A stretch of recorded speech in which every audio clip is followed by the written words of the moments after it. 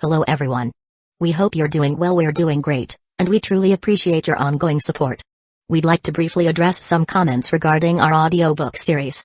Rest assured, progress is ongoing. That said, your feedback is vital. If there's a novel you particularly enjoy and want to hear more of, please let us know in the comments. Each chapter requires a financial investment, so we can only continue series that receive strong audience interest. Although we retain core names and plot lines, we make significant editorial changes to enhance clarity, pacing, and immersion. These are not simple recitations. We work hard to deliver a polished, thoughtful listening experience. Without sufficient feedback or engagement, we may need to discontinue a series. So if you're enjoying something, don't stay silent. Your input truly matters. Note, our default audio speed is 3x. If that's too fast, let us know. We're happy to adjust it. Interested in early access to unreleased audiobooks? Visit our Patreon. You'll get to experience new content before it reaches YouTube. Just to clarify, I'm a fan like you. I've purchased these novels and adapted them with care, while respecting all rights and guidelines. For updates, follow us on Facebook and Twitter, X. YouTube update: recently, YouTube flagged some of our content for including mature themes, realistic violence, and darker story elements. As a result, we've decided to stop uploading anything that violates YouTube's guidelines. If you'd like access to the full, uncut versions including the more intense or mature content, you can find them on our Patreon page, where we upload everything first. Available now on Patreon: Shattered Innocence transmigrated into a novel as an extra. Transmigrating over 10,000 years late, I was forced to become a mighty presence. I, the celestial dragon, rule the heavens through the double gate, reigning supreme in countless worlds with peace taming, Tower of God sequence strength, cultivation when you take things to the extreme. Naruto is an Uchiha with cyst. WTF, the centuries-old ancestor in our family take concubine again. Plus 18, Ichi, reincarnated in Bleach as a wizard. Thanks for listening and happy listening, Yoichi said, considering. He didn't feel particularly tired, but it was hard to refuse Rin's offer. How about later? I need to get home. After dinner, I'll be in the lab. You can come by then, Rin suggested, smiling sweetly before walking away with her long, slender legs. Yoichi finished dinner at home and headed to the lab, an external facility near the Uchiha compound. Rin often came here to practice, and tonight was no different. Sensei, you're here, Rin greeted him. The lab was dimly lit, with only a few lights on, creating an intimate atmosphere. Rin, Sensei, come inside. It's fine if it's a bit dark out here, Rin interrupted, taking Yoichi's hand and leading him inside. Inside the room, Rin instructed, lie down on the bed, Sensei. Remember, you need to take off your shirt for this to work. Yoichi complied, lying down as Rin requested. Her hands began to work, using medical ninjutsu to massage his muscles, which felt incredibly soothing. Rin let out a soft moan, stopping her technique abruptly and collapsing onto Yoichi's chest. She reveled in the closeness, feeling Yoichi's warmth against her. Sensei, I didn't mean to. That was. Yoichi stroked her hair and reassured her, I understand, Rin. But let's wait a few more years, alright? Sensei, Rin said, her face lighting up with joy. She moved up to kiss him, feeling accepted and cherished. 10 minutes later, the room was quiet except for Rin's slightly heavy breathing. Yoichi, stroking her hair, decided it was time to share some troubling information. Rin, do you remember Obito, who liked you? Obito? Of course. He sacrificed himself to save me and Kakashi from the rock ninja, Rin replied. I've investigated. He might not be dead. He joined the Akatsuki organization and is likely behind the attack that killed Minato. He might have gone mad after seeing you die. Rin's breath caught in her throat. If Yoichi was telling the truth, Obito had survived and turned into a villain responsible for so much pain. Sensei, I can't forgive him for what he's done, even if he did save me once. I can't accept his actions under the guise of love. His goal is to destroy the world, and he might target Hidden Leaf Village again. Obito has gone mad. Sensei, you have to stop him. Don't let him continue this madness, Rin pleaded. I will. I thought you might plead for him. If he hadn't done such horrible things, I would have asked you to spare him out of gratitude. But his actions are unforgivable. The Obito I knew is gone. Don't worry, he won't harm Hidden Leaf Village any further, Yoichi assured her. The Kamui technique was troublesome, but he had another Kamui Sharingan and planned to use it against Obito. Is this Hidden Leaf Village? Bakura and her team were stunned by the village's prosperity as they entered, led by a Hidden Leaf Village ninja. San Ninja, please don't stand on the utility poles. Head to the Hokage building, The Hidden Leaf Village ninja instructed. Bakura jumped down, feeling a bit embarrassed, and followed the guide. They arrived at the Hokage building, where the guide handed them over to another ninja. These are the Sand Village emissaries here to discuss the Chunin exam. The Sand emissaries, huh? Take them to the next room. Yoichi-kun handles their affairs, Sakamo said.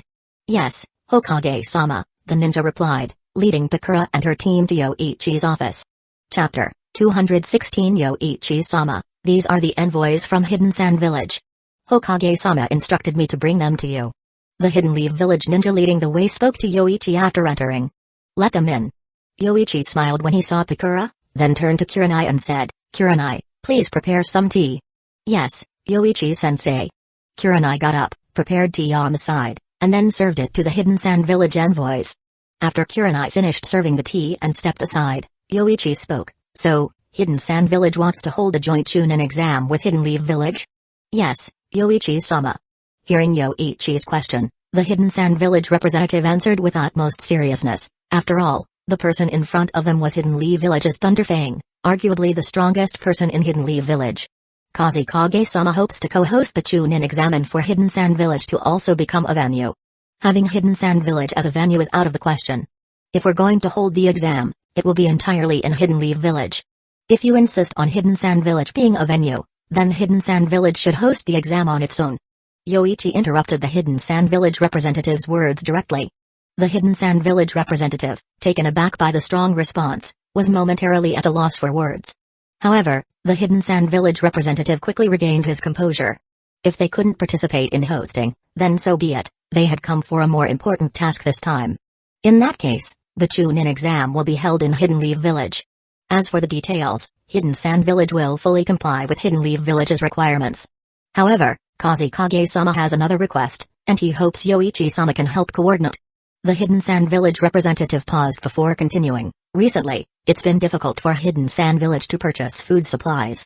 After some investigation, it seems related to the Uchiha clan's Uchiha trading company. We hope Yoichi-sama can assist in resolving this. You're unable to buy supplies? Is no one willing to sell to you? Not exactly, but the prices have increased significantly, making it difficult for Hidden Sand Village to afford. The Hidden Sand Village representative quickly explained, describing how challenging things had been in Hidden Sand Village recently. Supplies and mission quotas from the Land of Rivers had been taken by Hidden Rain Village, and the village had just ended a war with Hidden Mist Village, signing a peace agreement. Moreover, with tension between the 4th Kazekage and Bakura, it was difficult to start a new conflict with Hidden Rain Village. Hidden Sand Village had been trying to extract gold from the desert using magnet-style gold dust and sustaining the village with domestic mission commissions. But now, even basic necessities were hard to come by, leading to concerns that they might have to implement the harsh policies similar to Hidden Mist Village's Blood Mist policy. As for business matters, I never involve myself. However, if you wish to discuss it, you should speak with the president of the Uchiha Trading Company. Yoichi responded seriously, then turned to Kurenai and said, Kurenai, take them to the Uchiha Trading Company building to meet Mikoto. Yes, Yoichi-sensei. At Yoichi's words, Kurenai approached the Hidden Sand Village envoys and said, please, follow me. But just as they were about to leave, Yoichi suddenly spoke, Bakura, you stay. I have something to discuss with you. Not only were the Hidden Sand Village envoys surprised, but even Kurenai was momentarily stunned, her thoughts racing. With her smooth, fair back exposed and her delicate features, Bakura stood out, particularly for her curvaceous figure. Kurenai couldn't help but bite her lip, thinking that she too would grow eventually. Yoichi-sama, may I ask why you need Bakura? Go on, this is my concern. Before the Hidden Sand Village representative could finish speaking, Bakura interrupted. Being associated with Raza, she wouldn't allow him to pry into her matters. After the others left, only Yoichi and Bakura remained. Rumi, representing Yoichi, was inspecting several projects in the village and wouldn't return for a while. Take a seat. I've heard that things haven't been easy for you in Hidden Sand Village lately, with Raza pressuring you. Yoichi spoke directly to Bakura. Upon hearing this, a trace of discomfort flashed across Bakura's eyes, but she stubbornly responded, that's not true. The elders in the village support me, and Raza is just a traitor who sold out his comrades. Why would he dare suppress me? A 4th Kazekage, who can rightfully issue any order, and can relieve the village's financial woes by extracting gold in the desert using magnet style. On the other hand, you're merely a hero of Hidden Sand Village, admired during wartime but less significant in times of peace. Without family backing, What can you do? Yoichi's words were a harsh truth. Bakura's situation in Hidden Sand Village was exactly as he described. If it weren't for her considerable wartime renown, Raza would have already marginalized her. After all, even those who supported Bakura needed to eat. When ninjas can't earn high rewards from missions, they might as well be working as waiters in a tavern. Moreover, Chio and Debezo, who supported Bakura, were nearly retired. Though they disapproved of Raza's betrayal, they weren't about to back Bakura in stirring up conflict within the village. They could only use their dwindling influence to ensure Bakura's situation wasn't too dire. Hidden Leaf Village places great importance on intelligence from Hidden Sand Village. Bakura, I believe I've saved your life twice, haven't I? Without my sage seal, you would have likely been killed by Raza by now. Bakura remained silent, unwilling to admit it, but the truth was that she had only survived her deadly battle with Raza because of the sage seal Yoichi had given her. Over the past year, she had gradually mastered the sage seal, making her slightly stronger than before. So, what do you want to discuss with me? I dislike beating around the bush, so I'll be straightforward. Yoichi walked over to a large map of the ninja world in his office, a map compiled from intelligence gathered from various channels. The map extended to distant countries like the Land of Snow and the Land of Rainbows. There was also an older map, one left from the Warring States period, depicting the locations of various ninja clans. Back then, a couple of ninja clans could occupy an entire small country, leading to constant warfare. The Warring States period saw over 100 small countries, but at least half of them have vanished by now. Be my informant and help me annex Hidden Sand Village and the Land of Wind. What did you just say? Bakura's anger flared as she stood up and said, even if you saved my life, I would never betray Hidden Sand Village. I am. Alright then, let me rephrase. Accept my commission and lead the impoverished villagers of Hidden Sand Village to Hidden Leaf Village, where they can live a better life. Bakura was still somewhat angry but responded indignantly, how dare you say that? The people of Hidden Sand Village. Stop lying to yourself, Bakura. I'm the one who ordered the blockade of supplies. In less than a year, I've forced Hidden Sand Village to come begging. If I truly decided to cut you off for 4 or 5 years, how many people in the Land of Wind would starve? Yoichi smiled lightly at the indignant Bakura and continued, even if you know, it doesn't matter. I could have Hidden Leaf Village blockade the Land of Tea as well. At that point, you would lose 3 to 4/10 of your population to starvation. And do you think you can afford to start a war? The Land of Wind was over 60% desert, and losing 3 to 4/10 of the population was Yoichi's most conservative estimate, assuming the daimyo and nobles did everything in their power to alleviate the suffering. But it was unlikely the daimyo and nobles would do that. It was more probable that 7 to 8/10 of the population would perish. That's enough for today. Later, take a good look around Hidden Leaf Village and decide whether it's better to be a dog of Hidden Leaf Village or a villager of Hidden Sand Village. And remember, Hidden Leaf Village's dogs eat meat. With that, Yoichi waved his hand, dismissing Bakura. She hadn't seen enough yet, but the more she witnessed, the more despair she would feel about Hidden Sand Village's chances of revival. As Bakura was driven out by Yoichi, her mind was still in turmoil, only coming to her senses after leaving the Hokage Tower. Realizing she was being followed by a Hidden Leaf Village ninja, Bakura asked, can I walk around the area? The Hidden Leaf Village ninja replied, I need to accompany you, but you can visit any place except the restricted areas. Thank you. I'd like to take a look around Hidden Leaf Village. Bakura, still indignant, wanted to see for herself whether it was better to be a dog of Hidden Leaf Village or a villager of Hidden Sand Village. It seems you've become familiar with the power of the Rinnegan. How the Akatsuki develops from here is up to you. Obito suddenly appeared beside the Deva path with Kami, having just observed the entire process. With only 2 pain bodies, they had easily dealt with a host of Hidden Stone's village enemies, showing marked improvement over the last time they had faced off against Hidden Leaf Village. Are you leaving? I need to gather some intelligence. Also, we need 9 powerful chakra ninjas to seal the tailed beasts. I'll keep an eye out for suitable rogue ninja in the ninja world. Obito spoke to Devapath but was actually planning to go to the Land of Water. First, to find the whereabouts of the 3 tails, and second, to weaken Hidden Mist Village, possibly reigniting the war between Hidden Mist Village and Hidden Leaf Village. He was confident in his ability to control the current 4th Mizukage with his Ganjutsu, and Nagato's growing power meant he no longer needed to watch over him constantly. I know you want to return to Hidden Rain Village, but I have a suggestion, stay in the Land of Earth. Obito continued, Onoki needs your strength. Keep showing your power and helping him complete his missions. That way, when Hidden Stone's village searches for the 4 tails and 5 tails, they might even hire you. And returning to Hidden Rain Village isn't easy, especially with the Akatsuki not yet strong enough. I understand. Nagato replied after a moment of silence. For Yahiko's dream, he could endure. He also knew that Jiraiya was scouring the ninja world for them, as White Zetsu had informed him 3 times of Jiraiya's movements. He really cares for his other student.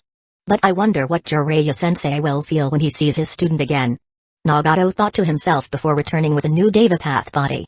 Hidden Rain Village was not weak now, but the Akatsuki only had 3 members, Nagato, Konan, and Fugaku. Obito had not officially joined the Akatsuki and rarely contributed. With just the 3 of them, returning to Hidden Rain Village was a difficult task unless they could decapitate Hanzo. Otherwise, any commotion could easily alert Hidden Leaf Village.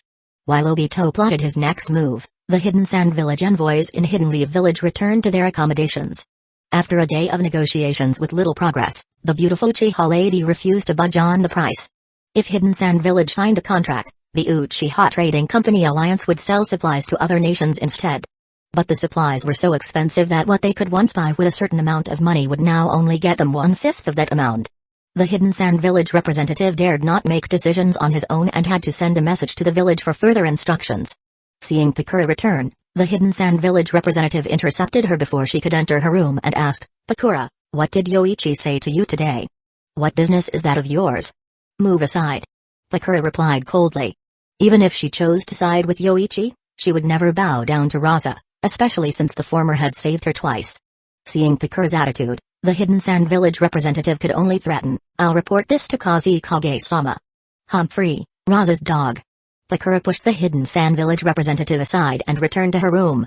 The other Hidden Sand Village ninja, witnessing this, did not dare say anything, as the situation involved both the Kazekage and a Hidden Sand Village hero, making them reluctant to get involved.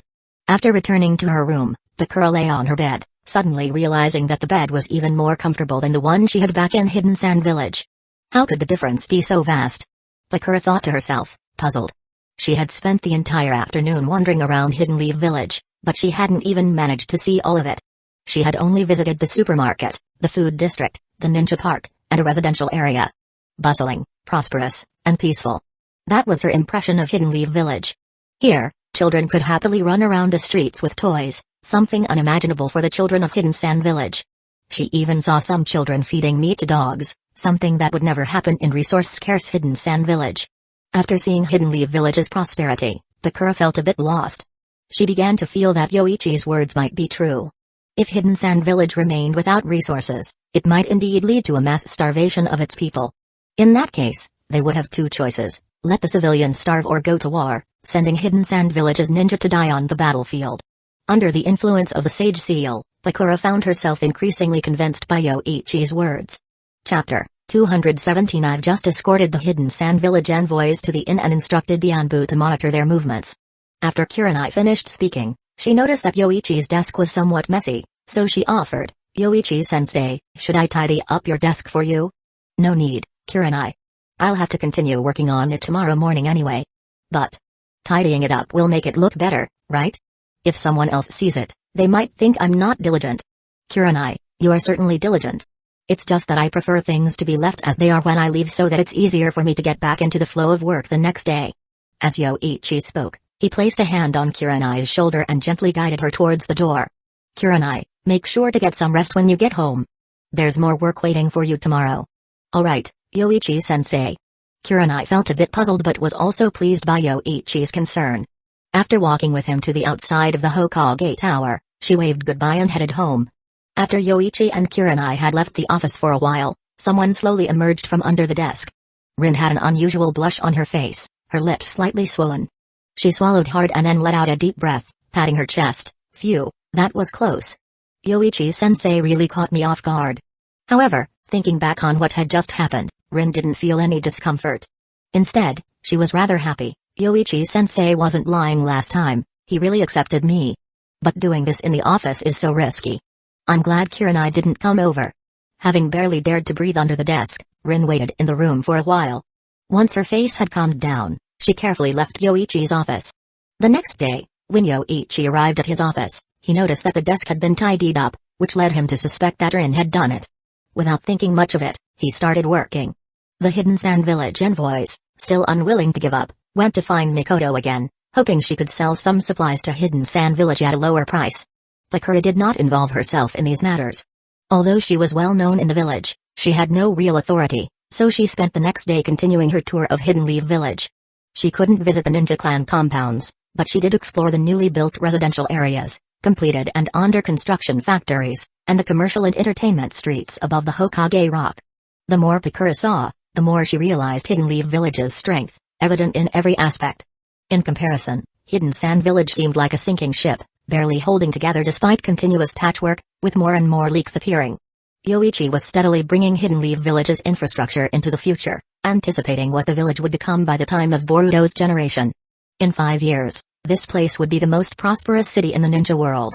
In Hidden Mist Village, a few months ago, the oppressive reign of the third Mizukage had been overthrown. At that time, many in the village were dissatisfied with the Mizukage, leading to a series of uprisings. The Kaguya and Yuki clans attempted successive coups to overthrow the Mizukage. However, these two clans' rebellions were weak, and despite having the same goal, they failed to coordinate their efforts. Had they joined forces, they could have overwhelmed the Mizukage, possibly leading to a prolonged stalemate. But after suppressing the rebellions of the two clans, dissatisfaction with the Mizukage in Hidden Mist Village reached a peak, resulting in a third coup that ousted the Mizukage and installed Yagura as the fourth Mizukage. Now, only a few months after the coup, Hidden Mist Village had just begun to settle down. Bring all the information about the Three Tails immediately, whether current or past. This command was issued from the Mizukage's office, and the Hidden Mist Village shinobi promptly delivered all relevant intelligence to the office. After the Hidden Mist Village shinobi left, Obito emerged from the Kamyu dimension. As he reviewed the information on the Three Tails, Obito's thoughts turned to Rin, the kind, understanding, and almost perfect girl he had once known. Releasing the Three Tails in Hidden Leaf Village to destroy the village using a tailed beast. So that's how it was.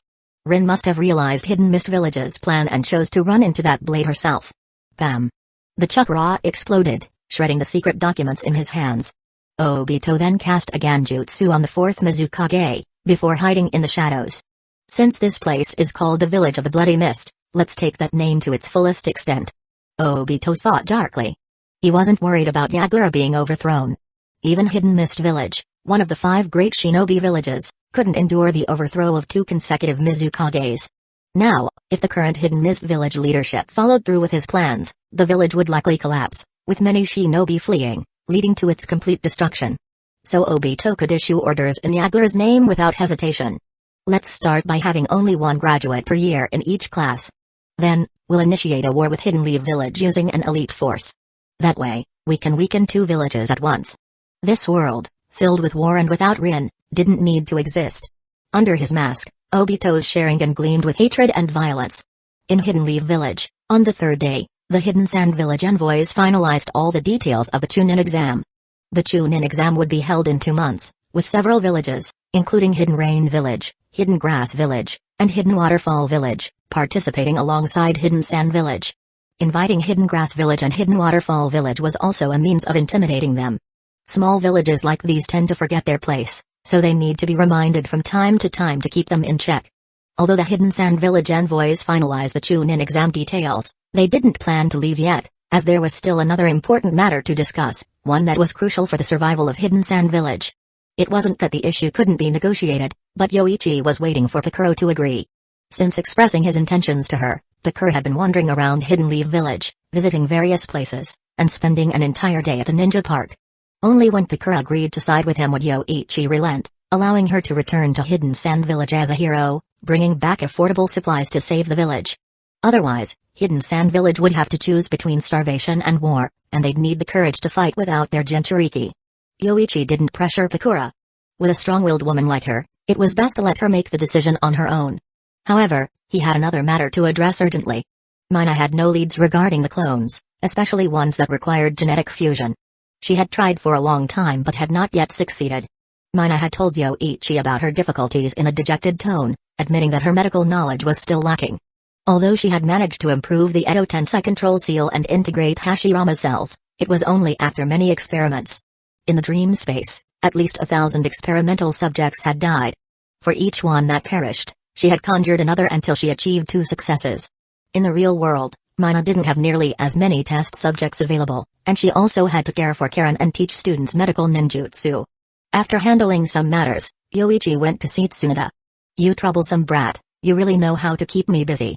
Just when the extremis virus was starting to show progress, you bring me another big problem. Tsunade emerged from the lab, her eyes narrowed as she glared at Yoichi. She still had to research the genetic potential as well, and at this rate, she'd have no time to rest. Tsunade-sama, you're the only one who can help me with this. Yoichi lowered his stance, pleading with her as he embraced her after she removed her lab coat, revealing her shapely figure. After much thought, I realized only Tsunade-sama could accomplish this. No matter how sweet you talk, it won't work, you troublesome brat. I haven't even had time to drink lately. I'll have someone by the best sake from all over the ninja world. As Yoichi spoke, he started massaging Tsunade. Though his technique was rough, Tsunade closed her eyes and enjoyed it. Because it was the troublesome brat who was doing it. However, after a short while, Tsunade felt his warm hands start to roam all over her body. You troublesome brat, what are you doing? Tsunade-sama has had a tiring day, so you need a massage inside too. Can't neglect one part over the other. You're just making excuses. The room soon echoed with unusual sounds, growing more intense. If anyone had passed by, they would have certainly heard what was going on inside. Yoichi made sure Tsunade reached her peak and, while she rested and regained her strength, finally got her to agree to help. She even promised to use her shadow clones to expedite the research. Satisfied, Yoichi left, though he had planned to leave with Tsunade. But she still had some loose ends to tie up. Besides, with Nawaki and Shizune away on missions, she didn't need to return home early, so she sent Yoichi off. As he left the hospital, Yoichi was suddenly stopped by Rin, who had just come out of the room. Yoichi-sensei, you came to see Tsunade-sama again today? Yes, I had some matters to discuss. Rin, you haven't gone home yet? Rin shook her head. Lately, I've been going home late. I'm now Mina-sensei's assistant, responsible for teaching the medical ninjutsu course to the upcoming students at the academy. Yoichi-sensei, come inside. Although it sounded like an invitation, Rin directly pulled Yoichi inside. This was the office that Rin and Mina shared, although Mina only visited once a week, leaving the office mostly to Rin. However, Rin made sure Mina's desk was cleaned daily. After locking the door, Rin flashed a sweet smile, but Yoichi felt something was off and asked, Rin, what's wrong? Yoichi-sensei, are you also involved with Tsunade-sama? You were doing that, weren't you? Yoichi fell silent, but Rin immediately knelt in front of him, reaching to undo his pants. Rin, wait. No, Yoichi-sensei clearly enjoyed it last time. Please don't refuse me. Another time, Rin. It's getting late. No. If Yoichi-sensei goes home like this, you'll be found out. I'm helping you.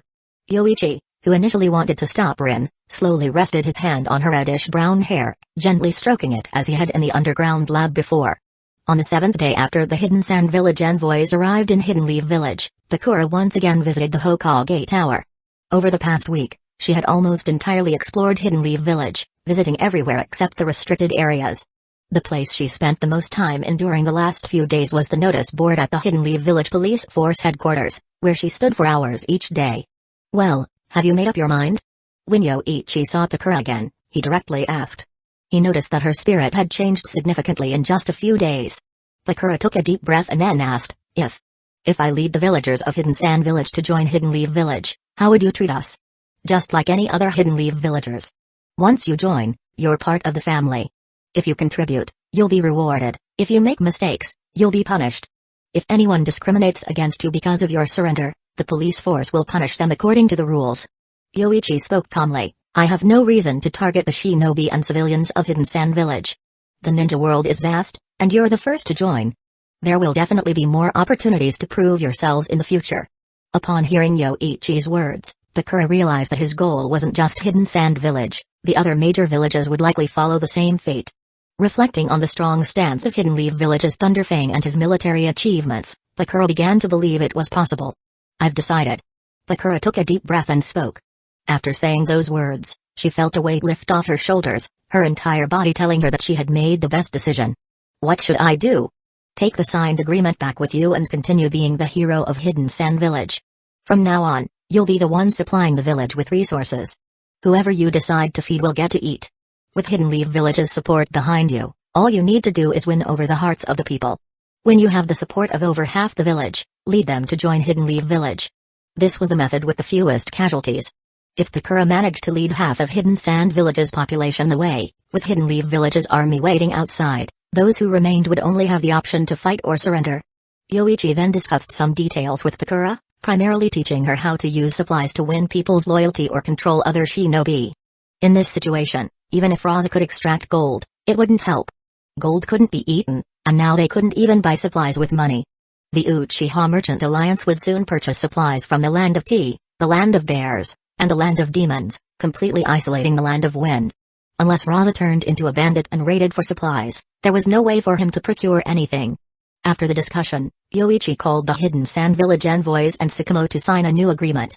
Sakamo arrived, glanced at the agreement, and signed it in the name of the fourth Hokage, then left. The whole process took less than 2 minutes. However, the Hidden Sand Village representative was very unhappy. Even though they had agreed to lower the requirements for purchasing supplies, the negotiations should have been with the fourth Kazekage. What did Pakura have besides the title of Jonin? Yoichi-sama, this isn't right. Why should Pakura handle this? We've heard some rumors about your village. To be honest, I don't trust the fourth Kazekage. But for the sake of peace and the innocent villagers of Hidden Sand Village, the fourth Hokage and I agreed to your requests despite our reservations. Yoichi interrupted the representative with a calm tone. If you can't accept these conditions, then think of something else. Remember, Hidden Leaf Village isn't begging you, you're the ones begging Hidden Leaf Village. But the representative wanted to argue but, seeing Yoichi's expression, swallowed his words. He knew he had no room to negotiate and could only return to the village to report the situation to the Kazekage. I understand. As he left Yoichi's office, the representative suddenly thought, this must be Pakura's scheme. No wonder she volunteered to come to Hidden Leaf Village, seeking external support. Pakura noticed the representative's gaze but didn't care. Everyone in Hidden Sand Village knew about her conflict with Raza, it was no secret. Besides, she was the one who brought back the supplies, not Raza, so what if she sought external support? Raza wouldn't have any proof, and what could he do against a hero who secured the village's resources? The new agreement between Hidden Sand Village and Hidden Leaf Village was signed, including provisions for the Chunin exam, material aid, and more. Once this news spread, Hidden Rain Village would likely be the first to panic. Hanzo had always believed that Hidden Rain Village's assistance helped Hidden Leaf Village defeat Hidden Sand Village, which was true. But Hanzo's attitude had grown increasingly arrogant. Although he had gained benefits from the war, he still wanted to be recognized as Hidden Leaf Village's benefactor. Hidden Rain Village was also part of Hidden Leaf Village's plan for domination. Once the lands of fire, wind, rivers, and rain were united, the first great nation of the ninja world would be born. Boom. A puff of smoke from a summoning jutsu appeared but quickly dispersed. A tall figure emerged from the smoke. Jiraiya, it's been a while since you've come to Mount Mayabaku. What brings you here this time? Gamabunta asked, as it was Jiraiya who had asked Ramatatsu to summon him. No battles lately? None. This time, I'm here to see the boss and big sister. If there's a fight, I'll call you. After greeting Gamabunta, Jiraiya headed deeper into Mount Mayabaku. He had been there many times and knew where Fukasaku and Shima lived. After Jiraiya left, Gamabunta shook his massive head. Jiraiya, it seems the death of Minato hit you hard. You still haven't recovered. Gamabunta hadn't participated in the last battle, as large summoned creatures weren't much help against the Rinnegan. After walking for a while, Jiraiya arrived at the home of the two great sages. Boss, big sister. Jiraiya. It's rare for you to come on your own. What's the matter? Jiraiya, you're just in time. I just made a big lunch. Join us. Jiraiya, looking downcast, waved his hand. No need, big sister. Can I see the great toad sage? Why do you want to see that old toad? If it's sleeping, no one can wake it up. Shima said, explaining that the great toad sage usually called them when it had dreams, as it often saw the future in its sleep, making it impossible to wake. I have some questions. Fukasaku thought for a moment and then said, come with me, but my wife is right. If the great sage is asleep, there's no point in seeing it. Still, Fukasaku led Jiraiya to the great toad sage's chamber. He could see that Jiraiya was lost, but unlike the great sage, Fukasaku couldn't see the future to guide him. However, to their surprise, as soon as they arrived, the great toad sage woke up before they could call out. Fukasaku, is this the new summoner? The great toad sage seemed confused as soon as it awoke, prompting Fukasaku to speak up loudly. Great sage, this is Jiraiya. He has come to see you. Jiraiya. The great toad sage paused, trying to recall, and then slowly asked, who's Jiraiya? After several reminders from Fukasaku, the great toad sage finally remembered. Oh, right, Jiraiya. I was just about to find you. Jiraiya was surprised and asked, what do you need from me, great sage? Jiraiya, I saw Hagoromo in my dream just now. He said the six paths chakra had stirred again, and there might be another pair of Rinnegan soon. Great sage, I already know about this. The Rinnegan belongs to my student, Nagato. He's currently... Jiraiya stopped mid-sentence as he realized what the Great Toad Sage had just said. He quickly asked, Great Sage, did you say another pair of Rinnegan? A new Rinnegan? And who is this Hagoromo? Hagoromo is the one you call the Sage of Six Paths. The Rinnegan is his ability. The Great Toad Sage spoke slowly, as if trying to remember. As for the Rinnegan, that's what Hagoromo told me. He wouldn't be wrong. Chapter 218 The Sage of Six Paths. Great Toad Sage, how are you communicating with the Sage of Six Paths? Jiraiya was stunned after hearing this, even glancing at Fukasaku, wondering if the Great Toad Sage was confused, mistaking a dream for a prophecy. How could anyone talk to someone who died over 1,000 years ago? Surely, the body of the Sage of Six Paths would have decayed by now. Fukasaku was also skeptical because the Great Toad Sage had never mentioned anything about the Sage of Six Paths before, so he asked loudly, Great Sage, how did you meet the Sage of Six Paths? Dreams are a mysterious thing, there's no need to delve too deeply into it. In short, Hagoromo is still out there somewhere, watching over the ninja world. The Great Toad Sage smacked its lips before continuing. He asked me to keep an eye out, but Mount Mayabaku is a summoning sanctuary, and we rarely venture outside. Jiraiya, can I entrust this task to you? I'll keep an ear out while I'm on missions. But, Great Toad Sage, what are the signs of this other pair of Rinnegan besides Nagato? Jiraiya agreed, though he was beginning to doubt the Great Toad Sage. After all, how could the Sage of Six Paths, who had died over 1,000 years ago, still be alive? And even if he was, why wouldn't he intervene directly? The Great Toad Sage thought for a moment before responding slowly, with the ultimate power of Yin release and the ultimate power of Yang release, one can acquire Hagoromo's eyes. Jiraiya was puzzled and asked, what does that mean? Fukasaku, who had been pondering the words, finally spoke, Jiraiya, if we're talking about the ultimate powers of Yin and Yang release, the most representative would be the Senju and Uchiha clans. While other ninja also possess Yin Yang release techniques, none are as renowned as those two clans. Hearing this, Jiraiya immediately thought of Yoichi, who had awakened the Mangekyo Sharingan and could use wood style. The power that once ended the Warring States period was embodied in him alone. While many in Hidden Leaf Village could now use wood style, Jiraiya felt that Yoichi was the only one who fit the Great Toad Sage's description. Jiraiya said, Fukasaku, Great Toad Sage, there's a ninja in Hidden Leaf Village who might fit what you're describing. Not only has he awakened the Mangekyo Sharingan, but he also uses wood style. Most importantly, he's a summoner of Ruchi Cave. Hearing this, Fukasaku recalled the Great Toad Sage's earlier prophecy about a potential threat to Mount Mayabaku, linked to a summoner of Ruchi Cave. Jiraiya had searched the ninja world for a long time, but aside from Orochimaru and Yoichi, he hadn't found any other Ruchi Cave summoners. After persistent questioning, he learned from Orochimaru that there were only two summoners, Orochimaru and Yoichi.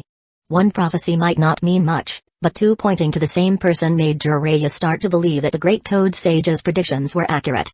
Jiraiya, if that's the case, the person you're talking about is highly suspicious. But he's Hidden Leaf Village's advisor. Fukasaku sighed. Not only was Yoichi Hidden Leaf Village's advisor, but he was also the head of the Uchiha clan and a summoner of Ruchi Cave. They couldn't handle him as they would an ordinary person, or it could lead to serious consequences. If it were any other matter, Fukasaku wouldn't want to get involved in the ninja world unless a summoner requested it. But this was different, as it concerned the survival of Mount Mayabaku. The Great Toad Sage's prophecies had never been wrong, and Fukasaku, who had lived in Mount Mayabaku for centuries, would not allow it to be destroyed by anyone. Don't worry, Fukasaku, I won't let him harm Mount Mayabaku. Although Jiraiya said this, he wasn't entirely confident. He planned to return to Hidden Leaf Village and discuss the matter with the old man. While he wasn't sure what Hiruzen was up to lately, Hiruzen was one of the few people Jiraiya could rely on. Just as Jiraiya was about to ask the Great Toad Sage more questions, the sage had already fallen asleep. Seeing this, Fukasaku advised, it's time to go back, Jiraiya. Once the Great Sage falls asleep, nothing can wake it. Jiraiya, unwilling to believe it, shouted a few times, but the Great Toad Sage remained motionless, showing no response. With no other choice, Jiraiya left with Fukasaku. He had originally planned to ask about the Child of Prophecy. Once, he believed that two people had the potential to be the Child of Prophecy, but one now resented Hidden Leaf Village and had strayed from the path. The other had died, and as a mentor, he hadn't even been able to retrieve his student's body. Lately, he had been gathering intelligence on Nagato and looking for clues about Ruchi Cave, but he had found nothing. Jiraiya felt exhausted, so he wanted to ask the Great Toad Sage about the Child of Prophecy. If he could find someone to solve all these problems, he could rest easy knowing that the future was in good hands. After leaving Mount Mayabaku, Jiraiya returned to Hidden Leaf Village and went straight to the Sarutobi clan to find the old man. "Old man, I've got a gift for you. You can use this for tea from now on." Jiraiya greeted him as he entered, feeling a bit more relaxed in Hiruzen's presence. "A teacup? You might as well bring me some good tobacco." Hiruzen accepted the gift, sounding a bit dismissive but still carefully examining it before placing it on a nearby tray, indicating that he intended to use it in the future. After Jiraiya sat down, Hiruzen lit his pipe and said, "It's rare for you to visit. What's on your mind?" "I'm having some trouble in the village, so I wanted to ask for your help." Jiraiya took a sip of tea and slowly began, "Today, I went to Mount Mayabaku and heard something rather unbelievable from the Great Toad Sage." He then explained in detail the second pair of Rinnegan and the possibility of the Great Toad Sage communicating with the Sage of Six Paths, including his own analysis. After listening, Hiruzen found it all quite surreal and said with a twitch of his mouth, "Jiraiya, you can't seriously believe this, can you? The Sage of Six Paths is already a pretty mystical figure. Moreover, the Rinnegan is the fusion of wood style and the Sharingan. If what the Great Toad Sage said is true, then Yoichi should already have the Rinnegan." Jiraiya's expression became serious as he said, "Speaking of which, old man, I've been meaning to ask you. Do you know what Yoichi's Mangekyo abilities are?" After awakening the Mangekyo Sharingan, a user would gain 2 unique abilities, one in each eye. The second Hokage had faced Uchiha who had awakened the Mangekyo, and he had studied the Sharingan extensively, understanding that the Mangekyo had 2 unique abilities and Susanoo. "Do you know about Nawaki's resurrection? Could that be one of the Mangekyo abilities or a power of the Rinnegan?" Hiruzen asked. "Your student has the Rinnegan, doesn't he? Has he shown any ability to resurrect the dead?" Jiraiya shook his head. "No, even though I've fought him twice, I still haven't fully grasped the extent of the Rinnegan's abilities. I have a feeling that the next time I face Nagato, he'll have even more new powers. As for Yoichi's abilities, to be honest, I don't know." Hiruzen sighed. "The only people who might know are those who've fought him. Fugaku might know, or perhaps the 4th Raikage, but as for others, it's hard to say. After all, his power is too strong." To Hiruzen, Yoichi seemed like someone even more talented than Minato. Hardly anyone could force him to use his Mangekyo abilities in battle, making it difficult to gather intelligence. "Old man, could you help me gather some information? I'll also ask Orochimaru. This is very important to me." "Jiraiya, this won't benefit you at all. If Yoichi finds out that you're gathering intelligence on him and planning to..." Hiruzen didn't finish the sentence, but the consequences were clear. Mount Mayabaku had always remained neutral in the ninja world. If they were to align with Hidden Leaf Village, wear Hidden Leaf Village's headbands, and become Hidden Leaf Village's summon creatures, Hiruzen would consider taking the risk for Jiraiya. But now, risking his plans for those toads wasn't worth it. "Please, old man, this is a very important request from me. Do it for your student's sake." Jiraiya clasped his hands together, pleading. After some persuasion, he finally got Hiruzen to reluctantly agree. But even then, Hiruzen wasn't sure he could fulfill the request. Sakamo was on the verge of handing over the role of the next Hokage to Yoichi, and although Yoichi wasn't Hokage yet, gathering intelligence on a Hokage's advisor made Hiruzen's head ache just thinking about it. "Jiraiya, I'll do this for you, but you have to agree to one condition." "What condition?" "Just tell me, old man. If I can do it, I will." Hiruzen exhaled a puff of smoke, then solemnly said to Jiraiya, "Stay in the village and try to become the 5th Hokage." "What?" Jiraiya was stunned and immediately shook his head. "Old man, I can't. It's time to stop running away." Hiruzen, frustrated with Jiraiya's avoidance, said, "It's no longer about what you want. You have to take responsibility. Stop looking for some child of prophecy. Minato is gone now. You keep circling around Minato's home whenever you return. It's time to take on Minato's dreams and responsibilities." At the mention of Minato, Jiraiya lowered his head. He always believed Minato's death could have been avoided, but Minato had died to save him. "But, old man, I'm really not suitable for. You have the strength, reputation, and connections to be Hokage. If you take on this responsibility, you have a good chance of becoming the 5th Hokage. Even if you're not as strong as Yoichi, it doesn't matter. Being Hokage isn't about who's the strongest." Seeing that Jiraiya was wavering, Hiruzen continued, "Starting tomorrow, focus on completing missions, gaining fame and connections. I'll help you with the rest because I'm your teacher. Old man. If you truly don't want to, I won't force you. You can continue as you were." After saying this, Hiruzen stopped persuading Jiraiya and silently replaced the tobacco in his pipe. Jiraiya remained silent for a while, then finally said, "Alright, I'll do my best to become the 5th Hokage. And then, I'll take on Minato's son as my student and train him to be the 6th Hokage." Hearing this, Hiruzen smiled. "That's the spirit, Jiraiya. I'll support you all the way." Aside from Jiraiya, Hiruzen didn't have a better candidate in mind. His eldest son, despite having wood style, hadn't become significantly stronger because of it. After much consideration, Jiraiya was the most suitable. In the afternoon, Yoichi was suddenly called to the hospital by Tsunade, who took a sample of his flesh.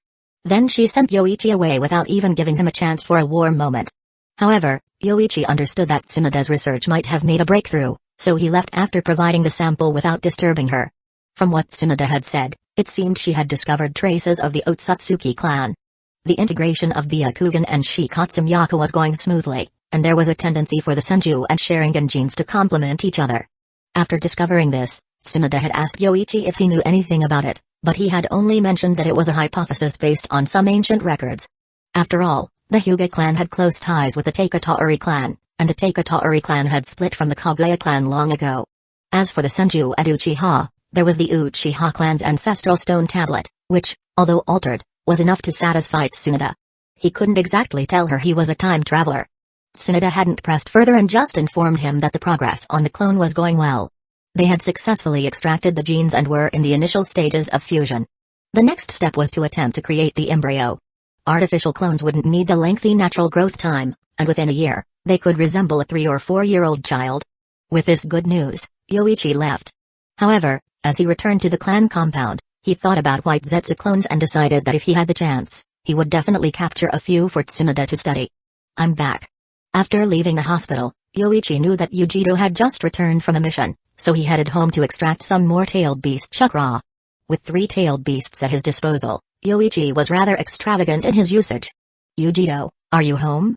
No sooner had Yoichi finished speaking than a girl with a single ponytail stepped out of the house. Compared to 2 years ago, Yujiro had grown significantly, her figure now graceful and mature, her white socks emphasizing the elegance of her feet. But her expression was the same as before. When she saw Yoichi, she huffed lightly and asked, "What do you want?" Chapter 219. The tailed beast chakra is running low. "Can you ask Matetabi for me? I need to extract some more," Yoichi said as he approached Yujiro. Recently, he had been continuously training using his shadow clones without taking a break. He even took a trip to Hidden Waterfall Village and extracted a large portion of the 7 tails chakra without alerting the village. However, even with all this, Yoichi found himself running out of chakra. But there were results. Yoichi had successfully mastered the basics of the Thunder Annihilation mode. With the help of his research assistant ability, he had developed 2 new techniques. By combining the lightning-style chakra mode with the destruction spear technique, Yoichi had created a new ninjutsu taijutsu hybrid technique, which he named the Thunder Annihilation mode. It was the only Super S-rank forbidden technique in the ninja world. Even at the first level, it required the physical constitution of a high-ranking warrior from the devouring world to successfully cultivate it. After mastering the first level of Thunder Annihilation mode, activating it would enhance one's physical abilities by 2.2 times, speed, strength, explosiveness, reflexes, and physical defense included. However, it consumed a lot of chakra. If a Jonin level ninja managed to master it, their chakra would only support the Thunder Annihilation mode for a few dozen seconds. To simulate the feeling of molten lightning chakra boiling within and then erupting inside the body required immense physical strength, precise chakra control, abundant chakra reserves, and original energy. Without these, the technique was impossible to execute. The second level of Thunder Annihilation mode would boost physical abilities by 4.4 times, and the full potential of the mode could enhance physical attributes by up to 15.4 times. However, this required an even higher level of physical constitution. Aside from Thunder Annihilation mode, Yoichi also fused the Destruction Spear technique with Tsunade's superhuman strength, creating a new technique he called Hake, unmatched strength. This technique allowed the user to concentrate explosive power to its absolute limit, similar to condensing a tailed beast bomb with raw chakra and force. Releasing this power in an instant resulted in a massive explosion of force. This technique also required immense control, physical strength, and original energy. Though it focused on the fist's explosive power, Yoichi classified it as a Super S-rank ninjutsu taijutsu hybrid. Mastering it was so complex that Yoichi was likely the only one in the ninja world capable of doing so, even Tsunade lacked a few necessary qualifications. With these two Super S-rank techniques finally developed, Yoichi spent every day training with his shadow clones, quickly burning through his tailed beast chakra. If he relied solely on his own chakra, his training time would be significantly reduced. Besides, why not use an external source of chakra if it was available? However, when Yujiro heard Yoichi's request, she felt a surge of anger. So, he came to her just for more tailed beast chakra. She had just returned from a long mission, and he didn't even ask how she was. She had gone to wash her feet and changed into silky white knee-high socks as soon as she returned. With a cold huff, Yujito turned her head and said, "No, Matetabi is sleeping." "Huh? Tailed beasts can sleep for long periods?" Yoichi asked, puzzled. But when he noticed Yujito glancing at him out of the corner of her eye, he understood what that tsundere girl was really thinking. He approached her and placed a hand on her head, asking, "It's been a while since I last helped you with your training. Do you have time now? I just finished a mission, but I could have continued." The Jonin leading the team insisted on taking a break. Yujito tilted her head slightly, her tone defiant. In truth, she was slated to rest and train for a month to prepare for the upcoming Chunin exams, as her mission record had long qualified her for promotion. "Then let's start tomorrow. I have too much going on in the village, so I'll have a shadow clone guide you." Then, leaning in closer to her, Yoichi smiled and said, "But shouldn't you repay me with a few massages?" Yujito's cheeks flushed red as she lowered her head and whispered, "Idiot. Let's go to my room." With that, she turned and walked to her room, leaving the door open until Yoichi followed her inside. Yujito's room wasn't small, none of the rooms in Yoichi's house were. When he first selected this location, it was on the village's outskirts, giving him plenty of space. Even as the area developed, he still had a forest reserved as his personal training ground. "Lie on the floor." "I won't. The floor is too hard, you should lie on the bed." Yoichi wasted no time lying down on the bed, then used wood style to create a support bar for Yujito so she wouldn't lose her balance while giving him a foot massage. Cheater. Pervert. Yujito huffed in irritation at Yoichi's audacity, but she still complied. Standing on the bed, she placed her soft, delicate feet on Yoichi's back. Her slender feet, tender soles, curled toes, and perfectly shaped calves encased in white socks made every touch feel soft and smooth against Yoichi's skin. As she continued, Yujito couldn't help but glance down at his iron-hard abdomen, blushing more with each peek. "After our mission, our team went out for dinner before we disbanded." Yujito suddenly broke the silence, mentioning her day before returning home. "Really? Was the mission difficult?" Yoichi asked casually, eyes closed as he enjoyed the massage. "The mission was a breeze for us, but do you know what happened after the dinner?" Yujito, her tone proud, shifted her white-clad feet slightly down Yoichi's back, almost to his lower abdomen. "What happened?" Yoichi asked, curious. "What could have happened in the village?" "Someone on the team expressed their feelings for me and even gave me a gift." Yujito's face lit up with a proud smile, like a small fox showing off. She pointed to the gift on her desk as she spoke. Yoichi sighed. "Someone gave you a gift? The younger generation matures so quickly. He probably doesn't even know you that well yet, and he's already pursuing you." Yujito felt a wave of frustration. After saying all that, this pervert didn't even say anything nice? She stomped her foot in irritation, her white sock toes pressing against his back. "How do you know he doesn't know me?" she huffed. "Does he know what you're doing now?" Yoichi suddenly grabbed her soft, sock-covered foot, feeling its warmth and smoothness. "Ugh." Yujito wobbled, the heat from his grip making her lose balance slightly. Thankfully, the support bar kept her steady and then, after extracting the tail beast chakra, Yoichi left, satisfied. It was only after a while that Yujito, her face flushed, snapped out of her daze. As she recalled what had just happened, she couldn't help but mutter words like pervert and freak under her breath. But when she thought about training with Yoichi tomorrow, a smile crept onto her face. "I just washed up, and that pervert." She grumbled a bit, then went to wash up again. After changing clothes, she noticed the gift on the table. She hadn't wanted to take it, but the teammate, whether his name was, had stuffed it into her hands and run off. She still hadn't opened the gift box. "I'll return it to him tomorrow." What was his name? Yujito wasn't short of money. She took on missions to increase her strength. Living in Yoichi's house for so long, they had become like family. Mikoto had even given her a card that could be used to purchase anything from any Uchiha shop: pills, ninja battle gear, kunai, explosive tags, or other items. And it wasn't really buying since the card was practically limitless. After Yujito finished washing up and changing, a blue chakra aura formed around her, and a cat-like face appeared on her shoulder. "Yujito, that guy took more of my chakra again. You need to stop him from doing that." Ever since the seal had been removed, Matatabi could manifest like this whenever it wanted, even taking control of Ujido's body, though it chose not to. It seems like he's been training, Matatabi. Maybe I should stop using your chakra and let him have it. Ujido, you always call him an idiot, but I think you're the real idiot here. Matatabi said, exasperated, before retreating back into Ujido's body. Having just given away a lot of chakra, it needed to rest. How am I the idiot, Matatabi? Explain that, Matatabi. Ujido called out a couple more times, but Matatabi didn't respond. Frustrated, she resigned herself to tidying up her bed. Recently, she'd taken to cleaning her own sheets, never relying on anyone else. Hidden Sand Village. Though Bakura and her companions had returned with cheap supplies and negotiated a much-desired peace agreement for Hidden Sand Village, Raza was furious when he found out. He remained silent throughout the High Council meeting, his face twisted in a scowl. Bakura ignored Raza's dark expression, continuing her report to the other council members. From now on, I will manage all exports from Hidden Leaf Village to Hidden Sand Village and will need a proper facility in the village. I think it would be better if the 4th Kusagakure handled this, interjected a council member close to Raza. The 4th Kusagakure oversees the entire village and understands how to distribute resources best, while Bakura has little experience managing such tasks beyond warfare. Many in the village were close to Raza. His status as the 4th Kusagakure was one reason, but he had also worked hard to prove himself after the war. If not for his betrayal of Bakura, Raza might have been above reproach. But betraying Bakura, a hero of the village, who had earned that title through countless deeds, was unforgivable. The 3rd Hokage had at least kept his betrayal of Hiashi Hyuga secret, staying behind the scenes while the clan's main family took the blame. But Raza had sent Bakura to her death without any attempt at secrecy. And Bakura had come back alive, making his actions all the more shameful. I agree with Bakura. If you can convince Hidden Leaf Village, go ahead.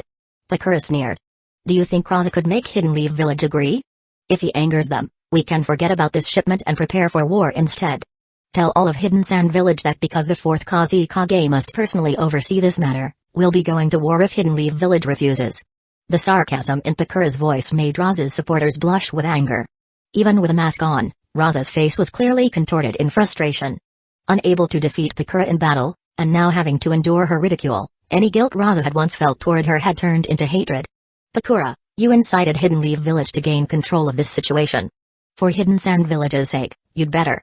Bakura cut him off before he could finish. I dare you to take control. If Hidden Leaf Village finds out and cancels the next shipment, you'll be the traitor who dragged us into war. Her words silenced the council. No one wanted to be responsible for starting a war, especially when the village was so weak. They couldn't even rely on their Jinchuriki. The current holder of Shukaku was just a child. Reluctantly, Raza ended the meeting. Fine. Let Bakura handle it. Dismissed. He stormed out of the council room, his anger so intense that he didn't even care that this was the most sacred place in the village, filled with statues of past Kusagakures. Humphrey. Bakura snorted and walked out as well. No matter how much Raza accomplished, in her eyes, he would always be a traitor. And his actions were all about gaining power. Bakura. As she left the council room, she saw the elderly Chio waiting outside. Relaxing her tone, she said, Chio-sama, you could have joined the meeting. Why didn't you? I've retired, so I'm just an ordinary Hidden Sand Village shinobi now. Meetings like these aren't for me, Chio replied with a chuckle. You haven't come to see me in a while. Shall we take a walk? Alright, Chio-sama. Don't call me Sama. I've been retired for a while now. Bakura understood that Chio had something to discuss, so she agreed to accompany her.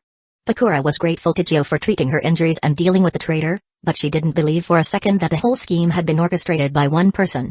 That traitor didn't have the power or influence to betray Hidden Sand Village's hero on his own. Who had given him the courage to try?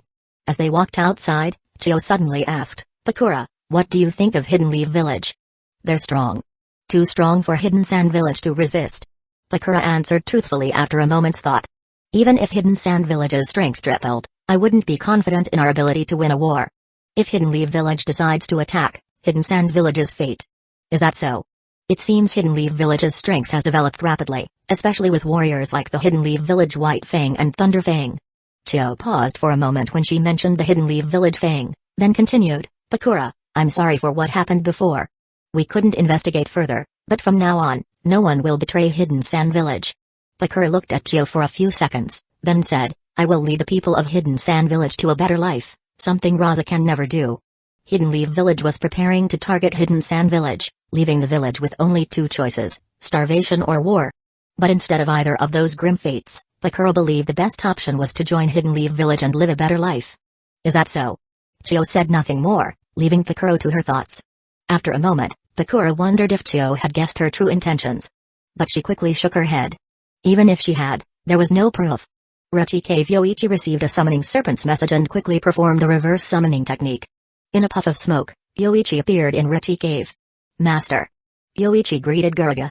I am here to see the White Snake Sage. I have a matter to discuss. Guruga asked, shall I escort you? No need. It's just a quick question, and I know the way. Yoichi declined. Guruga's temper was only good when dealing with him. If Shinya decided to call the White Snake Sage a bastard during their conversation, it would ruin everything. After parting with Guruga, Yoichi headed toward the White Snake Sage's lair. As he approached, he suddenly found Akikishima rushing toward him. She grabbed his throat, hissing angrily, you dare return to Rechi Cave after what you did? Yoichi had called upon Akikishima for help during the war but had sent her back as soon as it was over. Feeling a twinge of guilt, Yoichi admitted, it was wartime, and I didn't have the chance to explain properly. Now that everything's settled, I've come to repay the favor.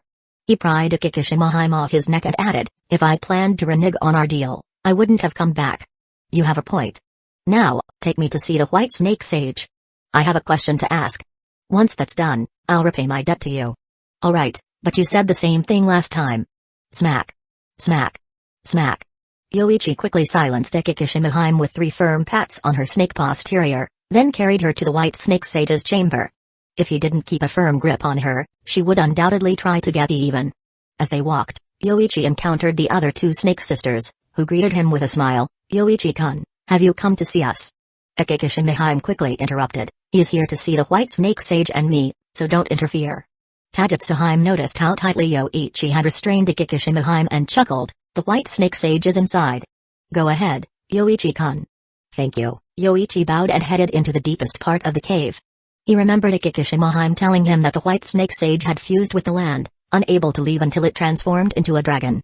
When Yoichi finally met the White Snake Sage, it appeared in its usual elderly form, greeting him, Yoichi-kun, what brings you to me today? I have 2 questions, White Snake Sage. Have you ever encountered high chakra aggregates, similar to this? Something with a high concentration of natural energy or chakra. As he spoke, Yoichi gathered chakra in his fingers to illustrate his point. Hee. Yoichi-kun, I suspected you might come for this. The White Snake Sage's body shimmered, briefly revealing its true serpentine form. Akikishima interjected, I didn't tell him our secret. Realization dawned on Yoichi, you have something like that? In areas rich in natural energy, it's possible for the environment to mutate, trees growing uncontrollably, animals increasing in size, and minerals transforming. This stone is one of those transformations. The White Snake Sage explained while a smaller white snake brought several shiny stones to Yoichi, then vanished back into the energy stream. This is what you're looking for. I call it the Stone of Nature, formed only in places with extremely high natural energy concentrations. Yoichi examined the stones, finding them brimming with energy, albeit filled with impurities. Still, they would be perfect for refining into new medicines. This is exactly what I needed, White Snake Sage. Chapter 220 The pure natural energy crystals, according to Yao Qin's memories, were comparable to the cores of 3rd to 4th tier magical beasts. Over time, due to exposure to natural energy, these crystals had taken on a multicolored appearance, resembling gemstones. These natural energy crystals were enough for Yoichi to attempt improving various kinds of medicinal pills. If there were even more potent and pure crystals, he was confident he could refine some of the more difficult grade 4 pills. White Snake Sage, I need these crystals. Can you trade them with me? Trade? Rechi Cave doesn't engage in such transactions. These crystals usually have no use here, we've only used them twice before, and that was to help a few contractors train in Sage mode. However, upon hearing the White Snake Sage's words, Yoichi picked up a natural energy crystal and examined it. How could this help someone train in Sage mode? Absorbing it directly would be hindered by the mineral, it would be better to absorb the surrounding natural energy. Could it be that you have to swallow it? That's exactly what you're thinking. After swallowing it, the stone will slowly dissolve, and even a human can digest it. The White Snake Sage said with a knowing smile, seeing right through Yoichi's thoughts. Yoichi shook his head and continued, since it's of no use to you, what would it take for me to have them? If you want them, you can have them now. But didn't you say there was something else you needed? Let's talk about that too. Alright. Yoichi thought for a moment before saying, would Richie Cave be interested in joining Hidden Leaf Village? All the summoning snakes would wear Hidden Leaf Village's forehead protectors, and the 3 snake princesses could choose to sign contracts with Hidden Leaf Village's ninjas, assisting them in battle when needed. He had originally planned to ask for a few dozen summoning snakes from Richie Cave, but after seeing the abundant natural energy crystals, he changed his mind. The white snake sage, connected to the earth, couldn't be summoned easily. Otherwise, Yoichi would have considered asking the sage to fight for him. Ha ha ha. What an arrogant little brat. You've only been a contractor of Richie Cave for a few years, and now you're thinking about taking over the entire cave? The white snake sage laughed loudly, the sound reverberating through the cavern and causing rocks to fall from the ceiling. It's not about taking over, it's about cooperation. Hidden Leaf Village will eventually dominate the entire ninja world. The sooner Richie Cave joins, the more of a founding member it will become. Otherwise, I can't guarantee what will happen later. Also, not just anyone can call me a brat. Yoichi's expression remained calm, and in the next moment, powerful chakra erupted from him. Ah! Akekishimihime was blown away by the intense burst of energy. The ground around Yoichi seemed to buckle under an invisible weight, creating a spherical crater several meters deep. At the same time, lightning-like currents crackled around Yoichi's body, splitting the ground beneath him and leaving scorch marks in their wake. This brat. The white snake sage was shocked by the overwhelming pressure, its eyes widening in disbelief. Even the white snake sage was intimidated by Yoichi's chakra. It was so strong that the sage felt a significant threat, especially when Yoichi Sharingan locked onto it. The white snake sage was reminded of the feeling it had 1,000 years ago when it was being hunted by a natural predator. Enough. If this continues, Richie Cave will collapse. The white snake sage quickly shouted, and Yoichi slowly deactivated his thunder destruction mode. The burst of chakra was comparable to a C-rank wind-style jutsu in terms of impact. If Yoichi had attacked, the destruction would have been far greater. After Yoichi's presence receded, the white snake sage, still shaken, said, I understand now. Your power is on par with Richie Cave's. You have the right to stand on equal footing with us. But about Richie Cave joining Hidden Leaf Village. This Yoichi might really unify the ninja world someday. If I join him early, I might be able to persuade him to attack that old toad and free me from my current situation. The white snake sage thought to itself. The legend of transforming into a dragon was just a cover story it had spread to hide the truth. Even the 3 snake princesses were close to taking human form, didn't it want to as well? It simply couldn't do it. I know you can't move, so Hidden Leaf Village just needs the other intelligent snakes. Yoichi said, Hidden Leaf Village will definitely unify the ninja world in the future. I hope you will consider this carefully. If that's the case. The white snake sage coiled its massive body, pondering for a while before saying, alright, we'll do as you say. Richie Cave will join Hidden Leaf Village, and I'll prepare a new summoning scroll. A wise decision. I know of a place with even denser natural energy. If Richie Cave performs well, you might be able to live there. Yoichi smiled as he spoke. He had just thought of this, the dragon vein should have natural energy crystals as well. He hadn't completely undone the seal before, but later, he could have the snakes of Richie Cave explore it for him, or send in puppets. Here are the natural energy crystals you wanted. There might be more deeper in the cave. I'll have Hoshigaki or Akekishimihime deliver them to you later. Then I won't be polite. Once the Hidden Leaf Village forehead protectors are ready, I'll bring them to you.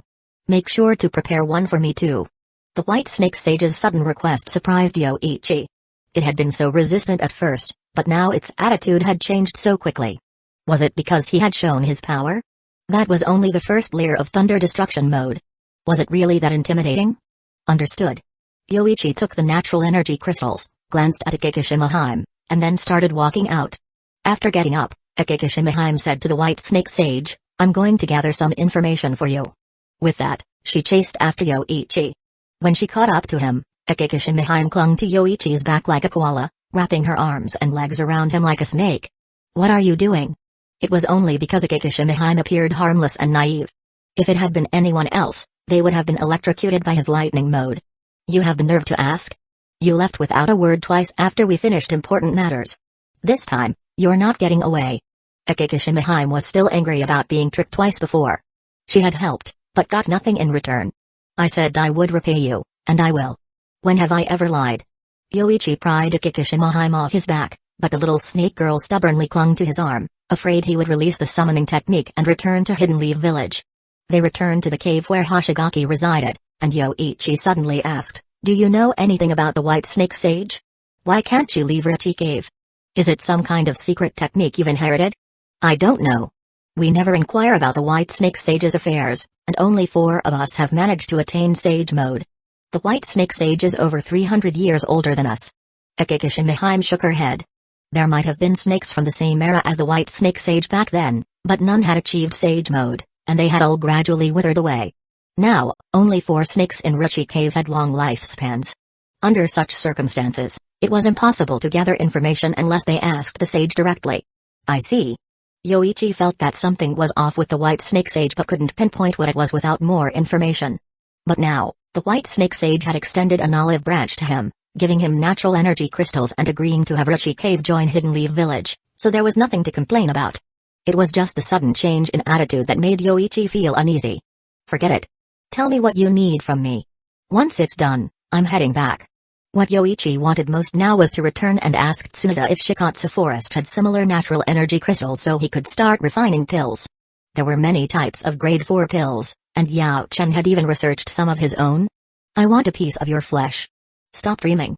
I'm leaving. Wait. If not flesh, then at least let me have some of your blood. Akikishimihime quickly tightened her grip on Yoichi's arm. He was the most perfect human she had ever seen. Just being near him made her stomach growl with hunger. After attaining Sage mode, eating or not eating made no difference to Akikishimihime. Eating humans was just an old habit, she could go decades without it and be fine. But being near Yoichi awakened her primal desire. Just being close to him made her want to devour him. It wasn't so noticeable at first, but as time went on, his scent became more potent, and Akikishimihime found it harder to resist. Sure, I'll continue the translation. However, when Yoichi first arrived, his power was already formidable, so Akikishimihime didn't dare make a move. Afterward, there was no chance, so she could only resort to begging. I can give you a cup of blood. A cup is fine, but... Are you mocking me? When Akikishimihime saw the small cup Yoichi produced, she was instantly furious. The cup was the size used for sipping sake, and it probably wouldn't even be enough for half a sip. As long as you don't use chakra, you can drink as much as you can bite. Deal. Upon hearing this, Akikishimihime's face lit up with joy. She immediately clung to Yoichi's neck, opened her mouth to reveal 2 snake fangs, and bit down hard. MMPH. After a while, Akikishimihime felt like she was biting into an extremely tough piece of leather. Without using chakra, she couldn't pierce the skin at all. In the end, she tried pulling and tugging, but even though her snake fangs were about to break, she still couldn't make a dent. Every so often, a clone would return with refined genetic energy, and at those times, Yoichi would use the genetic energy to further strengthen his body. Now, even machine guns had difficulty penetrating his defense. When his body was strengthened to the point of being as hard as diamond, even a B-rank wind-style jutsu would only leave a white mark on him.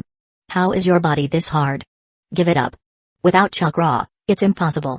After saying this, Yoichi used lightning-style chakra to condense a 3-inch lightning blade on his finger, then made a small cut on his wrist. Blood slowly dripped from the cut, and as soon as the tiny sake cup was filled, the wound automatically healed. Couldn't you have given me more? Despite saying this, Akikishimihime still eagerly took the cup and drank it all in one go, then even licked the cup clean with satisfaction. She then said, "This is truly delicious. Those who have trained in Sage mode can't compare to you at all. What exactly makes you so delectable? I'll tell you later. The favor is repaid, so I'm heading back now." With that, Yoichi had Hoshigaki reverse the summoning technique and send him back, giving Akikishimihime no chance to ask for more. Upon returning to Hidden Leaf Village, the first thing Yoichi did was report the matter to Sakamo. From now on, Ruchi Cave would be Hidden Leaf Village's summoning beast contract. Once the White Snake Sage prepared a new summoning scroll, Yoichi would bring it to Hidden Leaf Village. At that point, any ninja who wanted a summoning beast could apply to the village.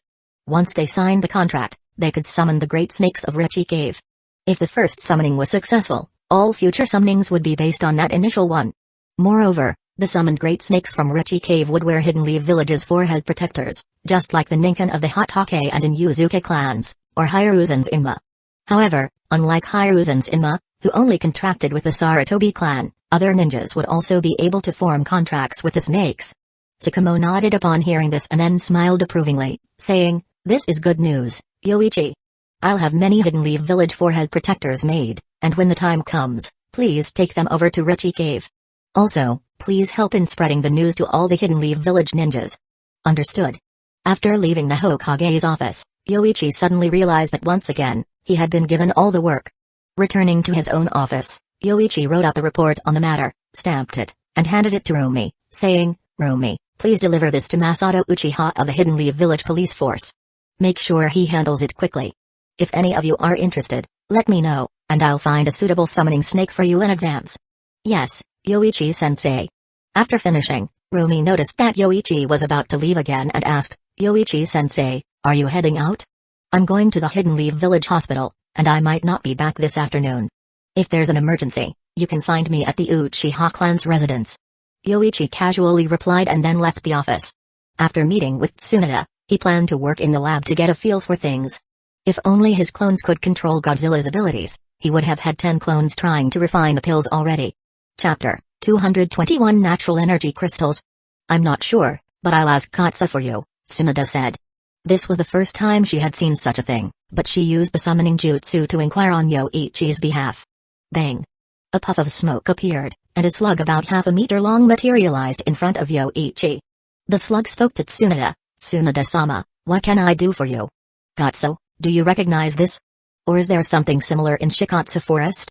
Upon hearing Tsunade's question, Katsu moved its eye stalks closer to examine the object before responding, "A stone containing natural energy? Shikatsu Forest used to have many, but I threw them all into the pool." "The pool? The one used for training Sage Mode?" Tsunade asked. "That's quite disrespectful, Lady Tsunade.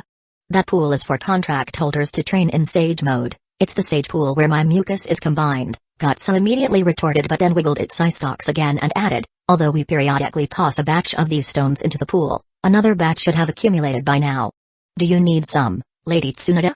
This type of stone is easy to preserve when it's still a stone, but once it's turned into a sage pool, it can't be taken out of Shikatsu Forest." Tsunade then looked at Yoichi, but she didn't say anything. "I need them," Yoichi said. "I want to use these stones to refine medicinal pills." "Pills? I didn't realize the pills made by the Uchiha clan were crafted by you." "Let me see them sometime," Tsunade said. She was quite skilled in pharmacology and had seen some of the secret medicines of the Uchiha clan since returning. She didn't expect that Yoichi was the one refining them. Although the 3 basic medicinal mixtures used to require the help of other medical ninjas to produce, now Yoichi could create potent secret medicines on his own. "Thank you, Katsu. If it's not too much trouble, could you give us some of those stones?" "Understood. Summon me again tomorrow, Lady Tsunade, and I'll bring some for you.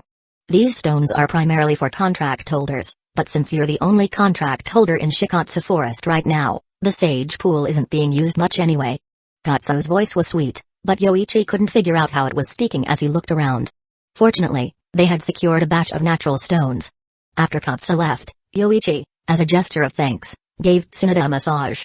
However, Tsunade didn't appreciate the gesture. After a short while, she started grumbling, calling Yoichi a perverted brat repeatedly. Despite Yoichi's hard work, she dressed herself and then promptly kicked him out. "That bratty pervert," Tsunade muttered as she lay on a sofa for a while, gradually recovering. She checked the time and saw that over 2 hours had passed. She made a mental note not to let him go unchecked during busy times in the future. Ugh! Tsunade suddenly felt a bit nauseous but quickly recovered. She didn't think much of it, just cursing Yoichi in her mind again for what he had done earlier. If he dared to do it again, she'd bite down hard next time. After leaving the hospital, Yoichi contentedly returned to the Uchiha clan's laboratory. This place contained nearly every medicinal herb the Uchiha clan could collect, and the storage facilities were top-notch. Since there were no pressing matters, Yoichi decided to start by attempting to improve some grade 4 pills, to see how different the natural energy crystals were from magic cores. "I'll start by refining healing and support pills. Pills that boost power or chakra don't seem to work well for ninjas, they're only temporary," Yoichi mused. The ninja world was different from the Chi continent, where fighters had Chi vortices to refine and retain the medicinal power as stored strength. Ninjas lacked that ability, but he might still be able to refine some pills for Tsunade.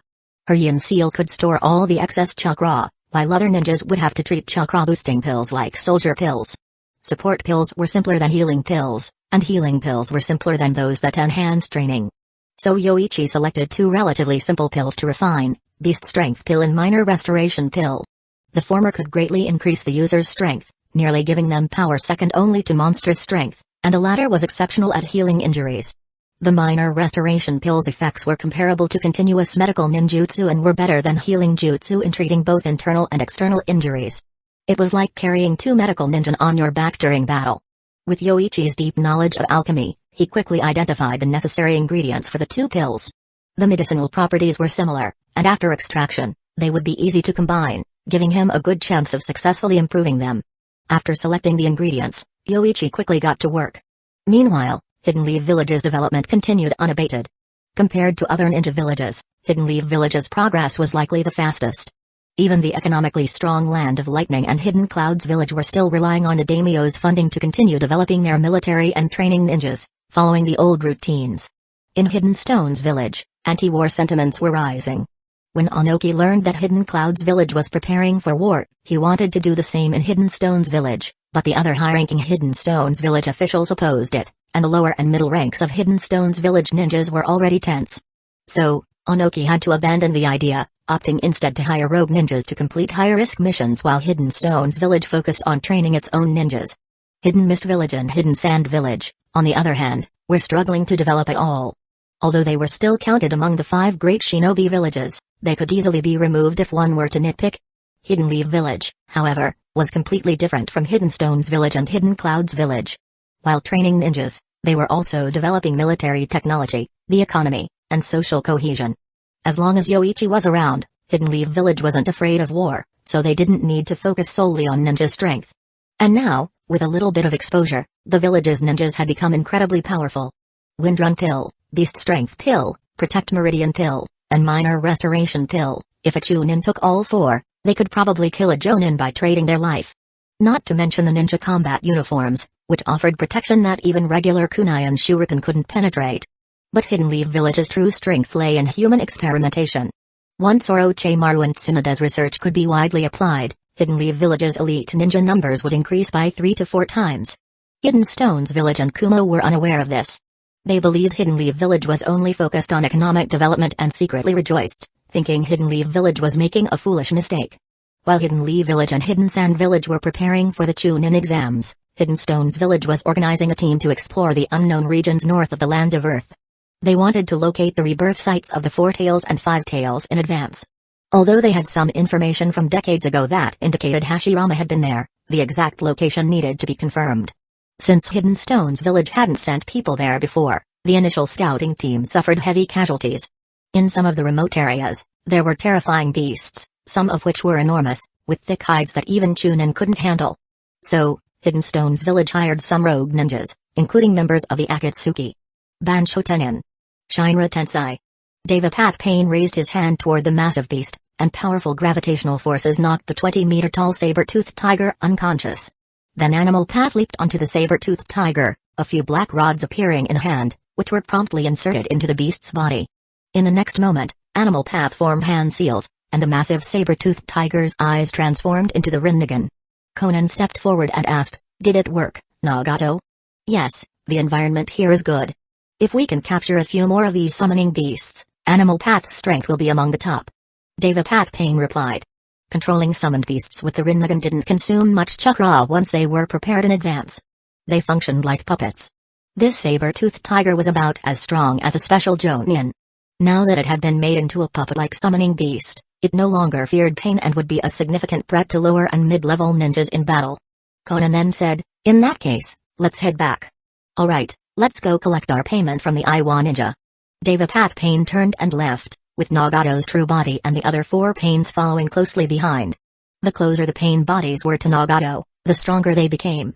If they got too far away, even transmitting chakra became difficult. Upon returning to the Hidden Stones Village's temporary camp, some Iwa ninja instinctively reached for their kunai upon seeing Devapath Pain but stopped themselves after realizing who it was. "The mission is complete. Let's settle the payment." "No problem, but Lord Kitsuchi is looking for you. Please see him after this," an Iwa ninja said as they handed over the payment. Nagato and Conan assumed it was for a new mission and headed to Kitsuchi's tent. After announcing their presence, the two walked in. "Every time I see your puppet body, I can't help but want to attack. But let's get down to business," Kitsuchi said. The sight of the golden flash face stirred up memories of Hidden Leaf Village, but thinking of the intel from his father, Kitsuchi quickly turned serious. "You must be from the Akatsuki. And you," he said, pointing at Devapath, "must be Nagato, the Rinnegan wielder. Is controlling these puppet bodies one of the Rinnegan's abilities?" Conan tensed up, immediately gathering chakra to prepare her paper jutsu upon realizing their identities had been exposed. Don't be alarmed. We investigate the backgrounds of all ninjas we hire. But you were too bold, didn't even change your appearance or disguise your identity, Kitsuchi remarked. These two were strong but inexperienced in the ninja world. They were both probably under 20. The Hidden Rain is aggressively hunting down Akatsuki members. Most of your core members have been captured, so naturally, some information has been exposed. Although Hanzo is a demigod, after we intercepted this intel, he didn't dare start a war. Hidden Stone's village's intel came from the rain, and it also exposed several spies, leading to the deaths of some rain ninja. But it didn't matter. The information was too valuable to worry about a few spies being exposed. Devapath Pain responded, "What are you trying to say? Join Hidden Stone's village. We'll provide you with protection. Right now, the rain is hunting you, and Hidden Leaf Village surely harbors a deep grudge against you." Kitsuchi pointed at Devapath. This was also Onoki's decision. They had tried countless ways to kill the Golden Flash but failed, only for him to die at the hands of the Akatsuki. Who knew if it was the Golden Flash being careless or the Rinnegan being too powerful? The Akatsuki has its own goals. No matter how noble your goals, it doesn't change the fact that you're being hunted by the Rain and Hidden Leaf Village. Join Hidden Stone's village, and we won't take your Rinnegan. If you go to Hidden Cloud's village, you'll see the benefits of staying with us. Do you have anywhere else to go besides Hidden Stone's village? Kitsuchi paused, then continued, "Even if you want to go back to the Rain to deal with Hanzo, we'll support you. But you have to help Hidden Stone's village, and after taking down the Rain, you'll have to ally with us." His offer was both a threat and a temptation, and it made Nagato pause. After a moment, he said, "I need to think about it." "Fine.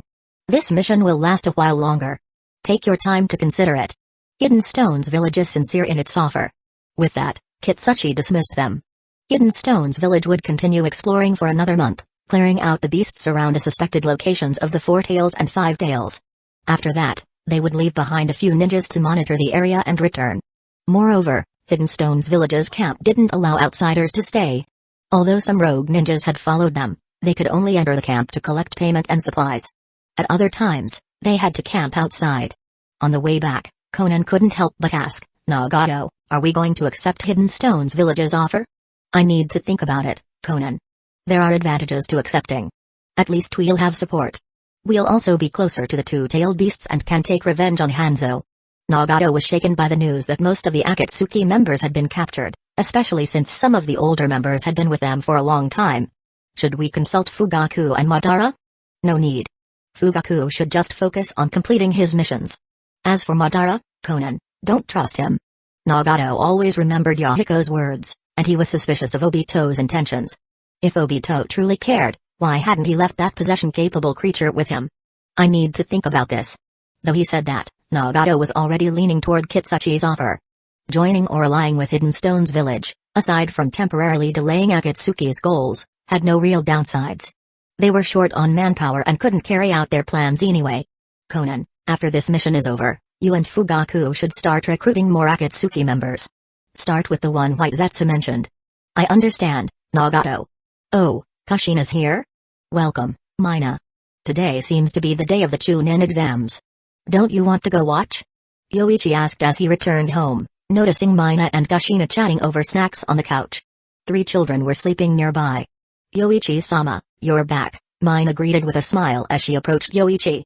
"The second exam isn't that interesting. I'll wait for the third exam." But Itachi and the others have already gone to the square to watch. "By the way, Yoichi-sama, Kushina has something she wants to discuss with you." "What is it?" Yoichi asked as he moved closer to the couch, but before addressing Kushina, he picked up Naruto from the crib. Spirit transformation technique. Yoichi's soul clone entered Naruto's body, sensing the powerful yang release chakra within. With his refined spiritual powers, Yoichi's perception had become increasingly sharp. He could clearly sense the yang release chakra within Naruto growing stronger by the day. "Yoichi-kun, is something wrong with Naruto?" "No, nothing's wrong. What did you want to discuss with me?" Yoichi shook his head, deciding not to mention the matter of Azura. Seeing that Yoichi didn't want to elaborate, Kushina's expression turned more serious as she made her request. "Naruto is growing up, and I want to ask you, Yoichi-kun, to help me control the Nine Tails chakra." "Is that all?" "No problem. If I hadn't neglected it recently, I should have helped you with this a long time ago. But to do so, we'll need to temporarily release the seal on you. The key should be with you, right?" Yoichi pointed to Kushina's abdomen, explaining that releasing the seal would speed up chakra extraction. He also planned to take a portion of the chakra for himself. I have the key. Seeing Kushina's hesitation, Yoichi added, don't worry. Even with the seal released, the Nine Tails won't be able to act. Besides, Mina will be here, and she can apply an additional 4-symbol seal at any time. That's right, Kushina. If you start showing any signs of transforming into the Nine Tails, I'll seal you right away, Mina said with a sweet smile, flexing her arm to show her strength. And I trust Yoichi-sama. He'll definitely control the Nine Tails. Thank you, Yoichi-kun. Kushina thought back to when Yoichi had previously subdued the Nine Tails. He should be even stronger now, so she agreed without hesitation. Mina, create a clone to look after the children, and then let's head to the basement. But, Kushina, I should tell you up front, I'll be taking half of the Nine Tails chakra this time. Only half? That's fine. I agree. Kushina quickly accepted. Compared to the previous times when she could only get 1/5, getting half this time was a significant improvement. The three of them then headed to the basement, which was spacious enough for what they needed to do. Once they were ready, Yoichi placed his hand on Kushina, and using his eternal Mangekyo Sharingan, he entered her sealed space. After he arrived, Kushina followed him in. You two bastards again. Seeing Yoichi and Kushina, the Nine Tails immediately recalled the humiliating experiences from before and roared in anger. The strongest tailed beast's fury shook the sealed space. No need to rush, Nine Tails. We're here to let you out today. Kushina said this, then glanced shyly at Yoichi. Seeing that he wasn't looking her way, she exposed her abdomen and used the key to the 4-symbol seal. Clink. Clink. Clink. The seals on the Nine Tails immediately fell away, and once the seal was fully undone, the massive tailed beast crashed to the ground. Die, humans. The Nine Tails roared in fury, its violent chakra threatening to tear the entire sealed space apart. The force of the chakra was so overwhelming that Kushina could barely stand. Die, you Mangekyo Sharingan. Just as the Nine Tails raised its massive claw to attack, it caught sight of Yoichi's unique Mangekyo pattern. In an instant, the immense ocular power subdued the Nine Tails, its beastly eyes transforming into the Sharingan's pattern. U. Soon, the Nine Tails was completely subdued. Yoichi assessed the situation and found that controlling the Nine Tails was quite easy.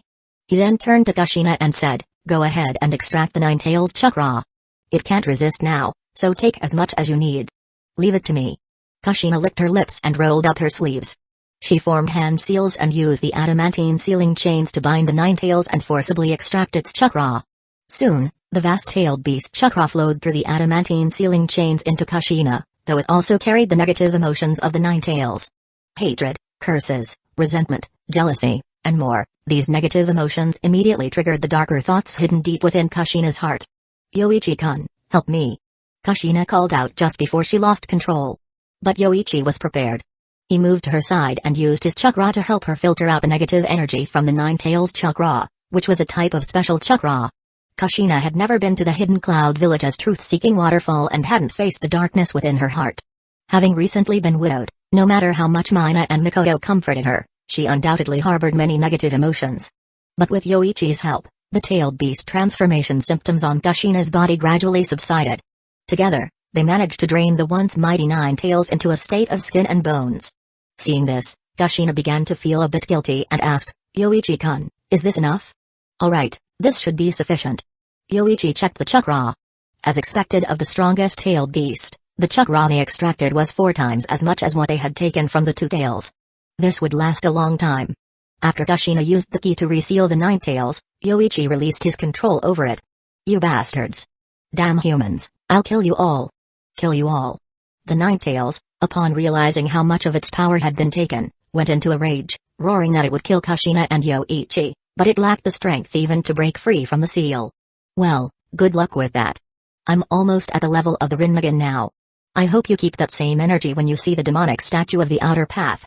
Yoichi chuckled softly before leaving Kushina's sealed space. Chapter 222. Thank you, Yoichi-kun. This must be the Nine Tails chakra mode you mentioned. It feels so different, Kushina said as she gently activated the vast amount of Nine Tails chakra stored within her. Instantly, her entire body was enveloped in a golden cloak of chakra. The golden chakra cloak was adorned with 9 tomoe, and even square-shaped whisker marks appeared on Kushina's face. I feel like I'm several times stronger than before. Yoichi thought for a moment before saying, this mode grants many abilities, including sensing malice and overall enhancement. You should try testing your speed. Use the body flicker technique to go there and then come back. The body flicker technique? Let me give it a try.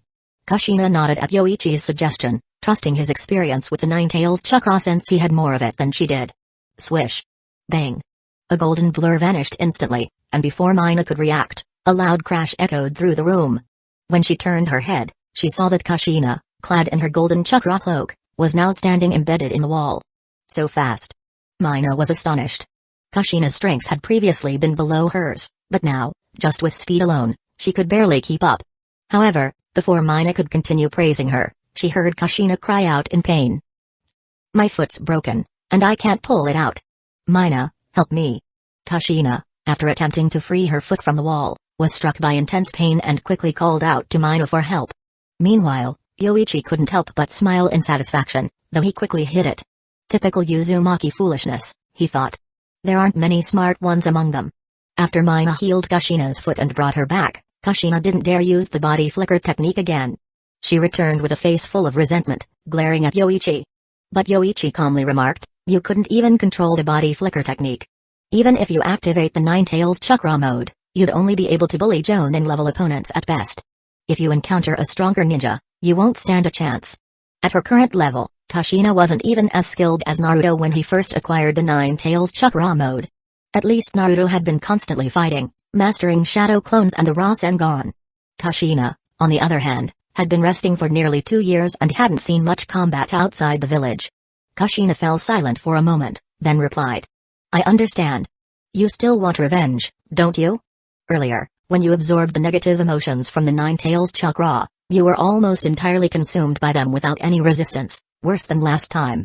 Yoichi could see through Kushina's thoughts and said, I'm not trying to dissuade you, but if you recklessly get yourself killed, Mina will likely be the one raising Naruto. Just think carefully about what you want. This time, the amount of Nine-Tails chakra Yoichi obtained wasn't small. If used for training, it could last several months, and he wouldn't need to feed it to Godzilla anymore. Repeated use of tailed beast chakra seemed only to help Godzilla accumulate power, but it was difficult to make it evolve further. Yoichi speculated that he would need to feed Godzilla the chakra of other tailed beasts. Perhaps after feeding it the chakra of all 9 tailed beasts, Godzilla would be able to continue evolving. After the 3 of them returned to the house, Yoichi picked up Karen and played with her for a bit, hoping that his eldest daughter wouldn't be as foolish as the rest of the Uzumaki clan. But since she carried the Uchiha name, the odds of that were probably low. After a while, Karen finally started crying loudly due to Yoichi's playful teasing. Panicking, he quickly handed her back to Mina and said, Mina, I'm going to continue my research on refining pills. Honestly, Yoichi-sama, you've made Karen cry again. Mina complained as she took her daughter back. Karen was usually well-behaved, but after being teased by Yoichi, she couldn't help but cry. Yoichi-kun, please wait a moment. There's something I want to ask you. Just as Yoichi was about to leave, Kushina called out to him. With a puzzled expression, he turned to her as she asked, Yoichi-kun, is it possible to resurrect the dead? Hearing this, Yoichi narrowed his eyes and then asked, did Jiraiya tell you this? No, it was after I saw Nawaki that Jiraiya-sensei mentioned some things to me. He said Nawaki's resurrection was related to you. Kushina, are you thinking of reviving Minato? Yoichi continued, first, that's impossible. You don't even have Minato's body. Second, the cost is too high, and I don't want to do it. Don't dwell on this. Either focus on your training and seek revenge, or raise Naruto well. With that, Yoichi left the room. After he left, Mina turned to Kushina and said, Kushina, you should have discussed this with me beforehand. Mina. Kushina felt a bit touched and said, I'm sorry, Mina. I should have talked to you first. Maybe then Yoichi-kun wouldn't have refused. No, I would have refused you right away.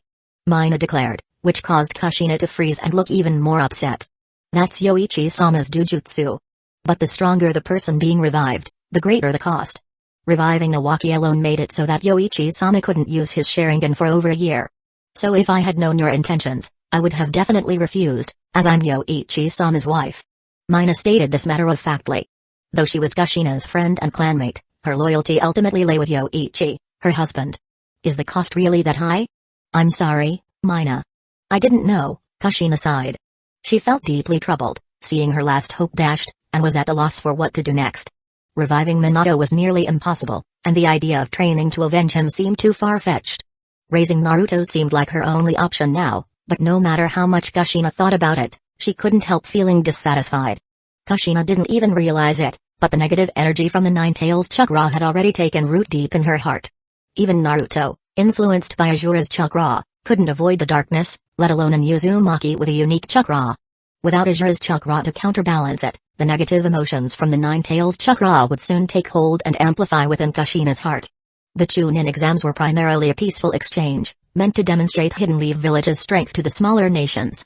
However, they were courteous to the participating Hidden Sand Village geinin. By the time the third round of individual matches began, the daimyo of the Land of Fire and several smaller nations had arrived, along with many nobles and merchants eager to watch. The popularity of ninja games had sparked a widespread desire among civilians to watch real ninja battles rather than just video game characters. Yoichi had arranged for 2 commentators, though they wouldn't explain the secret techniques of the ninjas. Instead, they would provide a few seconds delay before describing the results of what they saw, ensuring that the audience could understand the battles without disrupting the fights. Though Yoichi was an advisor to the Hokage, he didn't sit with a daimyo. Instead, he found a private box to watch the matches with Mikoto and Mina. In the box with them were Itachi, Haku, and Kimimaro. After watching the matches for a while, Itachi couldn't resist picking up Sasuke. While holding Sasuke, he noticed Karen nearby and decided to pick her up as well. Father, Mother, Aunt Mina, I'll let Karen and Sasuke watch the matches too. Alright, thank you, Itachi. Yoichi said, approving of Itachi's actions. Karen was now over a year old and beginning to form memories. At the age of 3, she would be ready to start training, learning basic knowledge, and practicing taijutsu, which usually began at that age. The matches continued one after another, each more exciting than the last. But the most impressive geinin of the day was Yujito. Even without using the power of the 2 tails, she was stronger than many Chunin. And this was without the enhancements Yoichi could provide, such as Hashirama's cells or the Sage Seal. If she had those, Yujito's strength would likely rival that of a Jonin. After the third round of individual matches concluded, the Chunin exams came to an end. Yujito emerged as the undisputed champion, earning the rank of Chunin. Out of the 16 participants in the third round, 12 were promoted to Chunin, while the remaining 4 were deemed not strong enough. The matches left everyone thoroughly entertained, especially the betting houses. Since Yoichi had instructed Yujito not to reveal her true strength, many people failed to recognize her full potential during the matches, allowing Yoichi to make a substantial profit from the betting. 2 minor daimyo left Hidden Leaf Village cursing their luck. Finally, when it was time to see off the Fire Country's daimyo, Yoichi accompanied them. Tsukumo-kun, clan leader Yoichi, Hidden Leaf Village has become so prosperous in such a short time. I'm truly impressed by your governance, the daimyo remarked. Hearing this, Tsukumo quickly shook his head and said, Your Excellency, this has nothing to do with me. All the village's administrative reforms have been handled by Yoichi-kun. He mostly dealt with assigning confidential missions, and if he weren't afraid that Yoichi would get upset and quit, he would have handed over even that responsibility to him. I'm only using the Uchiha Trading Company to slowly bring prosperity to Hidden Leaf Village. But, Your Excellency, we'll need the support of the daimyo's office for our upcoming plans regarding the Land of Wind. I believe it won't take more than 2 or 3 years to annex Hidden Sand Village. Yoichi spoke to the Fire Country's daimyo. They were on a road outside Hidden Leaf Village, surrounded only by people from the daimyo's office and Hidden Leaf Village, so they could discuss openly. The daimyo's eyes lit up. You've already begun? Bakura has already defected to us. The next step is to greatly support her reputation and influence. She will lead Hidden Sand Village to join us. Once Hidden Sand Village is gone, the Land of Wind will become history. Yoichi smiled and continued, but this requires the cooperation of the daimyo's office. We need to block the Land of Wind's access to resources, allowing Bakura to build her authority through these means. I understand. I'll have Miss Ori coordinate with you, clan leader Yoichi. The Fire Country's daimyo smiled. There wasn't a ruler who didn't want to expand their power. His grandfather had recognized the potential of Hashirama and Madara's alliance and proactively sought them out, providing the resources to build Hidden Leaf Village. This allowed the Land of Fire to rapidly expand from a small nation to one of the 5 great nations. But later, the other 4 nations caught on and quickly supported the establishment of their own ninja villages, consolidating the power of the shinobi. Back then, the daimyo's grandfather believed Hidden Leaf Village could eliminate the other villages and continue expanding the Land of Fire, but Hashirama didn't share that vision. Even when the Land of Fire offered full support, Hashirama refused. Neither the second Hokage nor the third Hokage pursued such a plan afterward. Although they initiated wars, The outcome was always the same, signing peace treaties, wasting national resources, and gaining only a few years of peace. Now, the Fire Country's daimyo finally saw hope for expanding the nation's territory. After bidding farewell, the Fire Country's daimyo and his entourage headed back to the capital. Sakamo and Yoichi also walked back toward the village. On the way, Sakamo asked, "Yoichi-kun, are you confident about Hidden Sand Village?" Yoichi nodded. "Absolutely. Hidden Sand Village is too weak. Their country is so impoverished that they can't even support themselves. If all goes well, we should be able to annex Hidden Sand Village in 3 to 4 years. In that case, Yoichi-kun, why don't you become the Hokage?" Sakamo sighed after saying this and continued, "Yoichi-kun, hear me out. You've probably noticed by now that while I can handle administrative duties, I'm not suited to be Hokage. I don't know what the village should do next. That's why I refused the Hokage position. Sakamo-senpai, don't make excuses. I can assist you from the sidelines." Sakamo's face darkened. He had carefully thought out his emotional appeal, only for it to be interrupted. After a few seconds of silence, he continued, "Yoichi-kun, you're just one office away from becoming Hokage. Everyone in the village knows you're the most suitable candidate, so stop refusing." Yoichi studied Sakamo for a moment and realized he genuinely didn't want to be Hokage. He then said, "I'm almost there. Let me earn one more merit, like capturing members of the Akatsuki. Have we received any intel on them recently?" "No, the Anbu and the Rain Village's ninjas captured all the remaining Akatsuki members, except for Nagato and Konan. They must be hiding in another country," Sakamo replied, his attention shifting as he continued, "They're likely in a small nation with few ninjas. I've already sent the Anbu and hired teams to investigate. If we find anything, you'll be the first to know. By the way, Yoichi-kun, Jiraiya has been taking on missions frequently and completing them at a high rate. You might not have noticed, so I'm telling you now." Chapter 223 Hidden Mist Village Ninja, the enemy is here. Upon spotting the enemy's trail, a Hidden Leaf Village ninja launched a signal flare into the sky. He quickly followed up by throwing shuriken and explosive-tagged kunai, attempting to stall the enemy until reinforcements arrived. "We've been spotted. Quickly, kill him." Realizing their infiltration had failed, the Hidden Mist Village ninjas immediately attempted to eliminate the Hidden Leaf Village ninja before retreating to report the mission's failure or attempting to infiltrate the Land of Fire from another direction. Water Style, Water Whip. Water Style, Water Formation Wall. The Hidden Mist Village ninjas utilized water-style techniques, one to defend against the incoming shuriken and explosive tags, and the other to launch a water whip toward the Hidden Leaf Village ninja who had sent the signal. The Hidden Leaf Village ninja swiftly dodged, but the Hidden Mist Village ninja wielding the water whip pursued him, forcing him to counter with his own jutsu. Lightning Style, Thunder Arrow. Momentarily repelling the two Hidden Mist Village ninjas before him with his lightning style technique, the Hidden Leaf Village ninja began to feel uneasy. He had likely strayed too far from his comrades, and even if they saw the signal flare, it would take some time for them to reach him. But he was only a Chunin, and he couldn't afford to expend too much chakra on such techniques. Water Style, Water Collision Wave. Shuriken and Senbon rained down, and the Hidden Leaf Village ninja utilized the substitution jutsu to evade. However, with 3 Hidden Mist Village ninjas attacking, even if he dodged one strike, the other two's attacks nearly inflicted a fatal wound. Die. Water Style, Water Dragon Bullet Technique. Fire Style, Great Fireball Technique. In the nick of time, a figure appeared in front of the Hidden Leaf Village ninja, rapidly forming hand seals and unleashing a scorching fire-style technique that cancelled out the enemy's water dragon. "Shizui, thank goodness you arrived," the rescued Hidden Leaf Village ninja sighed in relief upon seeing the Uchiha fan symbol, knowing he was safe with Shizui around. The Hidden Mist Village team leader recognized Shizui and grew tense. Although the young Hidden Leaf Village ninja before him was young, he was already well known in Hidden Mist Village. "Shizui of the Body Flicker, huh? Although the infiltration mission failed, if we kill you, it'll still be worth something." Water Style, Hiding in Mist Technique. After activating the Hiding in Mist technique, the Hidden Mist Village Jonin was determined to kill Shizui. If this were the old days, failing the mission would simply mean reporting back and facing reprimand. But recently, failure had become unacceptable for Hidden Mist Village ninjas. Under the even harsher Bloody Mist policies, failing a mission was worse than dying in battle. As the thick mist enveloped the area, Shizui's eyes immediately displayed the 3 Tomoe Sharingan. After scanning the surroundings, he frowned slightly and said, "This could be tricky. This Hidden Mist Village ninja must be a specialist in silent killing. Sanosuke, stay alert behind me, I'll handle the rest." "Don't worry, his silent killing won't succeed." Just as Shizui finished speaking, a laugh echoed through the mist. "Ha ha ha. My silent killing won't succeed? Shizue of the body flicker, you're not the first confident ninja to say that. As the voice faded, the forest shrouded in mist grew eerily silent. All sounds vanished in an instant, and Tanaka Sanosuke could even hear his own breathing.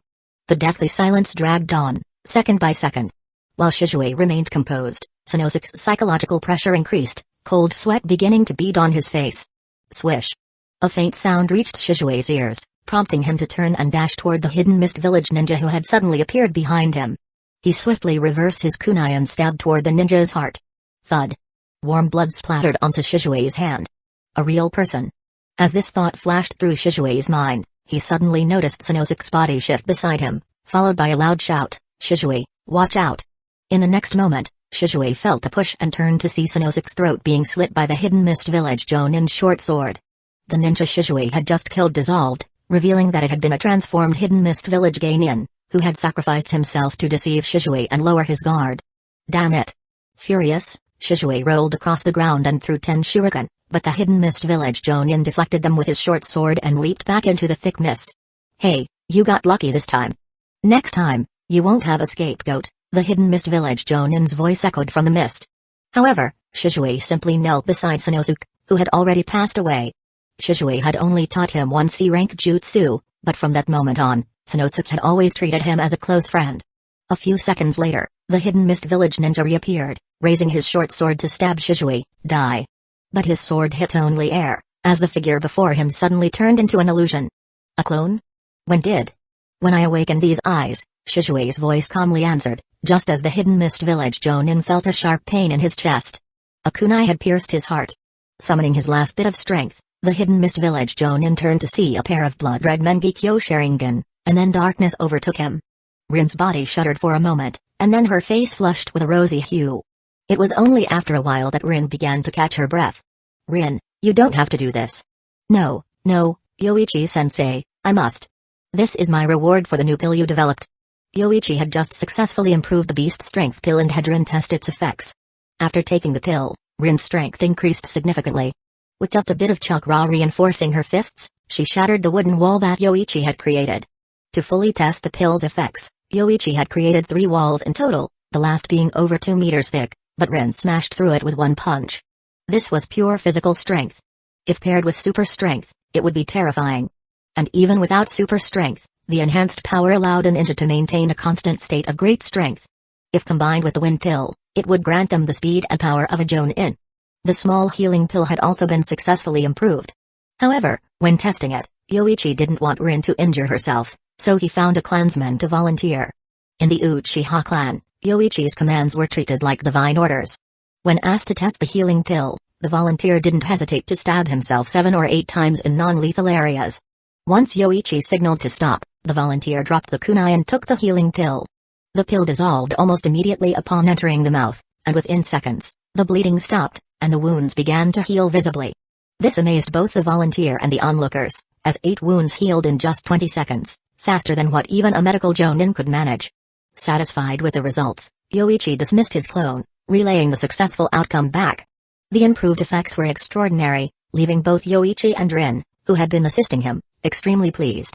Rin, blushing, insisted on celebrating with Yoichi, leading to an hour-long celebration. It's a shame that these pills can't be mass-produced using industrial machines. Many of the ingredients are too rare, and each herb's age varies, requiring different extraction times with fire. I'll have to make them by hand slowly.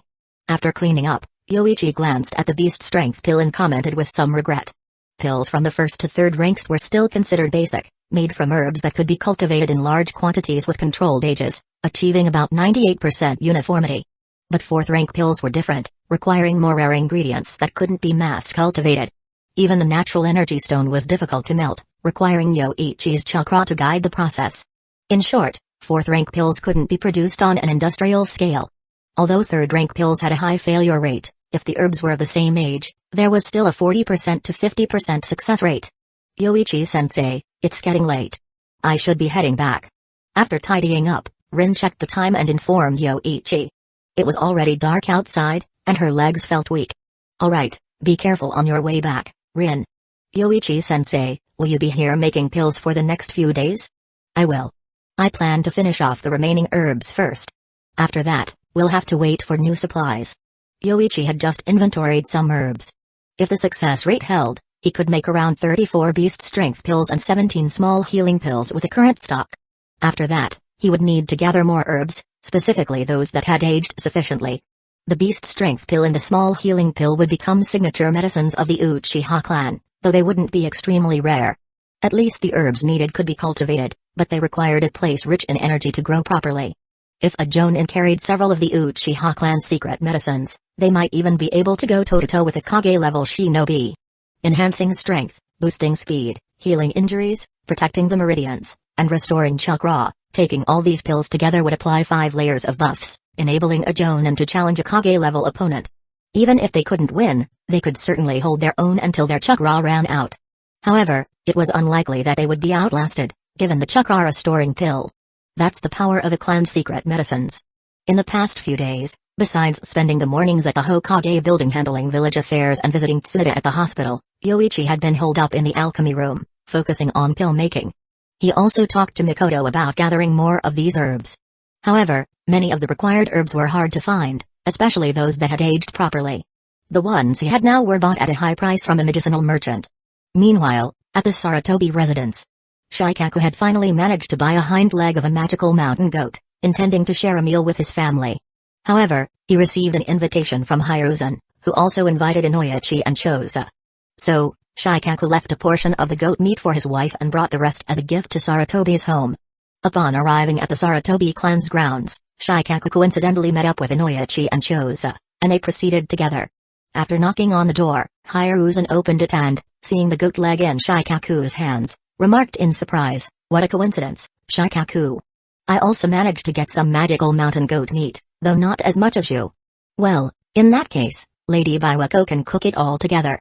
Otherwise, it wouldn't be enough just for Choza to eat, Lord Third," Shikaku joked as he handed over the meat, and the three were welcomed inside by Hiruzen. It's true that Uchiha's magical mountain goat meat is hard to come by. Even if you go early and queue up, it sells out in half an hour. But it's worth it. Choza has been craving this for a while, and now he'll finally get his fill. Choza chuckled. The meat's texture is indeed amazing, and it's refreshing too.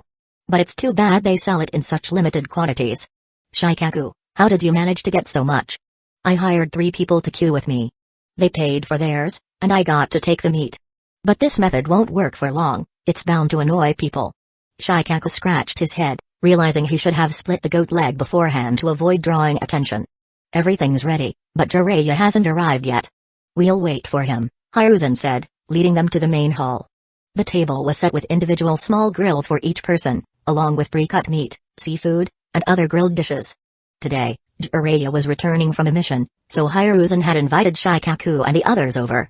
A little while later, Jiraiya rushed in, having just handed in his mission report. As he entered, he saw the group seated at the table, waiting for him. Sorry. I got delayed handing in the mission. My apologies, Jiraiya said hastily as he took his seat. In truth, after leaving the Hokage building, he had been unable to resist going to Kushina's house. He saw her training with shadow clones and sensed that she hadn't given up on seeking revenge. After watching her for a while, he finally made his way to the Sarutobi residence. Once Jiraiya sat down, Hueco Sarutobi began serving the grilled dishes for everyone to enjoy. After a while, Hiruzen suddenly spoke. Shikaku, I'm thinking of nominating Jiraiya to be the 5th Hokage. The room fell silent, save for the sound of sizzling meat. After a couple of seconds, Shikaku finally responded, Lord Third, are you confident about this? Jiraiya has been taking on missions continuously. His mission record is now the best in Hidden Leaf Village. If he keeps this up for another year or two, no one in the village will have anything to say.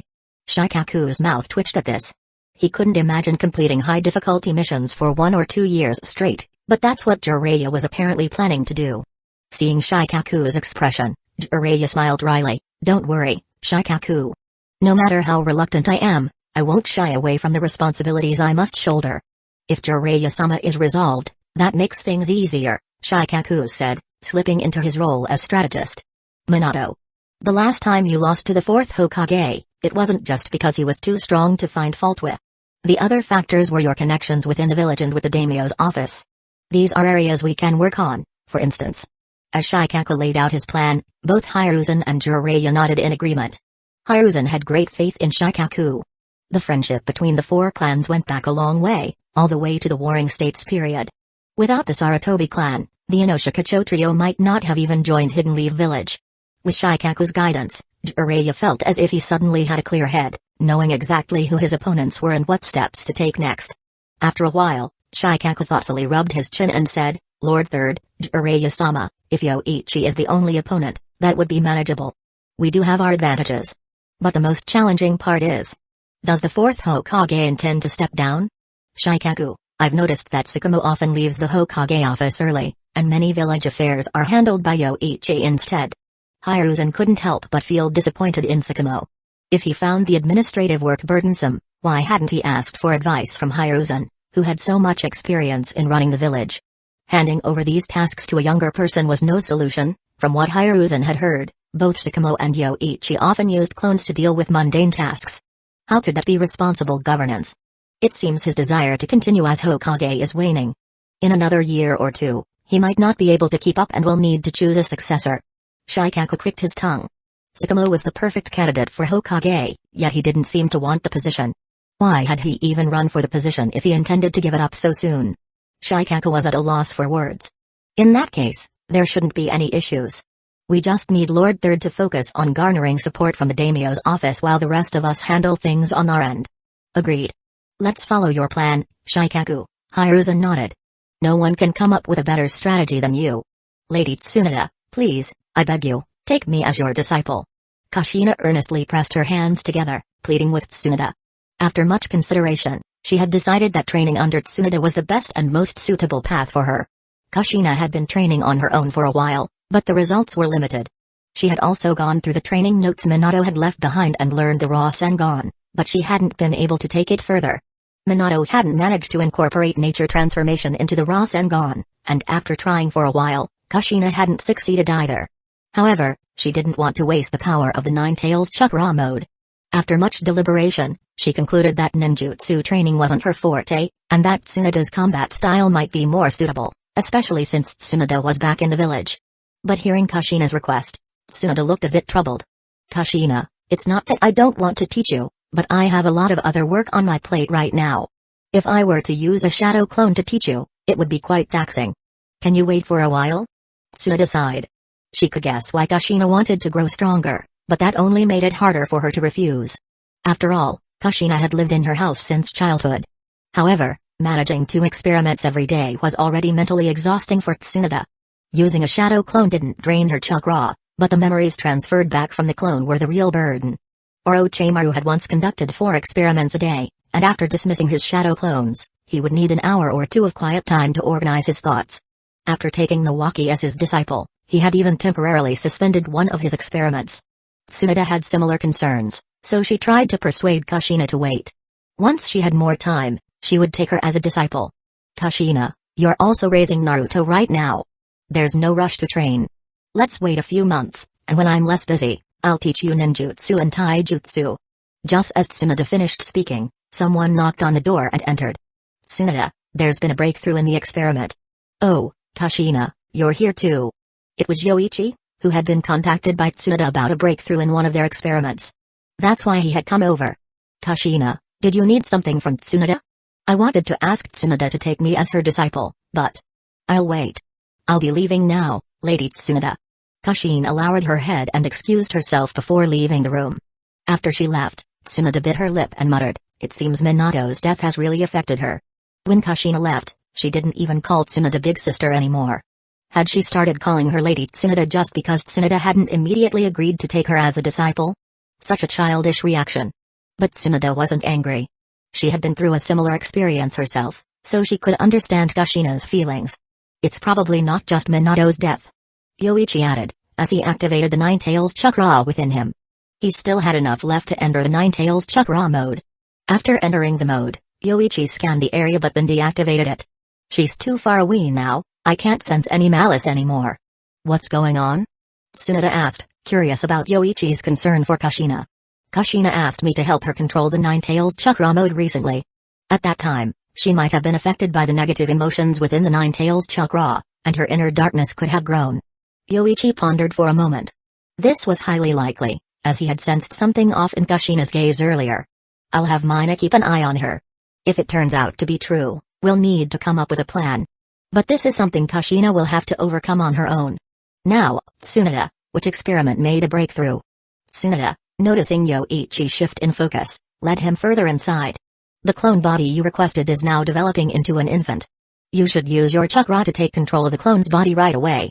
Chapter 224 Kushina, are you training? Who is it? Upon hearing the voice, Kushina frowned and turned to see that it was Mai holding Naruto, who had been placed at a distance. Seeing this, her tense expression gradually softened. Oh, it's Mina. I'm just exercising. Is there something you need? Can't I come to visit you just because? Also, Kushina, your training is too loud, it made Naruto frown in his sleep. Mina sighed as she held Naruto in her arms, noting that Kushina hadn't used a shadow clone to take care of Naruto while she trained.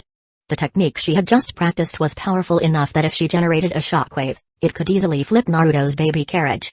I'll be more careful next time, Mina. Kushina withdrew her tail beast chakra mode and then approached Naruto. She took him from Mai and placed him back in the baby carriage. Seeing this, Mina felt a twinge of concern and thought to herself, Yoichi was right, Kushina is beginning to distance herself from me. I fear even Mikoto wouldn't be able to change that. But Mina wasn't one to keep things bottled up. She directly confronted Kushina, saying, Kushina, you've already been affected by the negative emotions of the Nine Tails chakra. You need to stop and correct this. I'm fine, and the Nine Tails can't affect me. Kushina immediately refuted, Mina, I've sealed the Nine Tails for over a decade and have never been influenced by it. Just because Yoichi said something doesn't mean he's right. Then why do you resent Yoichi? Is it because he refused to resurrect Minato? Kushina fell silent at this, unable to respond. Deep down, this was indeed what she thought. At first, she knew such thoughts were wrong, but she couldn't help it. From initially reminiscing, to complaining, to slowly harboring resentment, Minato's death wasn't Yoichi's fault, but she couldn't stop herself from feeling resentful. She hated that Yoichi had the power to bring Minato back but refused to offer her any hope.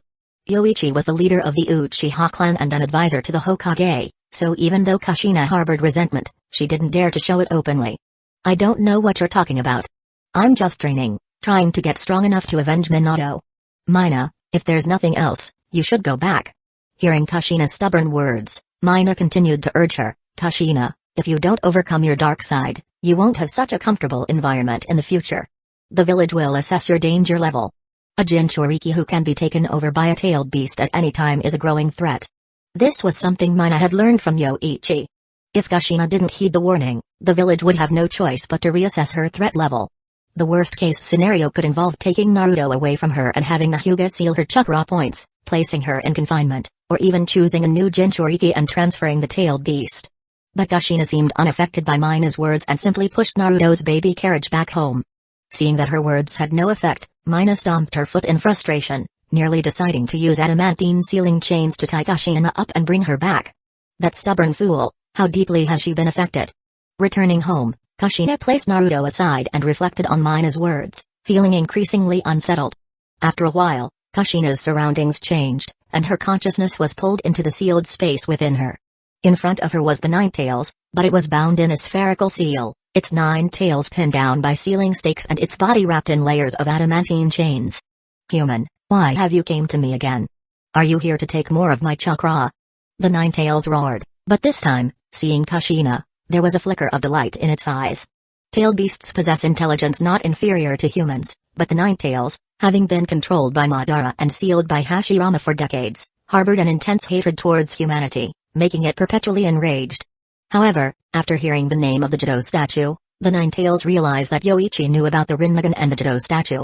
He must also be aware that gathering the chakras of all 9-tailed beasts in the Jado statue could revive the 10 tails. If the Jado statue appeared and absorbed it, the 9 tails would truly be dead. The yin-yang release could create the tailed beasts, and once absorbed by the 10 tails, their consciousnesses could be gradually erased. Thus, the 9 tails realized it had to save itself by escaping, and its opportunity lay with Kushina.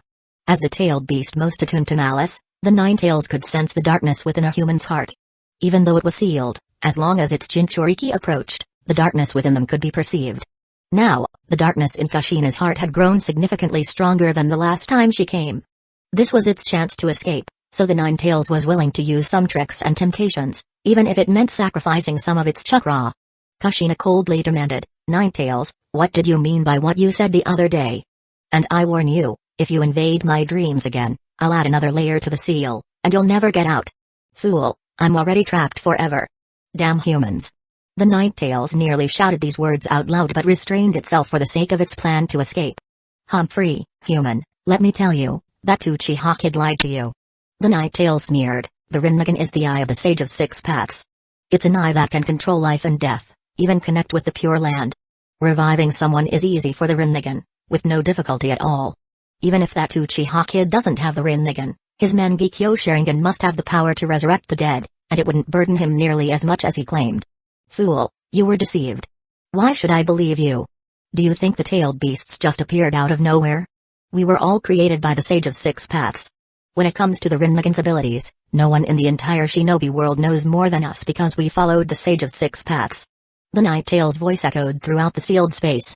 Hearing this, Kushina stood frozen in place. This was the first time she had heard the origin of the tailed beasts, and to learn that they were created by the Sage of Six Paths. As for whether the Ninetales was lying, Kushina didn't think it was. The Ninetales' every word was filled with contempt and hatred towards her, there was no need for it to lie. Since it was unlikely to be a lie, then what the Ninetales said might be true. Humphrey, human, it doesn't matter. When that Uchiha brat gets the Rinnegan and the Jido statue, I'll be extracted, and you'll die. If I can take you down with me, it will be my revenge. It doesn't matter if you use my chakra, you don't have much time left anyway. The Ninetales finished speaking and began to release its chakra on its own. However, this action confused Kushina. It seemed resigned. In the past, the Ninetales had been very protective of its chakra, but now it was willingly giving it to her. Don't try any tricks, Ninetales. With that, Kushina left the sealed space. She had learned a lot from the Ninetales today, and she needed to think it over. After Kushina left, the Ninetales noticed that she hadn't rejected the chakra it had sent. It felt that its plan was already halfway successful. Its chakra wasn't so easy to take. Even if Kushina didn't use it, she would be gradually affected by the negative emotions contained within its chakra. The darkness in her heart would continue to grow until she succumbed to it and became its tool. Elsewhere. After returning home, Mina told Yoichi about what had happened today. Hearing this, Yoichi opened his strategy guide and saw that Kushina's favorability had dropped another 3 points. It was now at 42. If it fell below 40, she would be considered an enemy who could be eliminated if necessary. It seemed Kushina was deeply influenced by the negative emotions of the tailed beast. Mina pleaded, Yoichi-sama, is there any way to help Kushina? Today, she was very impatient with me. For now, there's no way to help her. We'll monitor the situation for a while. You and Mikoto should avoid visiting her. Yoichi responded. The only method that came to mind was the real waterfall in the hidden cloud village, but it was located on Turtle Island and wasn't in a fixed location. Finding it to help Kushina would be too difficult unless he intervened directly. Maybe he could look for an opportunity. I guess it's still about the resurrection. Plus, seeing how happy our lives are might have triggered her. Before, she wouldn't have thought so much, but after being exposed to the negative emotions in the Ninetales chakra, every dark thought she has will be magnified. Mikoto also expressed her concern, do you think Kushina can return to how she was before? Kushina had been lively and cheerful, always helping out in the Uchiha compound, which was how Mikoto had become close friends with her. Seeing Kushina like this now made her feel deeply sorrowful. Don't worry. If it comes down to it, we'll extract the Ninetales and ensure she survives. Yoichi reassured them, then wrapped his arms around both Mina and Mikoto's waists, saying, it's getting late. Let's go to bed. The children were already asleep upstairs, and Mikoto was dressed in a seductive outfit, while Mina had just finished her bath, revealing large expanses of pale skin. Although she felt a bit shy, Mina couldn't help but reproachfully say, Yoichi-sama, we were in the middle of a serious conversation. Then Mikoto and I will head to bed first. No way. I'm going to. Seeing Yoichi scoop up Mikoto and head upstairs, Mina quickly hurried after them, forgetting all about her modesty. Soon, the sounds of an intense bed creaking filled the upstairs. The baby room was equipped with a strong soundproof barrier, so there was no need to worry. However, Yujito's room did not have one. The soundproof barrier had gradually worn off, and Mina had forgotten to reapply it. The constant creaking from the bed made it impossible for Yujito to fall asleep. Every time she closed her eyes, she recalled what had happened last time. Damn pervert. Before long, rustling sounds came from Yujito's bed. Clang. Clang clang clang. Two chakra-infused short blades clashed violently, the sound of metal striking metal echoing continuously, so fast that the blades were practically invisible to onlookers. Only the occasional sparks could be seen, indicating the intensity of the battle. Ding! Swoosh! A blade of chakra energy extended suddenly, stopping just short of Kakashi's collar. Although Kakashi saw the energy blade, he had exerted a bit too much force in his attack and couldn't pull back in time or block it with his own blade. He managed to dodge slightly, but the edge of his collar was still sliced off. Father, I lost again. After losing a piece of his collar, Kakashi conceded the match, realizing that his father had held back. If he hadn't, it would have been his throat that got sliced. Sakamo said, Kakashi, you can't rely solely on your eyes in swordsmanship, especially since it seems like the Sharingan doesn't sync well with your own eye. Just now, you were fighting with your right eye closed, using only the Sharingan to track my sword movements. Yes, the dynamic vision of the Sharingan is too strong. When I use both eyes, the information they receive is different. This discrepancy doesn't matter much against other opponents, but when facing you, father, it's better to keep one eye closed. Kakashi explained while lowering his forehead protector and handing a bottle of water to Sakamo. If you keep one eye closed, you'll create blind spots, which can lead to situations like the one we just had. But Kakashi, your improvement has been remarkable. The rest is up to you to overcome. Sakamo smiled. Even relying solely on the Hatake swordsmanship, Kakashi was already among the top jonin, and he knew various ninjutsu that allowed him to adapt to different situations. The main thing was Kakashi's chakra. With the amount he had now, the Sharingan's consumption wasn't much of an issue. On the contrary, it provided powerful dynamic vision. Once he got used to it, it would be a great asset. It's all thanks to your training, father. But is it really okay to do this? Kakashi asked, a bit curious. Father, you're the fourth Hokage, right? He was concerned that his father, as Hokage, spent 4 days a week training with him. Although Kakashi loved it, he worried that people might criticize Sakamo for neglecting the village. It's fine. Yoichi might complain, but I've left a shadow clone behind. If something important comes up, I'll be informed. Besides, before Sakamo could finish, he noticed the third Hokage, Hiruzen, approaching. So Sakamo got up and walked over to greet him. Once close, he asked, Lord Third, what brings you here? I just wanted to talk to you, Sakamo. Hiruzen smiled, leading Sakamo to a nearby stone bench by the training ground, with Kakashi standing off to the side. Sakamo, Kakashi's progress has been remarkable. He's truly the village's youngest jonin. At this rate, in 5 years, you might find it hard to defeat him. Not at all, Lord Third. Kakashi still has a lot to learn. Sakamo had a feeling about what Hiruzen was implying, but he preferred straightforward conversations, much like those he had with Yoichi. So he asked directly, Lord Third, is there something specific you wanted to discuss? Yes, there's something I wanted to ask. Hiruzen paused before asking, Sakamo, it seems like you're not very interested in being Hokage. Recently, this has become more apparent. Are you considering stepping down and selecting a new Hokage? Sakamo's frequent absences weren't a secret anymore. While there was indeed a Sakamo Hatake in the Hokage's office, it was likely a shadow clone. Most village affairs were being handled in the advisor's office. I am considering it. Sakamo admitted and then asked, what are you getting at, Lord Third? Jiraiya wishes to run for the position of the 5th Hokage. He's willing to devote everything he has to the village.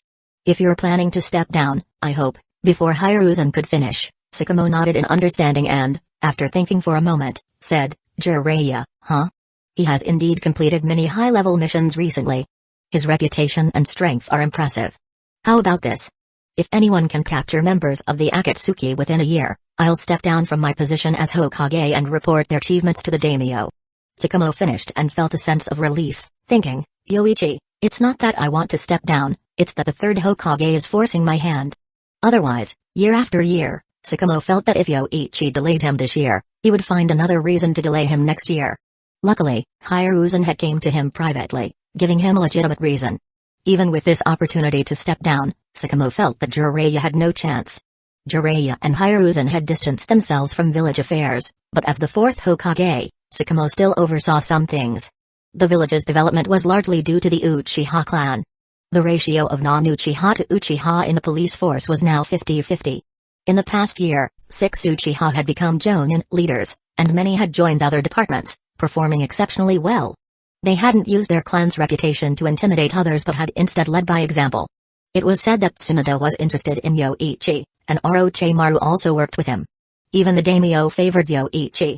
And as the 4th Hokage, Sakamo almost wanted to tell Hiruzen to let it go. The village was thriving, wasn't that enough? But saying such things would feel like betraying Yoichi. The Akatsuki, huh? Hiruzen fell silent for a moment but then said, I understand. It's decided then. With that, Hiruzen stood up to leave, and Tsukumo got up to see him off. The Akatsuki and the Rinnegan were indeed significant issues. If not for their deep concealment, this matter wouldn't have dragged on for so long. Now that he had agreed, they would have to search the entire shinobi world. But if they could capture someone, it would be a great achievement, and Hiruzen was convinced that this would ensure a smooth transition of power. At least, that's what Hiruzen thought. However, in his eagerness to hear Tsukumo agree to step down, he missed the implications of what Tsukumo had said. Now, Hiruzen was eager to gather information on the Rinnegan's whereabouts. The combined forces of the Sarutobi and Inoshikacho clans were not inferior to the Uchiha clan. Gathering information could be done through the underground exchange network. As Hiruzen walked back, he was already formulating several strategies, but he decided to consult with Shikaku Nara first. After Hiruzen left, Kakashi approached his father and asked, Father? Kakashi, what I didn't finish telling you earlier, I've been training with you for several days because I don't particularly enjoy being Hokage. Tsukumo patted Kakashi on the shoulder and then said, I'm heading to the Hokage's office. As he watched his father leave, Kakashi shook his head and said, how strange. He doesn't want to be Hokage, yet he smiles and goes to the Hokage's office.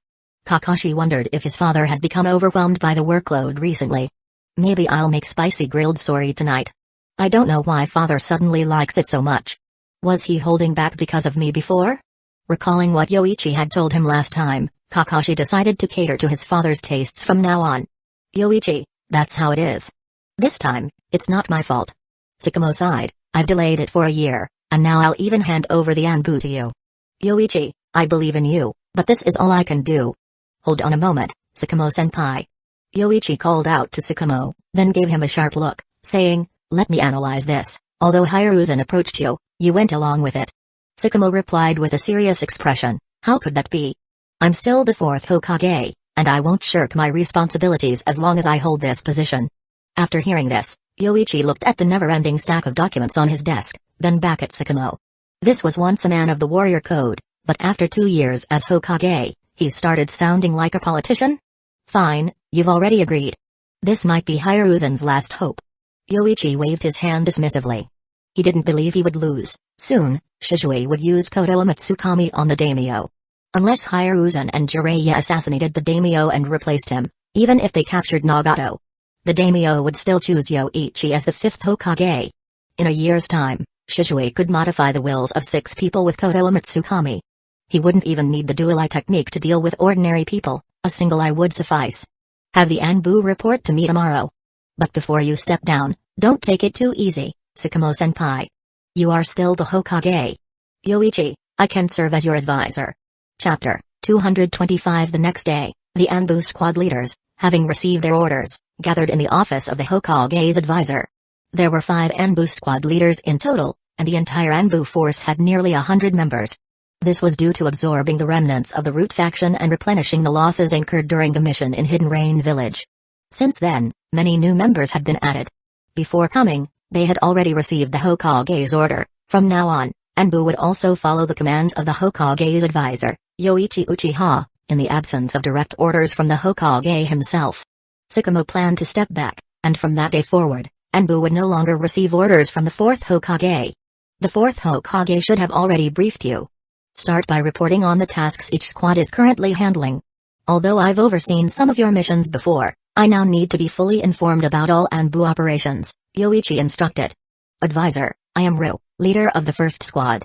We have 5 teams in total. Currently, the 1st and 2nd teams are in the Land of Rain, Ru reported. Advisor, I am Kotaro, leader of the 2nd squad. We have 4 teams in total. Only the 4th team remains in the village at the moment. Advisor. The 5 Anbu squad leaders reported the current status of their squad's missions one after another. Only half of the Anbu remained in the village, 48 people in total. Of those on missions, 1/4 were in the Land of Wind gathering intelligence, another half were in Hidden Rain Village gathering information on the Akatsuki, and the remaining 1/4 were monitoring Hidden Stones Village and Kumo's activities. With only 4 teams left in the village, the remaining 9 teams should be reassigned to 2 new tasks. 5 teams will infiltrate the Land of Water and gather information on Hidden Mist Village. However, maintain a low profile and regularly report on the situation in Hidden Mist Village. These 5 teams will be primarily composed of members from the 3rd squad. The remaining 4 teams will head to the seas around the Land of Lightning to gather information on a large turtle island. This is likely Kumo's sacred ground, known only to them, so this task will be challenging. Yoichi paused before continuing. I will send some Uchiha skilled in Genjutsu to assist. Attempt to extract information from Kumo Shinobi using Genjutsu, but ensure that Kumo does not discover your true objective. The mission to locate Turtle Island was primarily for Kushina's sake. However, since it was Kumo's sacred ground and protected by a barrier, they could only obtain intelligence from Kumo Shinobi. Searching the vast sea for Turtle Island would not be an easy task. Yoichi would have preferred to send members of the Yamanaka clan, but Inoichi might not agree, especially with the Sarutobi and Inoshikacho clans also conducting covert operations. Inoichi might use this as an excuse to drag his feet. As a compromise, Yoichi would send Uchiha clan members. Fortunately, Genjutsu interrogation was also effective, and most people would struggle to resist ocular Genjutsu. Yes, advisor. The Anbu squad leaders responded in unison. However, the first squad leader hesitated and asked, Sir, with only 4 teams left in the village, will we have enough personnel? Don't worry about that. The police force is here to handle routine matters. After issuing these instructions, Yoichi dismissed the Anbu. Get to it. Yes, sir. Compared to Nagato, Yoichi was more interested in acquiring the Kamui Sharingan. Nagato was essentially a misguided individual who, at this point, was also physically crippled and unable to fully harness the power of the Rinnegan. He posed no real threat to Yoichi. Obito, on the other hand, was a criminal who had killed several important Hidden Leaf village shinobi and manipulated the Akatsuki from behind the scenes. His usefulness had run its course, and his final role would be to enhance Yoichi's reputation. The news that Tsukumo had handed over the Anbu to Yoichi quickly reached the Sarutobi and Inoshikacho clans. Anbu included members of the Yamanaka clan, and among the Inoshikacho trio, the Yamanaka's secret techniques were perhaps the most indispensable to the Anbu. Shikaku and the others were taken aback by this development, but there was nothing they could do about it. They had initially thought that Tsukumo agreeing to capture Akatsuki members in exchange for stepping down as Hokage was a sign of fair treatment. But now, it seemed clear that the 4th Hokage still favored Yoichi. The Anbu was the village's most elite group of shinobi.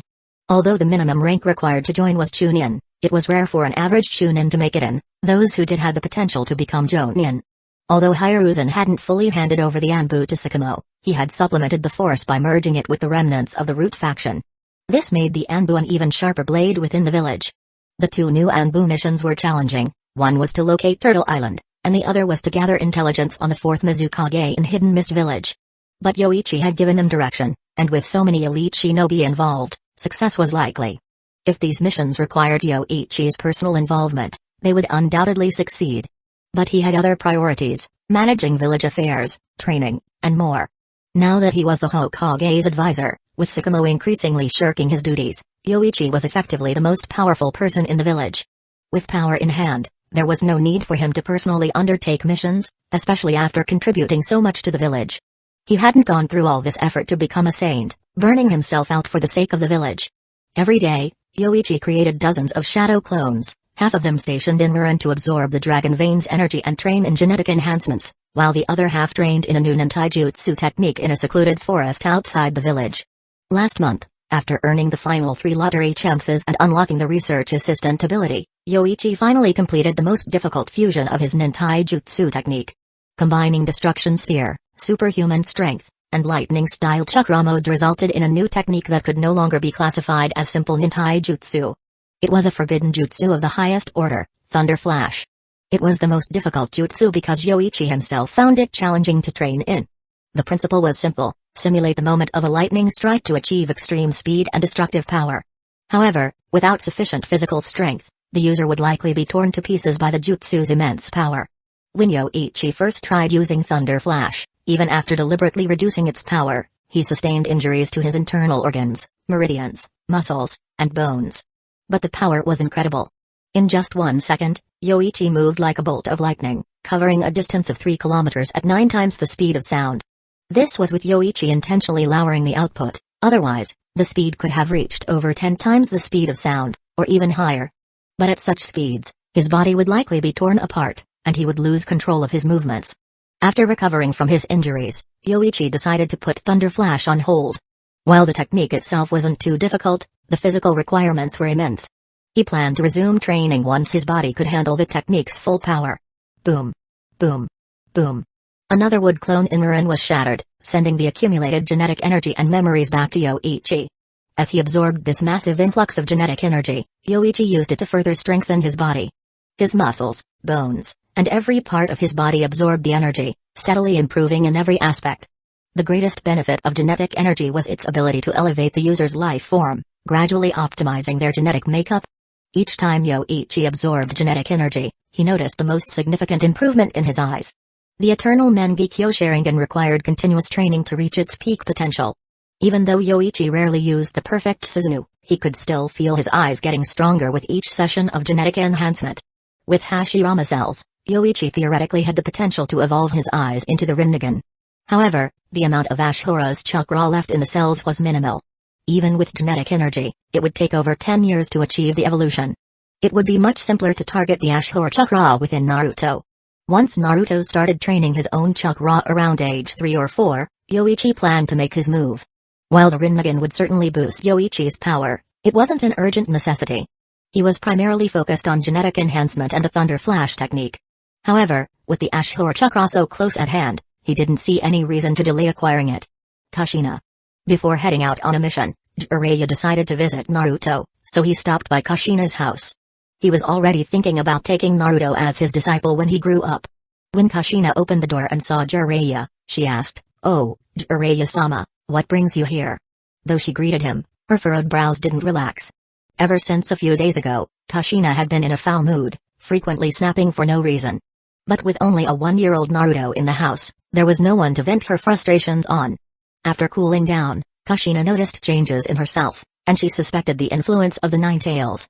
She reinforced the seal on the Nine Tails, ensuring there was no chance of its escape, but her mood didn't improve. Sometimes, dark thoughts would bubble up in her mind, making her feel that everyone around her was unnecessary. Only when holding Naruto did Kushina feel a sense of fear as she reflected on her darker thoughts, vowing never to let them surface again. But once she put Naruto down, her mind would start racing, trapping her in a vicious cycle. "I wanted to see Naruto, if that's all right." Naruto just fell asleep. "Maybe next time, Jiraiya-sama." Jiraiya was caught off guard by Kushina's curt response, but he forced a smile, scratching his head. "I see. Well, I'll come back after my mission, then.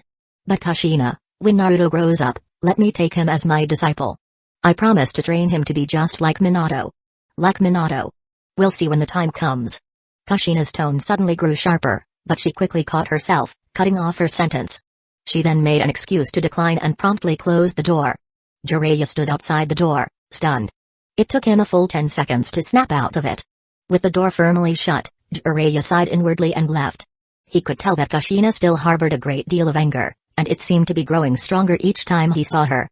As he walked away, he thought, "Once I take down the Akatsuki, I hope Kushina's hatred will finally subside." Jiraiya was determined.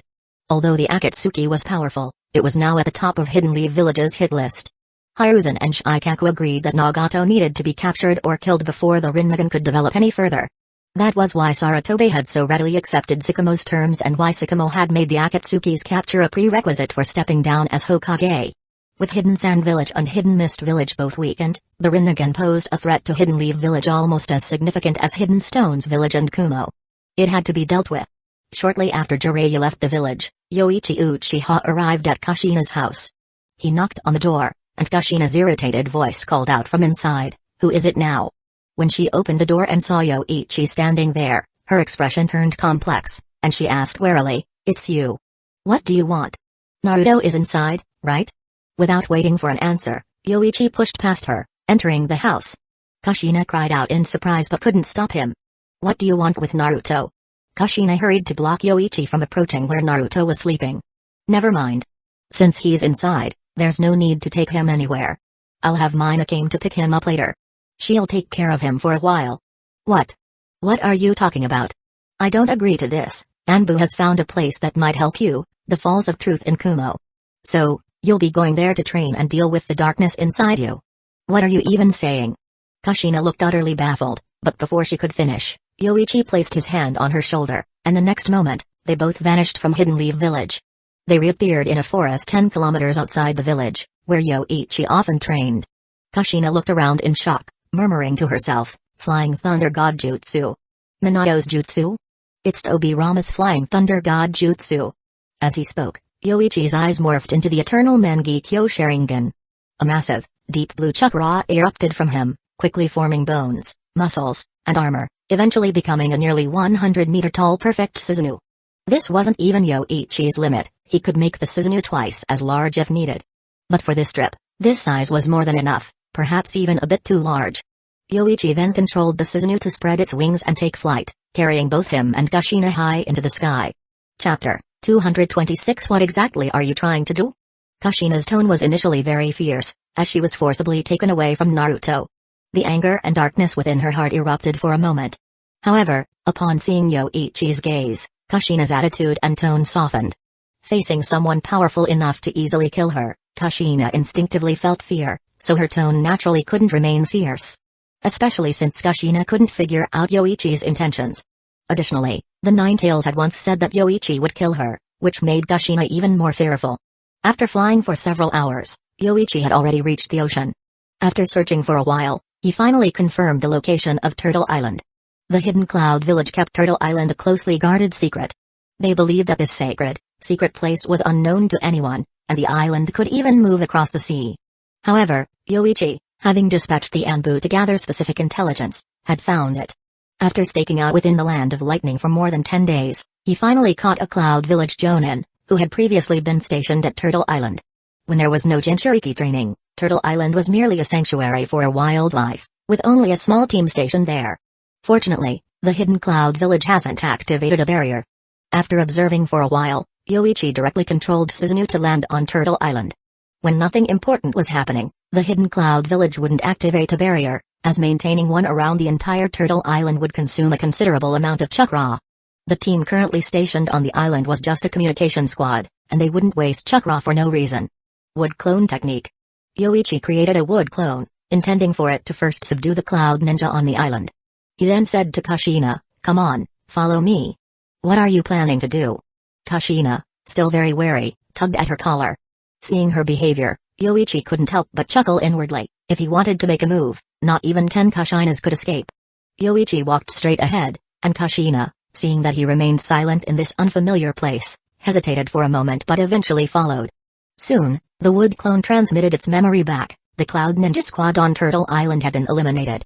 The next step was to control the giant turtle, making it swim away so that the hidden cloud village wouldn't be able to locate their Jinchuriki training grounds.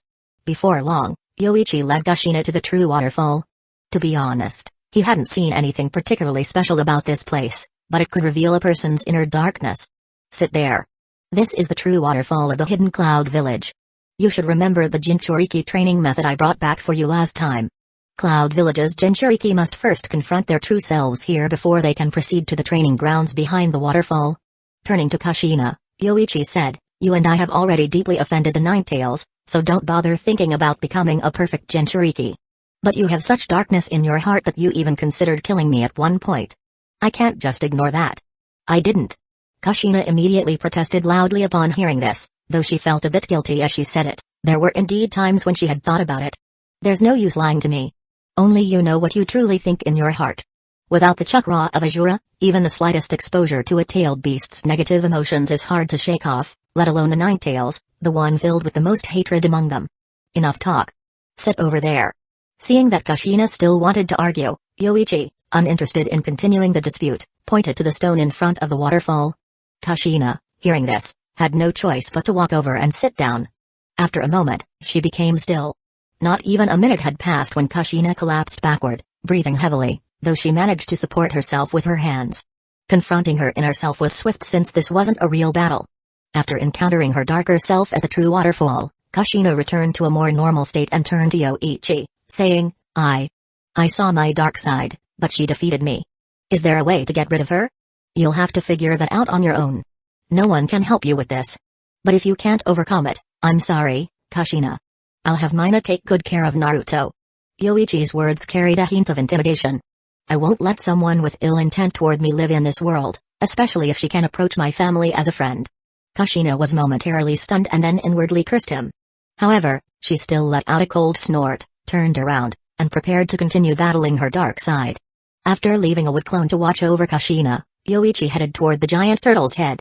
He intended to control the turtle with Ganjutsu and move it toward the waters of the Land of Fire, so he could later use the Flying Thunder God technique to shuttle back and forth, conserving more chakra than Susanoo. After finding the giant turtle's head, Yoichi used his Mengekyo Sharingan to control it, then commanded it to swim toward the waters of the Land of Fire. This was the northernmost sea of the Land of Lightning, and it would take about 10 days to reach the Land of Fire's waters. However, the Cloud Ninja wouldn't have time to react. By the time the next rotation of ninja squads arrived, the giant turtle would have already left the Land of Lightning's territory. After leaving a clone at the turtle's head, Yoichi returned to the true waterfall. When he arrived, it was just as Kushina was failing for the 10th time in her battle against her dark self. Although this wasn't a real fight, continuously challenging her dark self was mentally exhausting, so Kushina was soon out of breath. This is so hard. She uses the same ninjutsu as me, and her fighting habits are identical. I can't beat her. Yoichi-kun, is there any trick to it? Seeing Yoichi return, Kushina quickly asked for his advice. The things her dark self had said earlier were terrifying, killing friends and loved ones, things she absolutely didn't want to do. Facing her dark side made Kushina acknowledge the reality that she had indeed had such thoughts. But now, she wanted to sever ties with her dark self and eliminate it completely. I don't have any advice. Either you destroy it completely, or you accept it. There's no third option. And this is your issue. You're a mature ninja, so stop relying on others. Yoichi spoke coldly. I'm an advisor to the village now, so I don't have much time to stay here with you. You'd better resolve this quickly, or I'll have to initiate a backup plan. Kushina's heart tightened at his words, and she grumbled with dissatisfaction. If it were you, you wouldn't be able to defeat your dark self either. And who knows what kind of darkness you have. Yoichi snorted coldly at her words and walked toward her. Seeing this, Kushina froze, quickly got up, and moved aside. Once Kushina made way, Yoichi sat down, closed his eyes, and prepared to face his dark side. However, after a while, he opened his eyes again and looked at his hand. There was no reaction at all. Kushina, seeing this, quickly asked, "Did you succeed?" "No, the true waterfall has no effect on me." "Why is that?" "Maybe it's because I never hide my desires. Anyone who pays a little attention knows I want to kill Danzō. But now that he's as good as dead, I've let him go. Darkness, or whatever, is just a manifestation of unfulfilled desires. My desires have been well satisfied, so why would I have a dark side?" After speaking, Yoichi glanced at Kushina and continued, "If I were to kill the members of the Akatsuki in front of you, avenging your greatest grievances, or if Minato were resurrected, the Nine Tails no longer troubled you, and your childhood dreams were gradually fulfilled, would you still have a dark side?" Kushina lowered her head. Everything Yoichi mentioned was what she most desired in her heart. If all of that came true, she couldn't imagine how happy she would be. "You obviously have the ability." There it is again. Just because I have the ability, does that mean I must help you? Why don't you work hard to improve your strength, destroy the Akatsuki, and resurrect Minato yourself? Yoichi sneered, "I can tell you how." Chio of the Hidden Sand Village developed a forbidden technique called reanimation that allows one to sacrifice their life to resurrect someone. If you want to learn it, I can arrange for the village to obtain it for you. Once you've mastered this forbidden technique, combined with the Impure World Reincarnation technique, you can resurrect Minato.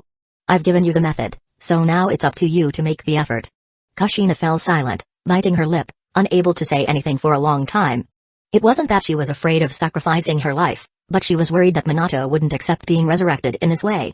Minato would never agree to her trading her life to bring him back, and Kushina was also concerned about Naruto. The village is already gathering intelligence on the Akatsuki. As soon as we have information, I'll take action to eliminate them. But you'd better resolve your issues quickly. After speaking, Yoichi tossed a sealing scroll to Kushina, which contained various supplies, including items for outdoor camping. Stay here for now, and don't worry about Naruto. With that, Yoichi turned and left. There was nothing important going on in the village. If there were, his clones could notify him in time. Now, he needed to continue his training. After Yoichi left, Kushina hung her head in silence for a while before heading back to the true waterfall. Using clones for extended periods is truly exhausting. If not for the mental secret techniques Yoichi had practiced, it would be hard to keep up. His current state was similar to Orochimaru's when managing 3 different research projects simultaneously. Training, village affairs, and more. Yoichi used many clones, and it took a long time to digest the training experience alone. The true waterfall hadn't revealed his dark side. Aside from his desires being largely fulfilled, it might also be related to the mental secret techniques Yoichi practiced. If this had been 10 years ago, during the time he was persecuted by Danzō, Yoichi's dark self might have been harder to eliminate than anyone else's. Now that his strength had gradually increased to the pinnacle of the ninja world, his next enemies were the Otsutsuki clan. Even when facing the Otsutsuki, Yoichi didn't feel much fear. One reason was knowing he had a long buffer period, and the other was that Yoichi had confidence in surpassing the Otsutsuki. His clones drained in gene energy, which enhanced his physical body while his true self practiced the thunder extinguishing mode, making his body stronger and allowing his life level to evolve continuously. This was how Yoichi enhanced his strength without the 10 tails. Meanwhile, in the Land of Water, the Anbu sent to gather information on the 4th Mizukage found themselves in difficulty. Even with the help of Uchiha ninja, they made little progress. Other than learning that the 4th Mizukage had reinstated the Bloody Mist policy after taking office, they knew almost nothing else. After all, he was the leader of one of the 5 great shinobi villages. Even though the strength of the Mist village had declined, gathering intelligence on the village's leader was no easy task. However, just from the reinstatement of the Bloody Mist policy, the Hidden Leaf village Anbu had already determined that there was something wrong with the 4th Mizukage. Leading the Mist ninja in overthrowing the 3rd Mizukage's Bloody Mist policy, only to reimpose an even stricter policy after coming to power, was the 3rd Mizukage's policy not extreme enough? Captain, Mist ninja are approaching us. There are 20 of them, including Sensory ninja. They've already locked on to our position. An Anbu member suddenly spoke. Sensory ninja could detect each other's presence using sensory techniques, unless one party stopped using the technique and concealed themselves, but their position had already been exposed. The Anbu squad leader immediately ordered, "Prepare for battle. We'll focus on retreating when the time comes." Upon hearing the command, everyone quickly prepared. They had set up numerous traps in the surrounding area, intending to counterattack the enemy, inflict casualties, and then retreat. After a while, the Mist ninja suddenly appeared, but they stopped in front of the trap area, causing the Anbu squad leader to frown. They've noticed. That person is Ao from the Mist. The Byakugan that went missing from the Hyuga clan a year ago should be in his possession. Shinji whispered to the squad leader. His Sharingan had seen that Ao's eye was the same as the Hyuga's Byakugan, indicating that the enemy could definitely see their traps. No matter how well hidden the traps were, they were useless against the Byakugan. You must be Hidden Leaf Village ninja. Could one of you come out and talk with us? We're not here to fight. Just as the squad leader was about to order a retreat, he suddenly heard the Mist ninja's call, which made him a bit puzzled. It could be a delaying tactic. They were in the Land of Water, and he wasn't sure if the enemy would call for reinforcements, especially since they were currently outnumbered. Use shadow clones to stall them. The rest of you, retreat immediately. The squad leader ordered, then created several shadow clones. After making some modifications to the clones, he sent them out to deal with the Mist ninja. What are you planning? Hidden Leaf Village ninja, you've been quite active lately, boldly entering the Land of Water to gather information on the 4th Mizukage. The leader, Mai, spoke. Though young, she possessed 2 Kekkai Genji, making her one of the more prominent ninja in the Mist village and already a Jonin. Thanks to you, we've discovered some shocking information. But how did you find out? That their Mizukage was being controlled by Genjutsu was something even the Hidden Leaf Village ninja noticed. If they hadn't accidentally discovered that Hidden Leaf Village ninja were investigating the Mizukage, they would still be in the dark. But even knowing that their Mizukage was being controlled, it was difficult to prove or take action against him. Especially since the 4th Mizukage held power, many ninja in the village followed his orders. It would be hard to convince others with just Ao's Byakugan as evidence. You think we'd share our intel with the enemy? Hidden Leaf Village is a victim too. Because of the 4th Mizukage's orders, minor conflicts have been ongoing. And this is the Land of Water. Only by cooperating with us can this be resolved. Otherwise, do you intend to let the conflict continue? After Mai finished speaking, not only did the Anbu squad leader hesitate, but even those around Mai were taken aback. They hadn't expected her to propose cooperation with Hidden Leaf Village ninja. A Mist Jonin whispered, Mai, what are you thinking, suggesting cooperation with Hidden Leaf Village ninja? Do you have any way to deal with the 4th Mizukage and whoever is controlling him? Mai's words silenced the Mist ninja. That was the 4th Mizukage they were talking about. If someone could control the Mizukage, how powerful must the person behind it be? As everyone around her fell silent, Mai continued, so, what's your decision? We'll discuss cooperation later. If you're interested, meet us here. The Anbu squad leader threw a scroll to Mai and the Mist ninja, then said, don't follow us. With that, they remained in place. Meanwhile, the real squad members had already left. A while later, the Anbu squad leader dispelled his shadow clones, scattering explosive tags around the area. Seeing that the Mist ninja hadn't pursued them, He chose not to activate the traps. Once the clones disappeared, Mai signaled to Ao, who carefully inspected the area with his Byakugan. After confirming it was safe, he used a water clone to retrieve and open the scroll. There were no traps inside, only a location. The Land of Waves. It seems they want to discuss this in a neutral small country. Mai, should we go? After thinking for a moment, Mai decided, of course, we'll go. But before that, I need to report this to Master. The Hidden Leaf Village ninja likely know who's controlling the 4th Mizukage. We must get that information from them. Let's head back first. They had just discovered that the 4th Mizukage was under Genjutsu control and had only informed those they trusted. They hadn't spread the word widely. Otherwise, if the 4th Mizukage found out, they might be the ones who end up dead. Huff, huff. In front of the true waterfall, Kushina was panting heavily. She had tried everything but hadn't been able to eliminate her dark self. On the contrary, she had almost lost control of her body to her dark self. If her dark self had gained control, she might have released the Ninetales, carrying out those dark thoughts she had mentioned earlier. Kushina stood up and began walking away. After wandering around Turtle Island for a while, she heard the crackling sound of lightning. Following the sound, Kushina found Yoichi in the midst of his training. He was sitting cross-legged on the ground, with thick bolts of lightning crackling around him, leaving scorch marks on the ground. Even from a distance, the sheer power was intimidating. Soon, the lightning subsided, and Yoichi, noticing Kushina's presence, stopped his training, stood up, and asked, "Did you succeed?" "No." Kushina replied, then quickly added, "But I'm close. My dark self is almost at its limit." "Oh, well, keep at it. So, why did you come to see me? Are you out of supplies? Or are you worried about Naruto?" Yoichi checked his goodwill gauge and saw that it had returned to its previous level. It seemed that the true waterfall had some effect, at least, separating from her dark side had normalized her a lot. "No, I have plenty of supplies, enough for a month. As for Naruto, Mina will take good care of him. She loves children. Although I miss Naruto, I'm not fit to see him while I'm filled with darkness." Kushina hugged her knees, leaning against a tree. Naruto's innocent smile made her feel that her dark self wasn't worthy of holding him. "Then why did you came to see me?" Kushina was silent for a while before slowly asking, "Yoichi-kun, I wanted to ask. What is the cost of reviving Minato? Are you still hung up on that? Didn't I already tell you how to do it?" Yoichi clicked his tongue and said, "Fine. I'll help you get the reanimation and impure world reincarnation techniques. After that, it's up to you whether you want to revive him or not. I'm not afraid to die." Kushina shouted. She didn't want Yoichi to think she was someone who feared death and therefore didn't want to revive Minato. "I know him. If Minato knew I used my life to revive him, he definitely wouldn't accept it. It's very likely, he wouldn't accept such a resurrection. If that happened, everything would be in vain. Yoichi-kun, can you tell me what the cost was for reviving Nawaki? I'm willing to do whatever it takes to make it up to you. I'll even help you absorb the Nine-Tails chakra every day if that's what it takes."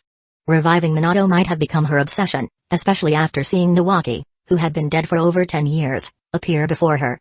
Although she knew that Yoichi had paid a great price at the time, she wanted to know the details. Her dark self had said that if she couldn't accept the truth, she would never be able to destroy her. After battling her dark self so many times, Kushina knew that her dark self wasn't lying. So Kushina wanted to know the truth. Chapter 227 What difference does it make if you know? I still won't help you. After Yoichi finished speaking, he noticed that Kushina was about to plead further, so he cut her off, saying, "It doesn't matter if I tell you. My dujutsu can bring someone back to life as long as they're not completely dead. But if this dujutsu is used on an Edo Tensei body, it can also restore life, a true resurrection. However, that consumes a great deal of energy. Nawaki was just a low-level ninja, and even reviving him made me unable to use my Sharingan for a long time. If it were Minato, my Sharingan might go blind, so I won't agree to it." This was, of course, an exaggeration. Even if the Eternal Mangekyo Sharingan's power was completely depleted, it would eventually recover. But this was one of the Uchiha clan's most guarded secrets, something only those who had awakened the Mangekyo Sharingan could learn from the clan's stone tablet. Kushina, an outsider, naturally didn't know this. Moreover, she had heard from various sources that Yoichi had paid a significant price. It seemed likely that reviving Minato would consume a Mangekyo Sharingan, which explained. Kushina couldn't stop thinking about it. She knew how important the Sharingan was to the Uchiha clan, especially Yoichi's Mangekyo Sharingan, which had turned the tide of war multiple times. Such an important eye. Kushina realized it was impossible, which explained his outright refusal. Besides, the only reason she and Yoichi had any relationship at all was through Mina, a fellow clan member. Their interactions were limited to the times when Yoichi had been in her sealing space.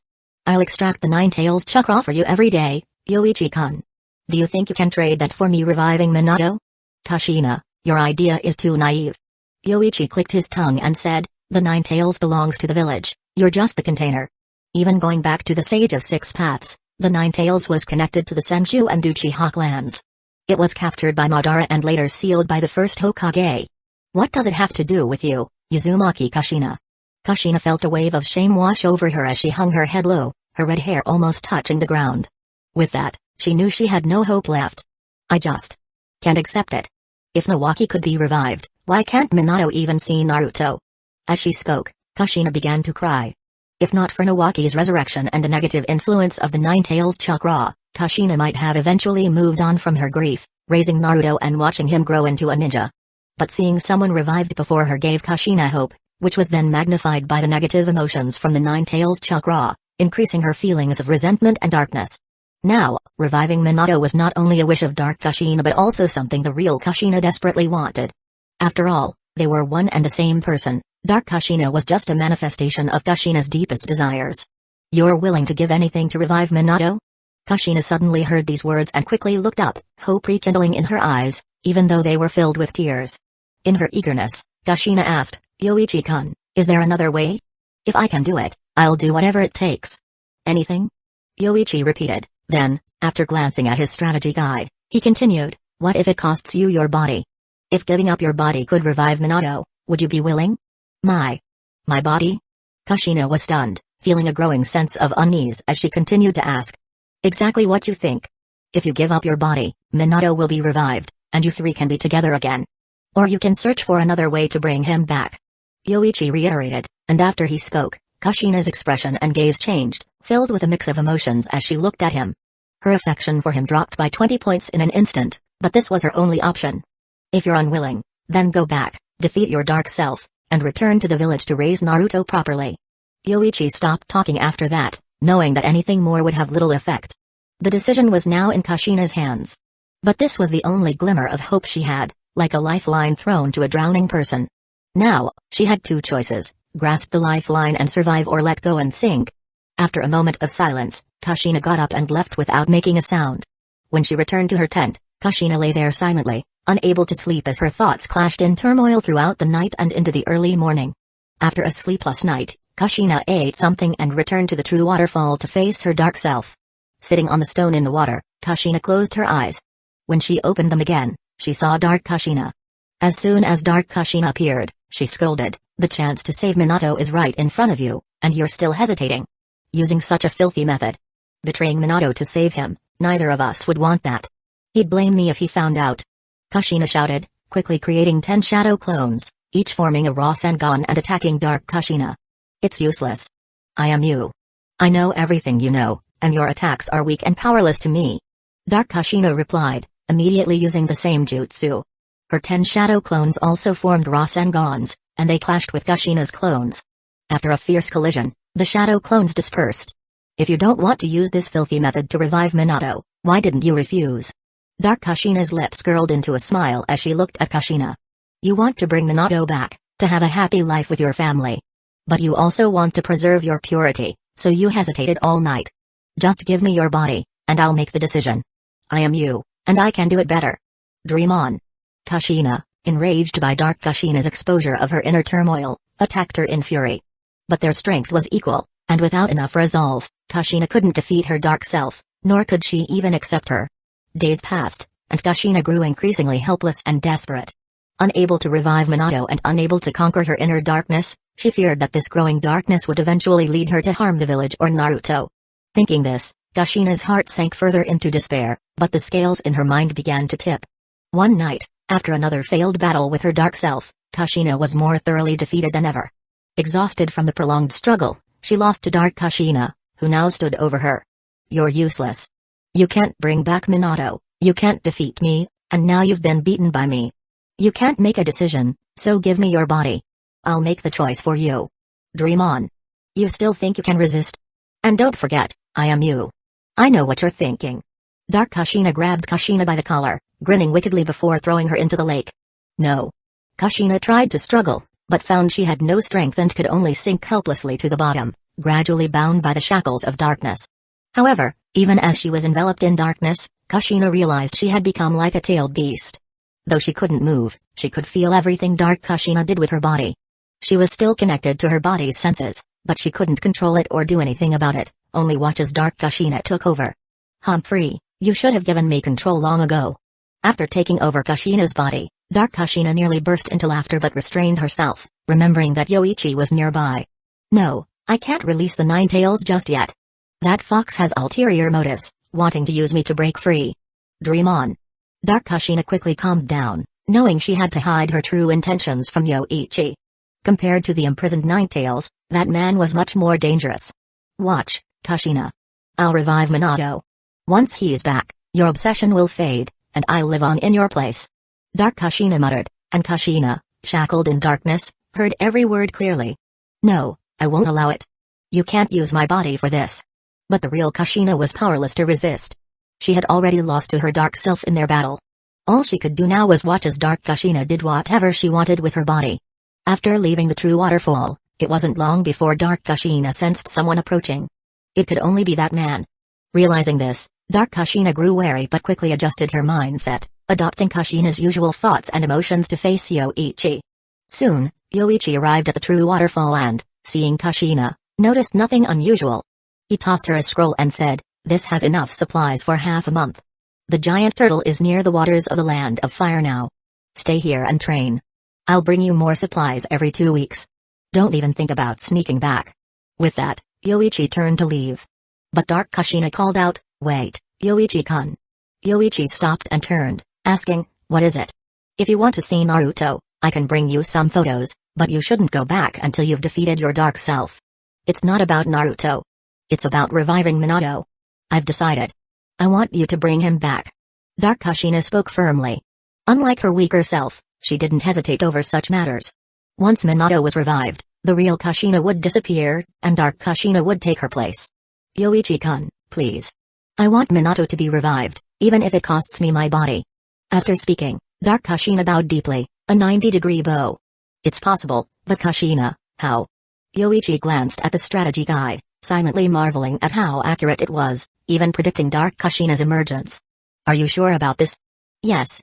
To revive Minato, I'm willing to pay any price. This was my resolve from the beginning," Dark Kushina declared, but the real Kushina, hearing this, felt even more helpless.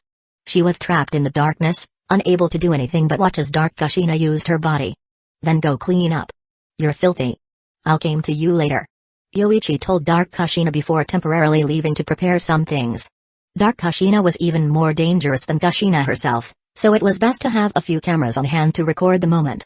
He also had some stimulating potions, a basic skill for any alchemist, which he kept on hand. "Just watch, Kushina. I'll bring Minato back to life." After Yoichi left, Dark Kushina spoke to the shackled real Kushina. The latter immediately protested angrily, "If you do this, Minato will never forgive you for using such methods. Do you want to see Minato again? Do you want Naruto to have a father?" Dark Kushina's words silenced the real Kushina. If not for the desire to see Minato again, she wouldn't be so obsessed with this. "Don't forget, I am you. Do you still not understand why you lost to me?" After that, Dark Kushina ignored her, letting her reflect in the darkness. How filthy. After being here for days, aside from washing her face and brushing her teeth, Kushina hadn't properly cleaned herself. Dark Kushina noticed this and frowned. The real Kushina heard this and felt a mix of shame and anger. After all, they were the same person, so what was there to complain about? Fortunately, the scroll contained all the necessary supplies, including a change of clothes. Though they weren't what Kushina usually wore, they fit well enough. Dark Kushina found a secluded spot by the lake and began cleaning herself. After washing, Kushina's skin became white and smooth again. Despite having given birth to Naruto, her body was still in shape, her legs long and slender, with a certain fullness to them. Only her nipples were slightly darkened, and there was a tiny bit of almost imperceptible fat on her lower abdomen, noticeable only when she sat down. When standing, her stomach looked perfectly flat. After cleaning up, Dark Kushina put on clean clothes and returned to the true waterfall to wait. "Kushina, are you ready?" When Yoichi appeared before her, Dark Kushina couldn't help but feel a mix of shyness and fear. But she reminded herself that she was not the weak Kushina and said, "Yes, I won't back out." "Alright then, let's go inside the tent." With that, Yoichi wrapped his arm around Kushina's waist. Even this small action made Dark Kushina tense up. But she held herself together and followed Yoichi into the tent. The tent was spacious inside, with the mattress Kushina had been sleeping on, large enough for two. Yoichi lifted Kushina and carried her to the mattress. "Yoichi-kun, please be gentle." The next morning, long after the sun had risen, Turtle Island finally quieted down. Yoichi, drenched in sweat, slowly walked out of the tent, holding his aching waist. Kushina was still sleeping inside, covered with a thin blanket, her brow slightly furrowed as she occasionally muttered, "Minato. This time, I've really pushed myself to the limit. I never thought I'd need a few days to recover." Though he said a few days, Yoichi felt it might take 4 or 5 to fully recover. His waist already hurt, and as for Kushina, she probably wouldn't wake up until the evening. He would need to feed her some water and food in the meantime, though fortunately, she had taken a stamina recovery pill earlier. Chapter 228. Yoichi put away the cameras, lamenting that despite the advancements in computing technology within the ninja world, there still weren't any video editing software. It might take a while before such tools are developed. But I guess these don't need editing, they're already highlights. Over the course of several hours, 3 cameras had each used up 4 batteries, ensuring there was plenty of material for future use. It seems that Dark Kushina has disappeared, and the normal Kushina has returned. Could it be that doing something like this can suppress the darkness? No, it's probably related to the Eternal Mangekyo Sharingan. Yoichi glanced at the strategy guide, confirming that things were as he had suspected. Although there had been some prompts earlier, the instructions hadn't changed. There's some intel from the Land of Water? Suddenly, Yoichi received a memory from one of his Wig clones stationed in the Hokage's office. The mission he had issued to gather information on the Akatsuki had yielded some leads. The Anbu had reported back to the Hokage's office and were now awaiting his response. Obito Uchiha. It seems fate has a way of aligning things. Let's see if you can make one last contribution to the Uchiha clan. Shaking his head, Yoichi returned to the tent to administer a stamina recovery pill to the unconscious Kushina, leaving behind a note before teleporting away with the Flying Thunder God technique. Kushina would likely want some time to herself after waking up, so it was best to give her space for the next few days. With his Eternal Mangekyo Sharingan active, Yoichi summoned his Susanoo. The Anbu had arranged to meet with the Mist Ninja in the Land of Waves, which was close to this sea. He could fly there directly. In the Land of Waves, in a remote area of Zone C, the small nation was interlaced with rivers, connected by various floating bridges, earning it the nickname the country born between rivers. The regions separated by rivers were named after letters.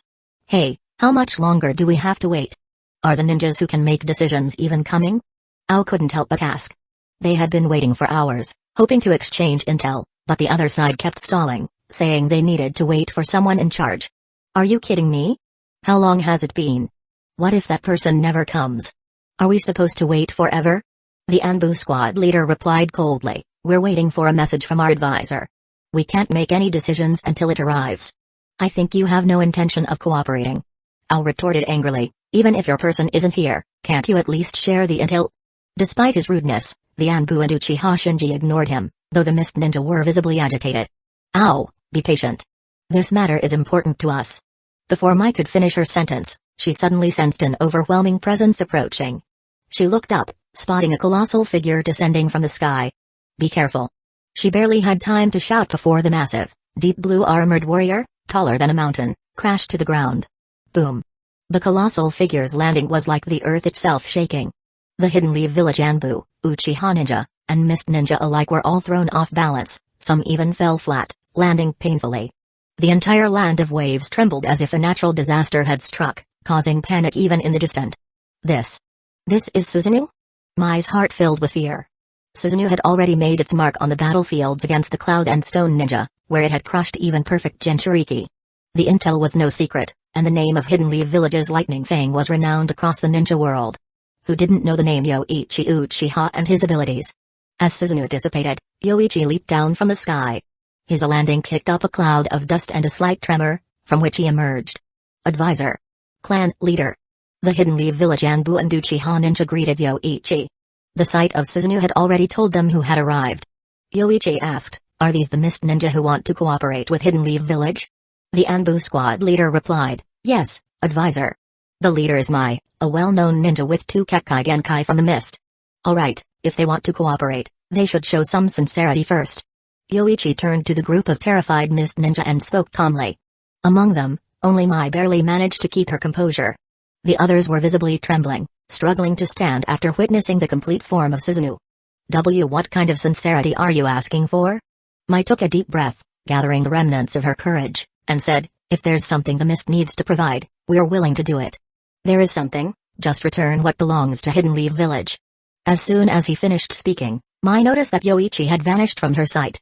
The next moment, she heard his voice behind her. This Byakugan belongs to Hidden Leaf Village. It's time to return it. Ow! Mai instinctively brought her hands together to form a seal, but before she could turn, several incredibly tough trees sprouted from the ground, binding her wrists, ankles, and neck. A sharp wooden spike grew out, pressing against her temple. A slight movement could easily result in the spike piercing her skull. The other mist ninja weren't spared either. More than 30 of them were restrained by wooden branches, each with a sharp spike poised at their temples. Some had no time to react, while others, like Mage Mummy, had been about to use ninjutsu. But before they could execute any jutsu, their lives were no longer their own. Standing beside Ao, Yoichi patted his shoulder and smiled, so, what do you think? Will you return the Byakugan? The silence was palpable. Some of the weaker mist ninja were pale, their legs trembling. In an instant, they had all been subdued, their lives hanging by a thread. Was this the power of Hidden Leaf Village's nearly invincible Lightning Fang? We'll return the Byakugan to Hidden Leaf Village, Lord Lightning Fang. Mai quickly spoke up. She could barely withstand the pressure, so how could her less powerful comrades fare any better? If she didn't agree, who knew how many of them would survive the day? That's more like it. Hidden Leaf Village appreciates your sincerity. Now, let's talk about the fourth Mizukage. Yoichi smiled, and with that smile, the oppressive, almost suffocating atmosphere dissipated. The wood that had ensnared the mist ninja withdrew back into the ground. A wooden table and chairs appeared beside Mai. Shinji, recover the Byakugan and store it properly. Yoichi instructed, then walked over to the table and sat down, turning to Mai.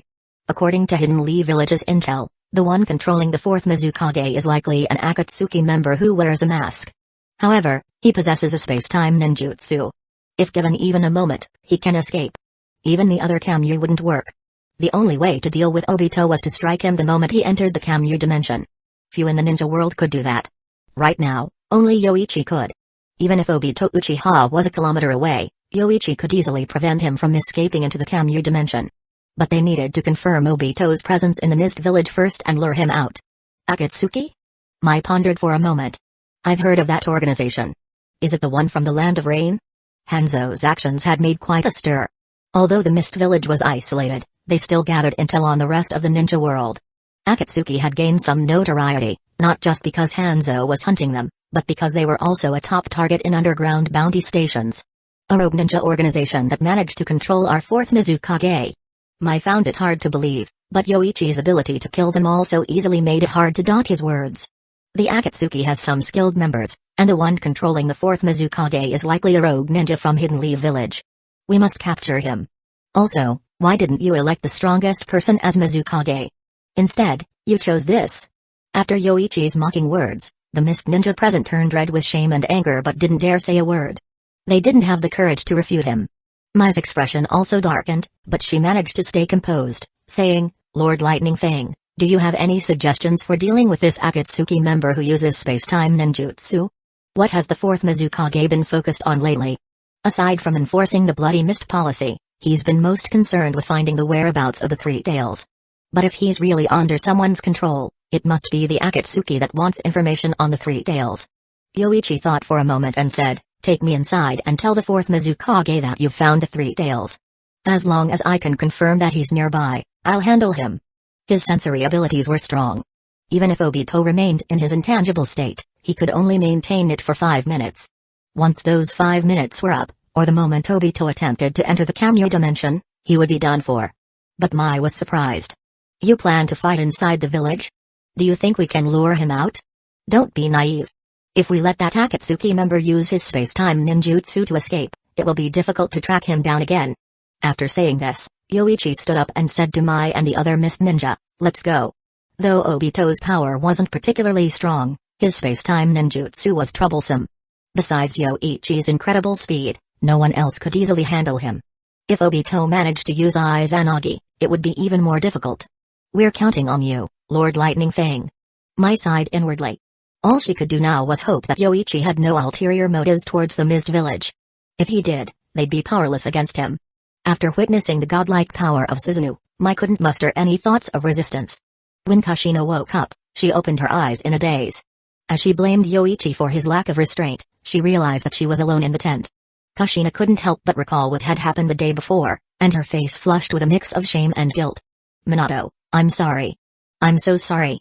She quietly closed her eyes again, listening to the silence within the tent. Kushina no longer knew what she was feeling. Last night, she had been trapped in the darkness, only able to passively endure. But after who knows how long, she suddenly found herself able to control her body again, with her dark self retreating. After regaining control, Kushina had briefly considered resisting and changing her situation. But none of that mattered now. Yoichi wasn't here, and she had seen the note he left behind, saying he wouldn't be back for a while, giving her time to calm down. She deeply regretted making such a deal with Yoichi. Even though it was to revive Minato, what was the difference between that and betraying him? Kushina felt she had lost sight of her priorities. Was she angry? Of course, but at whom? Kushina found that she didn't even have a clear target for her anger. Dark Kushina had a point, she hadn't immediately refused Yoichi. Deep down, she had already agreed to this. Humans are strange creatures. When two poor people are in the same situation, there's no negative comparison. But humans, by nature, fear comparison. When Minato died, Kushina was heartbroken, but she could accept it. After all, being a ninja was a dangerous profession. Even someone as powerful as the second Hokage, Tobirama, had been ambushed and killed by the Gold and Silver brothers. Minato had faced the legendary Rinnegan. But when Kushina saw Yoichi wielding the power to bring people back to life and successfully resurrecting Nawaki, she couldn't help but feel jealous. If Nawaki could be revived, why not Minato? Even though she knew the price of reversing life and death was high, Kushina still felt it was unfair. She saw Tsunade, who had once been despondent, find happiness again, so why was she the only one trapped in pain? These negative emotions, amplified by the Nine-Tails' influence, had led to the current situation. Now that it had happened, Kushina couldn't accept it, feeling nothing but guilt towards Minato. I'm sorry, Minato. I didn't mean for this to happen. Stop your whining, you weakling. Kushina was suddenly interrupted by a familiar voice. She turned to see her dark self standing there, not yet gone. You're still here? You think I'm just going to disappear? Humphrey, why should I? Dark Kushina sneered, I'm the one who revived Minato, who made the tough decisions. Why should I disappear when you're the weak one? I even gave you back control of your body. Dark Kushina gritted her teeth at the thought. How had she let herself be intimidated by that man's Sharingan? What was that about? Had she been discovered? And their situation was even stranger now. Without the true waterfall's help, they could see each other face to face. How odd. Had she not fully taken over the body? I have to defeat you. How could you use my body to do such a thing? Kushina, ashamed and angry, tried to stand up and confront her dark self but found her body too weak. After a brief attempt, she collapsed again. Do your worst, weakling. If you can do it, go ahead and try. With that, Dark Kushina laughed coldly and vanished before Kushina's eyes. A moment later, Kushina suddenly opened her eyes and looked around, finding no trace of Dark Kushina. The blanket was still over her, as if it had all been a dream. But what had happened was real. Kushina quietly stared at the tent ceiling. Once she had regained a bit of strength, she dragged her sore body to the waterfall to wash up. She would stay here for a while, but what to do next? Kushina hadn't thought that far ahead. My, Funamushi, what brings you here? As soon as they entered the Mizukage's building, Mai and Yoichi, who had used a transformation jutsu, were stopped. The building was heavily guarded, with checkpoints from the entrance. We have intel on the Three Tails to report to the fourth Mizukage. The Three Tails? Wait here. One of the Mistanbu replied before quickly heading upstairs to inform the Mizukage. Seeing this, Mai was now completely certain that the Mizukage was being controlled. Otherwise, why would it be so difficult for a Jonin like her to meet with him? The Mizukage was likely trying to avoid anyone who posed a threat. She was also relieved that she hadn't taken on Ao's appearance. Facing the Byakugan, the Mizukage might have hidden himself. After a while, the Mistanbu returned and said to Mai and Yoichi, you may go up. The fourth Mizukage is waiting for you in the office. Understood. Mai replied, and she and Yoichi began to ascend the stairs. Chapter 229. After arriving at the Mizukage's office, Mai and Yoichi walked in directly. Inside, They saw a short man standing in the room.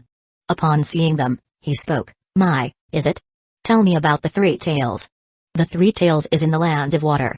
Mai began, but before she could finish, she felt a sudden gust of wind pass by her. She didn't even have time to process what was happening before hearing a loud crash.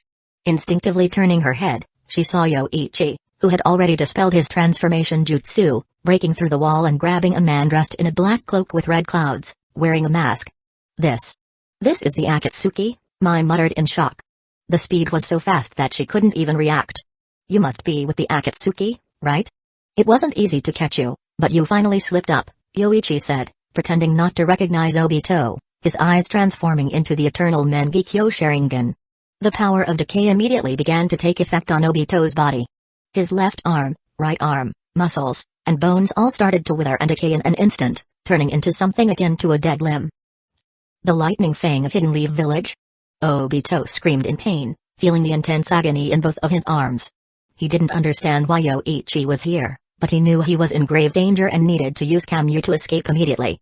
The speed was impossible to react to. If Yoichi could grab his neck, he could easily pierce his heart. Yoichi's speed and presence made Obito recall the terror he felt on his first battlefield, the kind that made him want to cry. He had to leave. He had to escape to the Kamyu dimension as soon as possible. Kamyu. At the very moment Obito tried to use Kamyu, Yoichi activated his Dujutsu. The Sharingan could see chakra, and although it couldn't precisely identify the pathways or nodes, it could see the flow and concentration of chakra. Yoichi caused the chakra in the most concentrated part of Obito's body to decay, disrupting the flow of his chakra. Ah! A part of Obito's body suddenly decayed, as if it had been replaced with a piece of a corpse. The transformation made Obito scream in pain. Then, Yoichi struck off Obito's mask. Upon seeing Obito's face, he feigned surprise and disbelief, saying, "Obito? It's you? You're a member of the Akatsuki?" Obito, now maskless, was filled with despair. His arms were dead, his body was in pain, and he couldn't gather any chakra. His dream of creating the perfect world through the infinite Tsukimi was shattered. "Nothing to say? Then you'll be coming back to Hidden Leaf Village with me to face trial." Kenjutsu, Kenfu. With a glance from the Sharingan, Yoichi placed Obito under a Ganjutsu, paralyzing him. At the same time, the Ganjutsu controlling the fourth Mizukage was lifted. As Yagura regained consciousness, he saw the state of the office and immediately shouted, "Mai? What are you doing here? Who are these two?" "Lord Mizukage, you've been under control for some time. This man is the assistant of Hidden Leaf Village, the Lightning Fang," Yoichi, Mai quickly explained, briefly summarizing recent events, especially how Yagura had been controlled by someone from the Akatsuki and was now being rescued by her and the Hidden Leaf Village ninja. The more Yagura listened, the darker his expression became. As the leader of a village, he had been manipulated into doing foolish things, and now he was being saved by a ninja from Hidden Leaf Village. Furious and humiliated, Yagura shouted, "This is a Hidden Leaf Village conspiracy. Mai, summon the Ambu and gather the Mist Ninja immediately." Crack. A flash of lightning struck, and Yagura felt a surge of danger. He quickly gathered chakra, raising his arms to defend himself. But he was too close to Yoichi and had no time to use any jutsu. All Yagura could do was watch as a powerful kick came crashing down on his arms, driving him deep into the floor. With a loud bang, the floor shattered, and Yagura fell through, smashing into the level below. "Your best chance was to resist Obito's Ganjutsu. Who gave you the courage to try and capture me?" "The most useless Mizukage," Yoichi said, lifting Obito with one hand and turning his gaze to the Mist Ninja who had rushed into the room.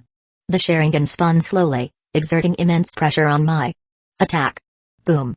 As soon as the Mist Anbu leader gave the order, Yoichi activated Susanoo, in its perfect form.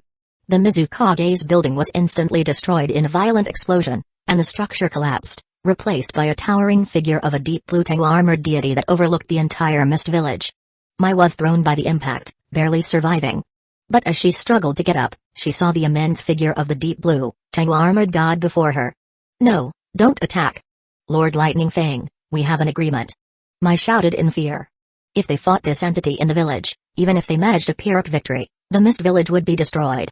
Facing something larger than a tailed beast and stronger than one, the Mist Village had no hope of winning. But Yoichi had no intention of destroying the Mist Village. He wanted to bring them to heel, for ninja were much more valuable than civilians. Susanoo flapped its wings, sending a powerful gust of wind that blew away the surrounding buildings before taking to the sky. Seeing Susanoo fly away, Mai finally breathed a sigh of relief, grateful that the battle didn't take place in the village. Mai. From a distance, Ao arrived, now with only one eye. Despite this, his strength remained, making him still one of the Mist's elite Jonin. What happened? Why is the Mizukage's building destroyed? Find Elder Gen. Only he can take control of the situation now. Mai didn't bother to explain further. They needed someone of authority to explain things, or else, if Yoichi left, she might be accused of conspiring against the Mizukage. Yagura's angry outburst still echoed in her mind, and she wasn't sure if he survived. If he did, he might try to shift the blame onto her to cover up the fact that he had been controlled. I understand. Ao responded before setting off to find Gen. Luckily, the elder had been staying away from the Mizukage's building lately due to his age, or he might not have survived the earlier incident. Meanwhile, Yoichi returned to the Land of Waves. As Susanoo landed, the shockwave knocked the Hidden Leaf Village Anbu and Uchiha clan members off their feet again. After dispelling Susanoo, Yoichi approached the group. Assistant. Clan leader. The Anbu and Shinji, along with the Uchiha clan members, gathered around. Seeing the man Yoichi was holding, Shinji couldn't help but ask, Clan leader, is this the Akatsuki member? Take a look. This is the one who killed Minato. Yoichi tossed the man over to Shinji, who caught him. Upon seeing Obito's face, Shinji was shocked. Oh, Obito? Clan leader, how can this be Obito? Wasn't he supposed to be dead? It seems he was rescued. His injuries match what Kakashi reported. We'll have the interrogation team search his mind for information when we get back to the village. After speaking, Yoichi turned to the Anbu and Uchiha ninja present. Mission complete. Return to the village with me, and await further orders. You'll be notified of your next assignment. With that, many chakra arms extended from Yoichi's body, using the chakra he had gathered from the tailed beasts. After grabbing all the ninja present, Yoichi used the Flying Thunder God technique to transport them just outside the gates of Hidden Leaf Village. As they arrived at the village gate, Yoichi said, Anbu, return to your posts. Shinji, take Obito to the interrogation team and oversee the sealing process. Shinji asked, Clan leader, are you worried someone might try to rescue him? The Akatsuki still have members out there, so we should be cautious. Though Yoichi said this, he had already marked Obito with the Flying Thunder God seal. If Black Zetsu or White Zetsu tried to rescue him, he'd take them all down in one fell swoop. Returning to Hidden Leaf Village, Yoichi headed straight for the Hokage's office. Luckily, Tsukumo was there in person and not just a shadow clone, so Yoichi entered the office. Tsukumo-senpai, I captured an Akatsuki member and sent him to the interrogation team. So quickly? Well done, Yoichi-kun. About the matter of the 5th Hokage. Now's not the time for that, Tsukumo-senpai. You should go check on the situation. Yoichi glanced at Tsukumo, thinking that when he became the 5th Hokage, he'd definitely appoint Tsukumo as advisor. After speaking, Tsukumo moved with Yoichi to the interrogation team. On the way, he sent someone to inform the 3rd Hokage. The matters he had discussed with the 3rd Hokage could now be concluded. Even if he publicly supported Yoichi for the role of Hokage, the 3rd would have no objections. However, upon seeing the captured Akatsuki member, Tsukumo was taken aback. Yoichi-kun, if I'm not mistaken, isn't his your clan Obito? I remember him visiting the Hotake residence with Rin to see Kakashi. I couldn't possibly mistake this face. It's him. His body was crushed under a massive boulder, but it seems someone rescued him. But his Sharingan is a Mengekyo Sharingan, with a space-time ninjutsu as its ability, which is quite troublesome, so I took it out. Let's see what information we can extract from his mind. As Yoichi and Tsukumo conversed, Hiruzen, Shikaku, and other high-ranking officials arrived. With no ongoing wars, Akatsuki and the Rinnegan were Hidden Leaf Village's top priorities. When they saw that the captured Akatsuki member was Obito, both Hiruzen and Shikaku were stunned. But they knew that there could be no deception here, as memories were the hardest thing to fake. Furthermore, no Ganjutsu could fool the Yamanaka clan's mind-reading techniques. Hiruzen clenched his fists in frustration. He had just decided to make one last attempt, putting all the Saratobi clan's resources into supporting Jiraiya as the 5th Hokage. But now, Yoichi had captured an Akatsuki member. Trying to smear the Uchiha clan by associating them with Obito? Hiruzen briefly considered this but dismissed the idea. Yoichi's willingness to have the interrogation team probe Obito's mind meant the Uchiha clan had nothing to hide. Trying to pin this on them would only backfire. Soon, Inoichi extracted all the information from Obito's mind. Without the ability to resist, no seals in his mind, and while still alive, extracting information from him was a simple task. But after receiving the information, Inoichi looked serious as he said, Fourth, assistant, it seems Obito was saved by someone significant. Tsukumo took the report and read it, his expression turning grim. After reading, he handed it to Yoichi. Yoichi was already aware of Obito's full story and how he was saved by Madara. He only skimmed the report, focusing on the information regarding Nagato. Land of Earth. Anbu, send a team to this location in the Land of Earth to gather intelligence. They've likely moved on, but we might still find some clues. Tsukumo-senpai, send a letter to Anoki, warning him not to shelter Akatsuki. Yoichi ordered the Anbu, then turned to Tsukumo. Tsukumo nodded. Understood. But Anoki is likely aware of Akatsuki. He might not hand them over. What should we do then, Yoichi-kun? Obito had left Nagato shortly before Anoki extended an olive branch to Nagato. But with his focus on stirring up trouble in the Mist Village, Obito didn't know how far the relationship between the Akatsuki and Hidden Stones village had progressed. If we have Akatsuki's information, I'll go there myself and capture them. Hidden Stones village won't be able to stop me. Yoichi replied confidently. The only real threat in Hidden Stones village was Anoki's particle style. But in the eyes of top-tier shinobi, it was relatively slow. To Yoichi, it was even less of a concern. As long as he was careful, there was no real threat. Chapter 230. Something big has happened, Obito has been captured. White Zetsu had been following Obito with a clone, but when they were in the Mist Village, that clone was nearly crushed by the perfect Susanoo. Fortunately, the message was transmitted back in time. White Zetsu's method of transmitting information was similar to a network. There were many routes transformed by White Zetsu clones beneath the ninja world. By sending chakra through these routes, the main body and other White Zetsus could receive the information. Black Zetsu asked, who did it? Obito's Dujutsu should be one of the hardest to catch in the ninja world. Recently, Black Zetsu had been keeping an eye on Nagato, as the Rinnegan was more important than Obito. Especially now, Nagato was being watched by the great nations, walking a tightrope every day. It was the Lightning Fang of Hidden Leaf Village. That man's speed is so fast that Obito couldn't even react. White Zetsu explained, while Black Zetsu was attached to White Zetsu's body, it still had to speak to convey information. I think even Nagato wouldn't be able to use the Rinnegan's techniques in time against him. Is he that fast? Black Zetsu was shocked and found it hard to believe. It remembered that Obito's space-time ninjutsu was already too fast for most people to react to. If someone was even faster than that, it meant they were the fastest in the ninja world. What should we do now? Go inform Nagato and Fugaku about this. The Lightning Fang of Hidden Leaf Village's strength might be on par with Madara's now.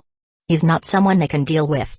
I have to make some preparations. Even Madara didn't foresee that after him and Hashirama, such a monster would appear in the ninja world.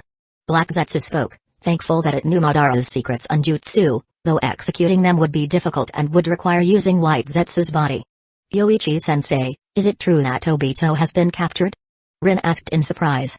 Yes, I caught him myself. He is currently being held in the village prison. Do you want to see him? Yoichi nodded and continued, we've uncovered a lot of information. Obito was the one who killed Minato, and he's deeply connected to the Akatsuki, the group that targeted you. However, the ones who harmed you were likely others. Obito. He became too extreme. Why didn't he return to Hidden Leaf Village back then? Rin sighed. She was somewhat grateful to Obito for his concern when she was being hunted by the Mist Ninja, but if he had returned to Hidden Leaf Village after her supposed death, he would have learned she was alive after a few years, and none of the subsequent tragedies would have occurred. Yoichi-sensei, I'm not sure if I should go see Obito. I should ask Kakashi. He probably has a lot to say to him. Yoichi said, go ahead. But Obito won't be able to see you.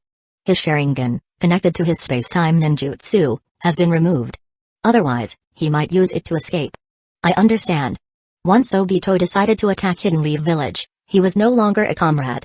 This is for the village's safety. But before I go, Yoichi-sensei. Rin licked her lips nervously and walked around the desk to stand in front of Yoichi, whispering, have you thought about that thing? Rin, not today. Kurenai and Romi will be back soon, and I have some things I need to take care of outside. Yoichi gently kissed Rin's soft cheeks, finding a way to persuade her to leave. Once she left, Yoichi let out a small sigh of relief. He had just recovered a bit of energy, and he still had to take care of Mikoto and Mina tonight. He couldn't afford to let Rin drain him dry. Shortly after Rin left, Romi and Kurenai returned. Yoichi had just finished dealing with some village matters and could delegate some tasks to them. Although it was still Hidden Leaf Village, the proportion of ninja to ordinary citizens was decreasing, nearing a ratio of 10 to 1. The Ninja Academy had submitted a request for expansion because more and more children were applying to enroll.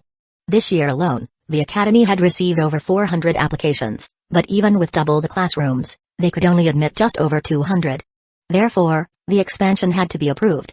Yoichi had already given the go-ahead for this, but he insisted that graduation would take no less than 6 years, with an additional 2-year apprenticeship before students could be deployed on the front lines. This was part of a minor reform that many supported. No one wanted to see young children die on the battlefield. Moreover, Hidden Leaf Village's combat strength was no longer stretched thin. Although the village hadn't been actively expanding its military power, the advanced items and secret medicines released by the Uchiha clan each year, such as improved ninja gear and refined soldier pills, had significantly bolstered the village's overall strength. If war were to break out, Yoichi would have the Uchiha clan provide the village and other clans with large quantities of secret medicines, potentially boosting Hidden Leaf Village's combat strength by 30%. Romi, Kurenai, handle these files. If everything checks out as reported, approve them accordingly.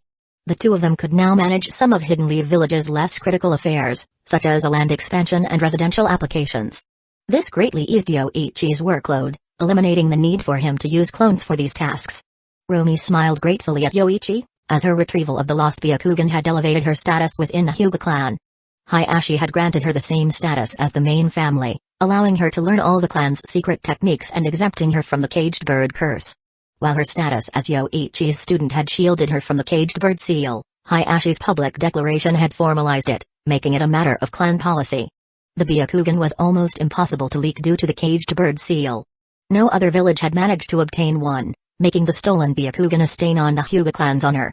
Romi's success in retrieving it had helped the clan save face. Yoichi-sensei, thank you so much. The main family will no longer meddle in my affairs. The clan had even invited you to visit us sometime. My sister makes excellent tea, Romi said sweetly, her gratitude evident. Without Yoichi's help, she could never have achieved such high standing within the clan, even though her sister was married to Hayashi. Yoichi smiled, I'll visit when I have the time. I have something to discuss with Hayashi anyway. But don't worry too much about the Byakugan, Romi. It was just a small matter. Gratitude is still necessary, sensei, Romi said, but she stopped talking when Kurenai returned with tea. Smiling, she picked up a stack of files and returned to her desk to begin her work. Yoichi glanced at the two of them and said, I'll leave the rest to you. Understood, Yoichi-sensei. Don't worry, Yoichi-sensei. The two students smiled sweetly, allowing Yoichi to leave with peace of mind. However, he left a clone behind to keep an eye on things. After his main body departed, Kurenai and Romi got to work. As Hidden Leaf Village's population grew, so did the number of tasks that needed handling. Although this was the assistant's office, almost all village matters passed through here first. After the assistant's office reviewed the more critical issues, they were forwarded to Sakamo, who would give them a glance before assigning them to be handled. However, out of 10 files, Sakamo would only thoroughly review one and then delegate the rest. After leaving the office, Yoichi headed to Hidden Leaf Village Hospital as usual. Tsunade had refused to stay in the Uchiha compound, so Yoichi could only visit her during the day or sneak into her room at night with the Flying Thunder God technique to cuddle her to sleep. Tsunade. Why are you wearing something loose today?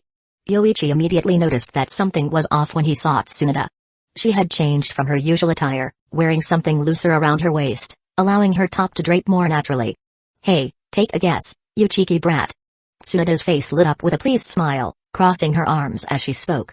Could it be? As a father of two, Yoichi immediately used his spiritual energy to sense Tsunade's abdomen and detected a faint life force. He moved closer to Tsunade, gently placing a hand on her stomach, saying, Why didn't you tell me earlier? You should take a break from your research for now. There's no rush. I'll talk to Orochimaru about it. His projects should have been shut down ages ago. They've wasted so many resources. You're going to make Orochimaru come after you.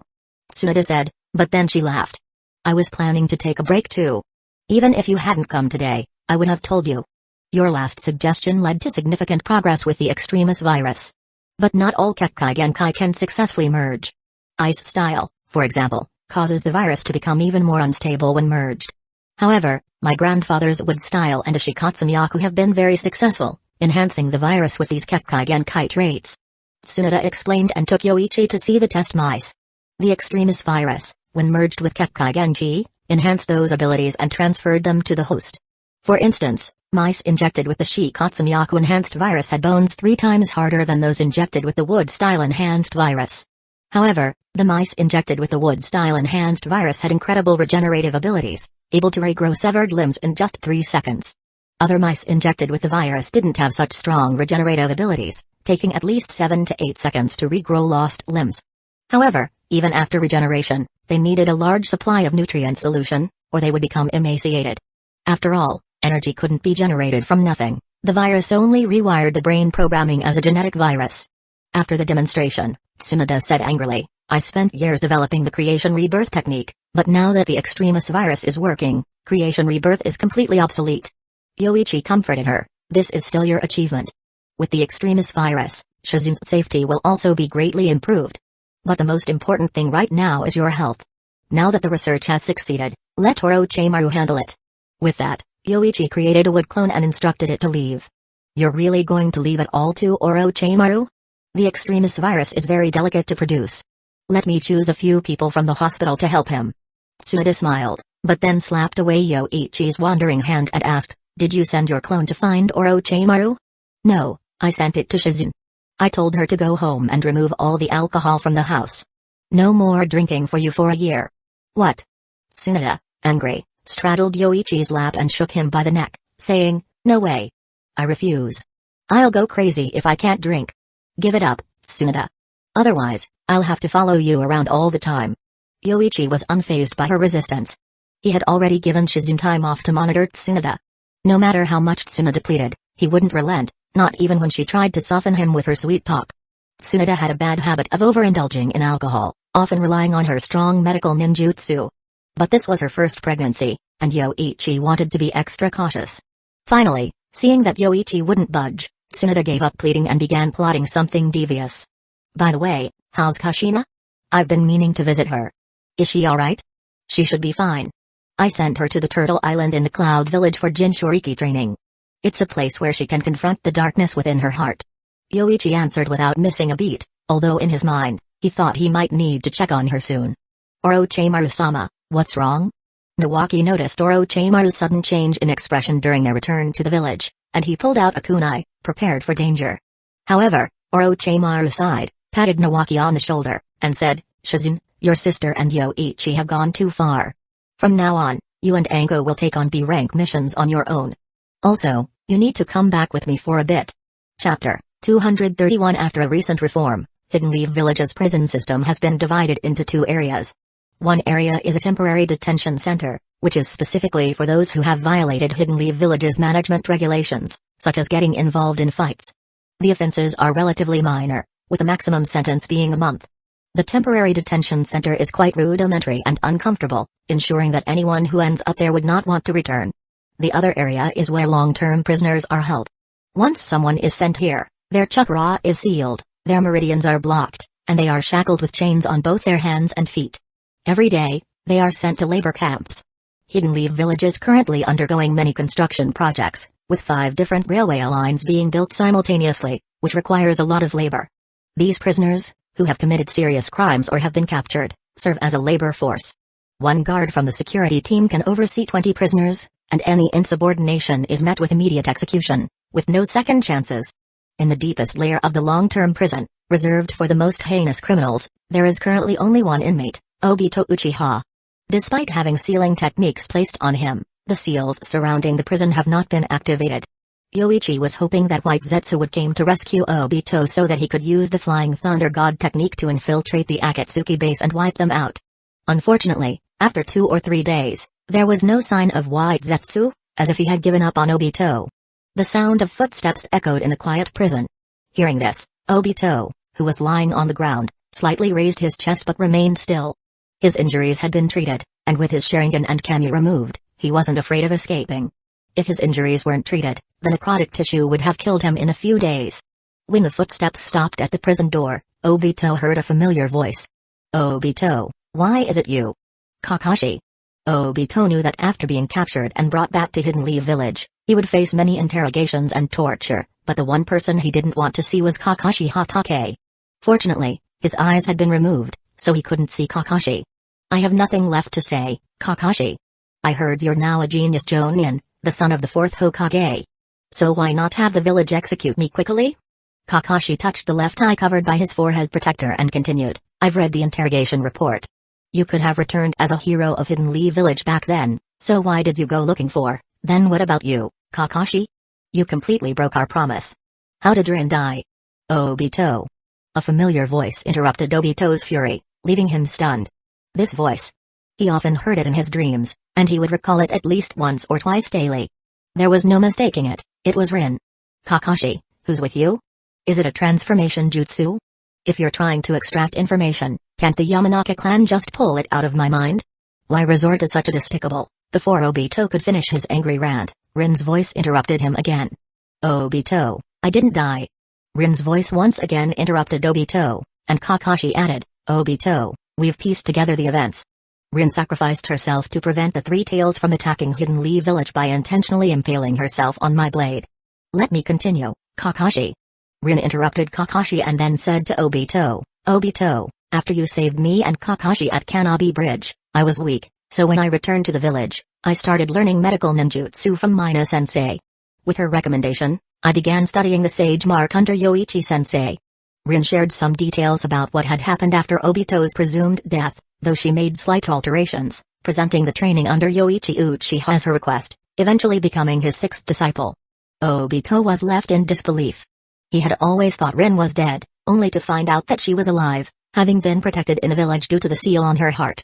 Obito, Yoichi-sensei discovered that while Hidden Mist Village was the visible enemy, the true culprit was hidden in the shadows. That's why this was kept secret.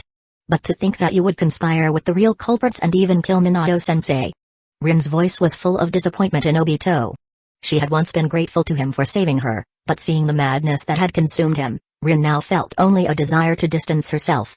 As for any affection Rin might have had for Obito, she now found it terrifying.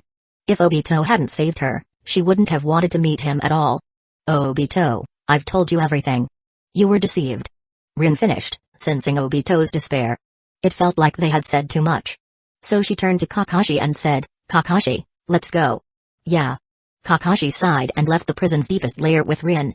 He felt that Obito was a tragic figure, but it was regrettable. Even though Kakashi was the son of the fourth Hokage, he couldn't save Obito. Obito had committed unforgivable sins, killing Minato-sensei and many elite Hidden Leaf Village ninja. Once his mind had been thoroughly interrogated and all valuable information extracted, he would be sentenced to death. Currently, Obito was still alive because of the white zetsu tissue on his body, which perfectly mimicked human tissue and was worth researching. This was the only reason he hadn't been executed yet. After leaving the underground prison, Rin felt a bit lighter and asked Kakashi, Kakashi, what are you going to do next? I'm probably going to take on some missions. I might not stay in the village for a while. What about you, Rin? I'll probably stay in the village. I'm currently helping Mina-sensei teach the new medical class. Rin explained that the Ninja Academy had started teaching chakra control to students within the first 5 years. Those who excelled in chakra control were selected to take an additional medical ninjutsu course, which Rin was responsible for teaching. It was initially Mina's responsibility, but with 2 children to care for, she rarely had the time to teach. I see. Well, take care, Rin. I'm heading out. Take care, Kakashi. Kakashi was in a somber mood, so after exchanging farewells with Rin, he went home, packed his ninja gear, and headed to the Hokage office to take on some high-level solo missions. As for Obito, after Rin and Kakashi left, he suddenly began to go mad, yelling and screaming in the underground prison. The security team tried to stop him several times, but to no avail. Obito continued to scream wildly. They could have blocked the door, but then Obito began a hunger strike, which annoyed the security team to no end. But Obito still had value. Before his death sentence was pronounced, they needed to keep him alive. Although Obito had taken the lives of his clansmen, the security team grudgingly administered nutrients to keep him from starving. In the Hokage's aide office, a meeting was currently taking place. After Kurenai finished brewing tea, she stayed to take notes. As a Jonin and Yoichi's disciple and assistant, she was qualified to remain, even though the meeting involved village secrets. First, let's discuss the security team. Recently, their workload has increased significantly. After discussing it with the Hyuga clan leader, he has agreed to assign 50 Hyuga ninja to support the security team. The security team will also expand and extend its jurisdiction to cover 100 kilometers around Hidden Leaf Village, Yoichi announced to everyone. Hiruzen, Jiraiya, and the others felt a bit bitter. They felt that Yoichi had already become the 5th Hokage. Even though the Hokage election had not yet taken place, Tsukumo, the fourth Hokage, had willingly taken a subordinate seat, and the meeting wasn't even held in the Hokage office. What kind of situation was this? However, Sarutobi, Jiraiya, and Shikaku knew better than to say anything. After all, it was Sarutobi himself who had approached Tsukumo and agreed to the deal to capture the Akatsuki member. That's it for the village matters. Next is the Akatsuki. Hidden Stone's village is playing hardball. Onoki responded that while they've cooperated with Akatsuki, he doesn't know where they are now and that it's none of Hidden Leaf Village's business.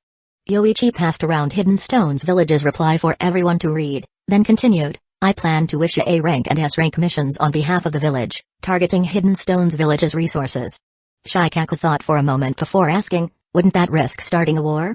If Hidden Stone's village retaliates, let them retaliate. Hidden Leaf Village isn't afraid of war. Moreover, during times of peace, A rank and S rank missions are increasingly rare. If we don't create some high-level missions, our jonin will be underutilized, and our income will decrease.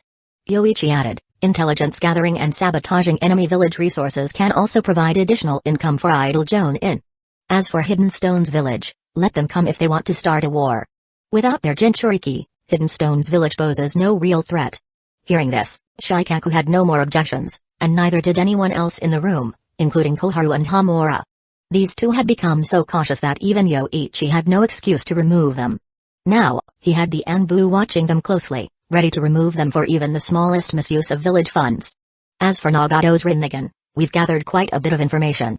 The interrogation team has extracted details from Obito's mind, and Anbu has also uncovered some intel on Nagato and Konan. Jiraiya-san, would you be willing to take on this mission? Everyone in the room turned to Jiraiya, who was surprised to be entrusted with this task after having failed twice. Now that we have clear intel on Nagato, there shouldn't be any more surprises.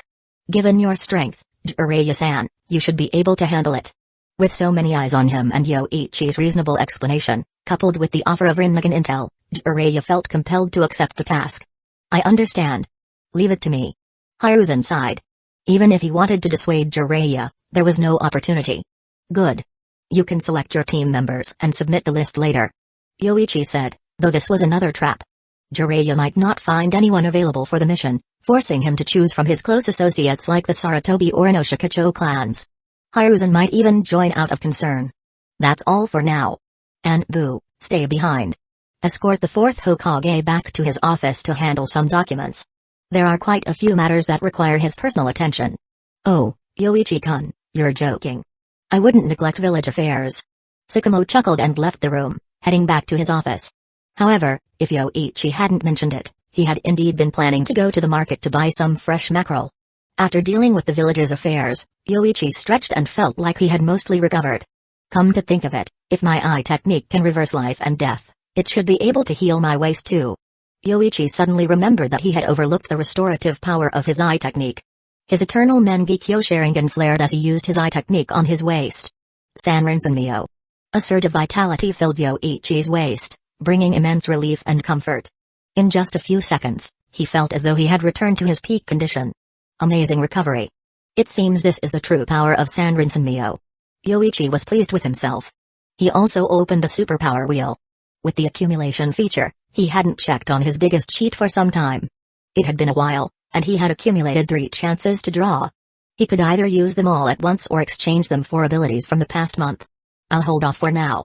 I'll save it for when I really need it. Yoichi decided to postpone using his draws. He then grabbed a prepared set of videotapes, a TV, and a VCR and used the Flying Thunder God technique to teleport back to Turtle Island. The capture of Minato's killer should be good news for Kushina. Chapter 232 Boom. In front of the waterfall, Kushina was once again sent flying by Dark Kushina. She had lost count of how many times she had been defeated by her dark self. Since that incident in the tent, Kushina felt increasingly powerless when facing her dark side. Huff, huff. After spending the entire morning challenging her dark self, Kushina was utterly exhausted. She had been unsuccessful recently, her dark self was extremely difficult to defeat. However, the fact that she still retained control of her body was one of the few things keeping her going.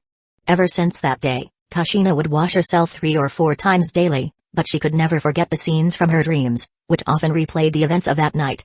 Upon returning to the tent, Kushina's expression suddenly changed, and she said angrily, "What are you doing here? Why are you so hostile? You agreed to it voluntarily that day, even reaffirming it multiple times. I also had to pay a significant price, Yoichi responded, not surprised by Kushina's reaction. If the red-hot habanero had submitted after just one night, he would have suspected a trap. Hearing Yoichi's words, Kushina's anger surged, but she couldn't vent it. Dark Kushina was indeed a part of her, but she had changed her mind midway, yet this bastard had still pinned her down several times. Besides, I'm here to bring you some good news. The Akatsuki member who killed Minato has been captured. Do you want to guess who it is? Hearing this news, the anger on Kushina's face was momentarily replaced by another emotion. She caught the scroll that Yoichi threw at her and opened it. Obito Uchiha. How could it be him? After reading the information, Kushina was shocked and in disbelief. The man who had supposedly died and whose name was engraved on the memorial stone turned out to be a member of the Akatsuki and the one who killed her husband. And that person was also Minato's student. Yoichi continued, Obito is still in prison. He still has some value. If you return to the village, you'll be able to see him. The scroll even explained why Obito had joined the Akatsuki, revealing his motives. However, Kushina couldn't understand why he would believe in something so illusory. I don't want to see him.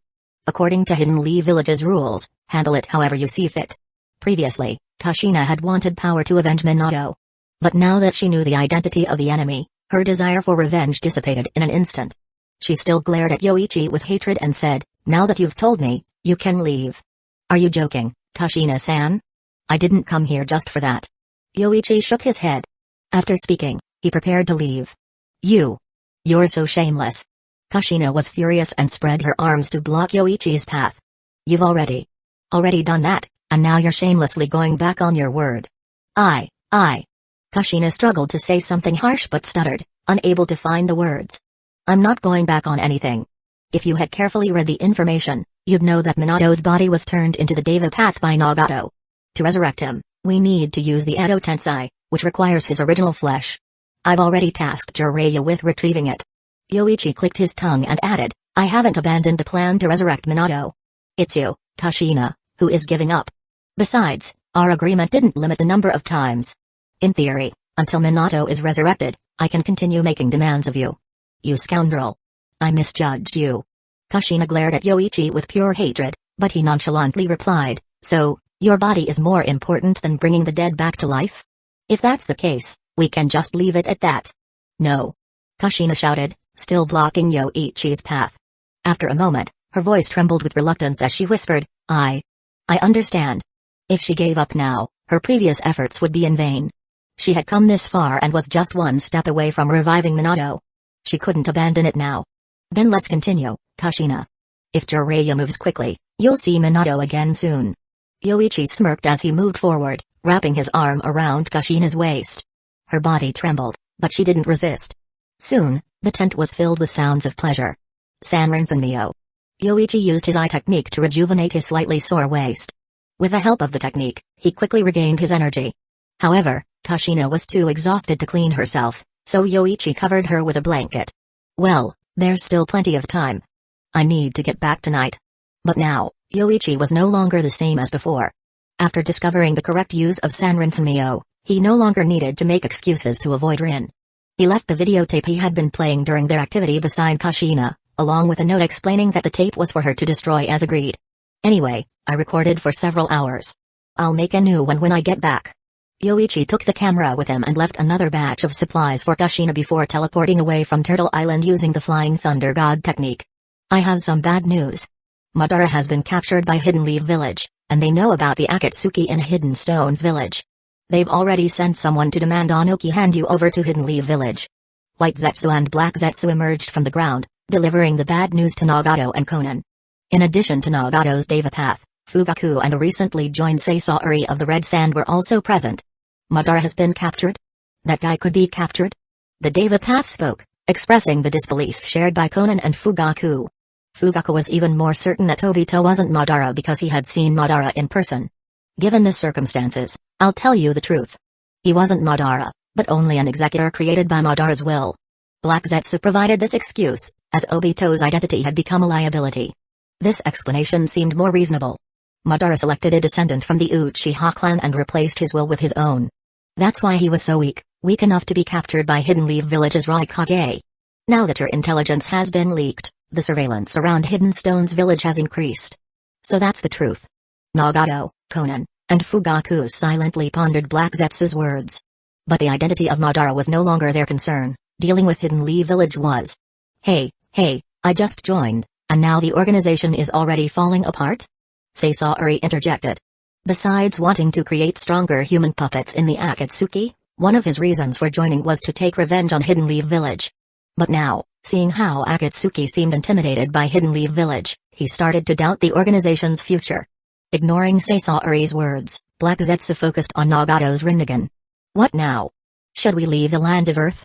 Nagato hesitated. If we leave. It's better not to leave, Fugaku suddenly spoke up. If we flee to a smaller country, Hidden Leaf Village's ninja will search for us even more relentlessly. In those small countries, we won't have Anoki's backing. If Hidden Leaf Village's ninja find us, not even the Rinnegan can withstand them. Last time, they had barely escaped, and if he and Obito hadn't intervened, Nagato's 6 paths of pain would have been destroyed. At least Hidden Stone's village won't submit to Hidden Leaf Village. The grudge between Hidden Stone's village and Hidden Leaf Village runs deep, and with Hidden Leaf Village's growing strength, if we can ally with Hidden Cloud's village, we might form a strong coalition. Hearing Fugaku's words, everyone, including Black Zetsu, turned to look at him. Fugaku's identity had long been exposed. He was the infamous Fugaku of Hidden Leaf Village, now a rogue ninja.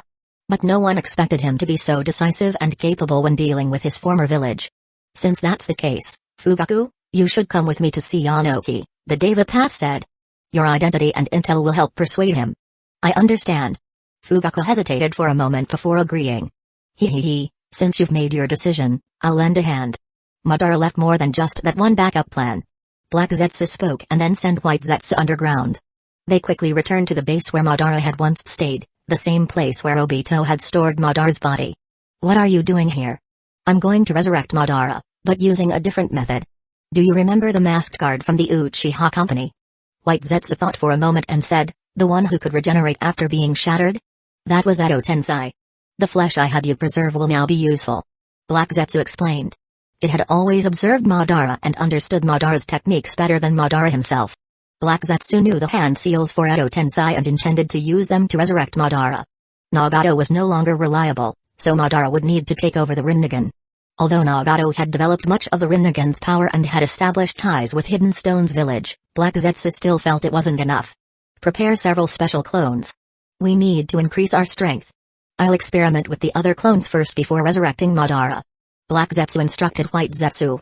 On its own, Black Zetsu could only perform some secret techniques. It needed White Zetsu to use wood style and other jutsu. The ninja world was changing too rapidly. The 4 tails and 5 tails were yet to be revived, and they were still searching for the 3 tails. But Akatsuki was already on the brink of collapse. If Madara wasn't brought back soon, Black Zetsu feared they might never have a chance again. Yoichi-kun, this virus is quite impressive. But we've only made 20 doses of the Jukyaku virus in the first batch. How do you plan to distribute them? Orochimaru, holding the newly created Jukyaku virus, entered the Hokage assistant's office and asked Yoichi. There were 10 doses with wood style and 10 with Shikatsu Yaku. As expected of you, Orochimaru. Such a high success rate, Yoichi smiled in satisfaction.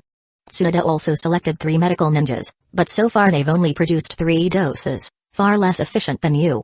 By the way, do you want to keep a few doses for yourself? For Nawaki or your other disciples? No need. I've got 5 doses. Orochimaru, didn't you say the first batch had only 20 doses? Yoichi eyed Orochimaru suspiciously. Did he really keep a quarter of the batch? Orochimaru coughed lightly and said, I meant I plan to reserve 5 doses from the second batch. So don't worry about Nawaki and Anko, Yoichi-kun. If there's nothing else, I'll take my leave. With that, Orochimaru left Yoichi's office. Chapter 233 Kakashi, Itachi, Kimimaro, Haku. I've called you here because the village has developed a powerful genetic serum. Injecting it will enhance your strength significantly. Even for you, Kakashi, it will double your power and physical abilities, Yoichi explained to the people in the room. The first batch of recipients were those close to him, including Kurenai, Rumi, Rin, and Akiko, as well as a few outstanding young Uchiha ninjas.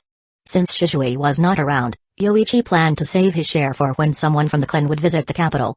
After distributing the different types of Jukyaku virus, Yoichi instructed them to go to the hospital at their convenience for the injection, ensuring that the data would be recorded there.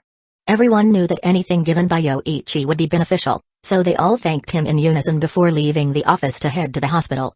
Sasuke and Naruto were nearly 2 years old, and both had started learning letters. In another year or so, they would be ready for formal training. Kinamaru and Hueco were already 5, almost 6, and would be entering the ninja academy later that year. Kinamaru's Kekkai Genkai disease had not yet manifested, but the Uchiha virus infused with wood style should help prevent it. Based on the symptoms of Kekkai Genkai diseases in the ninja world, most were triggered by genetic issues. With the virus, Kinamaru's genes should improve, preventing the onset of the disease. Coupled with the regenerative power of the wood style, his Shikatsumiaka would become the strongest version in history. Kinamaru and Hueco were well liked in Yoichi's household. Kinamaru was reserved and polite, while Hueco, who was growing more beautiful by the day, now bore an increasing resemblance to a girl. Once, Mina had whimsically bought a girl's outfit for Hueco. After much persuasion, she managed to get him to wear it. When Hueco shyly emerged in the outfit, both Itachi and Kinamaru were left dumbfounded. Hueco in girl's clothing had quite an impact. Even Itachi blushed and turned his head away, though he couldn't resist sneaking glances. More doses of the Uchiha virus were in production. At the very least, any ninja injected with it would become a jonin within the village. For those with exceptional talent, like Kinamaru and Itachi, reaching the Kage level was within reach. After handling some village affairs, Yoichi noticed that Kurenai and Romi had become more proficient in their duties, although they were still short-handed and sometimes had to run errands themselves.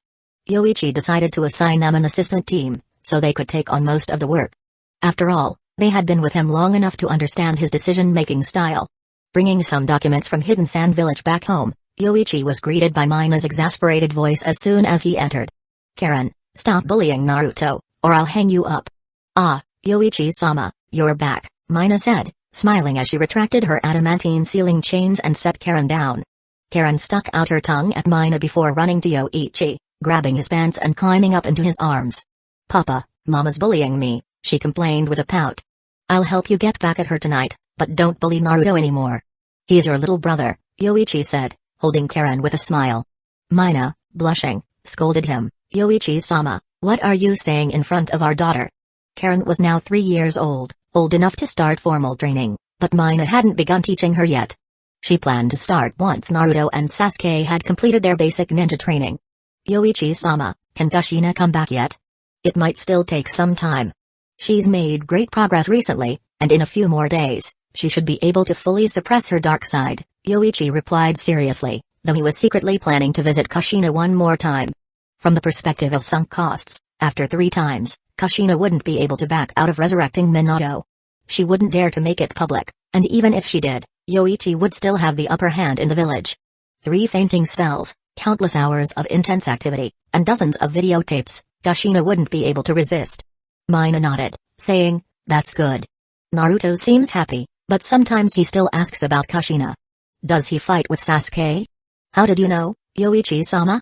Mina's face showed surprise as she continued. "Naruto gets upset when Karen bullies him, but he and Sasuke seem to be natural enemies. Whenever they're together, they're always fighting. They're almost at it right now." Swish. Swish. 2 adamantine sealing chains shot out from Mina's back, pulling the headbutting Sasuke and Naruto apart, knocking them lightly on the heads. The two reluctantly separated. Seeing this, Yoichi couldn't help but smile as he pulled both Naruto and Sasuke into his arms, using the spiritual transformation technique to examine the chakra deep within their souls. The chakra in both boys' souls was highly active, likely because they spent so much time together. The chakras of Indra and Asura sensed each other, and their inherent antagonism was awakening.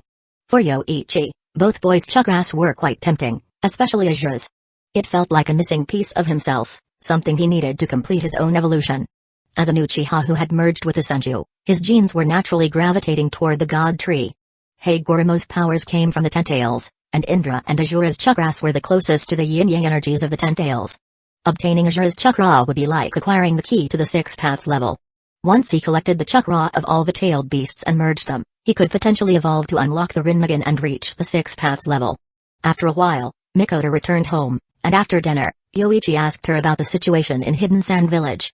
Nearly a year had passed since the Chunin exams, and in that time, Hidden Sand Village had received 5 shipments of supplies from Hidden Leaf Village, all handled by Kakura. The rest of the Wind Country was starting to recover, but Kakura's reputation was growing rapidly. This was partly due to Uchiha Corporation secretly promoting her after entering the Wind Country. Need to buy daily necessities. First, Think Hidden Sand Village's hero, Bakura, the Scorch-style user. Without her hard negotiations, Hidden Leaf Village and the Fire Country wouldn't have open trade with the Wind Country. In Hidden Sand Village, basic necessities were almost under wartime control. A family of 3 could purchase basic necessities without a voucher, but anything extra or of better quality required a voucher. And to get a voucher, people had to go to Bakura. Even so, Bakura had a legitimate reason: the supplies sent by Hidden Leaf Village and the Fire Country weren't enough.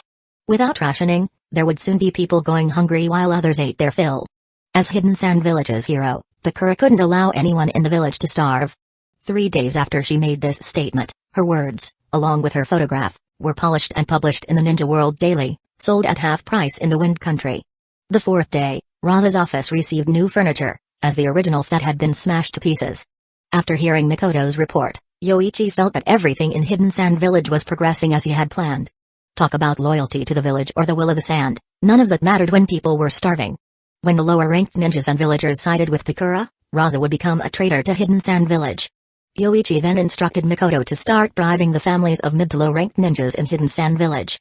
In a state of semi-hunger, material incentives would be the hardest for them to refuse. Mikoto hadn't been idle during the past 6 months. She had expanded Uchiha Corporation's influence into the Land of Tea and the Land of Bears, effectively encircling and blockading the Wind Country. The next step was to take over the business associations and material reserves within the Wind Country. When the time came, Yoichi would control how much food the Wind Country received and who got to eat. The plan to annex the Wind Country within 3 years was now looking like a conservative estimate. It might happen several months earlier than expected. Edo Tensei. Boom. A coffin emerged from the ground. A moment later, cracks appeared on the coffin, followed by a loud explosion as the lid shattered. Black Zetsu and White Zetsu narrowly avoided being hit by the debris. Already resurrecting me? It seems Obito and Nagato did a good job. As the dust settled, a figure stepped out of the coffin. Seeing this, Black Zetsu realized that the Edo Tensei had succeeded, but something was off. The revived Madara still looked as he had at the time of his death, old and with white hair. Though the chakra was powerful due to the nature of the Edo Tensei, it couldn't change the fact that he was in his elderly state. Madara-sama, there's been a slight change of plans. You weren't resurrected with the Rin rebirth. I brought you back using the Edo Tensei, Black Zetsu explained. In the time since your death, Hidden Leaf Village's power has grown rapidly, especially with that Yoichi Uchiha. He captured Obito, and much of the information about Nagato and the Rinnegan has been leaked. They're currently hiding in Hidden Stone's village. At first, Madara was dissatisfied that Edo Tensei had been used instead of Rin rebirth, but hearing Black Zetsu's report made him take the situation more seriously. It seems the Uchiha clan has produced some remarkable talents. A complete Susanoo. He must have acquired the Eternal Mangekyo Sharingan. But how could someone without parents or siblings have obtained it? In theory, the Mangekyo could achieve a complete Susanoo, but no one had ever done so. It required an enormous amount of chakra, far beyond the capacity of most Kage-level ninjas. Moreover, the frequent use of the Mangekyo would lead to blindness, making it impossible to master. It might have been Fugaku's eyes. That fool left his Mangekyo Sharingan within the clan, intending to pass them to his son, but Yoichi must have taken them, Black Zetsu speculated. When Black Zetsu received this information, even it, with its millennia of experience, couldn't help but curse Fugaku's stupidity. If he wanted to leave the eyes for his son, why not keep them with him until Itachi was old enough to inherit them? Instead, Yoichi ended up with a pair of Eternal Mangekyo Sharingan. There's another problem, Madara-sama, your current state. Although I successfully used Edo Tensei to bring you back, you're in the same condition as when you died. Even if Nagato used Rin rebirth to revive you. Reviving an 80-year-old Madara? Once he shed the Edo Tensei body, Madara's power would drop by several levels. Madara noticed the issue as well. He didn't mind being an Edo Tensei, but if he were to be revived in this state, he wouldn't stand a chance in a real fight. A few uses of Susanoo would exhaust him. The technique needs improvement, at least to restore me to my prime. I understand Edo Tensei well enough. For now, let's focus on reviving me in my strongest form. Madara glanced at his aged hands, disgusted by his current body. I also gathered the flesh of other ninjas. I originally intended to use Edo Tensei to summon them and help you collect the tailed beasts. But we should wait until you've perfected the technique. That way, they can assist you more effectively, Black Zetsu suggested. Madara frowned and asked, hasn't Nagato collected even a single tailed beast yet? Madara-sama, it's only been 3 years since you passed. Nagato has been constantly hunted by Hidden Leaf Village ninjas. Madara fell silent for a moment before shaking his head in frustration. What a useless brat. Black Zetsu, keep an eye on Nagato. If necessary, bring him back. We can't let the Rinnegan fall into the wrong hands. Also, leave a few white Zetsu clones with me. I need to catch up on what's been happening in the ninja world. Understood, Madara-sama.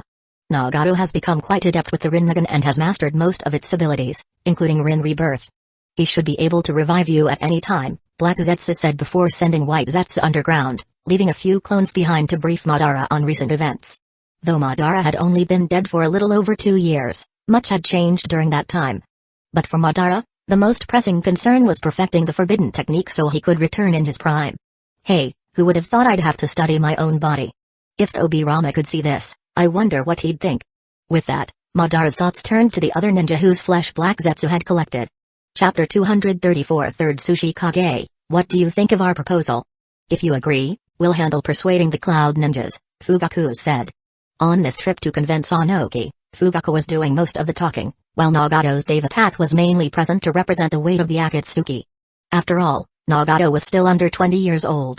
Though his Rinnegan granted him power above typical Kage-level strength, his oratory skills were far inferior to those of Fugaku.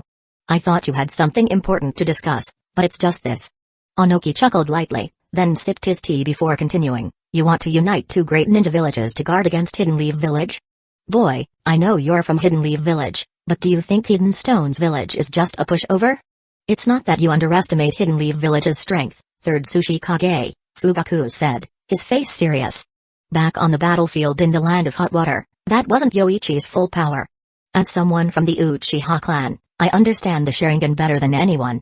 Yoichi's power has likely doubled since that battle 3 years ago. Hearing this, Onoki began to take Fugaku's words a bit more seriously, but he still frowned and asked, why should I trust you, Fugaku? You can be assured that Fugaku-san is not a spy, the Deva Path spoke up. We were able to kill the Yellow Flash, someone Hidden Stones Village was concerned about, thanks to Fugaku-san's help. So, there's no need to worry about that. Hey, Onoki scoffed, changing the subject. Even so, Hidden Stones Village doesn't need to ally with the Cloud. Hidden Stones Village will be destroyed. Fugaku said. What did you say, you bastard? Do you think you can say that here? The other Hidden Stones Village ninja present were enraged by Fugaku's words. If they hadn't been in the Sushi Kage's office, they would have already attacked him for his disrespect. Fugaku remained calm and continued, I'm just stating the facts. A few years ago, Yoichi alone rendered both Hidden Stones Village and Hidden Clouds Village helpless. Now, 3rd Sushi Kage, do you remember Madara? I believe Yoichi Uchiha will give you the same feeling as Madara. Crack. The teacup in Onoki's hand shattered. The name Madara was one Onoki could never forget. Back then, when he and his master were on their way to Hidden Leaf Village, they were humiliated by Madara. If not for the intervention of the first Hokage, the first 5 Kage summit might never have happened. Onoki could never forget the memory of Madara.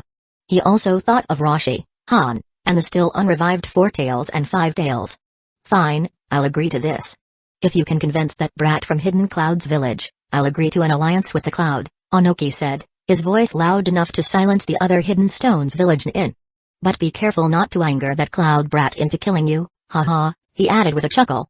We'll be careful, 3rd Sushi Kage, Fugaku replied. Onoki glanced at Fugaku, probing him. I didn't expect the former head of the Uchiha clan to betray Hidden Leaf Village so thoroughly. Now, I'm even more curious about what happened between you and Hidden Leaf Village. Fugaku clenched his fists, his expression emotionless as he replied, everyone has their own pursuits, 3rd Sushi Kage. With that, he and Nagato's Deva Path left. After leaving Hidden Stones Village, the Deva Path asked, Fugaku-san, is it really dangerous to go to Hidden Clouds Village? It's dangerous to help Hidden Stones Village persuade Hidden Clouds Village to form an alliance. The death of the 3rd Raikage is tied to Hidden Stones Village, Fugaku explained. Back then, he was part of Hidden Leaf Village's upper echelon and knew the truth about the 3rd Raikage's death. Although Hidden Leaf Village killed him, Hidden Stones Village was involved as well. Strictly speaking, it was Hidden Leaf Village that orchestrated it, with Hidden Stones Village pushing it further, ultimately leading to the death of the 3rd Raikage. The current 4th Raikage is likely aware of this and probably harbors deep resentment toward both Hidden Stones Village and Hidden Leaf Village. But Fugaku was still somewhat confident. After all, a competent Kage should prioritize the welfare of their village. Currently, Hidden Clouds Village was facing a troubling situation. Their Jinchuriki training ground, Turtle Island, had disappeared. One of their Jonin was also missing, and that Jonin happened to be someone who knew the secrets of Turtle Island. So, Hidden Cloud's village's suspicions naturally fell on Hidden Leaf Village. Not many villages needed a Jinchuriki training ground. Hidden Stone's village was unlikely, leaving only Hidden Leaf Village and Hidden Mist Village. But recently, Hidden Cloud's village received information that Hidden Mist Village was undergoing a severe isolation, refusing all outside contact. Given these circumstances, Hidden Cloud's village concluded that Hidden Leaf Village was the most likely culprit behind the theft of Turtle Island. The fourth Raikage was furious when he received this news, but there was little he could do about it. Having lost 2 wars to Hidden Leaf Village, they were now focusing on developing military weapons and training the next generation of ninjas. Kushina's struggles and other sounds slowly faded away. Although I want to. I'll leave it for now. Let's head back, there'll be plenty of opportunities in the future, Yoichi said, feeding Kushina a pill to help her regain her strength. Once she had recovered a bit, he patted her on the backside and said, Kushina-san, go wash up and get ready. If we head back now, we can make it in time for dinner. But remember, don't let anything slip.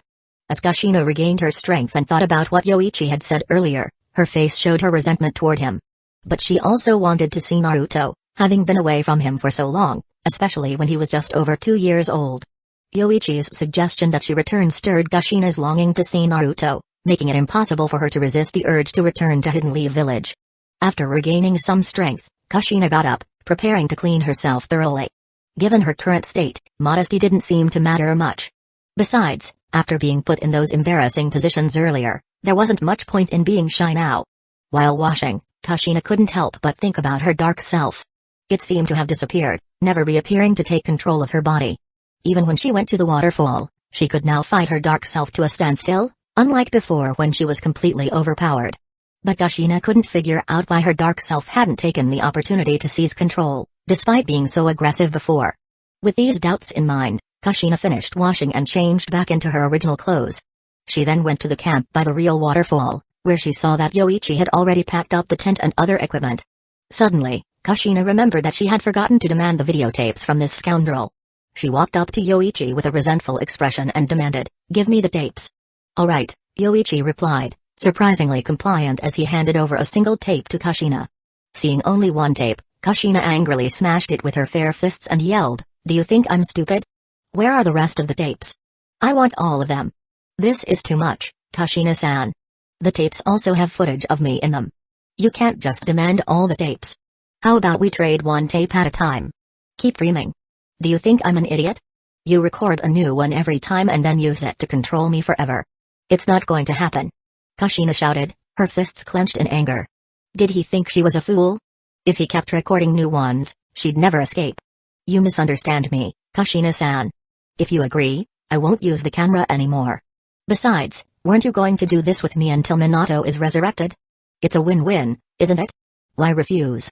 Yoichi continued to coax her with his twisted logic. After all, Kushina was notoriously dim-witted, excelling only in sealing techniques, and easily falling for his tricks. "If you don't agree, then forget it. I'll just keep these tapes for my own enjoyment," Yoichi added. "How many more?" Kushina suddenly yelled, cutting Yoichi off.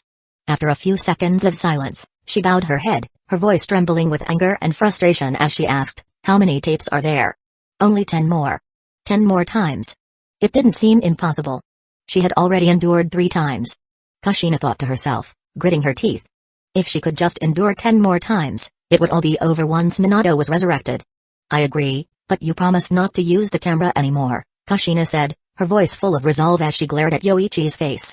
His looks might be hard to criticize, but she still wanted to punch him squarely in the face. "Of course. I'm a man of my word," Yoichi replied, though he couldn't help but inwardly chuckle. Kushina really was as dim-witted as they said, falling for his tricks time and again. No more camera? There were always hidden micro-cameras. And with 10 more sessions, Yoichi estimated he could father 4 children. "Let's get ready to go.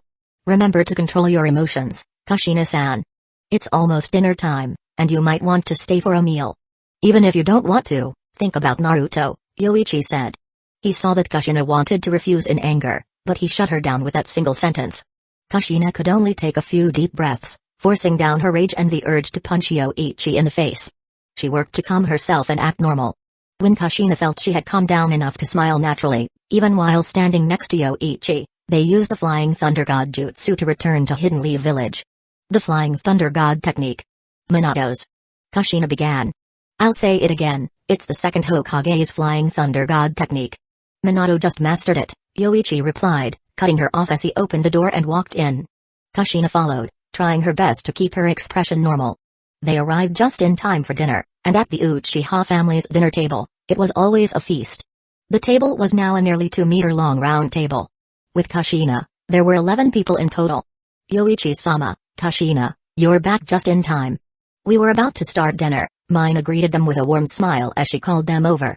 Kushina's performance was impeccable. Mina and Mikoto noticed nothing amiss. When she saw Naruto, Kushina excitedly scooped him up and showered him with affection, despite his protests. Even when Naruto showed signs of resistance, Kushina wouldn't let go until they were finally called to the table.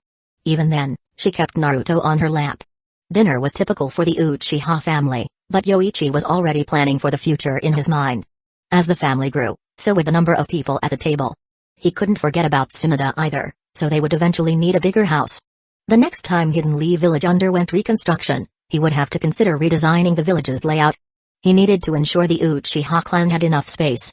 Late that night, Mina and Mikoto lay in Yoichi's arms, their breathing heavy. They were too exhausted to move. But Mina couldn't help but think to herself, Yoichi-sama's stamina is still so strong, and he's still holding back. It looks like there's no new woman outside recently. Earlier that night, after sending off Kushina and Naruto, Mina had quietly approached Mikoto, deciding to test Yoichi. She had put on a pair of long white socks, which she hadn't worn in a long time, while Mikoto dressed as a seductive office lady.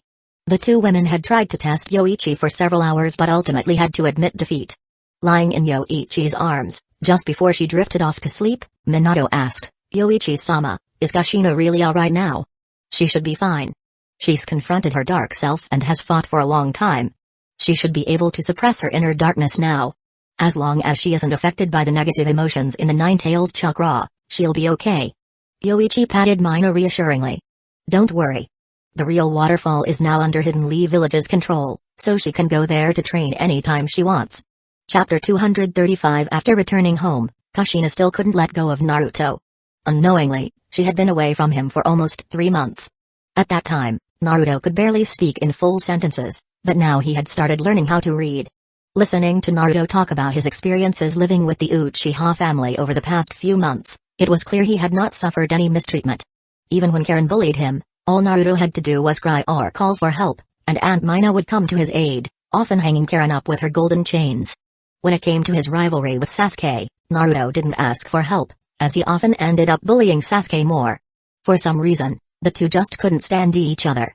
Even in front of Kushina, Naruto admitted that he disliked Sasuke more than Karen, who bullied him, because he himself bullied Sasuke more. Kushina talked with Naruto for a long time until he got sleepy. She then took him to bed, feeling reassured that he was doing well and that he spoke with such happiness. Although she resented Yoichi, she was grateful to Mina and Mikoto for taking such good care of Naruto. The jealousy she once felt towards them had dissipated. After putting Naruto to bed, Kushina thought to herself, only 10 more times. After 10 more times. If Jiraiya can't retrieve Minato's body, then I'll do it myself. And then, everything will be over. Yes, just 10 more times. She was a ninja, after all. She could endure 10 more times. Kushina took a deep breath and clenched her fists, trying to convince herself. But after lying in bed for a while, she found that she couldn't sleep. Although returning home had initially brought her some peace, the quietness without the sound of the waterfall was unsettling, making it impossible for her to sleep. The silence made Kushina feel empty. She tossed and turned for 2 or 3 hours, unable to fall asleep. In the silent room, a soft moan escaped, but then it returned to silence. After a minute or two, Kushina, her red hair sticking together with sweat, emerged from under the covers. Looking around to make sure she hadn't disturbed Naruto, she quietly tidied up. After completing her task, she suddenly felt exhausted and drowsy, so she pulled up the covers and soon fell into a deep sleep. Damn it! In the prison of Hidden Mist Village, the cells were filled with ninjas. The one cursing angrily was Mai, one of the first to be imprisoned and the main culprit in the recent incident. All of the imprisoned Hidden Mist Village ninjas were Mai's companions and trusted followers. As a jonin with 2 Genkai, many people had high hopes for Mai, believing she was likely to become the next Mizukage. Supporting her early was seen as an investment. Moreover, Mai was well liked in the village and often looked after her juniors. However, all those who were close to her were now imprisoned. That bastard 4th Mizukage. If it weren't for us, who knows how many foolish things he would have done while under control. And now he. Mai said angrily, clenching her fists. After Yoichi left, the fourth Mizukage had become enraged and falsely accused her of collaborating with Hidden Leaf Village's ninja. At the time, it had been the right choice not to intervene. Facing a force as destructive as a tailed beast, should she have provoked the enemy, allowing the Leaf's lightning fang to wreak havoc in Hidden Mist Village before flying away? Let it go, Mai. The fourth Mizukage needs a scapegoat. Our only mistake was trying to cover for Hidden Mist Village's reputation. We should have told the other elders that he was under control, imprisoned in the cell opposite Mai said. His charge was even more laughable, failing to protect the village's Byakugan. It was absurd. The Byakugan was his spoil of war, and in that situation, refusal would have meant death for not just him, but also Mai and everyone else. Facing the Leaf's lightning fang, unless you had thousands of ninjas, it wouldn't make a difference. They should have waited, consulting with the village's elders before acting. They had thought that spreading the news that the Mizukage was controlled by a rogue ninja would be a disgrace to Hidden Mist Village, so they had kept it quiet. But Mai hadn't expected that after being rescued, Yagura would turn on them, even going so far as to accuse them of collaborating with rogue ninjas. I'm just not willing to accept this. We saved Hidden Mist Village, and yet he. Mai's voice trailed off as footsteps echoed down the hall. Everyone fell silent, but when they saw who it was, Mai was surprised. Elder Genji? Mai, you've worked hard. If it weren't for you, who knows what other ridiculous things the fourth Mizukage would have done, Elder Genji said. His voice was old and frail. He had been a high-ranking member of Hidden Mist Village since its founding and was now over 70 years old. He had approved the overthrow of the third Mizukage because the third's hatred of KK Genkai users and the Blood Mist policies had caused fear throughout Hidden Mist Village. The third had refused to change, so he had to be removed. But Genji hadn't expected that Yagura, after taking power, would fall under control, implementing an even more terrifying version of the Blood Mist policies. But collaborating with Hidden Leaf Village's ninja was a mistake. Last time, in the Mizukage's building, nearly 200 ninjas were killed or injured, most of whom were Yagura's loyalists. So Genji shook his head and continued, you should leave the village. Although I can protect you now, Yagura will continue to target you. And leaving the village will also divert his attention. Mai was momentarily stunned by Genji's words but ultimately felt deep resentment. Elder Genji, why must Mai become a rogue ninja? If it's because of the fourth Mizukage's threats, I'm willing to follow Mai. Me too. The fourth Mizukage is a blind fool. He was controlled. Before the commotion in the cells could escalate, Genji intervened. Silence. Someone must pay the price for the fallen ninjas. If it wasn't Mai, it would be someone else. Unless they could persuade Yagura to admit his own foolishness, that he had been controlled by the enemy and had restarted the Blood Mist policies because of it. But that would be a huge blow to Hidden Mist Village's reputation. The daimyo of the Land of Water was already losing faith in Hidden Mist Village, and if this incident were made public, the village's higher-ups wouldn't stand for it. I understand, Elder Genji. Thank you for your help, Mai finally said after thinking it over multiple times, ultimately agreeing to Genji's proposal. If she stayed in the village, she might be freed this time with Genji's help, but she couldn't rely on him forever. Remaining in Hidden Mist Village would only make her a target for Yagura's anger. It's good that you understand. Outside, you might achieve great things. Once you leave, I'll make sure that your comrades are released safely, Genji assured her. Thank you, Elder Genji, Mai said, though she was still unwilling in her heart, she agreed. After giving her companions instructions, Mai left Hidden Mist Village under Genji's arrangements, unnoticed by anyone.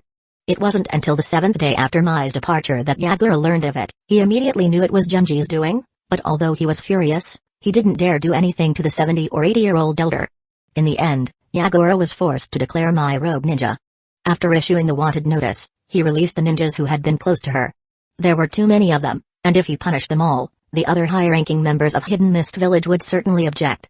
Now that Yagura was no longer under the control of the Mangekyo Sharingan, he didn't have the same ruthless attitude he had before. With his rational mind restored, he was more concerned with how the other high-ranking members of Hidden Mist Village viewed him. Tell them to go find construction crews in other countries. The railroads need to be completed quickly. And have them continue their research. The current speed is still too slow. Ideally, they should be able to reach any border of the Land of Fire within half a day, Yoichi instructed Nano. Nano was now helping Mikoto manage many affairs, and as a result, 4 large orphanages had been built around Hidden Leaf Village, funded by the Uchiha Corporation. For the Uchiha, it was neither a loss nor a gain. After all, the talents that emerged from these orphanages would eventually serve the Uchiha. Additionally, Nano was quite capable, saving Mikoto half a day's work every day. Yoichi continued, "You'll also be in charge of the other routes in the Land of Fire. I'll inform the daimyo's office to cooperate with you." "I understand, Uchiha-sama," Nano nodded. She then reported a few other matters, received answers, and left.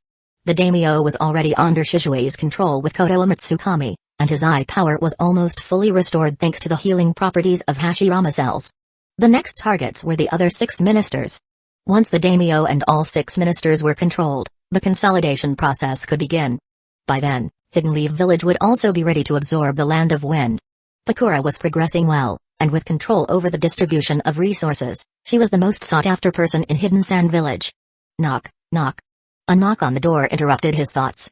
Kurenai opened the door and entered, followed by 3 women. These were the 3 snake princesses from Richie Cave. This was their first time visiting Hidden Leaf Village after joining forces with the village. Kurenai had just given them a tour of Hidden Leaf Village, and now the snake princesses were wearing Hidden Leaf Village headbands, blending in perfectly with the other ninja. "Yoichi-sensei, we're back," Kurenai said as she approached Yoichi and stood by his side, feeling a bit uneasy being followed by 3 women who could turn into snakes. "Thank you, Kurenai. You've worked hard," Yoichi said, then turned to the 3 snake princesses and asked, "So, have you made your decision? I can offer some suggestions if you're still unsure." Chapter 236 I don't have time. If you want me to teach that little girl sage techniques, it'll take at least a few months. Unless you offer me some compensation. Akikishimihime's eyes lit up as she mentioned compensation, raising her hand eagerly. Beside her, Tajutsuhime and Tigreheim glanced at her, clearly puzzled about what kind of compensation she was so excited about. "Then take your time teaching. If it really doesn't work out, I'll teach her myself." Yoichi shook his head as he spoke, giving some suggestions to Tajutsuhime and Tigreheim without pressuring them. Now that they had signed contracts with Hidden Leaf Village's Jonin, they could provide their summoners with significant strength. Their 800 years of accumulated energy had resulted in an immense amount of sage chakra within them. If they were to appear on the battlefield to fight for Hidden Leaf Village, the strength of these 3 snake princesses would far surpass that of Gamebunja from Mount Mayabaku. However, since they had just joined, Yoichi hoped they could help Hidden Leaf Village train more shinobi and teach them sage techniques. Akikishimihime's task was to teach Yujito. Although Yujito could use the sage seal, she hadn't trained with Matetabi to achieve the tailed beast sage mode, nor did she know sage techniques. Matetabi's ability to absorb natural energy wasn't as adept as Kurama's and didn't help Yujito enter the tailed beast sage mode. It might also be due to the different abilities of the 9 tailed beasts, with Matetabi specializing in fire style. However, teaching such an energy being as a tailed beast should not be too difficult. Yoichi initially planned to teach her himself, but since the 3 snake princesses had arrived in Hidden Leaf Village, he figured he could leave it to them. "I already have someone in mind. I'll go and find her when the time comes." "I have someone in mind as well," said Tajutsuhime and Tigreheim, unwilling to accept Yoichi's assignment. However, they were still willing to stay in Hidden Leaf Village to teach the shinobi sage techniques. After all, those who understood sage chakra were very close to Yoichi. Since Richie Cave joined Hidden Leaf Village, over 30 people had signed summoning contracts with the cave. A significant number of these were from the Uchiha clan, while only 7 civilian shinobi had signed contracts with Richie Cave. These 7 civilian shinobi were members of the police force. Seeing their Uchiha colleagues signing summoning contracts with Richie Cave and obtaining such powerful summoning beasts, they were eager to do the same. These 7 had to accumulate enough mission merit to sign summoning contracts with Richie Cave. The giant snakes of Richie Cave, under the orders of the White Snake Sage, knew they had to assist Hidden Leaf Village as shinobi once summoned, so they were obedient. The giant snakes of Richie Cave, over 40 meters long, posed a significant challenge even for Chunin, making them a considerable boost to the village's strength. After the 3 snake princesses left, Yoichi turned to Kurenai, who was standing nearby. "Kurenai, why were you hiding earlier? Their teaching in sage techniques is quite good, and since you're also learning the Richie Cave sage mode, they can help you achieve the perfect sage mode. But it's so strange that the 3 of them are snakes. You wouldn't be able to tell at all." Kurenai feigned fear, inching closer to Yoichi, adding, "Besides, I'm currently assisting you, Yoichi-sensei. I don't need much strength, and handling village affairs helps you too. Kurenai, thank you for your hard work." Yoichi smiled as he gently stroked Kurenai's black hair. Just then, there was a knock on the door, which was pushed open by Rumi. Rumi entered and saw Kurenai inching closer to Yoichi-sensei, and she couldn't help but snort internally. Still, she kept her composure and said, "Yoichi-sensei, the review is complete. Would you like some tea?" "No need, I have to go back to the clan grounds." Yoichi stood up and spoke. Suddenly, one of his Edo Tensei bodies vanished.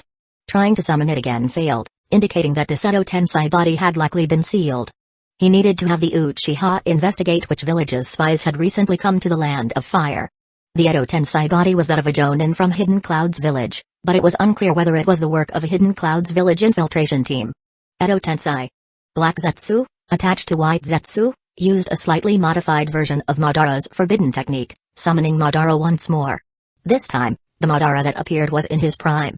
Upon awakening, Madara felt his Edo Tensei body. It was much better than the old, frail one from before, with a significantly higher chakra limit. Black Zetsu approached and asked, Madara-sama, it seems we succeeded this time, thanks to the Edo Tensei body Toby brought back. Not bad. With the current sacrifice, I can only regain this much power. To regain more of my former strength, I'll have to wait until I am fully resurrected. Madara spoke coldly, arms crossed. If he were fully resurrected, he would be several times stronger than he was now. Where is Nagato? I can't wait to fight with my own body. So soon, Madara-sama?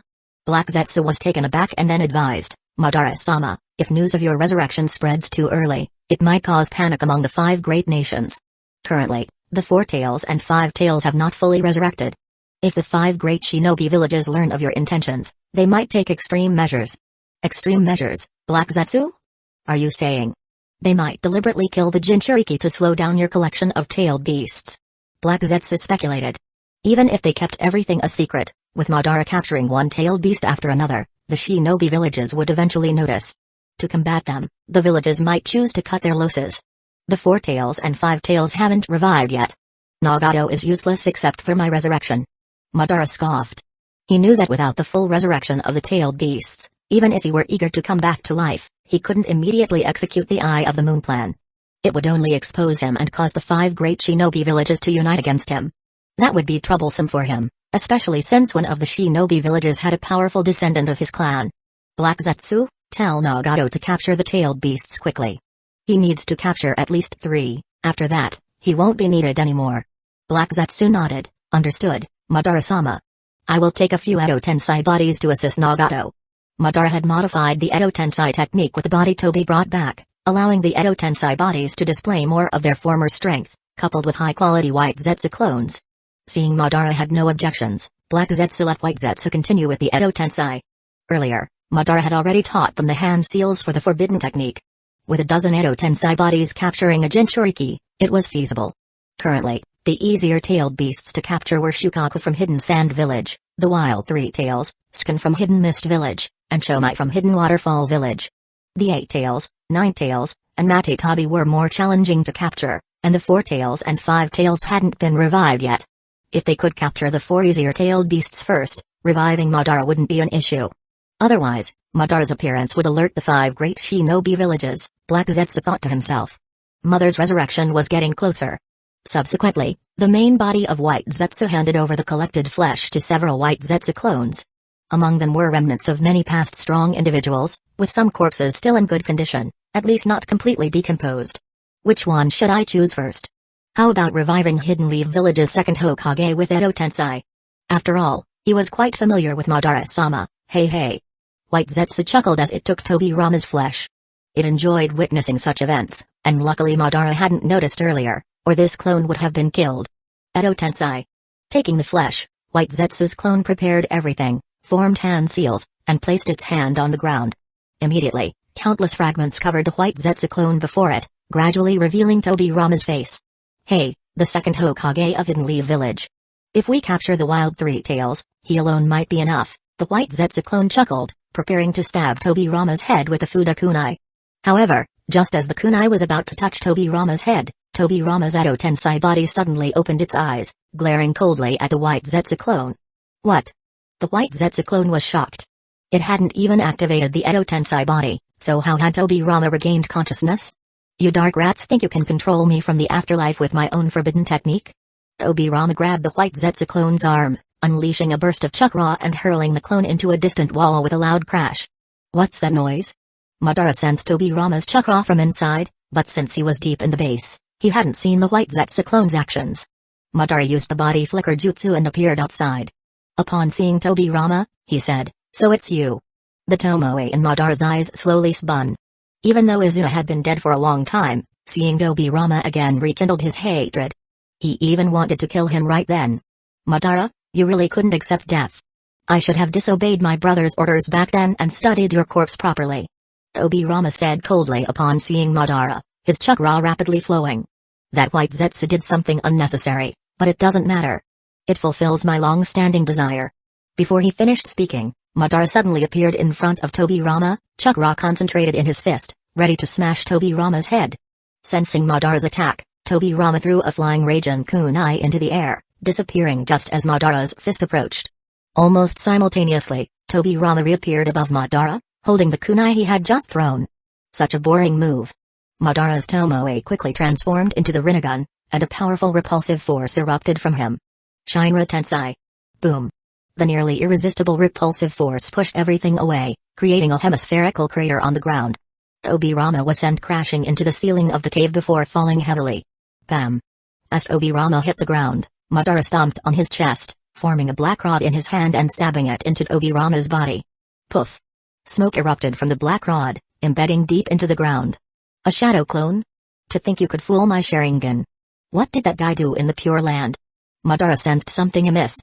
From Tobirama's earlier words, it seemed he knew Madara was using Edo Tensei. According to White Zetsu's information, Tobirama had never returned to the ninja world and shouldn't have known. Madara, your schemes won't succeed. The Sage of Six Paths has long known your every move. Suddenly, Tobirama's voice echoed in the cave. Before Madara could use sensory techniques, Tobirama's chakra vanished. By the time Madara checked again, Tobirama was nowhere to be found. Madara-sama, what happened? Black Zetsu asked with a hint of unease, feeling slightly nervous. Even Hagoromo's name had been mentioned. White Zetsu, where is your clone? It died earlier, Madara-sama, White Zetsu said. But before it died, it sent back its memory. Tobirama seems to have broken free from the Edo Tensei on his own. The clone didn't awaken his consciousness. On his own. It seems he does indeed have a different status in the Pure Land. Madara's expression grew serious. The Pure Land was like an endless dark expanse, with no way out and no one to be found. Madara had once tried to find Hashirama's soul with his Rinnegan, but after searching for a long time, he found nothing. Could it be that Tobirama had met the Sage of Six Paths? Go find Nagato immediately, Black Zetsu. Bring him back at the critical moment, and don't do anything unnecessary. Madara shot a cold glance at White Zetsu. This foolish failure had acted on its own by using Edo Tensei on Tobirama, causing Madara's plans to be exposed. With the Four Tails and Five Tails not yet revived, he might have to resurrect sooner than planned. I understand, Madara-sama. Black Zetsu said promptly. The mention of Hagoromo made it uneasy, fearing that his interference could hinder Kaguya's resurrection. After issuing the orders, Black Zetsu and White Zetsu split up to carry out their tasks, while Madara returned to the depths of the base to retrieve his gunbai, planning to observe the situation in the ninja world. Once Madara had left, the White Zetsu clone looked at the Edo Tensei materials and the clone used as a sacrifice, scratching its head. Madara-sama didn't say to stop, so I guess I can continue with Edo Tensei? Chapter 237 Madara Uchiha. His technique can prevent the regeneration of Edo Tensei? It seems this power goes beyond even a Kekkei Toda. After escaping, Tobirama used the body flicker jutsu and the flying Raijin jutsu to make his way to safety, only stopping when he was far away. Once he stopped, Tobirama noticed that the hole in his chest caused by the black rod hadn't healed, which surprised him. That black rod could nullify ninjutsu. If it weren't for the chakra bestowed upon me by the Sage of Six Paths in the Pure Land, my chakra would have been thrown into disarray the moment the black rod pierced me. And those eyes, the Rinnegan, just like the Sage of Six Paths. Reflecting on his memories, Tobirama felt that the trouble posed by Madara was even greater than the individual the Sage of Six Paths had mentioned. After all, if Madara were to collect all nine-tailed beasts, the ninja world would face ruin. Madara's Rinnegan, and the newly awakened Rinnegan, both need to be stopped. But I only trust myself. With that, Tobirama decided to head back to Hidden Lee Village and bring his brother back through Edo Tensei. Since they sought me out, the Sage of Six Paths must have contacted my brother too. Once back in the village, I'll have Saru mobilize Hidden Lee Village's forces to seal Madara. Having made up his mind, Tobirama surveyed his surroundings and started heading toward Hidden Lee Village. The place where he was summoned appeared to be in the Land of Grass, and in his rush, he had ended up in the Land of Earth. Daily sign in, randomly sign in daily to receive an item, the type varies. A simple description like that left Yoichi feeling somewhat disappointed. Such uncontrollable abilities left little room for exploitation and relied solely on luck. If lucky, he could get something incredible; if not, sometimes he'd end up with a rat's tail.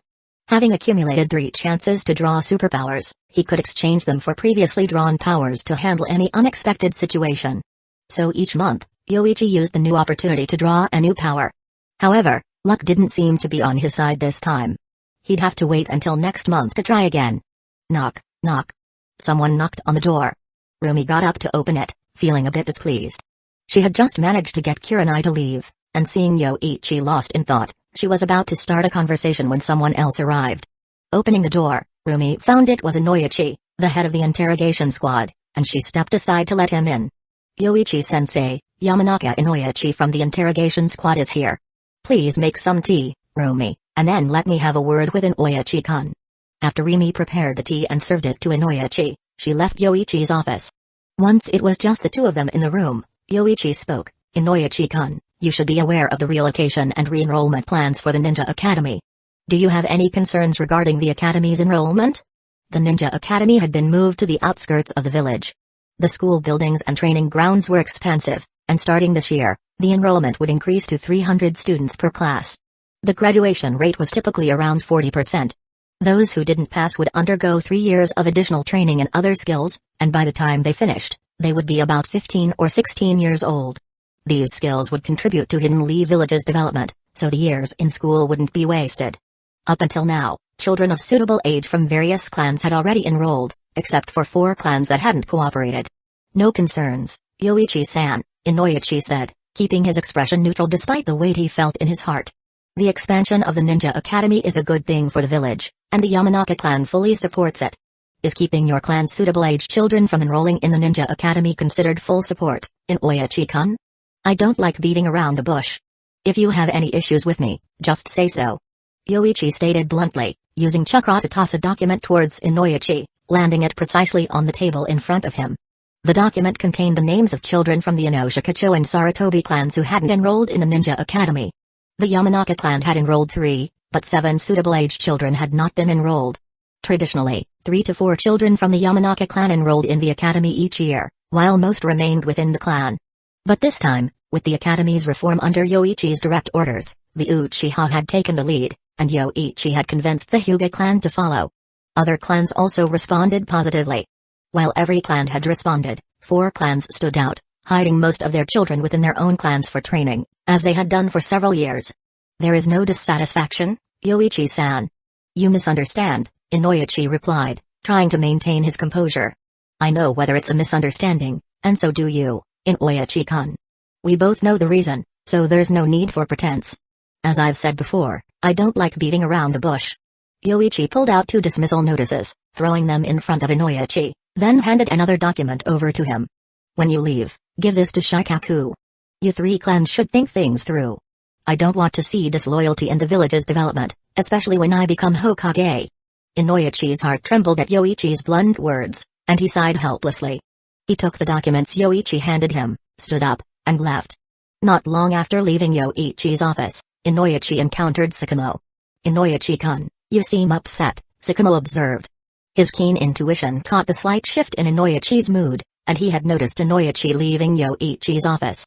It's nothing, Yandame-sama, Inoichi replied with a smile, trying to mask his feelings, though he couldn't completely hide it from Sakamo. Sakamo spoke earnestly, Inoichi-kun, you've seen Hidden Leaf Village's changes over the past few years. While I am the 4th Hokage, much of our prosperity is thanks to Yoichi's efforts. He's about to become the 5th Hokage. It's best to support him in making the village even more prosperous. Sakamo's advice was heartfelt. In his view, Yoichi was the best candidate for Hokage. Comparing Hidden Leaf Village from 3 years ago to the present day, it was hard to believe the transformation had occurred in such a short time. The village's strength had grown, and the villagers wore smiles of contentment. Everyone wanted to move to Hidden Leaf Village. Without Yoichi, even just recovering from the post-war trauma would have been challenging. Sakamo had experienced the aftermath of war firsthand. After the Second Shinobi World War, Hidden Leaf Village took 7 to 8 years just to recover its strength. Yoichi's contributions were unparalleled. I understand, Yandame-sama, Inoichi nodded, watching Sakamo walk toward Yoichi's office. He guessed they were discussing the Hokage election. 5 days ago, the village announced the 5th Hokage election, with Yoichi being the overwhelming favorite. Holding power, backed by the police force, village businesses, and the ninja park, his election as the 5th Hokage seemed almost certain. Inoichi decided to visit Shikaku at the Nara clan grounds, knowing Shikaku wasn't at the Hokage building today. Upon arriving at Shikaku's house, he knocked on the door and heard a stern voice from inside. "I'm coming." "Oh, it's Inoichi-kun, please come in." Shikaku is resting inside. The door was opened by Shikaku's wife, a woman who appeared gentle but was known for her fearsome temper, making even Inoichi hesitant at times. "Sorry to bother you. I have some important matters to discuss with Shikaku," Inoichi said as he stepped inside, changing his shoes and walking into the house. Seeing Shikaku looking tired in the hallway, Inoichi greeted him with a sense of relief. Shikaku scratched his head and said, "Come in for some tea. I was planning to have a drink with you and Choza tonight, but let's discuss the important matters first." Sensing his wife's stern gaze, Shikaku quickly led Inoichi to the guest room overlooking the garden. After pouring some water, Shikaku sat across from Inoichi and asked, "What's going on? What brings you here so suddenly? Take a look at this first. Yoichi asked me to bring it to you." Inoichi handed Shikaku a document. Inoichi opened his own document and looked through it. As he expected, it was a notice of his dismissal as the head of the interrogation squad. Although Inoichi had anticipated this, seeing it still made him feel uneasy. "Shikaku, yours must be the same." "Yes, I'm no longer the head of the Jonin squad." "Is that one for Choza?" "I don't think he has any official village position aside from being a Jonin." Shikaku noticed another document bag in Inoichi's hand and asked. "No, this is also for me," Inoichi said, opening the document bag and feeling a chill run down his spine. Inside were 3 applications, stating, "Application for the entire clan to leave Hidden Leaf Village." Seeing this, Inoichi was at a loss for words. "Shikaku, this." Inoichi showed Shikaku the applications, and Shikaku's face also paled. If they signed these, their 3 clans would have to leave Hidden Leaf Village and might not even be able to stay in the Land of Fire. They'd have to find refuge in smaller nations. If they didn't sign, they would have to submit to Yoichi's will. But they had already conceded, they just wanted to preserve some of their old traditions. Can he even tolerate this? Shikaku clenched his fists slightly, unable to say a word for a long time. The 3 applications seemed to be meant for the Inoshikacho clans. As for why the Sarutobi clan wasn't included, it was probably because Hiruzen was the 3rd Hokage. It seemed that Yoichi wasn't afraid of them leaking Hidden Leaf Village's secrets or that he was waiting for them to do so, giving him a legitimate reason to act. "Shikaku? Shikaku?" Pushed twice, Shikaku finally came back to his senses, looking at Inoichi. The mere thought of the consequences had made him break out in a cold sweat. "Inoichi, this may not be Yoichi's final move. He will continue to pressure us, forcing us either to fully comply with his wishes or leave the village. This time, he's serious." Shikaku told Inoichi, realizing that Yoichi wouldn't stop now that he had sent these documents. As Shikaku finished speaking, Narayoshi no entered the room, her expression troubled. "Shikaku, some clan members are here to see you." "They're at the door." Exchanging glances, Shikaku and Inoichi both understood this was likely the next step in Yoichi's plan. Shikaku stood up and headed to the door. When he and Inoichi reached the entrance, they saw some unfamiliar clan members. They soon recognized them as clan members who had joined the Anbu. "Clan leader, we've been notified to leave the Anbu today. Members of the Yamanaka clan also left with us today. We noticed that only members of our 2 clans were being removed." "Clan leader, what is going on?" Shikaku felt a headache coming on. The first step had targeted him and Inoichi, the second step involved their clan's members in the Anbu. Would the third step prevent their clan's shinobi from taking on missions? "I'm aware of your situation. Please go back and wait. This matter doesn't concern only our 2 clans. I need to discuss it with Inoichi and Choza." Shikaku reassured his clan members and, after seeing them off, knew this matter needed a swift resolution. "Inoichi, let's find Choza." Although few members of the Akimaki clan held official positions in the village, they took on many missions. If Yoichi blocked them from taking missions, it would be a severe blow to the 3 clans. Without mission income, they would have to rely on the clan's business earnings to support their members. Even so, Shikaku felt that Yoichi wouldn't let them off the hook. Such powerful chakra, and more than one. It feels familiar. On his way back to Hidden Leaf Village, Tobirama sensed several strong chakra presences. Using a sensory technique, he finally recognized whose chakra it was. Saru? Why is he in the Land of Earth? Though puzzled, Tobirama headed toward Hiruzen's location. His sensory abilities wouldn't lie, it was definitely Hiruzen. Since Edo Tensei didn't require chakra consumption, Tobirama continuously used the body flicker jutsu to travel, quickly approaching Hiruzen's group. As he got closer, Tobirama noticed that Hiruzen and his companions were already on high alert, likely mistaking him for an enemy. However, Tobirama didn't stop using the body flicker jutsu and appeared directly in front of them, saying, "Saru, what are you doing here? You're Sensei?" Hiruzen's face shifted from surprise to shock upon seeing the figure that had suddenly appeared before him. Transformation techniques could deceive people, but chakra couldn't fool him. This person was indeed Tobirama-sensei. Chapter 238 Tobirama-sensei, are you in an Edo Tensei body now? Hiruzen noticed the cracks all over Tobirama's body and the lifeless look in his eyes, similar to those reanimated during the previous wars using Edo Tensei. Due to some unexpected events, I was summoned using Edo Tensei, but I've broken free from its control. Tobirama explained, noticing that Hiruzen was accompanied by some powerful shinobi. One of them, a white-haired ninja, seemed to have even more chakra than Hiruzen, and looked somewhat familiar. He asked, "Saru, what are you all up to?" Despite being almost 60 years old, Hiruzen felt a sense of nostalgia at Tobirama's familiar nickname for him. He explained, "Tobirama-sensei, we're on a mission. Currently, there is an organization called Akatsuki in the ninja world, founded by one of Jiraiya's students. One of its members possesses the Rinnegan." Tobirama's expression grew more serious at the mention of the Rinnegan. Upon hearing about Nagato, he felt that this wasn't the person the Sage of Six Paths had mentioned. Moreover, Tobirama was always cautious about the words of the Sage of Six Paths, as he only trusted himself. Now that he was back, he needed to investigate. Hiruzen did not hide anything when providing Tobirama with information about Nagato. It wasn't necessary, after all. Nagato's animosity towards Hidden Leaf Village wasn't Hiruzen's doing. He had originally wanted to ally with the Akatsuki, but Danzō had ruined those plans. "Saru, I remember making you the third Hokage. Why are you out of the village on a mission? Or is there a fourth Hokage in the village now?" As Tobirama spoke, he noticed Hiruzen's face looked quite old, possibly even older than Tobirama's age when he died. So he asked, "The current Hokage is the fourth, Sakamo. You might remember him, Tobirama-sensei. When you visited the Ninja Academy, you said he would be a pillar of the village." Hearing Hiruzen's words, Tobirama recalled who the fourth Hokage was, the genius who wielded a short sword in the academy.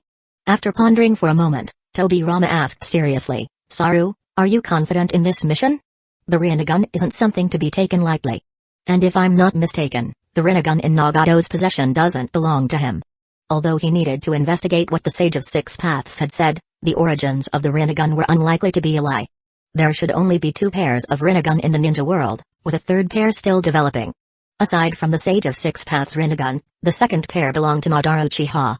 Tobirama crossed his arms and said, "If you go, you'll likely come back empty-handed. The Rinnegan in Nagato's possession is someone else's. If you encounter him, you'll likely meet Madara Uchiha." Madara Uchiha? Hiruzen, Jiraiya, and the others exchanged shocked glances. Hiruzen quickly responded, "Tobirama-sensei, according to our information, although Madara didn't accept his fate in the ninja world, he died 3 years ago." Tobirama replied, "He's like me now, an Edo Tensei body. Let's return to Hidden Leaf Village, Saru. I have other matters that require the village's assistance. Fill me in on what's been happening in the village." Madara would certainly value Tobirama's awareness of his Rinnegan.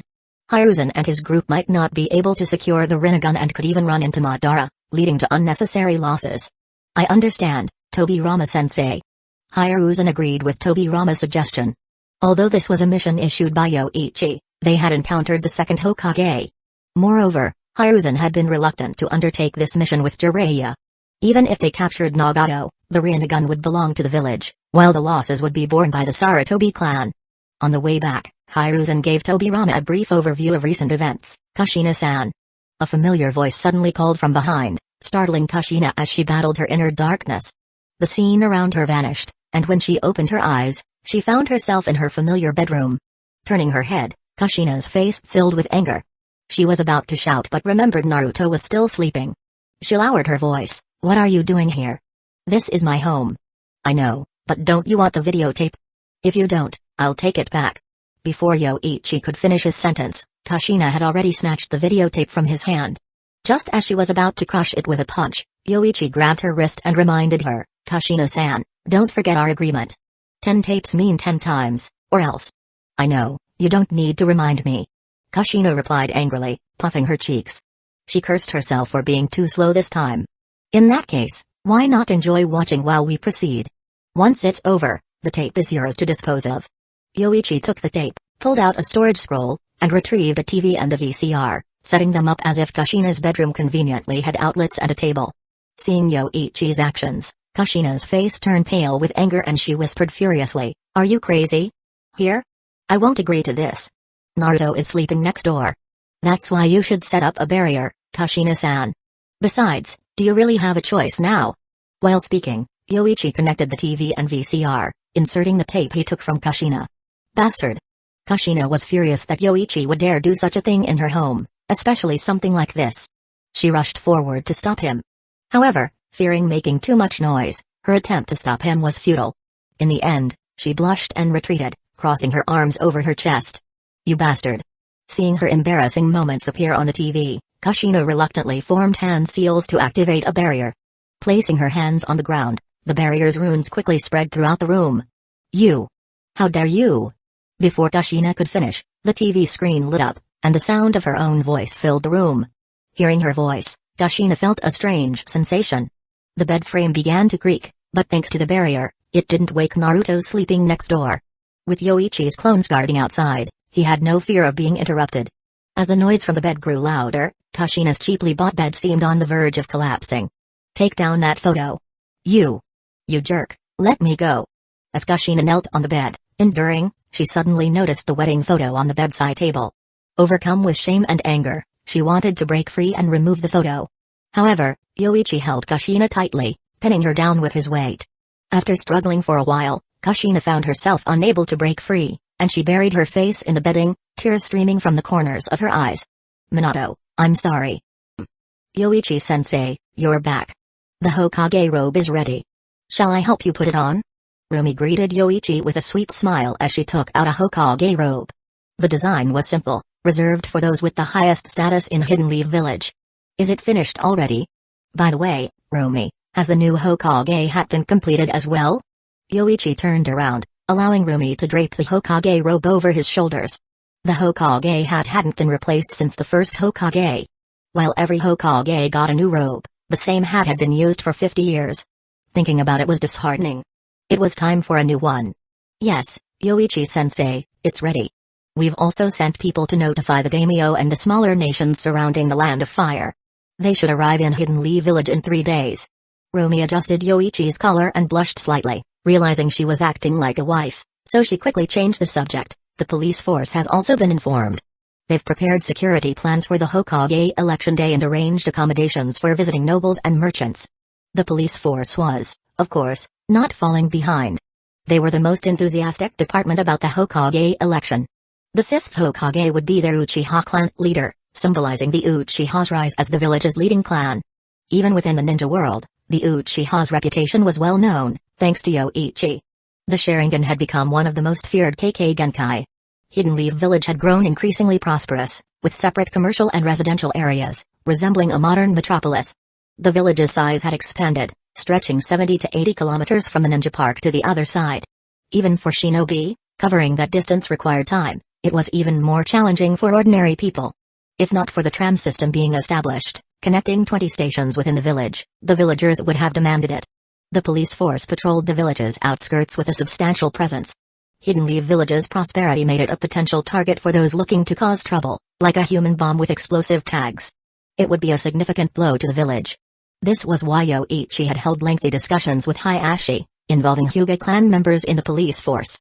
Hayashi's brother, Hizashi, now led the police force's 5th division. Swish, swish, swish.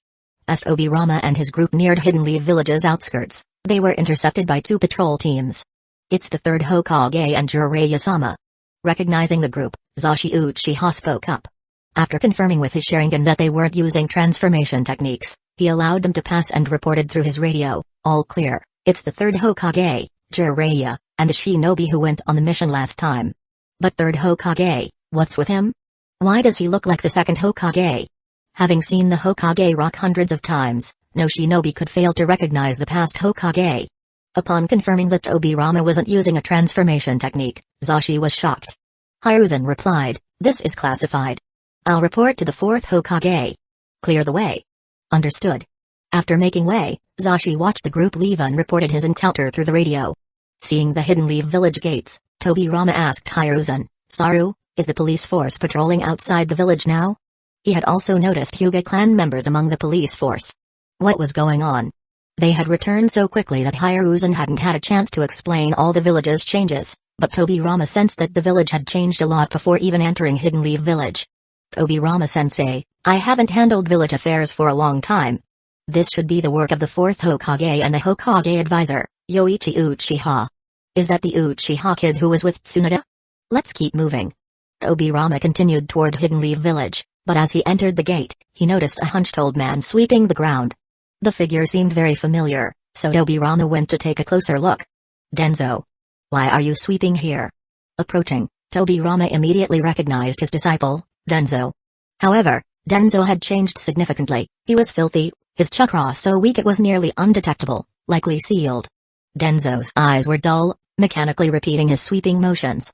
A quick sensing confirmed he was under Ganjutsu. "Release." Tobirama frowned as he dispelled the Ganjutsu. Hiruzen had only mentioned that Danzō had done something foolish and been punished but hadn't described the nature of the punishment. Under Ganjutsu, with his chakra sealed, and sweeping at Hidden Leaf Village's gate, this was sheer humiliation. What happened? Thought Tobirama-sensei. Gradually regaining clarity, Danzō saw the figure before him, a mix of fear and longing in his heart. He regretted not achieving more to prove himself to Tobirama-sensei. It was his mistake in choosing the wrong person back then. "Danzō, why are you?" Before Tobirama could finish, a 4-man squad of police force members appeared. Seeing the Ganjutsu on Danzō dispelled, Matsuru Uchiha frowned and asked, "3rd Hokage, Jiraiya-sensei, and the 2nd Hokage?" Chapter 239 The 2nd Hokage? Why is he here? Matsuru Uchiha asked with a wary yet puzzled expression. How could a Hokage who had died long ago suddenly appear in the village? What happened with Danzō? If he made a mistake, he should be punished according to the rules. Why humiliate him by making him sweep at Hidden Leaf Village's gate? Tobirama spoke coldly. When he dispelled the Ganjutsu, he noticed that it was Sharingan-based, something only the Uchiha clan could cast. Furthermore, the fact that the patrol members had arrived so quickly after he broke the Ganjutsu suggested that the person before him had cast it. This was ordered by the Hokage. But, 2nd Hokage, are you under the effects of Edo Tensei? Matsuru suddenly recalled an incident when he was escorting goods for the family business. They had a silent guard who, during a battle, was shattered but quickly reformed. The eyes and cracks were the same. This 2nd Hokage was definitely an Edo Tensei body. But who had summoned him? Apologies, 2nd Hokage, but I need to report your presence to the 5th Hokage. As for Danzō's punishment, please don't interfere with the police force. Matsuru said as he subtly gestured with his hand behind his back. One of the patrol members received the signal and immediately left to notify the Hokage building. However, Matsuru was unaware that someone had already informed the police force earlier, and the message had already reached the Hokage building. If you can't explain, then let someone who can come and speak to me, Tobirama said, folding his arms across his chest. He had no intention of moving. Then let me explain. A voice suddenly interrupted. Neither Tobirama, Hiruzen, Jiraiya, nor the others had sensed anyone's approach. They instinctively looked up at the telephone poles above but saw nothing. Tobirama was quicker, immediately glancing to his side to see someone had appeared beside him. If he hadn't caught a glimpse of the white Hokage robe out of the corner of his eye, Tobirama might not have noticed the person at all. This individual's body flicker technique was far superior to his. 2nd Hokage, who used Edo Tensei to bring you back. And your chakra? Yoichi asked, tilting his head slightly. This wasn't the chakra typically seen in an Edo Tensei body. The sacrificial material used for this summoning was probably of higher quality than what he had been using. Could it be white Zetsu clones? Never mind. Let's discuss this back at the Hokage building. It seems you're not under anyone's control, 2nd Hokage. As for Danzō, continue sweeping the streets, and make it double today. While speaking, Yoichi glanced at Danzō, his Sharingan glinting. Before Danzō could react, he was once again caught in a Ganjutsu. Danzō's eyes glazed over, and he picked up the broom, preparing to continue sweeping as per Yoichi's command. Uchiha brat, you, Tobirama's face darkened, ready to speak, but he was quickly cut off. Don't even think about breaking his Ganjutsu. This time, I've left enough chakra to destroy his brain. If you want to break the Ganjutsu, you might as well kill him outright. And as a former Hokage, you shouldn't interfere with the current Hokage's decisions. Yoichi said, then turned his gaze to Hiruzen, Jiraiya, and the others, asking, and you all? Have you abandoned the mission on your own? Tobirama spoke up, I ordered them to abandon it because some unexpected developments occurred along the way. Then go home and rest. Don't came to the Hokage building for a while. Yoichi said as he headed toward the Hokage building. He had numerous methods to empower his subordinates, such as the Sage Curse Mark, the Extremis Virus, and the Giant Snakes of Ruchi Cave. These combined could produce numerous Chunin or Jonin level shinobi in Hidden Leaf Village who were loyal to him. As for the Inoshikacho trio and people like Jiraiya, they had too many independent thoughts. Even though they knew Yoichi was the 5th Hokage, they still didn't follow his orders without question. Yoichi didn't need such subordinates. Among the Inoshikacho, only the Yamanaka clan's secret techniques were somewhat useful, such as extracting information from the heads of the dead. However, as Hidden Leaf Village grew stronger, the role of the Yamanaka's techniques would diminish.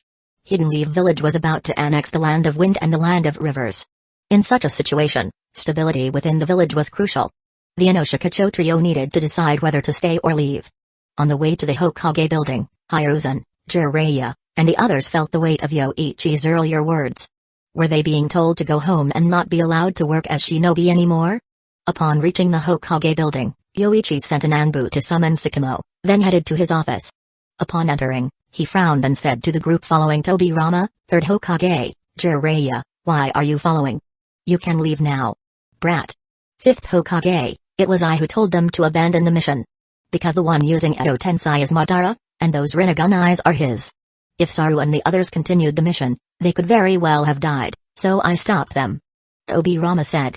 He was a stickler for rules, so upon learning that the Uchiha brat before him was the 5th Hokage, he had reluctantly changed his tone, even though he wasn't impressed. Madara? What do you mean? Yoichi feigned confusion, though he had already guessed what was happening. Perhaps after Obito was captured, Black Zetsu feared the plan would fail and had used some method to revive Madara prematurely. But if that idiot revived Madara, why did he also bring back Tobirama? And even if he did, why lose control over the Edo Tensei body? He was causing more trouble from a different angle. Yoichi clicked his tongue inwardly. It started with Madara. While I was in the Pure Land, I encountered a legendary figure. He told me that significant changes were likely to occur in the ninja world and warned me about a second pair of Rinnegan that was about to emerge. Tobirama began to recount his experiences since his return to the ninja world. However, when he mentioned the second pair of Rinnegan, Yoichi suddenly interrupted him. 2nd Hokage, do you know the conditions required for the Rinnegan to appear? Yes, the Sage of Six Paths told me. Extreme Yin power and Extreme Yang power, combined with the Six Paths chakra, will yield the Rinnegan. As Tobirama said this, he began gathering chakra. Although the Sage of Six Paths had given him chakra, Tobirama hesitated and chose not to use it. 2nd Hokage, do you know what constitutes Extreme Yin power? As Yoichi spoke, his eyes revealed the pattern of the Eternal Mangekyo Sharingan, the overlapping design of twin triangular shuriken slowly rotating. It was beautiful yet gave off an intense feeling of danger. The Eternal Mangekyo Sharingan represents Extreme Yin power, my eyes. And Extreme Yang power should not be unfamiliar to you, 2nd Hokage. Swish. Before Yoichi finished his sentence, Tobirama used the body flicker technique, appearing behind Yoichi. His hand, saturated with visible chakra, was raised high, his gaze calm and steady, ready to strike down. Bang. Yoichi wasn't surprised. He seemed to have anticipated it. Even with his back to Tobirama, he remained composed. Tilting his head slightly, he raised his right hand. He precisely caught Tobirama's wrist, the collision resounding loudly. A powerful shockwave emanated from their clash, sending chairs, tables, and documents flying in all directions, forcing Kurenai and Rimi to shield their faces. At the same time, a strong force hit Yoichi, but his robust body and genetic enhancements neutralized it, causing only minor cracks to appear in the chair beneath him. Dare to attack Yoichi-sensei. Ganjutsu, Treebind Death. Kurenai and Rumi, recovering, were furious. They activated their Sage Curse marks, and Rimi opened her Byakugan, ready to attack Tobirama. Calm down, Kurenai, Yoichi said, stopping the two from attacking Tobirama. Your two assistants are impressive, in every sense, 5th Hokage. Tobirama commented. His right hand, now covered in cracks, shattered into pieces but quickly reformed. After speaking, Tobirama returned to his seat. His intention was merely to test Yoichi. Regardless, he wouldn't harm his granddaughter's suitor, even if the person before him was an Uchiha. Moreover, Obirama didn't fully trust the words of the Sage of Six Paths. He only believed in his own investigations. If, during his investigations, he found Yoichi to have intentions of destroying the Shinobi Order, only then would he act. They are both my disciples, so naturally, they will support me, second Hokage. Now, let's get to business. What are your plans? Yoichi paused before continuing. Kurenai, Rumi, clean up. Hearing Yoichi's words, Kurenai and Rumi understood that Obirama wasn't an enemy, and they retracted their sage curse marks. However, Obirama noticed the marks on their faces and grew a bit more curious. The Sage of Six Paths mentioned that you would bring destruction. Brat, is it true that my great-uncle has been revived? Before Obirama could finish, the office door was pushed open. Tsunade, now visibly pregnant, entered with her usual brash demeanor. Seeing so many people in the room, Tsunade paused and then lowered her voice. Great-uncle, how are you back? And why are old man and Jiraiya here? Shizune, panting, followed Tsunade inside and quickly bowed to greet Yoichi and the others. Tsunade, you're here. Jiraiya forced a bitter smile, greeting her. It hadn't been long since they last met, and Tsunade was already close to giving birth. Yes, Jiraiya, you're back. Tsunade greeted before turning to Obirama with excitement. Great uncle, who used Edo Tensei to bring you back? What about grandfather? Tsunade, now that you're pregnant, you should be more mature. Barging in like that isn't appropriate. Besides, you're now. Obirama scolded, making Tsunade look like a scolded student, head bowed and silent. Back in the Senju clan, Obirama had always doted on his granddaughter, Tsunade, who resembled him in many ways. But Obirama was strict with his descendants, especially after Hashirama's death, almost militarily managing Tsunade. Hearing the familiar scolding brought back memories, and Tsunade instinctively stood up straight. However, realizing her reaction, Tsunade pouted and grumbled, Great uncle, enough already. I'm over 40. Tsunade, take a seat. Second Hokage, let's discuss the real issue. What are your plans? Yoichi mediated, sensing that Obirama's return might not be entirely bad. At least he could keep Tsunade in check. With Yoichi's words, Kurenai and Rumi tidied up the room and brought over sofas and a table. Tsukumo Hatake had also been summoned by the Anbu. Tsukumo probably thought he didn't have much to do today, especially with his retirement in 3 days, and went fishing. That was why he arrived even later than Tsunade. The second Hokage? Yoichi, what's going on here? Tsukumo asked in surprise as he entered, trying to cover up his fishing. Take a seat. Let's have the second Hokage explain everything from the beginning. Once everyone had gathered, Obirama recounted the events involving Madara and what had happened in the Pure Land, including what the Sage of Six Paths had said. However, Obirama kept some things to himself, not mentioning the chakra given to him by the Sage of Six Paths. After explaining everything, Obirama immediately stated, we need to resurrect my elder brother immediately and use the full strength of the village to locate Madara, seal him, and send him back to the Pure Land. We must prevent him from ever returning to the ninja world again. This is our most pressing task. The others, hearing Obirama's words, instinctively wanted to agree, but Tsukumo and the others turned to Yoichi. In the village, Yoichi handled major affairs. Tsukumo had gotten used to not meddling, so the idea of using the village's full strength against Madara needed the approval of the soon-to-be fifth Hokage. As everyone looked at Yoichi, he shook his head and said, reviving the first Hokage is possible, but using the full strength of the village against Madara isn't feasible. We have more important matters at hand. Chapter 240. What? Why? Obirama was shocked when he heard Yoichi's response, thinking he had misheard. But upon confirming that Yoichi indeed had no intention of dealing with Madara, Obirama's expression darkened. Madara's Moonai plan will destroy the entire ninja world. He could be resurrected at any moment. Isn't that enough to make you take this seriously? Well, no, it's not enough. Hidden Leaf Village's next move is to annex Hidden Sand Village and the Land of Wind. The entire village is focused on this goal. I'm aware of Madara, but that's all. Yoichi replied calmly, his face expressionless. He hadn't been in a real fight for a long time, and with the 2 tails and 9 tails in the village, Madara would have to confront Hidden Leaf Village if he wanted to collect the tailed beasts. Given this, why bother actively pursuing Madara? Once Madara was done toying with Hidden Stones Village and Hidden Clouds Village, he would undoubtedly turn his attention to Hidden Leaf Village. I have no objection to you reviving the first Hokage, but no Hidden Leaf Village ninja is to act without orders. This is the Hokage's command. You're not Hokage yet. I will be in 3 days. Yoichi stated. The village-wide election was over, only the inauguration ceremony, witnessed by the daimyo and various nobles, remained. But Yoichi had already been exercising the authority of the Hokage for a long time. In short, Second Hokage, you may act on your own, but not with Hidden Leaf Village ninjas. Unless they voluntarily resign from Hidden Leaf Village. This was Yoichi's final ultimatum, a message for Hiruzen, Jiraiya, Hamura, and Koharu. If they chose to follow a previous Hokage, they should be prepared to be removed from the village. Tobirama stood up, his voice icy. Brat, are you intentionally letting Madara go unchecked? For what? Is the Uchiha clan still in league with Madara? Great uncle, what are you talking about? Tsunade stood up and shouted at Tobirama before moving between him and Yoichi. Yoichi must have his reasons. Don't jump to conclusions. Tsunade. That's enough, great uncle. Nawaki came back today, why don't you come with me to see him instead of arguing with Yoichi? Tsunade realized that letting her great uncle continue arguing with Yoichi would be futile. Both were stubborn and rarely heeded others' advice.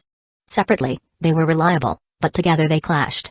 But Yoichi was now Hidden Leaf Village's Hokage. After the inauguration in 3 days, he would hold the highest authority in the village. And in just a few years, Yoichi had developed the village to its current prosperous state, proving his capabilities surpassed all others. Even if her grandfather had been the first Hokage, Tsunade would still feel this way. The changes in Hidden Leaf Village were undeniable. It had become the most desirable place to live in the Land of Fire, bar none. Alright, great uncle, come with me. Tsunade pushed Obirama out of the Hokage building. She had grabbed his shoulders and wrist with such strength that he couldn't break free. Let's go, great uncle. I'll show you around Hidden Leaf Village. Besides, I'm pregnant, so don't force me to take action. Yoichi, you go ahead with your work. With that, Tsunade used her monstrous strength to drag Tobirama out of the office. After Tobirama was led away by Tsunade, Yoichi turned to Hiruzen, Jiraiya, and the others. If there's nothing else, please leave. Remember what I said. Hearing Yoichi's words, Hiruzen and the others left the room. Once they had gone, Sakamo asked, Yoichi, what are you planning? It's unnecessary to worry about Madara, Sakamo-senpai. Yoichi replied bluntly, the 2 Tails and 9 Tails are in Hidden Leaf Village. Madara can't execute his Moon Eye plan without confronting Hidden Leaf Village. We'll wait for him to come to us. The second Hokage is too focused on Madara, even wanting to use the entire village's strength against him. There's no way I can agree to that. Yoichi was hoping Madara would go after the 8 Tails first, crippling Hidden Cloud's village in the process.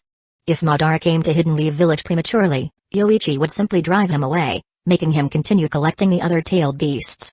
Yoichi was eager to test his skills against Rinnegan Madara. Recently, his genetic enhancement had been growing stronger. His clones constantly absorbed energy from the Rimyaku in Murin and cultivated genetic energy to transfer back to him. This had elevated Yoichi's physical capabilities to the level of a supreme war god. He had also advanced his lightning annihilation mode to its second phase. With his current physical strength and refined medicinal pills, Yoichi could use the Thunder Flash technique over 100 times consecutively. He only feared that Madara wouldn't be strong enough. As long as you're confident, then it's fine. If you need my help, just call on me. Sakamo said, his expression slightly more serious. Knowing Madara was still out there, he couldn't let his guard down. Sakamo-senpai, if you have the time, you should consider learning the Sage Mode from the Richie Cave Snake Princesses. With your abilities, it shouldn't be difficult to master Sage Mode. It would significantly enhance your power. Yoichi suggested. As the 4th Hokage, Sakamo would be granted face if he sought training from Tageheim or Kikishimeheim, who would likely guide him in learning Sage Mode. Sakamo rarely used ninjutsu, but Sage Mode could enhance sensory abilities, physical traits, and chakra. He might not need to face 6 Paths level opponents, but with Sage Mode, even Kage level shinobi would find it challenging to stop Sakamo. I see. It looks like I can't afford to rest. Come on, your desk is already collecting dust. Hey, Yoichi, don't spread rumors. I still come by sometimes. Sakamo laughed as he left, pausing by the Hokage's office to peek inside, relieved to see no dust before he departed. Outside the Hokage building, great uncle, why would you say something like that to Yoichi? That was too much.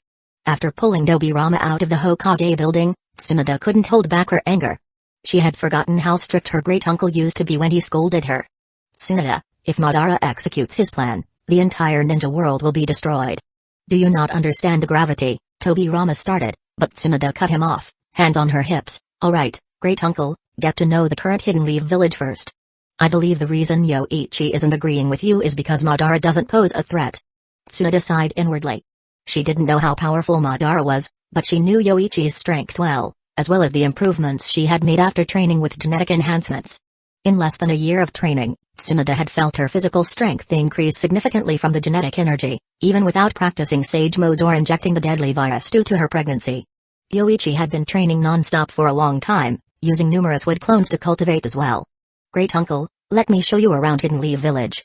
A lot has changed since your time. Even Nawaki has died once, and Yoichi brought him back to life. Don't view Yoichi with prejudice. That little brat is a good person. As Tsunade spoke, she led Obirama to other parts of the village. Obirama, noticing her words, followed her. Hiruzen had mentioned some of the village's affairs, but it seemed he hadn't said everything. Learning about it from his granddaughter would work too. And the village indeed had changed drastically. It had expanded 2 to 3 times the size he remembered, with a significant increase in population. He would wait until evening to bring back his brother. Whether or not Madara could control his brother, Obirama didn't care. If he could meet the Sage of Six Paths, his brother, who was even stronger, should be able to as well. Tsunade-sama, please slow down. You're close to your due date. Shizune, panting, caught up and nagged Tsunade. This was an S-rank mission assigned by the 5th Hokage. Obirama frowned and scolded, Tsunade, you're about to be a mother. Act with more caution. Tsunade groaned, covering her ears and quickening her pace. There you go again, great uncle. Save your lectures for Nawaki. He's died once already. Edo Tensei. Paper scraps gathered and covered a white Zetsu clone, slowly transforming into the form of Minato. Done. That's the 10th Edo Tensei combat unit. This should be enough, right? White Zetsu said. Controlling these 10 Edo Tensei bodies required 10 special clones. However, White Zetsu clones had limited combat awareness, forcing them to either rely on the combat instincts of the reanimated or erase their consciousness altogether. Both choices had drawbacks. Removing the consciousness left only basic combat instincts, allowing the Edo Tensei bodies to perform at half their former strength. If they issued orders, the reanimated might reveal information. Where's Madara-sama? He'll be back soon. White Zetsu had barely finished answering Black Zetsu's question when Madara walked in. Returning, Madara looked over the Edo Tensei bodies and, seeing no sign of Hashirama, asked, Isn't Hashirama here? Not just Hashirama, no other village's 1st or 2nd Kage are reanimated. With you gone, if something happened like last time, we wouldn't be able to handle it. Black Zetsu explained. They had only reanimated the 3rd Mizukage, 3rd Kazekage, Minato, and a few other recent deaths. Unfortunately, the 3rd Raikage's body couldn't be found. After hearing the name Hagoromo, Black Zetsu had grown wary. They feared the revived Kage might have been warned or aided by Hagoromo, foiling their plans. Madara-sama, is it time to move now? Madara replied, Let's move. Black Zetsu, come with me. White Zetsu, take these Edo Tensei bodies and capture the wild 3 tails. Madara-sama, are you planning to be revived? Yes, Nagato hasn't made a move recently. Counting on him to collect the tailed beasts is unrealistic. Better for me to take the lead. Black Zetsu added, after using that technique, Nagato might still survive, but he's of no use now. Madara-sama, what about the other members of the Akatsuki? Fugaku and that kid? Let them be for now. They can still be of some use. With that, Madara walked outside, and Black Zetsu disappeared into the ground. Both moved swiftly. As an Edo Tensei, Madara didn't need to worry about chakra. Compared to his living state, he only had less chakra, but it regenerated quickly. In the underground, Black and White Zetsu moved like fish in water, faster than Madara. And since Nagato was already under surveillance by White Zetsu clones, Madara soon located him. Nagato was currently resting, returning with Konan and Fugaku Uchiha after leaving Hidden Cloud's village. The 3 had just secured an alliance agreement with the 4th Raikage, thanks largely to Fugaku's eloquence. If Nagato or Konan had gone alone, they might have angered the 4th Raikage instead. Fugaku, after we return, Akatsuki should. Nagato began discussing Akatsuki's future with Fugaku when he sensed a powerful chakra approaching. His expression changed as he said, Someone's coming. Their chakra is extremely strong. Prepare for battle. Nagato used the summoning jutsu to call forth the 6 paths of pain. Konan and Fugaku readied themselves. If Nagato mentioned a strong chakra, the enemy must be formidable. With a boom, a figure landed from the sky, kicking up a cloud of dust. As the figure emerged, Fugaku recognized him immediately. Though he looked younger, Fugaku could tell it was Madara. Nagato stared coldly at Madara, asking, Who are you, and what do you want with us? Nagato. You've experienced the power of the sage. Now it's time to repay me. Madara stood with arms crossed, looking down at Nagato, Konan, and Fugaku, paying no heed to the battle-ready Nagato and Konan. I am Madara, The one who gave you the Rinnegan, Nagato. Now is the time for you to repay me. Another Madara? What nonsense. Conan. Before Nagato could finish, Fugaku's Susanoo materialized, its skeletal hand grabbing Conan in a chakra grip. Fugaku, what are you doing? Nagato's voice was filled with rage. This was the second time Conan had been captured, and both times right beside him. Chapter 241. As you can see, Nagato. Fugaku spoke without any hint of apology on his face. I've told you many times, don't trust anyone. Whoosh. Conan suddenly transformed into countless pieces of paper, scattering from Susanoo's skeletal hand and reassembling next to Nagato. The now human-shaped Conan only had a trace of blood at the corner of her mouth and some minor injuries from being squeezed, but nothing too severe. Conan rarely made a move in front of Fugaku, so the Shikigami no Mai technique had not been exposed. Fortunately, she had just gathered chakra, otherwise, it would have been difficult to escape. Conan, are you okay? Nagato, his eyes fixed on Madara and Fugaku, asked the question to Conan behind him. If Fugaku had betrayed them immediately, then the other person's words might indeed be true. Conan, watching the enemy cautiously, replied, I'm fine, Nagato, but these two won't be easy to deal with. On the other side, Fugaku stepped back to Madara's side. Black Zetsu emerged slowly from the ground, saying, it seems we've failed. Looks like we need to take action to obtain the Rinnegan, Madara-sama. No problem, it'll just take a little effort, Madara said nonchalantly. In his eyes, Nagato's strength was insignificant. The fact that Nagato managed to develop the Rinnegan to this extent, despite not being from the clan, was a sign of some talent. However, Madara only acknowledged Nagato because he used the basic abilities of the Rinnegan to create puppet clones through the use of a transcription seal. Just watch from the sidelines. After saying that, Madara leaped forward, instantly charging towards Nagato and Conan. Conan, be careful. Nagato formed hand seals and controlled the 6 paths of pain to protect himself, with the strongest Deva path leading the charge. Seeing Madara rushing over, the Deva path also charged forward, raising its hand and shouting, Shinro Tensei. A powerful repulsive force instantly erupted, sweeping away everything with terrifying power, with the Deva path at the center. As the force exploded, Madara smirked. His Sharingan briefly transformed into the purple Rinnegan, and an equally powerful repulsive force appeared. Boom. Rumble. The two nearly identical invisible forces collided with a massive explosion.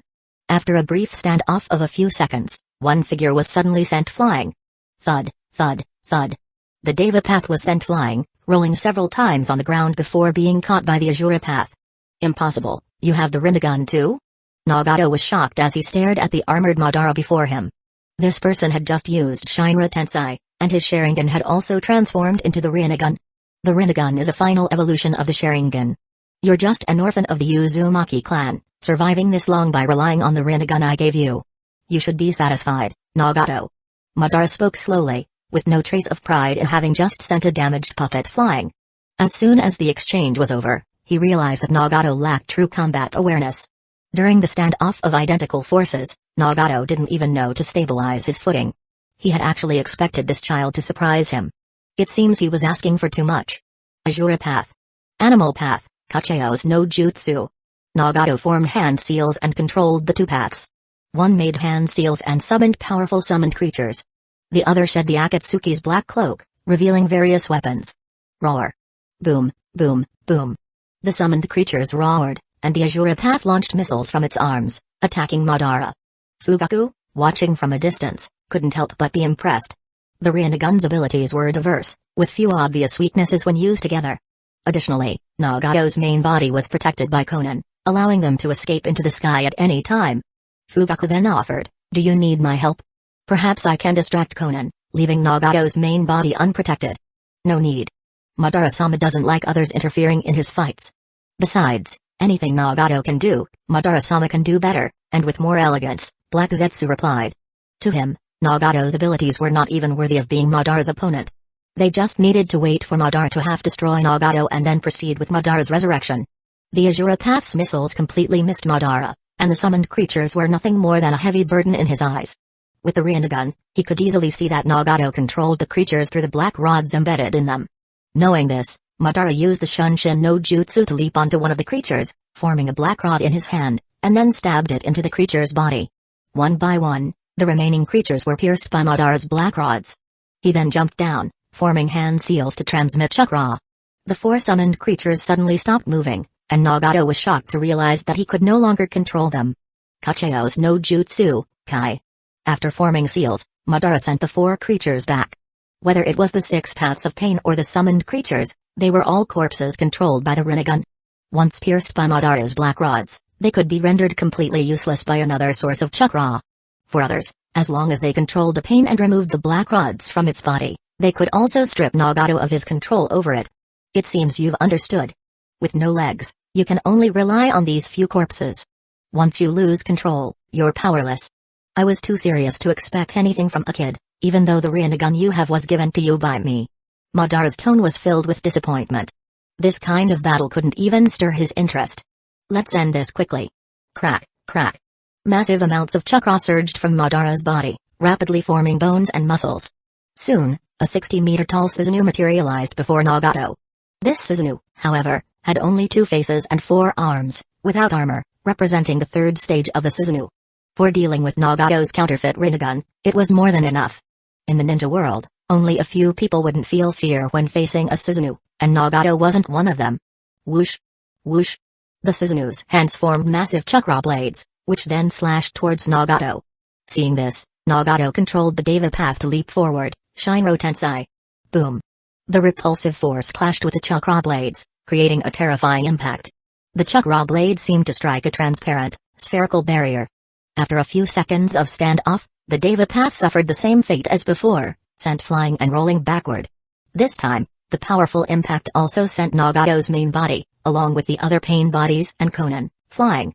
Madara had the Susanoo anchor itself to the ground, so he only staggered back a step before resuming his advance, intending to finish Nagato off.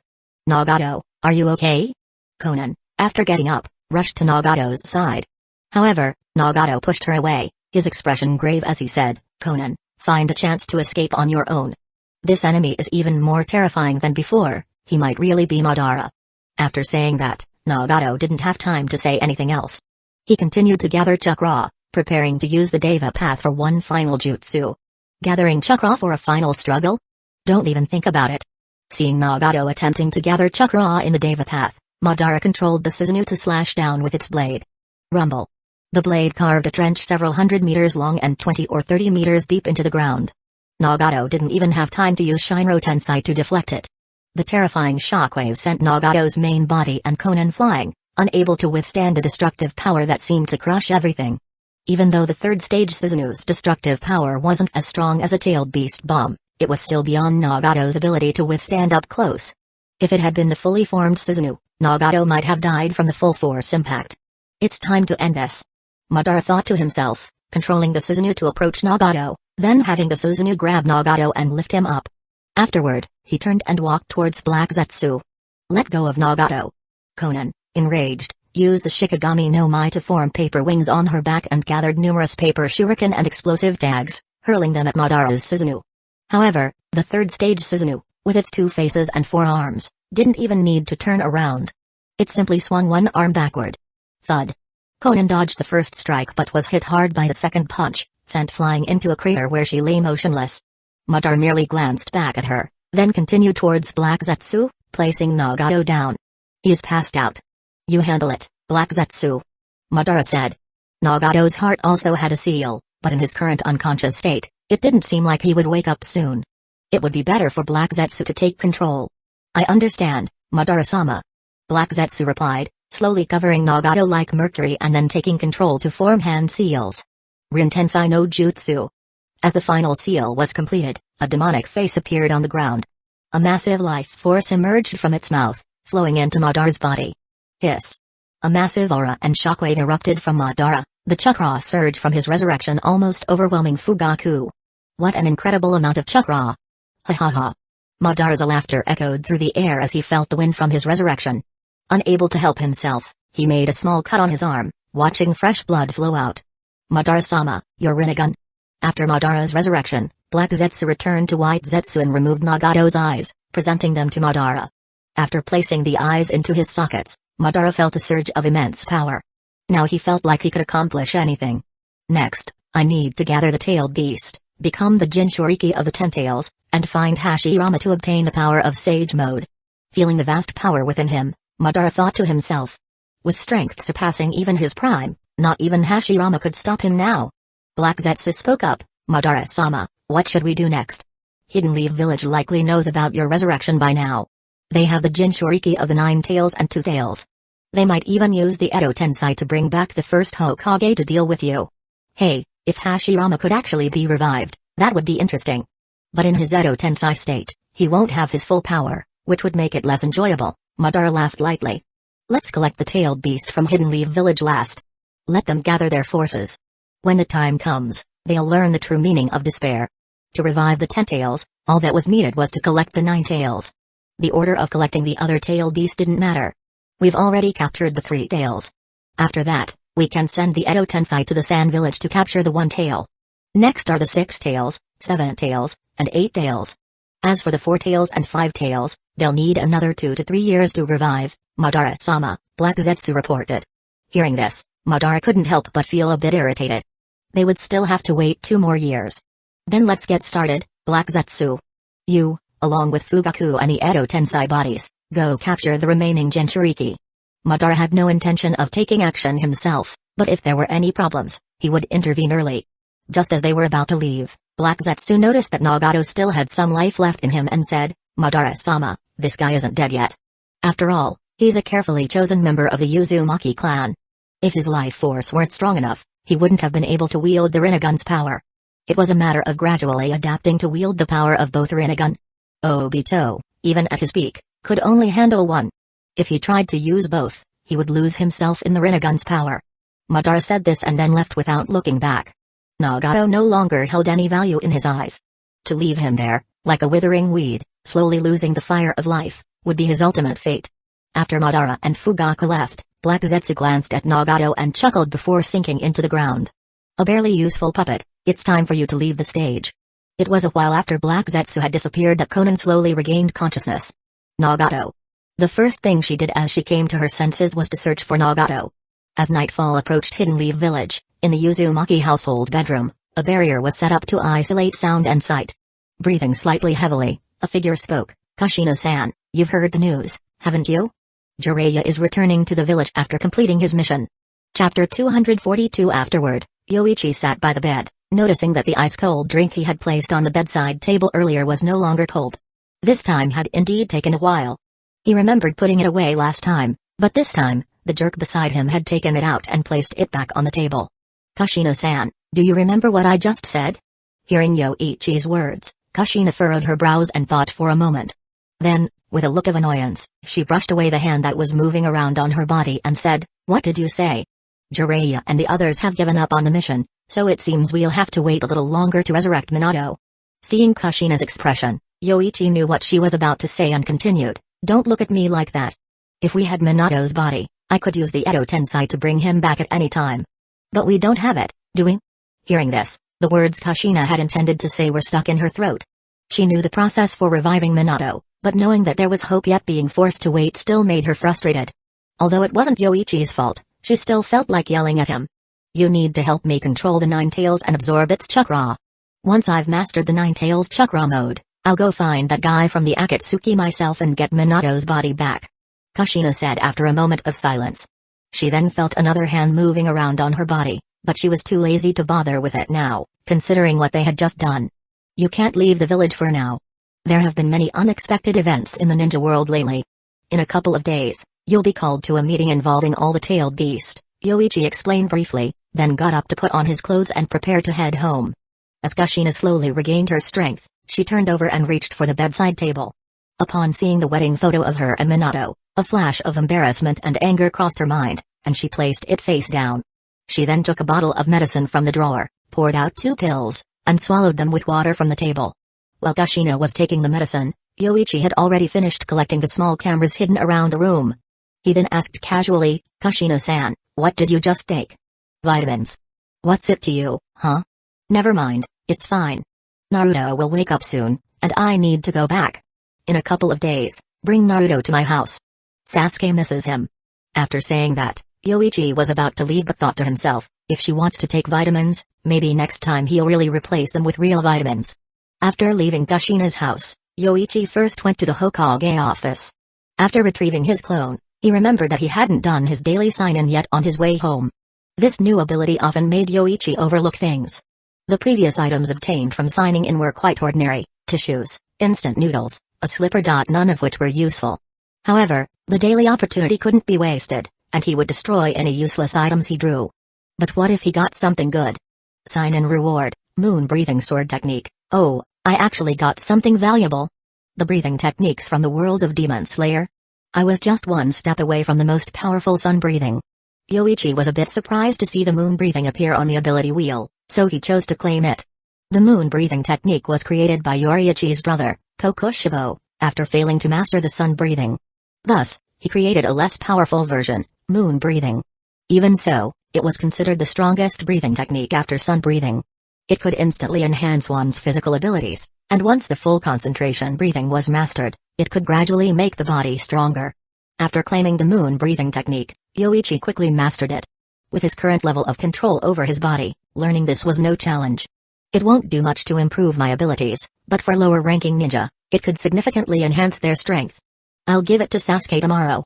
It's about time he started training. He can use this breathing technique before learning ninjutsu. Yoichi decided in his mind. The full concentration breathing would be a great help to Sasuke.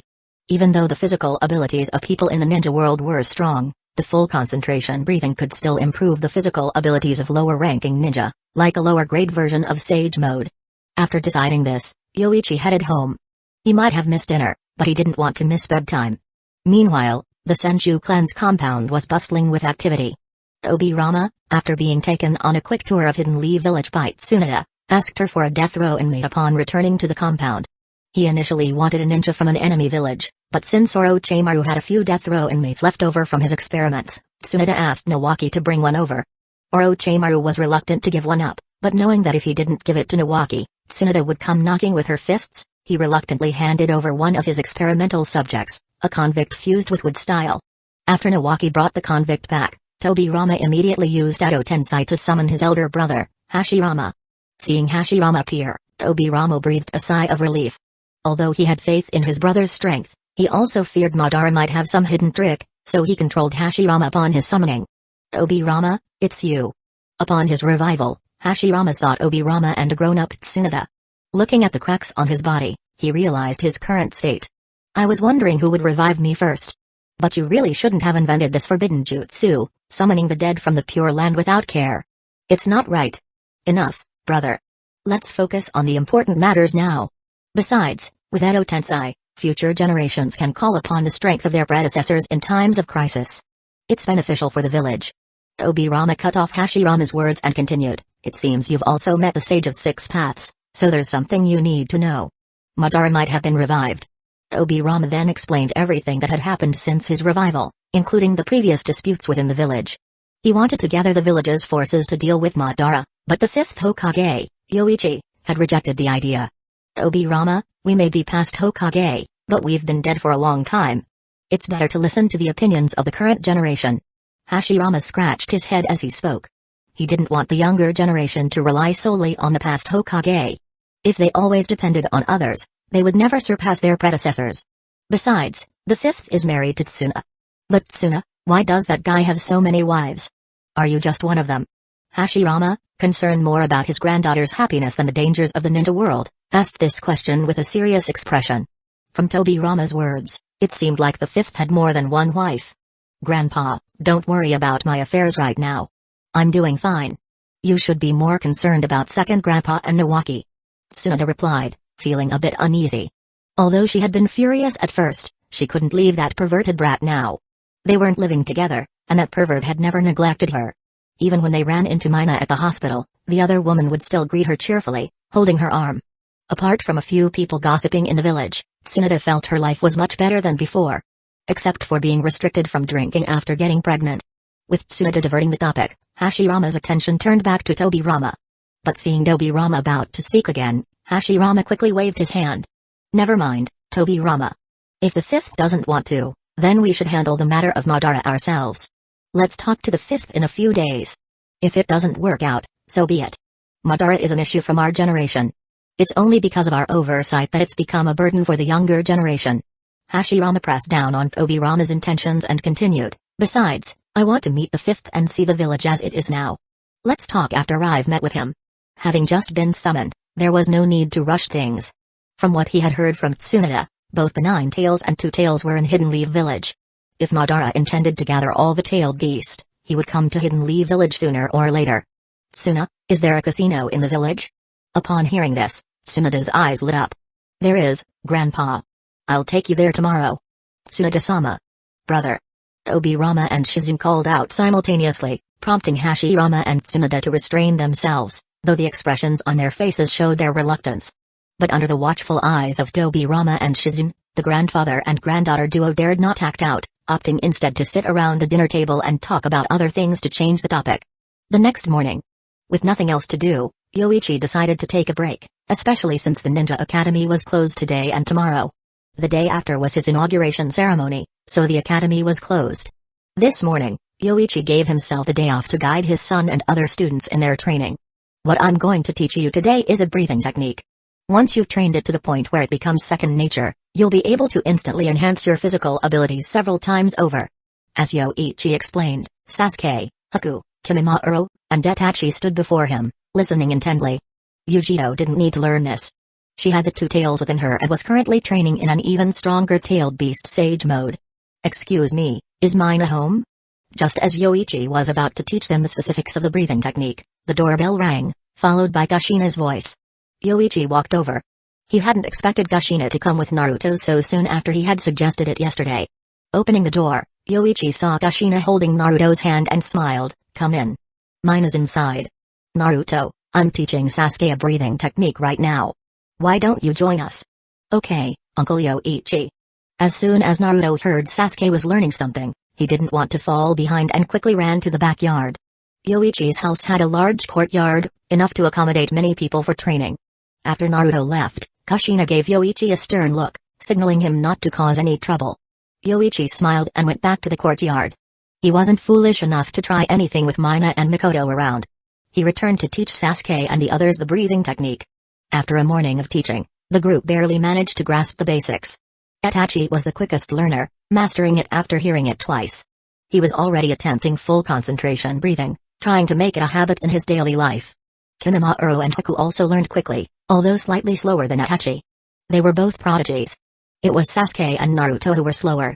By lunchtime, Sasuke had barely managed to use the breathing technique, while Naruto could use it but often forgot to maintain it, unable to keep it up for long periods. Seeing Sasuke mastering it and taunting him, Naruto clenched his fists in frustration. "Keep practicing at home. Naruto, come here for a moment." Yoichi called out to Naruto. He had asked Kushina to bring Naruto over because of the Azura chakra within him. With the Ten Tails about to appear, only someone with the Rinnegan could become the Jinchuriki of the Ten Tails. Relying solely on Hashirama cells to evolve his eternal Mangekyo Sharingan was too slow. The Azura chakra could significantly speed up the evolution process. Leading Naruto to the forest, Yoichi touched him lightly, causing Naruto to fall asleep. Spiritual transformation technique. Using this technique, Yoichi projected a spiritual clone from his body and quickly entered Naruto's body. The age of 3 was the minimum age for training in the ninja world because, by that age, a child's body could extract and handle chakra. Inside Naruto's body, Azura's chakra slowly emerged from the depths of his soul. Spiritual possession. Finding the Azura chakra, Yoichi used his spiritual clone to envelop the powerful yang-release chakra. Soon, he felt resistance from the Azura chakra. Facing the threat of being devoured, Azura naturally wouldn't surrender. It's futile. Yoichi's power continuously flowed from his main body into the spiritual clone, enveloping Naruto in increasingly powerful chakra, making the spiritual clone even stronger. Eventually, the spiritual clone within Naruto's body grew to a giant size, grabbing the Azura chakra and tearing it away from Naruto. After extracting the Azura chakra, the spiritual clone swiftly returned to Yoichi's main body. With the return of this massive yang-release chakra, Yoichi immediately felt an instinctive craving throughout his body. Even the surrounding grass and trees seemed to come alive, the wild grass flourishing in an instant, and the trees returning to their lush summer state. Chapter 243 The immense life force energy made the area around Yoichi bloom as if it were midsummer. The trees seemed to return to life, and the once withered grass sprouted fresh green shoots, quickly growing over half a meter high. Mina and Kushina, who were chatting inside the house, also sensed the powerful chakra coming from the garden and hurried outside. Even Gates, who had been disturbed by Sasuke's noise and had found it hard to sleep, lifted his bare head. But upon noticing that the source was Yoichi, he shook his head and lay back down, casually knocking Sasuke off his neck, causing him to fall on his backside. Naruto? Upon arriving in the backyard, Kushina immediately noticed Naruto lying beside Yoichi. She quickly rushed over to pick him up. What happened to Naruto? Mina also hurried over. At that moment, Yoichi spoke up, Naruto is fine. He just lost something that didn't belong to him. He'll wake up soon. As soon as Yoichi finished speaking, Naruto, who was in Kushina's arms, opened his eyes. Seeing Kushina, he rubbed his eyes and said, Mom, why are you here? Naruto, are you okay? I'm fine. Did I fall asleep just now? Naruto struggled to jump down, looked around, but couldn't remember what had happened. He only recalled Yoichi calling him over, and then everything went blank. Yoichi's decision to extract the Azura Chakra was to evolve his Rinnegan. Later, he would also extract the Indra Chakra from Sasuke. Why should his son be a vessel for someone else's chakra? Kushina checked Naruto over and then asked Mina to take another look. She gave Yoichi a fierce glare, but when Yoichi noticed Kushina's glare, he made a gesture, causing her to feel embarrassed and angry, worried that Mina might suddenly turn around and see. After confirming that Naruto was okay, it was nearly lunchtime. However, Yoichi had no appetite. He headed straight to the basement, ready to absorb Azura's chakra. The Azura chakra extracted from Naruto was significantly more substantial than what was present in Hashirama's cells. Once in the basement, Yoichi began to refine the Azura chakra. However, Azura's chakra resisted him continuously. This chakra contained Azura's will, a will passed down since the time of the Sage of the Six Paths. It's useless. Yoichi had trained in spiritual techniques and absorbed chakra that might have belonged to the Ten Tails. His spiritual power and chakra were far beyond that of Azura's chakra. Ignoring the resistance within his body, Yoichi gradually split the Azura chakra and used spiritual techniques to erase Azura's will from the Yang-released chakra. Slowly but surely, like cutting flesh with a dull knife, Yoichi was making this third-generation Otsujutsuki disappear from the ninja world. At Mount Myabaku, Gamamaru suddenly awoke, shaking his toad head in confusion. What's going on with Hagoromo now? As the only sage in the ninja world who mastered yin-yang release, Gamamaru could communicate with people in the Pure Land through dreams. He had just been speaking with Otsujutsuki Hagoromo, but the latter had abruptly cut off the connection, waking him from his dream state. Something serious in the ninja world must have happened to concern Hagoromo so much. Shima, come here. Gamamaru called out to Shima, another of the toad sages. As a toad that had lived for over 1,000 years, Gamamaru mastered many secret techniques, most of which exceeded the realm of ordinary ninjutsu. Shima arrived after receiving the message and asked the great toad sage, "You're awake, Lord Gamamaru. What's the matter?" "Shima, when you have time, ask little Jiraiya to come to Mount Myabaku. There's something I need his help with." "Little Jiraiya? He hasn't visited much lately. Seems like he's been on missions all the time. I'll ask him." "Is there anything else, Lord Gamamaru?" Shima asked. Gamamaru shook his head. "No, just that. It's best if little Jiraiya comes quickly. If something could make Hagoromo look so grim, it could only be related to the Child of Prophecy." According to Gamamaru's prophetic dreams, even the Child of Prophecy had to accept Hagoromo's gift to save the ninja world. Initially, he had supported Hagoromo's hold over the Pure Land to accumulate power to deal with possible future changes in the ninja world. In the Pure Land, Hagoromo looked at the fading mark of Yang release in his hand. If this continued, the Yang release mark would disappear altogether. Once it completely vanished, Azura's chakra would entirely disappear from the ninja world. "Azura!" Hagoromo murmured softly. He could sense the situation, but there was no suitable vessel in the ninja world to channel his chakra through. If he tried to descend into an Edo Tensei body, his chakra might destroy it instantly, making it impossible to use. "I'm sorry, Azura." Although Hagoromo was anxious, there was nothing he could do. His only option was to safeguard the Six Paths chakra, preventing whoever had stolen Azura's chakra from gaining the power to unlock the Rinnegan. Theoretically, combining Azura and Indra's chakra could indeed evolve into a pair of Rinnegan, but it required a qualitative change, a key. The Six Paths and the world below it were entirely different. One needed to touch a bit of the Six Paths chakra, also referred to as the chakra of the God Tree. Last time, he had been careless, allowing the previous incarnation of Indra to come into contact with the Six Paths chakra and evolve a pair of Rinnegan. This time, he would guard against any leakage of the Six Paths chakra with utmost vigilance. As for the being in the ninja world left behind by his mother, it shouldn't have a second chakra to assist in awakening the Rinnegan. "Kurenai, has Yoichi not come by all day?"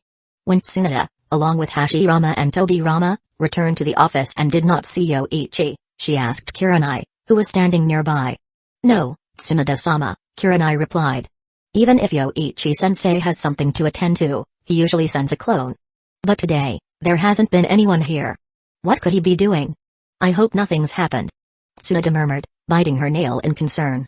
Deciding not to care about running into Mina and Mikoto, she said to her grandfather and great-uncle, I'm going to check the Uchiha compound.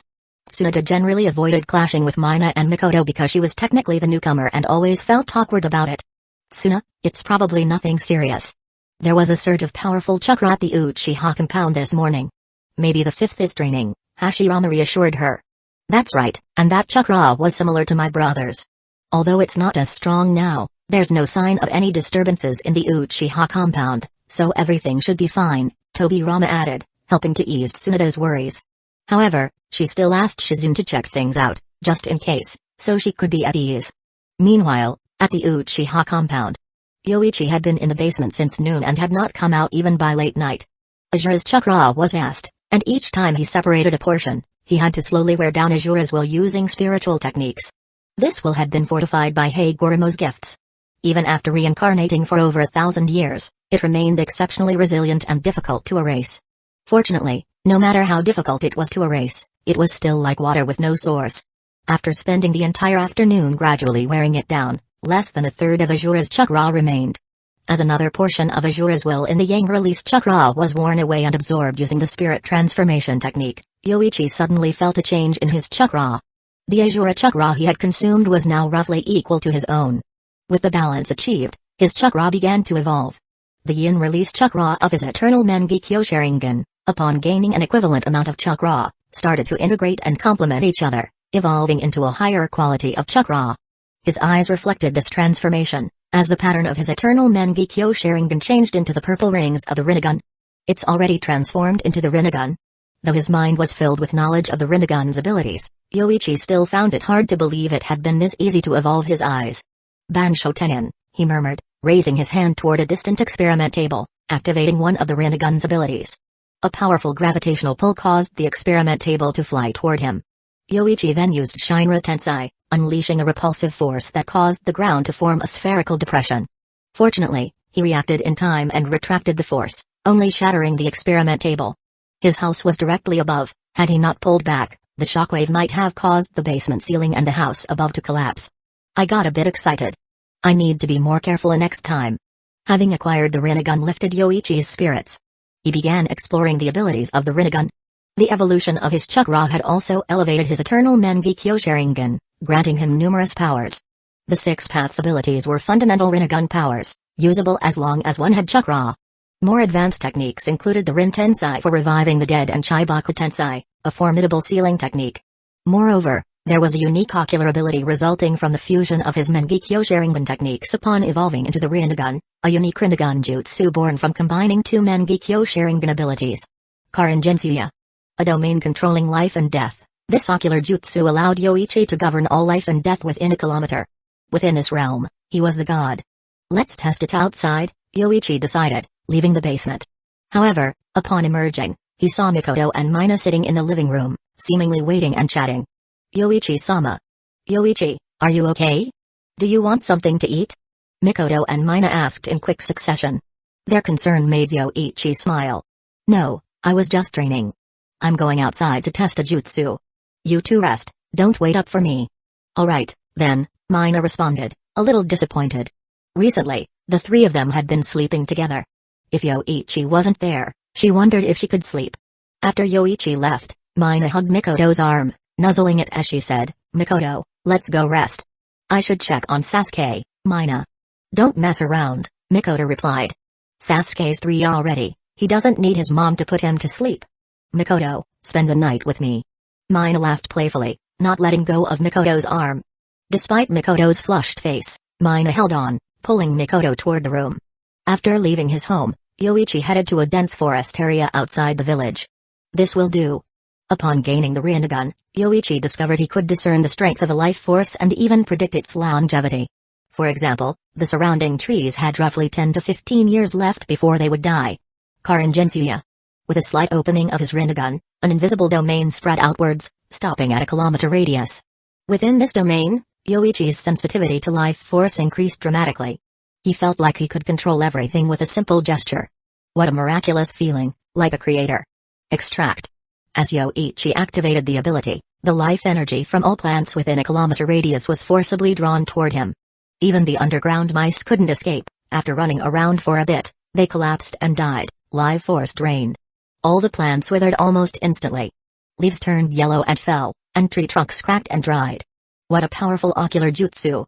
It's almost like the chakra god tree. No, maybe it's even stronger. Yoichi gazed at the green energy in his hand. This was the life energy of all the living beings within a kilometer, now forcibly extracted. He could consume it himself or bestow it upon others. Yoichi experimented by infusing the energy into a nearby dead tree. As he did, the tree immediately returned to life, rapidly growing to 3 times its original size within seconds, becoming an anomaly in the forest. By continuously absorbing life energy, I might achieve immortality, and the people around me might never die either. Yoichi smiled in satisfaction, moving to another location to test Karin Shinjuya several more times. He even absorbed the life energy himself. However, the life energy from plants within a kilometer was too sparse, only slightly replenishing his chakra. If there's an enemy, I could try extracting their life energy. I wonder if this would work on opponents at the 6 paths level. After several tests, Yoichi felt he had understood the jutsu's capabilities and started making his way back to the village. Chapter 244. In the early morning, Yoichi slowly got out of bed after gently moving away Mikoto's soft legs and Mina's arm draped over him. As he went downstairs, he ran into Yujiro, who was preparing for her morning training. Seeing Yoichi's perfectly toned upper body, her face turned slightly red, and she gave him a glare. "Morning, Yujiro. Looks like you slept well last night. Why do you say that as if you were watching me sleep?" Yujiro's face twisted in annoyance. She immediately used her silk-covered feet to step on Yoichi, huffing as she said, "It's all your fault, you pervert. I only got 2 or 3 hours of sleep, and today I still have to train in senjutsu. That's easy to fix," Yoichi said with a smile. His eyes transformed into the eternal Mangekyo Sharingan. Yujiro soon felt her whole body brimming with energy, and the fatigue from her lack of sleep instantly vanished. Delighted, she asked, "Is this your eye technique? It's surprisingly useful. If I get tired in the future, I'll just come find you. If you do, I'll have to use another method to restore your energy." Yoichi responded with a grin, cupping Yujiro's pale cheeks.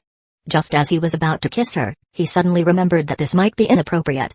He quickly shifted his direction and kissed her on the forehead instead. "You're always taking advantage of me." Yujiro's face flushed slightly after the kiss. She pouted and stomped on his foot again with her silky smooth foot before turning around and heading off to freshen up. Of course, the little foot stomp didn't hurt. If anything, it tickled. Yoichi chuckled to himself and then heated up breakfast, preparing a portion for Yujiro and Sasuke. After eating, he headed out. Mikoto and Mina would probably sleep in for a while longer. He didn't need to worry about breakfast for Atachi, Haku, and Kinamaru either, as Yaoi came over early every morning to prepare food. She was now the Uchiha household's exclusive helper, responsible for looking after the children, a job that was both easy and well-paying.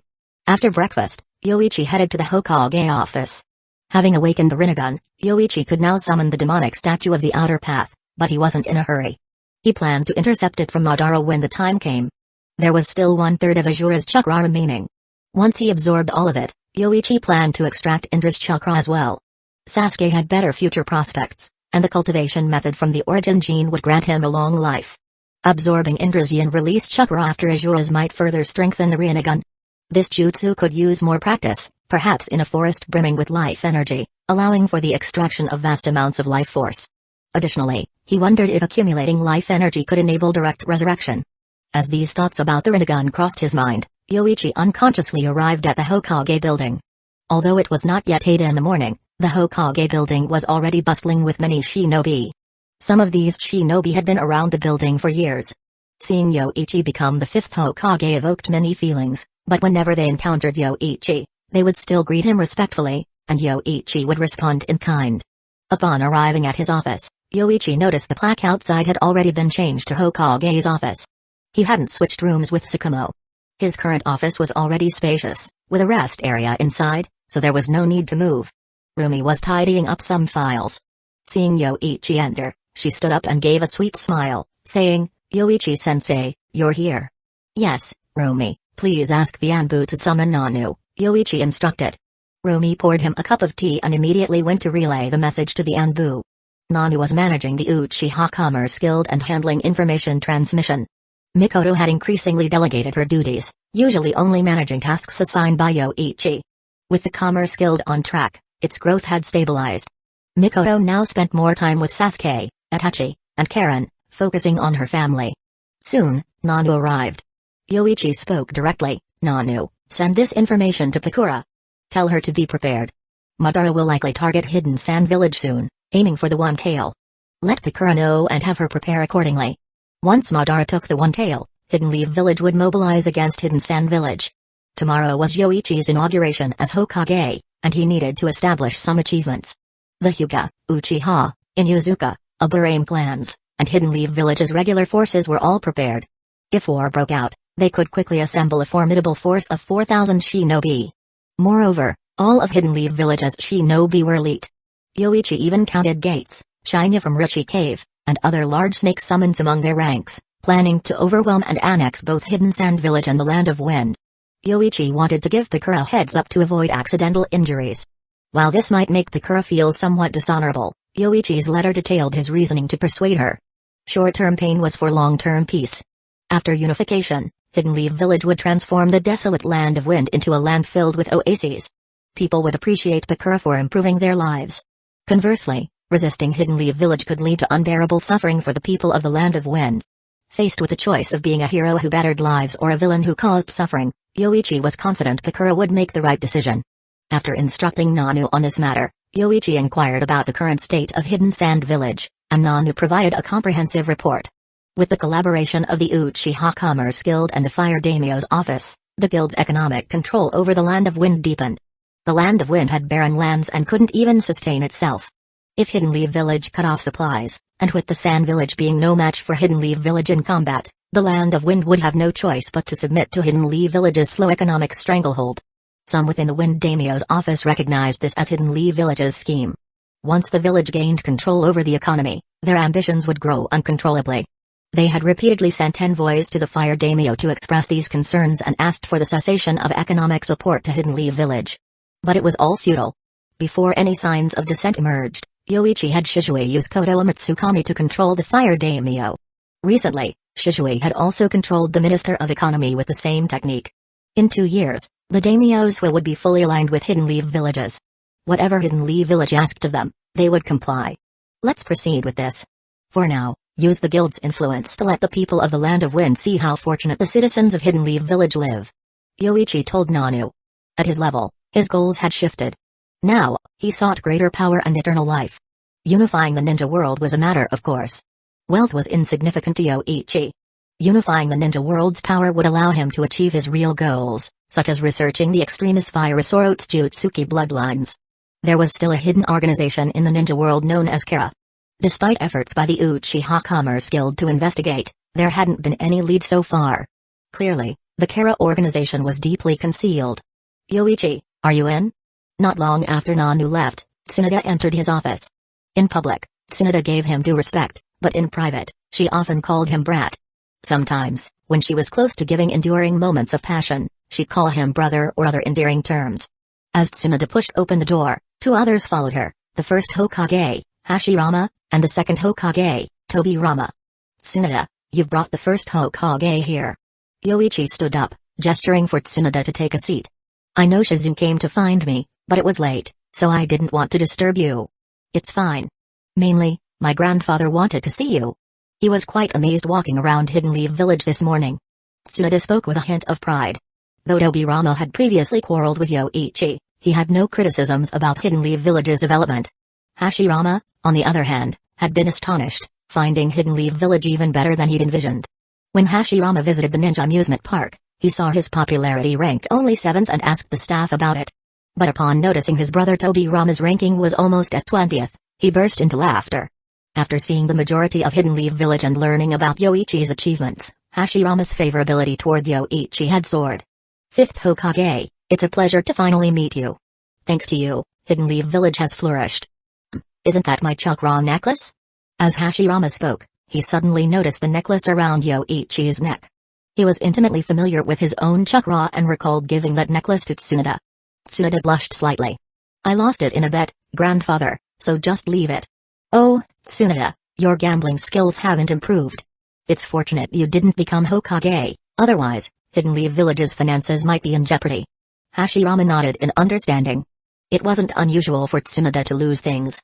He used to take her to casinos, and they'd lose so much that even Maito would get anxious. Ironically, most of that money wasn't even lost by him. Before Tsunade could get upset, Hashirama shifted the conversation, asking, Fifth Hokage, you probably already know why Tobirama and I are here. A large part of it is because we encountered the Sage of Six Paths in the Pure Land. Brother, Tobirama frowned immediately. He hadn't expected his elder brother to be so straightforward, revealing their cards so easily. Tobirama, the fifth Hokage, is married to Tsunade and has developed Hidden Leaf Village beyond what we achieved. If we can't trust him, who in the ninja world can we trust? Hashirama said, turning to Yoichi. The Sage of Six Paths told us two things. First, about Madara. He's awakened the Rinnegan and plans to collect the tailed beasts to become the Ten Tails Jinchuriki and cast infinite Tsukami. While sharing this information, Hashirama carefully observed Yoichi's expression. Seeing no signs of concern, he continued with a smile, as expected, just as Tsunade said, you have a way to deal with Madara, even if he has the Rinnegan. Yes, because I also have the Rinnegan. It's no big deal. Yoichi replied, his eyes shifting through the Sharingan stages, 3 Tomoe Sharingan, Eternal Mangekyo Sharingan, and finally, the Purple Rinnegan. And this wasn't Yoichi's limit. The Starstone Chakra, possibly linked to the Ten Tails, had opened the path to Yoichi's chakra evolution. Once he absorbed Indra's chakra, his Rinnegan could evolve even further. The Rinnegan. Tobirama's eyes were filled with emotion as he saw Yoichi's Rinnegan. He felt a surge of impulsive thoughts but suppressed them in the presence of his brother and Tsunade. The Rinnegan spoken of by the Sage of Six Paths had indeed appeared. It really is the Rinnegan. So, that strong chakra fluctuation we sensed yesterday must have been you evolving your Rinnegan. That being the case, I can tell you about the second matter. Hashirama recovered from his initial surprise at seeing the Rinnegan and continued, in the Pure Land, the Sage of Six Paths asked us to find Indra's last reincarnation, Madara, and use the ninjutsu he taught us. This would allow Madara to meet the Sage of Six Paths. He said he'd grant Madara the power for us to seal the third Rinnegan in the ninja world, which seems to refer to you, fifth Hokage. Yoichi's brows furrowed slightly at these words, but Tsunade was more anxious than he was, frowning as she asked, Grandfather, why does that sage want to seal Yoichi? He's been dead for over 1,000 years, hasn't he? Hashirama shook his head. Tsunade, even if you ask, I can't say for sure. He didn't tell me his reasons, only that the third Rinnegan is wielded by a dangerous person, comparable to his mother, Kaguya. Well, he certainly thinks highly of me. But, first Hokage, why did you tell me everything? As the previous incarnation of Azura, I thought you'd be more inclined to trust the Sage of Six Paths, like the second Hokage. Yoichi said, to which Tobirama immediately interjected, I don't trust him. I trust my own judgment. Previously, I deemed Madara the greater threat, which is why I urged the village to mobilize against him. Because you're stronger than me, fifth Hokage, Hashirama added, the matters of the future should be left to the future generations. Besides, you have 3 children and have developed Hidden Leaf Village so well. Could someone like you really have any desire to destroy the world? Perhaps the Sage of Six Paths has misjudged you. Chapter 245. Hashirama was candid as he shared a lot with Yoichi, including the fact that the Sage of Six Paths had given him chakra and taught him certain techniques. Though he was the previous incarnation of Azura's chakra, he was not actually Azura. Hashirama was genuinely kind-hearted, and Yoichi was now married to his granddaughter, Tsunade. Asking him to go against his own kin, Tsunade's husband no less, was unthinkable. Seeing the changes in Hidden Leaf Village, how under Yoichi's leadership it had become the most desirable place to live in the Land of Fire, with people outside the village even eager to buy property there, this was Hashirama's dream village come true. After seeing this, Hashirama knew he couldn't possibly follow through with attacking one of his own, even if the Sage of Six Paths demanded it. So, that's the situation, fifth Hokage. I won't interfere with future matters. After all, I am already dead. The future of the village should rest on the shoulders of the younger generation. But I must say, you have far surpassed us, haha. Hashirama laughed, but then his expression turned slightly serious. He continued, although I believe that with your strength, you won't fear Madara, it's still wise to be cautious. He operates in the shadows, making it hard to track his movements. Oh, and thank you for reviving Nawaki. That kid was far too reckless. Yoichi smiled in response, No need to thank me. Nawaki is family. For those who bore goodwill, Yoichi didn't mind returning that goodwill. Tsunoda, seeing Hashirama speaking as if he were delivering his final words, couldn't help but ask, "Grandfather, you're not planning to return to the Pure Land, are you?" "I'm already a dead man, Tsunoda. Even if I am here through Edo Tensei, I can't stay long," Hashirama replied with a smile. "But before I leave, I want to take a good look at the village. With all the changes it has undergone, it would be too regretful to return to the Pure Land without seeing it all. First Hokage, would you like to be revived?" Yoichi suddenly asked. This wasn't just a spur-of-the-moment question. Hashirama had been upfront about all the information from the Sage of Six Paths, and this idea had formed in Yoichi's mind. Hashirama's wood style could greatly aid in reforestation efforts. Besides, he was like Sakamo, loyal to the village and Tsunoda's grandfather. A man like him, with just a bit of coaxing and the interests of the village at heart, could work tirelessly. If Yoichi hadn't been involved with Tsunoda so early on, he might have considered using Edo Tensei to bring Hashirama back to work. Even now, the ninja he killed from the Cloud Village continuously used the heavenly transfer jutsu to transport goods all over the ninja world, which had significantly contributed to the rapid growth of the Uchiha Commerce Guild. The heavenly transfer jutsu played a considerable role in this success. Third Hokage, we may have to compromise. We're sorry. Nara Shikaku, Yamanaka Inoichi, and Akimeki Choza sat across from Hiruzen, with Shikaku speaking up first, his face full of apology. Leaving Hidden Leaf Village was simply not an option for them. It would mean becoming a rogue ninja clan, which was unacceptable. To remain within the Land of Fire, they had to align with Hidden Leaf Village. Defecting to another village wasn't a feasible option either. Even if another village welcomed them, what about their businesses and families? What if Hidden Leaf Village attacked during wartime? What if the lower-level shinobi of the other villages didn't accept them? What if there was unrest within? Establishing their own ninja village in a small country was even less viable. Such a village would be a prime target during the next war, just like the village hidden in the waterfall, which was stronger than the Inoshikacho clans combined and had a seven-tails Jinchuriki. Yet, Yoichi alone had subdued them, forcing them into a treaty that nearly sold out their village. Hiruzen tapped his pipe and, after a sigh, asked, "Shikaku, what do you plan to do?" "After the inauguration ceremony, we'll apologize to the fifth Hokage," Shikaku replied. What he wants is obedience. Even the Hyuga clan has allowed branch family members to join the police force and accept village management. We were naive before and ended up attracting his retaliation. This is too much. Jiraiya exclaimed in frustration, though he couldn't specify exactly what was wrong with Yoichi's actions. It was a given that shinobi should obey the Hokage, yet Jiraiya felt Yoichi's methods were overbearing. Regardless, he thought it wrong to pressure comrades from the same village like this.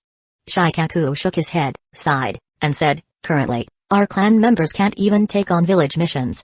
I apologize, Third Hokage." The Inoshikacho alliance had always been witnessed by the Sarutobi clan.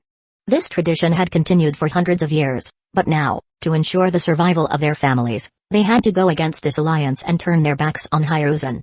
Shikaku understood that Hiruzen was at odds with the fifth Hokage and the Uchiha clan, but the Inoshikacho trio had no leverage to resist. "I understand, Shikaku. You've done nothing wrong," Hiruzen replied. He suddenly felt as if he had aged a decade. There was no longer any ground left for him to stand on. He had once used the authority of the Hokage to suppress the Uchiha. Now, Yoichi was using that same authority against him. "I'm sorry, Third Hokage," Shikaku apologized again before standing up to leave with Inoichi and Choza. With the situation as it was, the three clans had no choice but to bow to the Hokage. They would send all their children of age to school and have their clan members apply to join various departments in Hidden Leaf Village. While they had previously held some authority as clan leaders, starting from the day after the inauguration, they would be leaders in name only, with the Hokage's orders superseding theirs. At least this way, their clans would survive. Without it, they would be forced to roam the ninja world, and who knows? In a few decades, there might be no Inoshikacho left. After the trio left, Jiraiya fell silent, unsure of what to say. Hiruzen, too, remained quiet, sipping tea from a cup Jiraiya had given him, thinking of his old friends. Danzō was now worse off than dead, lacking even his own consciousness and spending his days sweeping the streets. Koharu and Hamura, unwilling to relinquish power, were constantly busy with tasks and didn't dare to pull any stunts. They worked diligently, like old oxen. Even Torafu Akimeki, who had retired, found his entire clan in danger. Though he had met with the resurrected second Hokage, it had yielded no significant outcome. Hiruzen feared that if he continued to resist, he might bring down the Sarutobi clan with him, In reality, the Sarutobi clan was already receiving the same treatment as the Inoshikacho, though their strong foundation had allowed them to hold out longer. "Are you okay, old man?" Jiraiya asked, noticing how Hiruzen suddenly appeared frail. Hiruzen shook his head. "I'm fine, Jiraiya. Go on, I'd like some time alone." "Alright, old man. I'll go. If you need me, just let someone know." Jiraiya left, feeling lost. Orochimaru was either in his underground lab or training his students these days. Tsunade. Jiraiya's heart ached once more. He would rather be a wandering rider in the ninja world than face these issues within the village. But ever since Yoichi became Hokage, he had imposed strict control over Hidden Leaf Village's shinobi, making it difficult for Jiraiya to roam freely. And Tsunade's dreams seemed to have changed too, making his persistence feel hopeless. As Jiraiya wandered aimlessly, he found himself near Minato's house and subconsciously headed that way. Whenever he felt troubled, Jiraiya used to visit Minato. Though Minato had long passed, his son had grown up. Maybe he could visit, and while he was there, talk to Kushina about taking on a student. When Jiraiya arrived at Minato's house, he was about to knock on the door when he sensed someone approaching quickly from behind. "Hey, old man. What are you doing in front of my house?" Turning his head at the voice, Jiraiya saw a blonde-haired boy rushing toward him. With a few hops, the boy leapt onto the nearby wall, landing between Jiraiya and the door. "This must be Minato's kid. He looks like he has the makings of a ninja," Jiraiya thought as he crouched down and asked, "What's your name, little guy?" "Naruto Uzumaki." "Who are you? Are you here to see my mom?" Naruto asked. He wasn't afraid of the stranger. He had just learned some shuriken techniques from Itachi earlier at Yoichi's house and was eager to find someone to practice on. "Well, I guess you could say that, Naruto. You shouldn't run so fast next time." A voice interrupted Jiraiya. He turned to see Kushina approaching. "It's you, Jiraiya-sensei," Kushina greeted him, though their relationship didn't have the closeness it once had. She opened the door for Naruto and let him in before staying outside herself. Before Jiraiya could speak, Kushina asked, "Jiraiya-sensei, I have something I want to ask you. Is it still possible to retrieve Minato's body?" "His body? It's unlikely. From what I've gathered, Nagato had reanimated Minato's body as one of his Rinnegan paths. I don't even know if Nagato is still alive." Jiraiya sighed, shaking his head. After learning from the second Hokage that Nagato's Rinnegan originally belonged to Madara, who intended to have Nagato resurrect him, Jiraiya knew Nagato wouldn't survive much longer. "Is there really no hope?" Kushina asked. "It's unlikely, given our current lack of information." "But Kushina, why do you need Minato's body?" "Because we could," Kushina started but stopped herself. If she revealed that Yoichi could revive Minato, it might arouse Jiraiya's suspicions. Reviving someone was no simple task. If Yoichi initially refused, how had Kushina convinced him otherwise? Unable to come up with a plausible excuse, Kushina didn't want her relationship with Yoichi to be exposed. Thinking quickly, she said, "If we had Minato's body, we could use Edo Tensei to bring him back. That way, at least Minato could see Naruto. Perhaps. But when Naruto grows up, it might make him miss Minato even more," Jiraiya said, not fully endorsing the idea. Disturbing the deceased didn't sit right with him unless it meant fully resurrecting them. Still, he didn't outright oppose it, understanding Kushina's feelings. "Kushina, Naruto is about the right age to begin training. I'd like to take him as my student.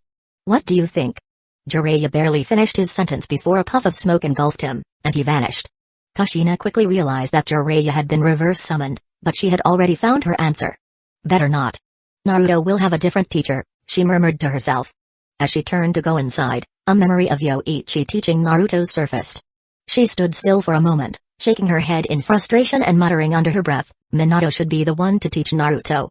Once Minato is resurrected, he'll take over." Inside the Hokage's office, both Hashirama and Tobirama, along with Tsunade, were taken aback by Yoichi's question. Tsunade was the first to respond. "Yoichi, reviving powerful shinobi could be a huge risk for you, couldn't it?" Her words barely left her lips before she realized she might have sounded too eager to keep her grandfather from being revived. Still, her concern for Yoichi was genuine. He was the father of her unborn child, after all. "Fifth Hokage, I know the Rinnegan can revive the dead, but it might be a life-for-life technique. I've already lived through one era, so, hold on, First Hokage, you and Tsunade have misunderstood," Yoichi interrupted. He wasn't interested in hearing another long speech from Hashirama. "Before, reviving someone of your caliber would have been a great strain on me. But now, it's not." He paused, gesturing to his Rinnegan before continuing, "I've awakened a new ocular power. Reviving you would only consume a bit of my chakra. It's hardly a cost at all. Plus, having you back would benefit the village's development. Considering everything, that's why I'm asking. So, first Hokage, do you want to be revived? Chapter 246. Even after Yoichi explained, Tsunade and Hashirama were still skeptical.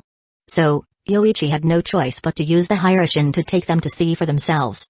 Before setting off, he said to Tobirama, "Second, why don't you come and see as well?" Although Yoichi had considered reviving Tobirama, he hadn't planned on doing it so soon. Tobirama's independence was too strong. Yoichi wouldn't suggest it until his dominance was clearly established. It was like taming a hawk. If Tobirama couldn't be subdued, he would abandon the effort. Despite Tobirama's formidable abilities, they weren't indispensable. My Hiraishin no jutsu, huh? As Tobirama spoke, he placed his hand on Yoichi's shoulder. Then, using the Hiraishin no jutsu, the four of them appeared in a forest outside of Hidden Leaf Village. This was the place where Yoichi had tested his eye technique the previous night, and it had turned into a barren wasteland. Tobirama immediately sensed something was wrong and asked, "Is this outside the village? There shouldn't be such a desolate area around Hidden Leaf Village." "This is the result of my experiment last night with my eye technique. Let's move to another location," Yoichi replied. He activated the Hiraishin no jutsu again, transporting the three of them to another forest. This place is a bit better, but the forest's vitality is still average. Relying solely on the living beings within a kilometer range, it would be hard to revive the first. By the way, this is my Rinnegan's eye technique, Yami's Passage, which controls the power of life and death. As Yoichi spoke, his eyes turned into the purple Rinnegan. He then raised his hand to activate the technique. Immediately, all living beings within a kilometer radius started to wither rapidly. Snakes, rats, insects, and even a wild boar that happened to run by couldn't escape. As Yami's Passage was activated, the passing wild boar had its life force drained and fell dead. Yoichi deliberately controlled the technique to prevent it from affecting Tsunade, knowing that could lead to serious trouble. This time, he used the eye technique on a larger scale than the night before. Quickly, Yoichi gathered all the life energy from within a kilometer into his hand. What is this? Hashirama and the others looked at Yoichi in shock. They had witnessed the one slush forest turning into a dead wasteland. The trees, which had been verdant a moment ago, now looked like they had aged hundreds of years, withering to the point that a mere touch would turn them to dust. Yoichi's hand, however, was brimming with dense life energy. "This is my Rinnegan's eye technique.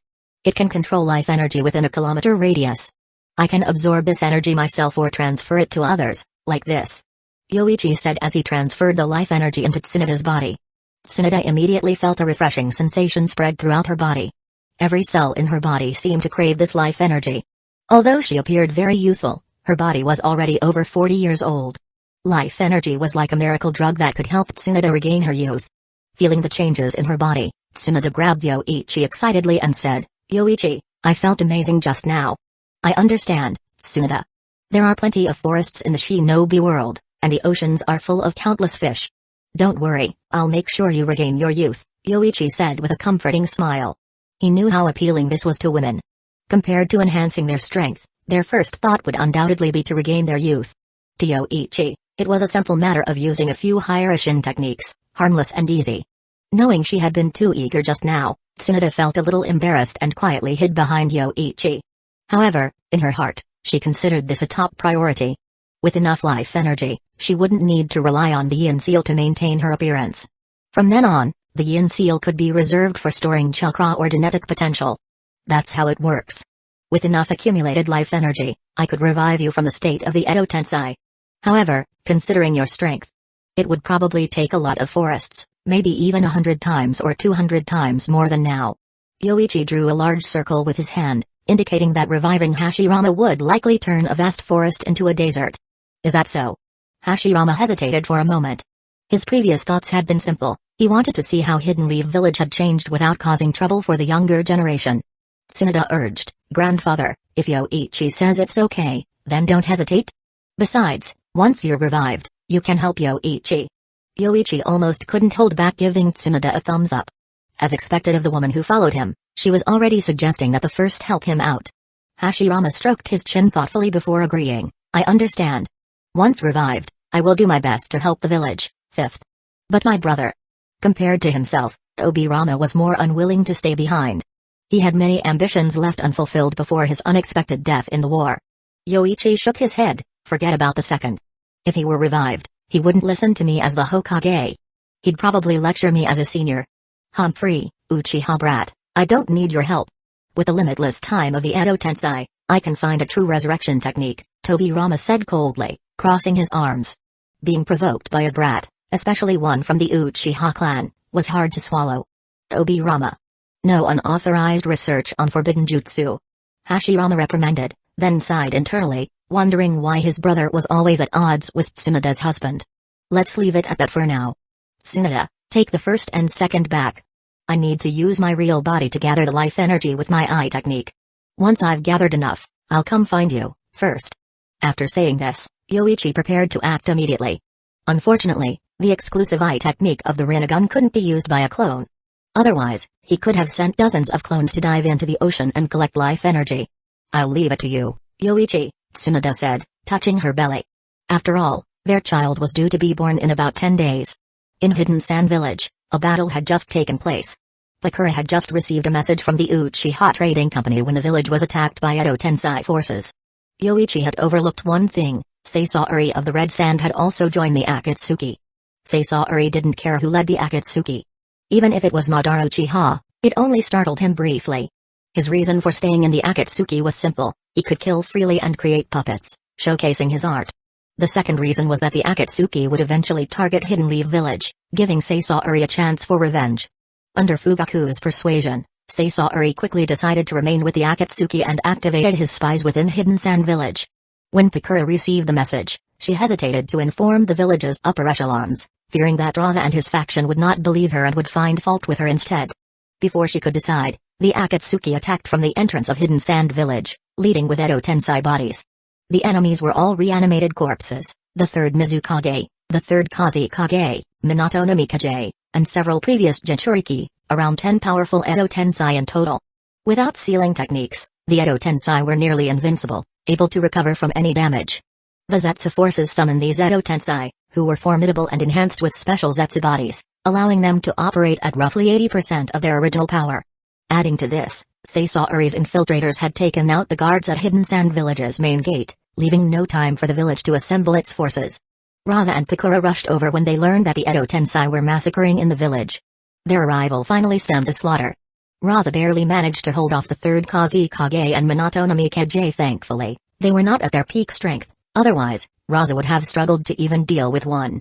Bakura, using her Sage Seal, led other Sand Shinobi to stop the remaining Edo Tensei. After a fierce battle of ninjutsu and taijutsu, they managed to halt the invasion. Bakura then informed Raza and the other high-ranking members of Hidden Sand Village that the enemy's target was likely the one-tailed Jinchuriki. Bakura urged Raza to leave immediately, assuring him she could handle the situation. However, Raza, skeptical of Bakura's motives, thought she might be trying to upstage him as the hero of Hidden Sand Village again. He also believed that Gaara was well guarded, with Yoshimaru and 2 squads of Sand Anbu watching over him. With the enemies present here, how could they possibly target Gaara? Raza didn't listen to Bakura's advice, insisting she focus on the immediate enemies. After a while, the Sand's sealing team finally arrived. Just as they were about to coordinate with the sealing team to trap the Edo Tensei, the enemy suddenly withdrew. With Minato's Hiraishin no Jutsu, retreating was all too easy for them. The sudden withdrawal left the Sand Shinobi bewildered. They had launched a surprise attack, killed many, and then abruptly retreated. What was their goal? Bakura couldn't hold back any longer and scolded Raza, "You fool, check on the one-tailed Jinchuriki. Do you really think the enemy came here just to play around?"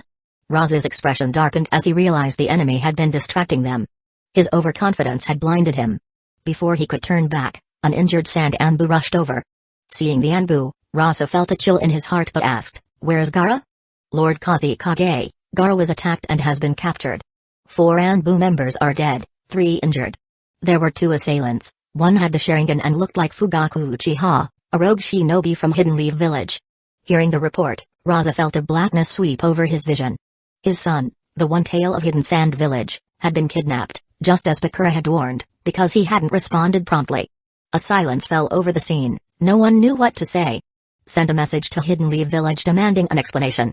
This is all Fugaku Uchiha's doing.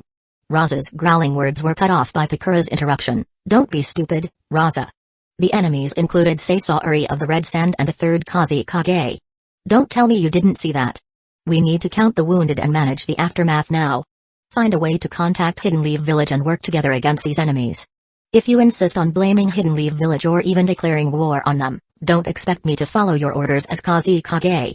Bakura then ordered the nearby Sand Shinobi to help treat the wounded and requested supplies from the Uchiha Trading Company. Her commands were heard, and everyone rushed to help. Even Raza's shinobi complied, knowing it would be heartless to ignore their injured comrades. The commotion had even drawn out Chio. However, before she and Danzō could engage Sasaori, he tricked them. They hadn't exerted their full strength to capture him before he was taken away by Minato's Edo Tensei.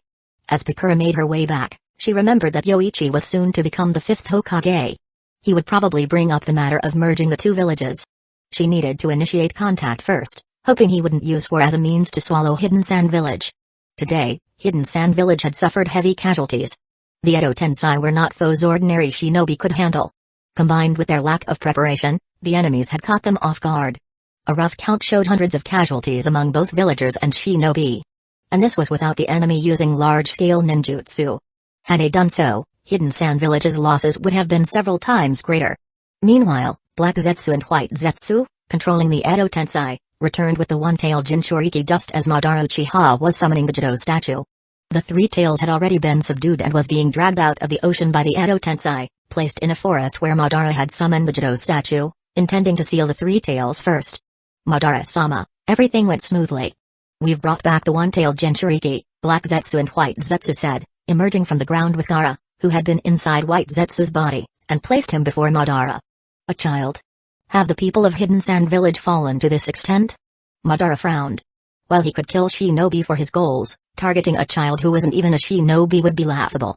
That was something he couldn't bring himself to do. There's no choice, Madara-sama. Hidden Sand Village doesn't have many suitable Jinchuriki, and he is the son of the 4th Kusagakure, a product of the 4th's ambition, Black Zetsu explained, reading Madara's thoughts but remaining indifferent. For the sake of eternal peace, sacrifices like this are necessary, Madara-sama. Fine, I won't remain stagnant, Madara said, turning away from Gaara. He formed hand seals, Fuin. The Jido statue, under his control, opened its mouth, releasing chains of chakra that instantly bound the three tails and Gaara. Chapter 247 Lord 4th, the casualty report is ready. In Hidden Sand Village, inside the Kusagakure building's meeting room surrounded by the statues of past Kusagakure, the Anbu quickly delivered the casualty report. The Edo Tensei Corps, unafraid of injury and able to regenerate even after being shattered, had caused significant trouble for Hidden Sand Village. 412 civilians killed, 78 injured, 345 shinobi killed, and 94 injured. As for damaged buildings, as the Anbu reported the casualties and losses, even Bakura felt a pang of sorrow. The Edo Tensei's invasion had lasted less than an hour, but if they had stayed longer, these numbers could have easily doubled.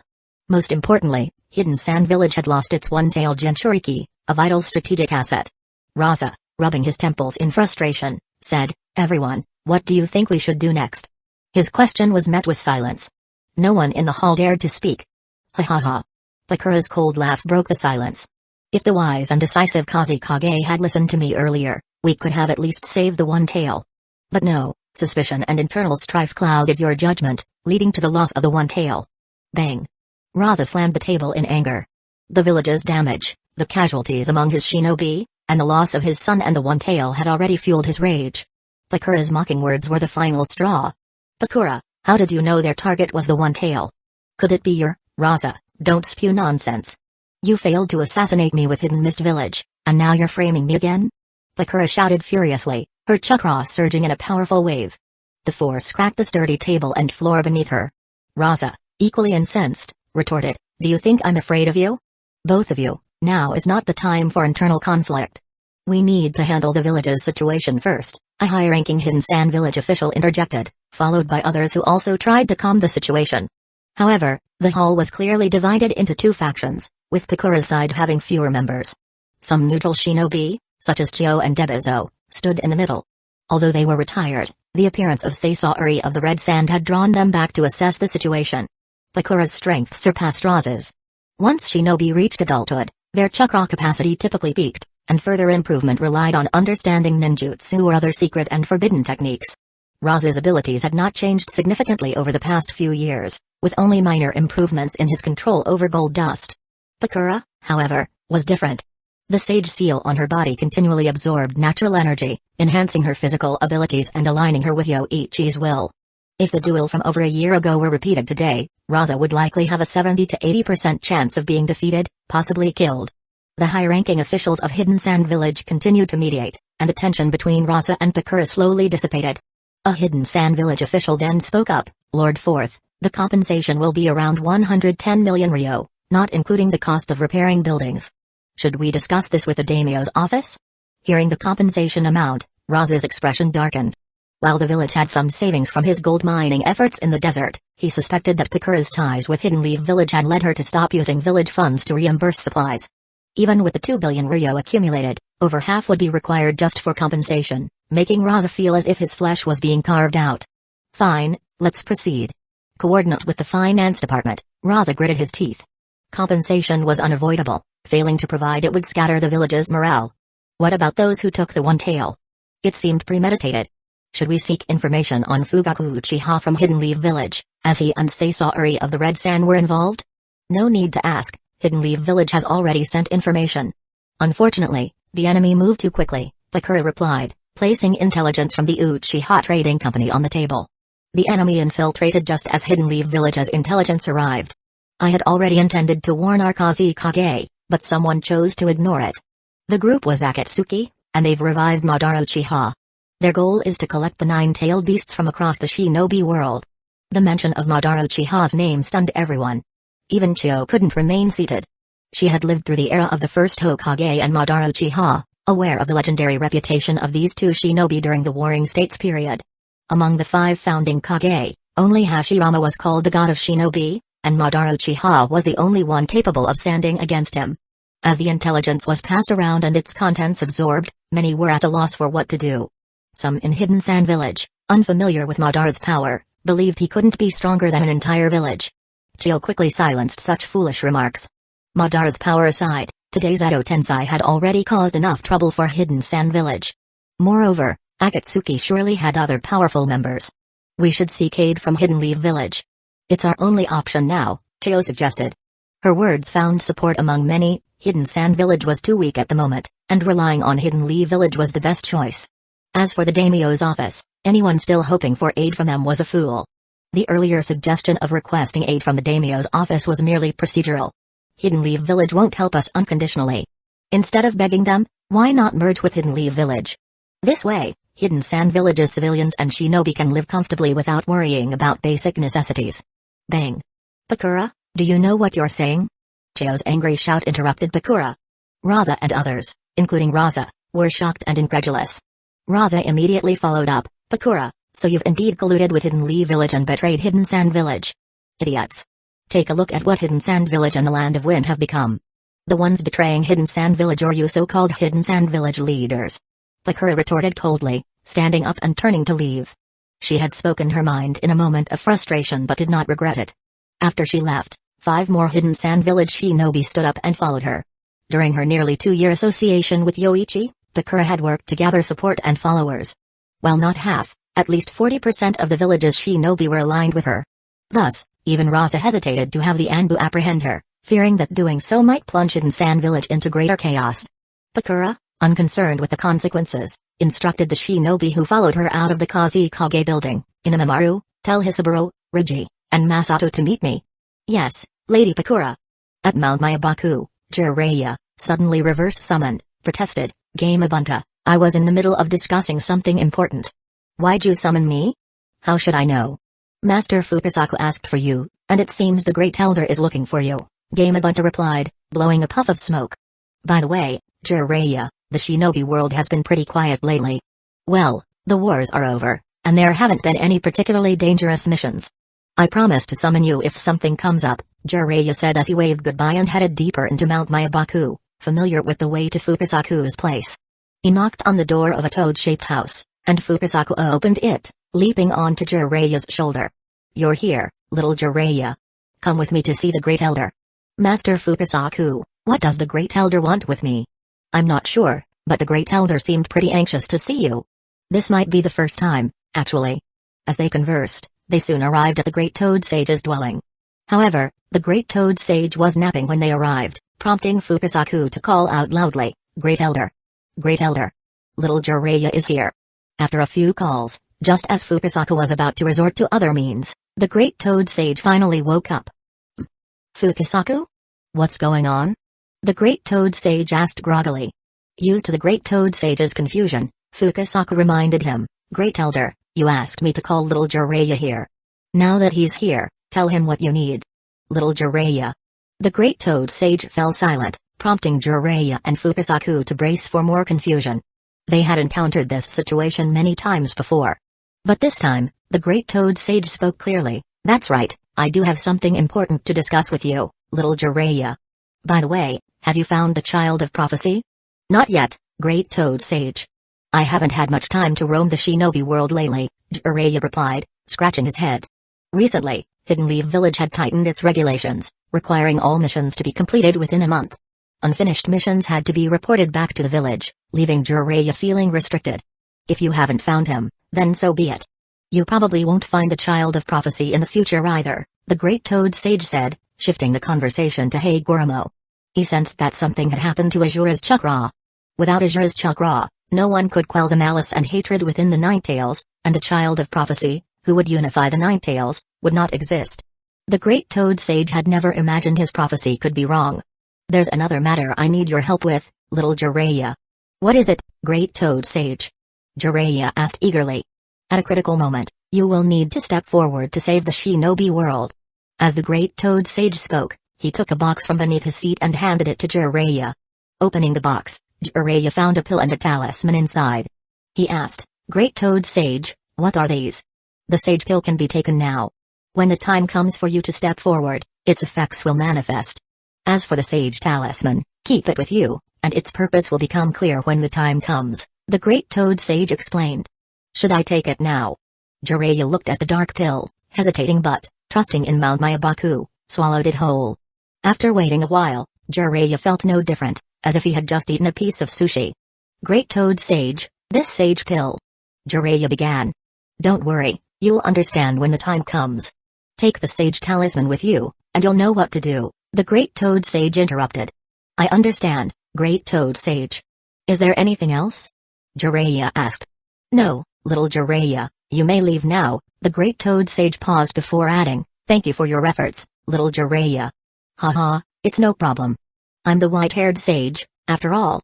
Jiraiya laughed heartily before bidding farewell to the Great Toad Sage and Fukasaku. This time, Fukasaku didn't see him out, knowing Jiraiya was familiar with the way. After Jiraiya left, Fukasaku asked the Great Toad Sage, "Great Elder, what exactly is this Sage Pill?" Fukasaku knew about the Sage Talisman, which contained strong healing powers and could even bring someone back to life. However, it wasn't something Mount Mayabaku could produce. Centuries ago, Fukasaku had asked the Great Toad Sage about the talisman, who had said they were limited in number and couldn't be casually given to summoners. The Sage Pill and the Sage Talisman come from the same source, but the Sage Pill is even rarer. "This is the only one Mount Mayabaku has," the Great Toad Sage revealed. "What does the Sage Pill do?" Fukasaku asked. "You'll understand in time, Fukasaku. It poses no harm to Mount Mayabaku or the shinobi world," the Great Toad Sage replied, signaling the end of the conversation. Fukasaku, though concerned, left quietly. Among all the summoners, Jiraiya was the one Fukasaku favored most, which was why he and Shima would assist him in battle, even though Jiraiya's Sage mode was incomplete. If it were any other summoner, failing to master Sage Jutsu would result in being turned into a stone statue. "Sorry, little Jiraiya," Fukasaku thought, ultimately deciding to stand by Mount Mayabaku. The Great Toad Sage's arrangements had never been wrong. If he hadn't explained it, there must have been a reason. On the outskirts of Hidden Leaf Village, two figures approached slowly, a man and a woman, identified as Nagato and Konan, wanted by Hidden Leaf Village. Konan's chakra was nearly depleted, but she still struggled to support Nagato as they moved toward Hidden Leaf Village. Nagato was barely alive, and Konan didn't know what had happened to him, but his red hair had begun to turn white, and his breathing was weakening. If this continued, Nagato would surely die, and only Hidden Leaf Village might be able to save him. Neither Hidden Stones Village nor Hidden Clouds Village would offer help. If they learned that Nagato's Rinnegan had been taken, they would likely dissect him to extract information. Given their identities, entering Hidden Leaf Village meant almost certain death. But with nowhere else to go, Konan was willing to gamble, hoping Hidden Leaf Village would save them. Who goes there? A patrol team spotted Nagato and Conan. As they approached, they realized the two were in a weakened state. Who are you? Why have you come to Hidden Leaf Village? The patrol captain began to question them, but as he observed their clothing, he realized they resembled the wanted criminals Hidden Leaf Village was searching for. Conan spoke first. We are from the Akatsuki organization. I wish to meet with the Hokage. We have important information that only Nagato knows. Conan lied, hoping Hidden Leaf Village's desire for intelligence would prompt them to save Nagato. Chapter 248 The arrival of Akatsuki members surrendering themselves was a major event in Hidden Leaf Village. One of them was on the brink of death and was taken directly to the hospital. The other, determined to remain silent, was subjected to interrogation after consultation with Sakamo. Initially, Sakamo instinctively thought to have Enbu report to Yoichi, the fifth Hokage, but upon learning that Yoichi was out of the village, he had no choice but to stop his training and head to the Hokage building to handle the matter. At this moment, Jiraiya had just returned from Mount Mayabaku. Hearing that Conan and Nagato had come to Hidden Leaf Village themselves, he was so shocked that he hurried over. Jiraiya first headed to Hidden Leaf Village Hospital, where he had learned Nagato had been taken. After making some inquiries, he went up to the third floor, greeted the Enbu at the staircase, and was allowed entry. As he approached the operating room, he saw Tsunade, Mina, and Rin coming out. Jiraiya couldn't help but ask, Tsunade, how is Nagato? Not well. It seems like he used some kind of forbidden jutsu. His life force is continuously draining, and even sealing techniques can't stop it. Also, the Rinnegan is gone. It seems Madara Uchiha forced him to use a Six Paths forbidden technique to bring him back to life, Tsunade replied, shaking her head. She had been called over by Mina, but upon arriving, she found that Nagato's condition was beyond her capabilities. This wasn't a disease or injury, it was his life force constantly fading away. Tsunade, is there really no way to help him? Jiraiya asked again.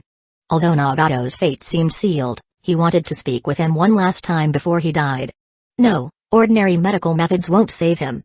It's fortunate his life force is so strong, otherwise, he wouldn't have lasted this long. Even with our best efforts, he won't live more than a month, Tsunade said, giving her expert assessment. After a pause, she thought of Yoichi and continued, maybe Yoichi could have a way.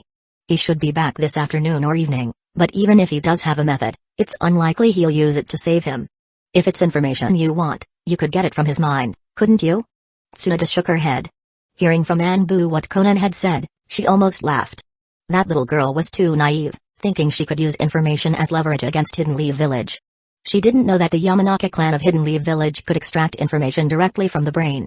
Moreover, Hidden Leaf Village had already pieced together much of Akatsuki's intel from conversations with the first and second Hokage. Jiraiya shook his head and said, so only Yoichi can save Nagato? Sigh, forget it. Don't worry about him. After killing so many Hidden Leaf Village shinobi, we've already done all we can, Tsunade said before walking away. If it hadn't been for Mina's concern and calling her over, she wouldn't have bothered to treat Nagato. After Tsunade left, Jiraiya looked at Nagato and sighed. His life was being maintained by a series of machines, with an Enbu stationed inside to monitor him. Jiraiya sighed and left. Since he couldn't speak with Nagato, he decided to check on Conan. He still felt uncomfortable, wondering why his good disciple had come to this. Yoichi was unaware of the situation in the village. To gather enough life energy to revive Hashirama, he had found a forest teeming with wildlife, turning more than half of it into a lifeless area. No life could survive his eye technique. The more Yoichi used this technique, the more he realized it might be the ability of the god tree itself, or perhaps even more terrifying. As he accumulated more life energy, he felt a deep craving. The sensation life energy gave him was purer than that of genetic potential, and consuming it would undoubtedly benefit him greatly. Yoichi thought that if he indulged this hunger, he might end up consuming the entire planet. However, he didn't dwell on it. Once he had gathered enough life energy to revive Hashirama, he returned to the village. If it wasn't enough, he could use his Yamanomi technique to supplement it. Upon returning to the village, Yoichi went directly to the Senju clan compound. Today, Nawaki wasn't on a mission, and when Yoichi arrived, Hashirama was sparring with Nawaki. Ah, it's brother-in-law! Nawaki shouted. Before he could finish his sentence, Hashirama, unable to hold back, punched Nawaki, sending him flying over 10 meters and leaving his face swollen. Nawaki, you fool! Never get distracted during a battle. Tsunade scolded, making her way over to Yoichi, her pregnant belly leading the way. She smiled and asked, is it done? Yeah, this should be enough. But the cost of reviving someone is no small thing. The village will need to start managing reforestation. Otherwise, the land of fire will end up like the land of wind, Yoichi said, revealing a glowing green sphere of life energy in his hand. Hashirama, Tobirama, and even Nawaki, who was lying on the ground, stood up and walked over, instinctively drawn to the pure life energy in Yoichi's hand. This was a biological instinct, especially strong for Hashirama and Tobirama, whose Edo Tensei bodies craved life more than others. Hashirama quickly regained his composure and said in shock, "To think even I could feel greed. This is remarkable. It's only natural. Even I couldn't help but consider absorbing this life energy on my way back," Yoichi said, noticing Nawaki's expression and cautioning him, "Nawaki, don't be reckless on missions just because you can be revived." Nawaki, about to protest, saw Tsunade raise her fist and quickly changed his tone. "I know, brother-in-law. I'm not careless anymore." "Well then, first Hokage, let's proceed with your revival," Yoichi said, signaling Tsunade and the others to step back. He then infused the life energy into Hashirama's body. SSS. In an instant, Hashirama's Edo Tensei body began emitting steam. The potent life energy triggered a transformation, turning parts of his body into living flesh and releasing hot vapor. Powerful chakra surged from Hashirama, so potent that anyone with a sense of chakra in Hidden Leaf Village could detect it.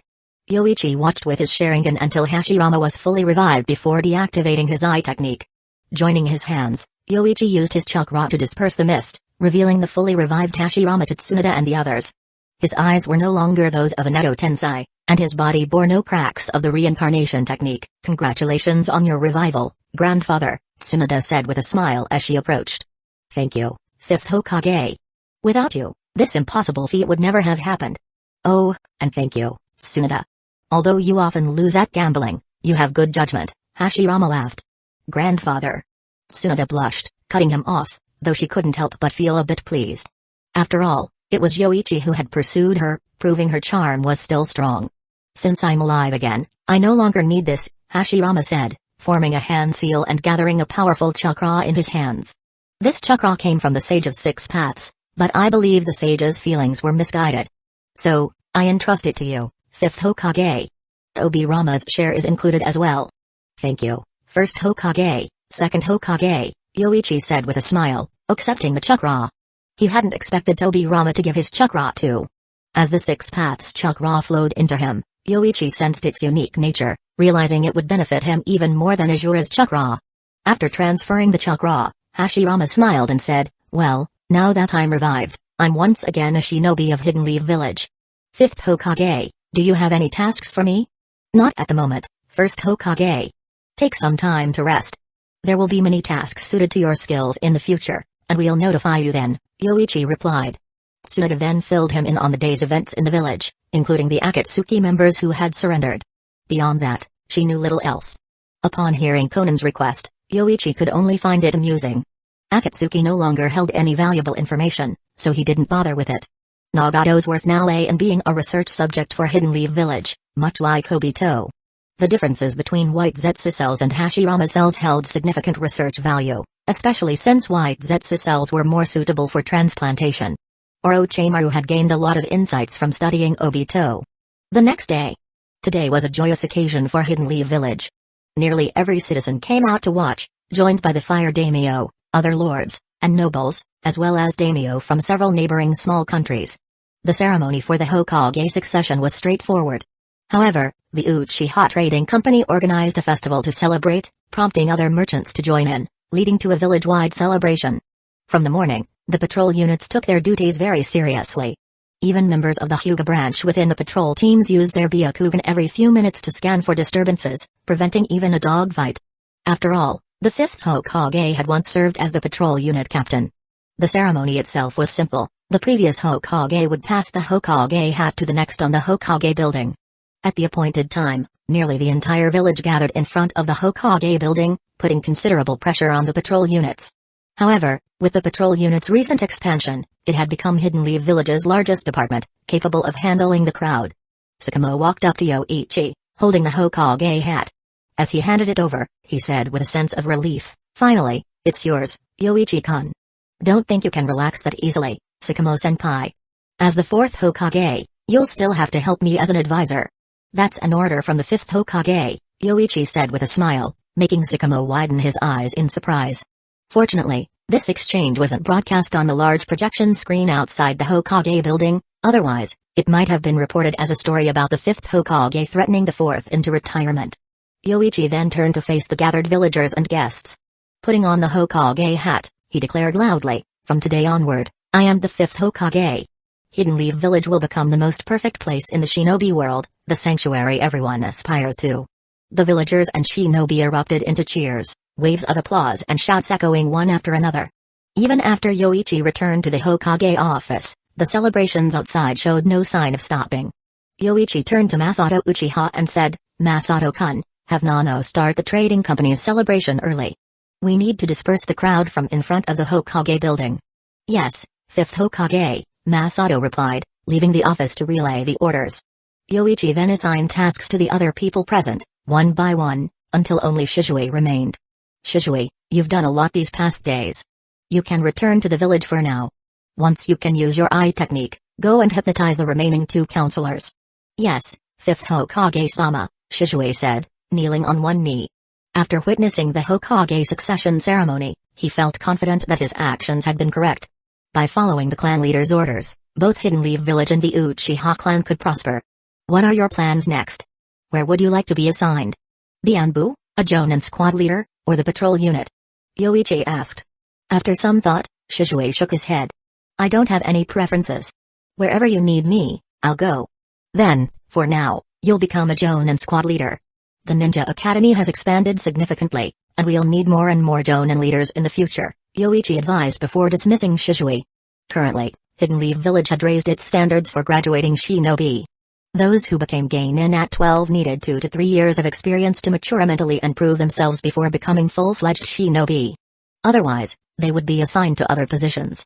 Hidden Leaf Village was implementing an elite education system, unlike Hidden Mist Village and Hidden Sand Village, where failing genin were killed.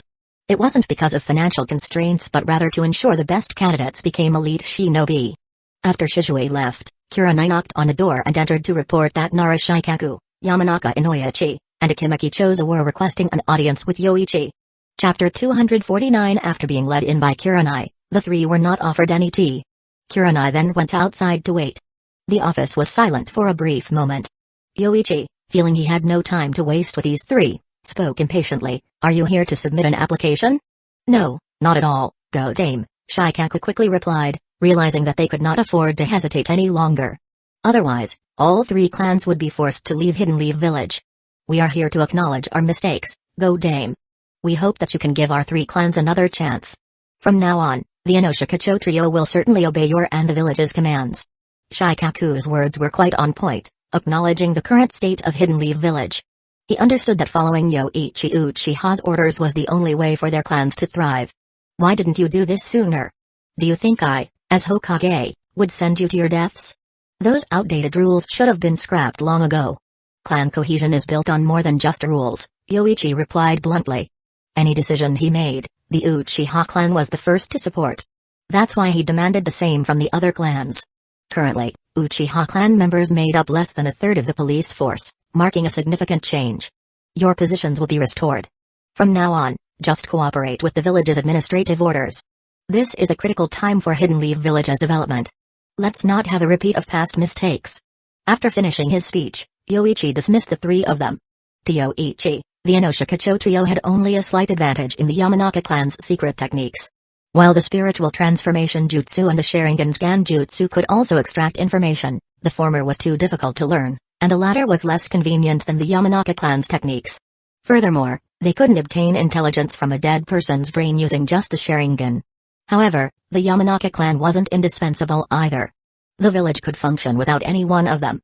Yoichi's priority was to avoid anything that would cause him trouble. Once the 3 left, Yoichi resumed his duties. Today was his first day as Hokage, and he wanted to handle as much of the village's work as possible. Fortunately, both Kurenai and Rumi were now quite adept at handling village affairs, allowing Yoichi to delegate most of the tasks to them, making his role increasingly lighter. "Yoichi-sensei, the tea has gotten a bit cold, so I've brought you a fresh cup," Kurenai said as she approached Yoichi. After replacing the tea, she lingered, gazing at him intently. "Yoichi-sensei, you seem to be frowning again. You must be tired. Would you like me to give you a massage?" "Was I frowning?" Yoichi asked, slightly confused. He had just reached out for some documents on the desk and hadn't started dealing with village affairs yet. Kurenai nodded affirmatively. Yes, you were. A massage would help. Well, if you insist. Thank you, Kurenai, Yoichi agreed, knowing that refusing her kindness would seem too cold-hearted, even if he suspected her claim wasn't entirely truthful. It's no trouble, Yoichi-sensei, Kurenai replied with a bright smile. She stood by Yoichi's side and gently placed her hands on his temples. Her hands were cool, with a faint fragrance that was quite refreshing.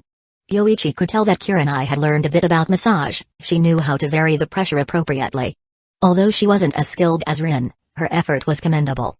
As he enjoyed Kurenai's massage, Yoichi began reviewing some of the documents on his desk.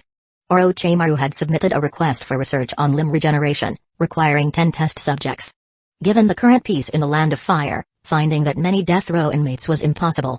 Yoichi crossed out the number 10 and replaced it with 3, setting the document aside to be handed to the Uchiha Corporation later.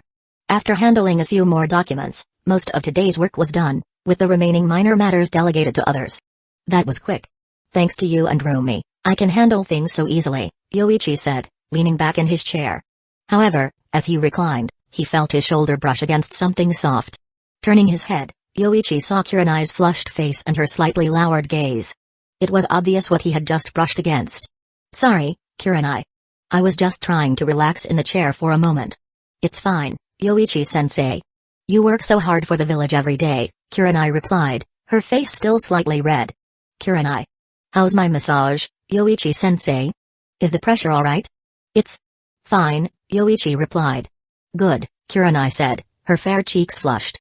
This was the first time she had been so bold. She had been waiting for a chance for a while, and now she had finally seized it. Standing beside Yoichi as she massaged him.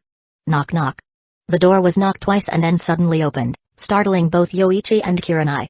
Luckily, Kurenai quickly took 2 steps back. Seeing who entered, Kurenai couldn't help but bite her lip. How did she come back so soon? Rumi placed 2 new documents on Yoichi's desk and said with a sweet smile, Yoichi-sensei, these are reports from the Anbu that require your decision. After speaking, Rumi cast a discreet glance at Kurenai. No wonder Kurenai had pretended to be uncomfortable and asked her to fetch the documents. It was a ploy to be alone with Yoichi. Luckily, she had the habit of activating her Byakugan before entering the room, otherwise, she might not have uncovered Kurenai's scheme. Yoichi glanced over the Anbu reports. One report was from Hidden Sand Village, stating that they had recently suffered a sudden attack, resulting in heavy losses. Rumor had it that the Akabi Jinchuriki might have been captured by the assailants. It was likely Madara's doing. They were acting swiftly, even though the Yanbi and Gobi had yet to be resurrected. Was there a need to be in such a hurry? The second report from the interrogation team stated that they had not yet extracted any useful information from Conan. However, she kept requesting to see the Hokage, prompting the interrogation team to ask if Yoichi wanted to meet her. Thank you, Rumi. I'll go have a look, Yoichi said. After issuing 2 orders to the Anbu, he prepared to head to the prison.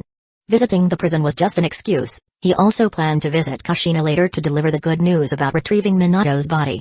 I'll leave the remaining tasks to you two, Yoichi said, wanting to leave quickly after nearly getting caught by Rumi earlier. Besides, he had finished handling his work for the day. After Yoichi left, Rumi glanced at her good friend Kurenai and, while walking to her desk, said, I'll be the first to get close to sensei. Humphrey, Rumi, don't be so sure about that. Kurenai laughed. She had long seen through Rumi's intentions, but Rumi lacked the courage. Her own massage wasn't refused today, which meant Yoichi-sensei liked it. Next time, she planned to take things a step further. As for Rumi, she could watch from behind. Arriving at the Hidden Lee village prison, Yoichi politely declined the company of the police force members and proceeded directly to the underground cells. Currently, there weren't many inmates, and although the prison was built with 5 levels, only Obito Uchiha occupied the deepest level.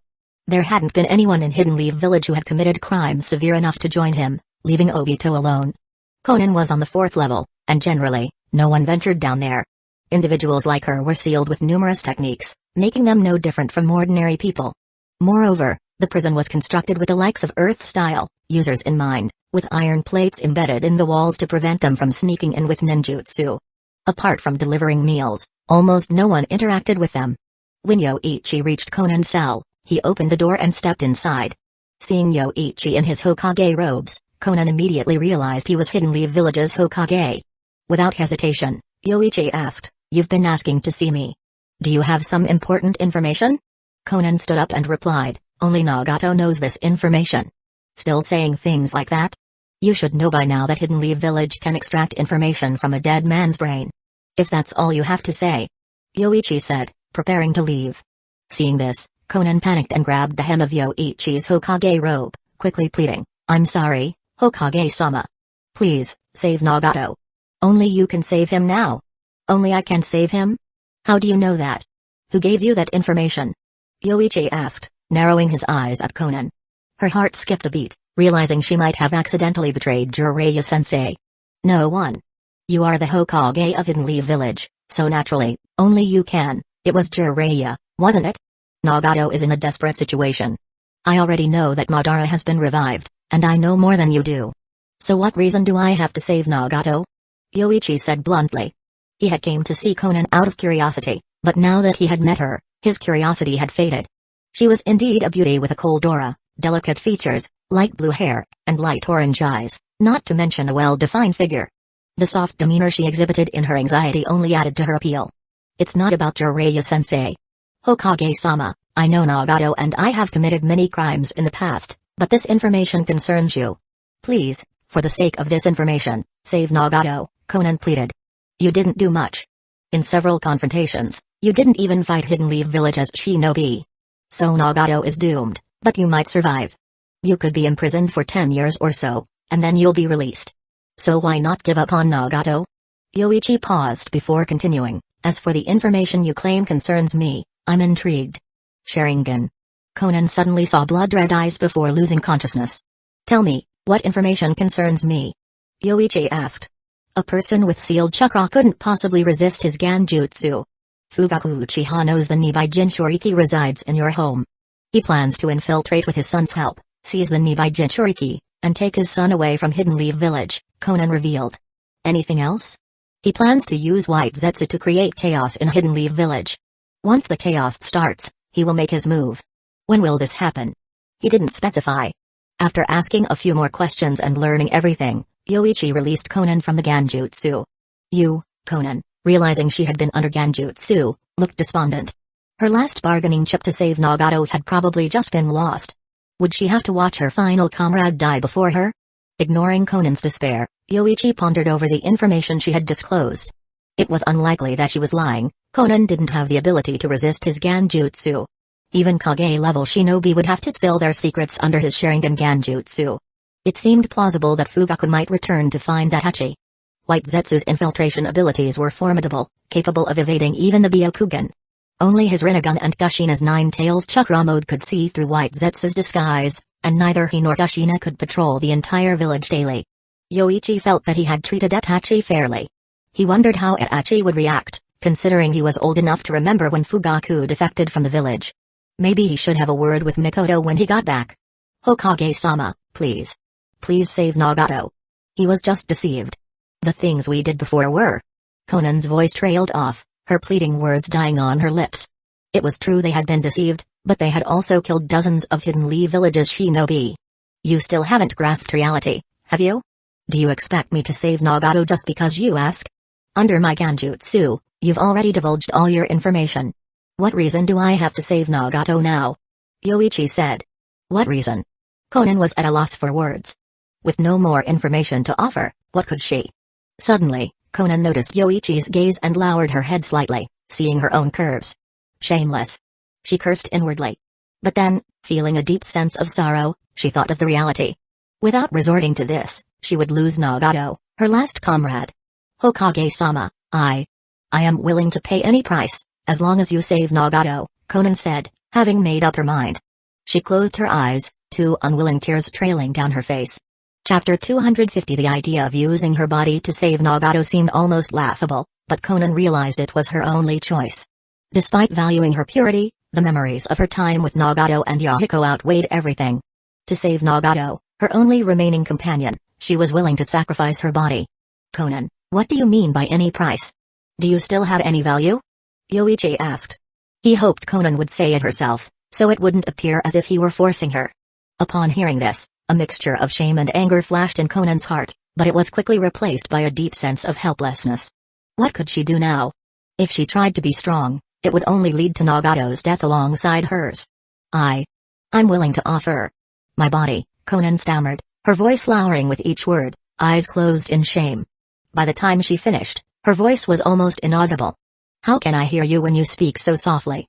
If you're unwilling, then forget it, Yoichi said, turning as if to leave. Before he could take a step, Conan grabbed his sleeve and, with tears in her voice, pleaded, even if it means offering my body, please, save Nagato. This should be of your own free will, Conan.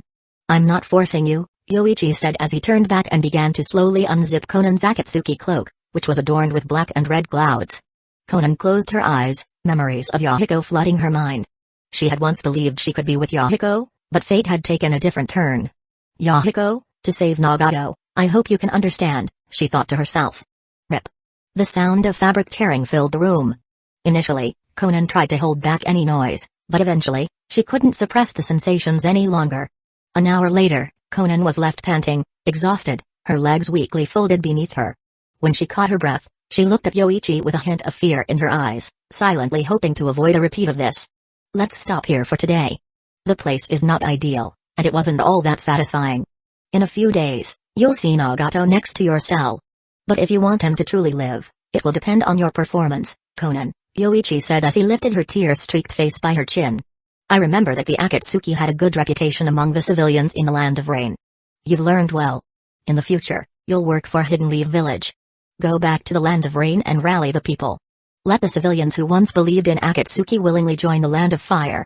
Hidden Leaf Village will be your solid backing, he continued. The Akatsuki had done well in the Land of Rain, but they were betrayed halfway through. If they had continued, even if Hanzo had dispatched the Rain Ninja to suppress them, it could have sparked civilian anger against the Rain Ninja. If the Rain Ninja had indeed begun to slaughter civilians, then other civilians and merchants in the Land of Rain would have felt unsafe. They would undoubtedly spend money to hire ninja from the other 3 major villages to deal with Hanzo.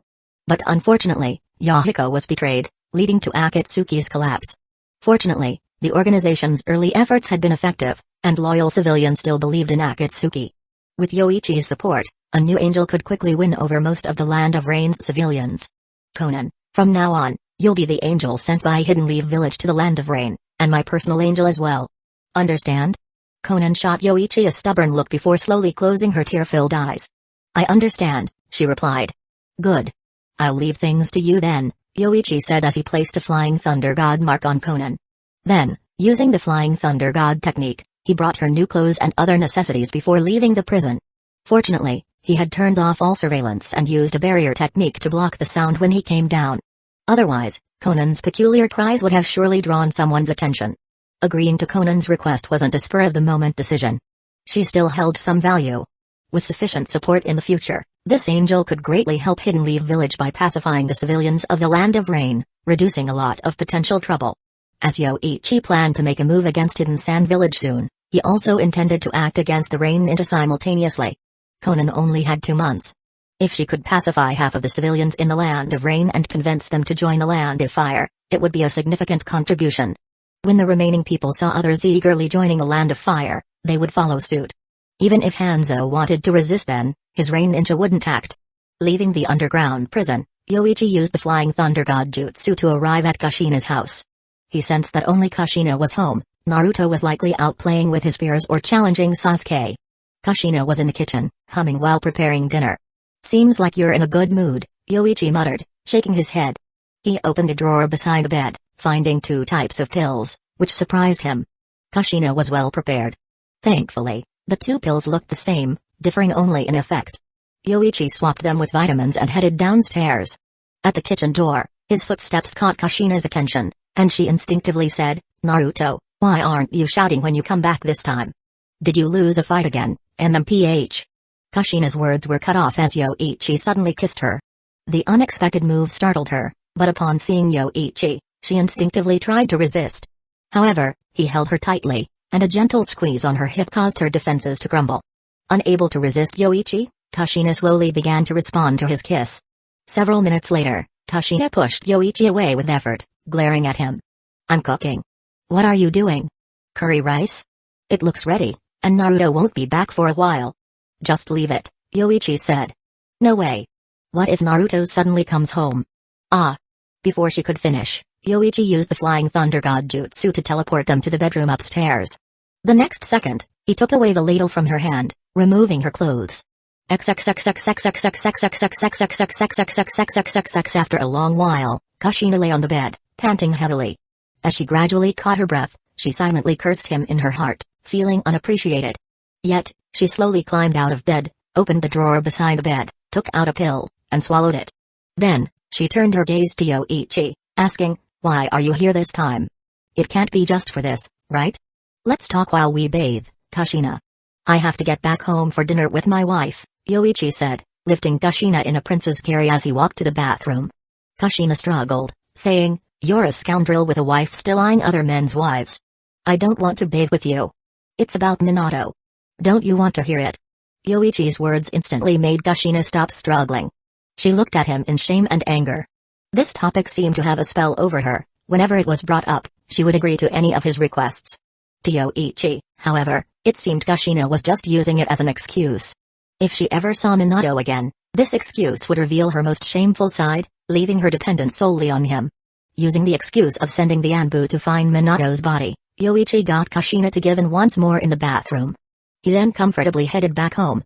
Before returning, Yoichi used his ocular power to rejuvenate himself to avoid any suspicion that evening. "That scoundrel." Cough, cough, Kushina muttered, coughing lightly after Yoichi left. Angrily, she thought to herself that she would bite him next time. "Mom, I'm back." Naruto's voice called from downstairs, prompting Kushina to hurry out of the bathroom and head downstairs. "Naruto, what happened to you? Why are you so injured?" Kushina exclaimed, concerned, upon seeing her bruised son. She quickly pulled out the medical kit and had him sit down for treatment. As she applied the ointment, Kushina asked, "Naruto, did you have a fight with Sasuke today?" "No, it wasn't Sasuke. That arrogant guy got hurt pretty badly too," Naruto replied with a grin, wincing as the movement aggravated his wounds. "A few kids made fun of me for not having a dad. After I beat one up, he called his ninja brother. But Sasuke and I beat that guy up too. He's worse off than us," Naruto boasted. While neither he nor Sasuke had begun chakra training, both knew breathing techniques that could temporarily boost their strength. Together, they were more than a match for a genin. The genin had already been taken to the hospital. If the police force hadn't intervened, the two kids might have claimed their first kill at the age of 3. Hearing this, Kushina's anger flared, her red hair floating behind her. "Which idiot dared to bully you? I'll beat him up. And his parents too." "Mom, it's okay, really. Maybe we should just let it go," Naruto said, slightly scared by his mother's rage. Besides, he and Sasuke had won the fight, so he didn't want to bring in the adults. "Fine, we'll let it go this time. But if anyone dares to mock you again, come to me right away. I'll teach those jerks a lesson," Kushina said reluctantly, seeing Naruto's reluctance. His injuries weren't serious, which was another reason she decided to let it go.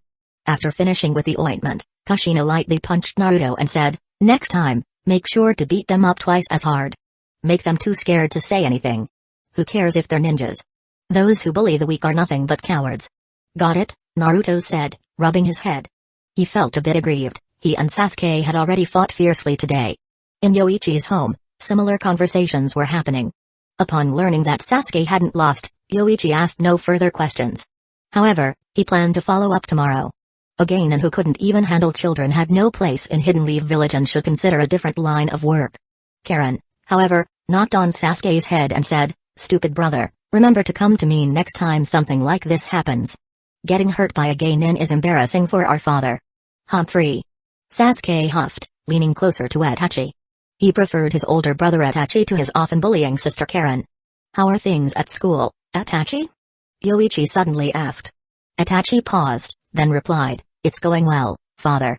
The teachers know I've mastered the lessons, so they've allowed me to study other things on my own." "That's good. But while you study, you should also learn to unite and lead your classmates. Try to be a leader," Yoichi advised. "Whether as a captain or Hokage, one must be a competent leader. Acting alone will only make you a subordinate, and that's a limited role." "I understand, father," Itachi replied. "Good. If you have any concerns, you can always talk to me." "Yes, father," Itachi agreed. With that, the family resumed dinner. After the meal, Karen took Sasuke and Hueco to train, with Kimimaro and Itachi joining them. There were many dishes for 9 people, but Mikoto and Mina quickly cleaned up together. Their only household chore was washing dishes after dinner. After finishing, Mikoto approached Yoichi, gently leaning against him. Yoichi-kun, is there something you want to tell me? She asked softly. Yoichi wrapped his arm around Mikoto and smiled. Mikoto, you always understand me.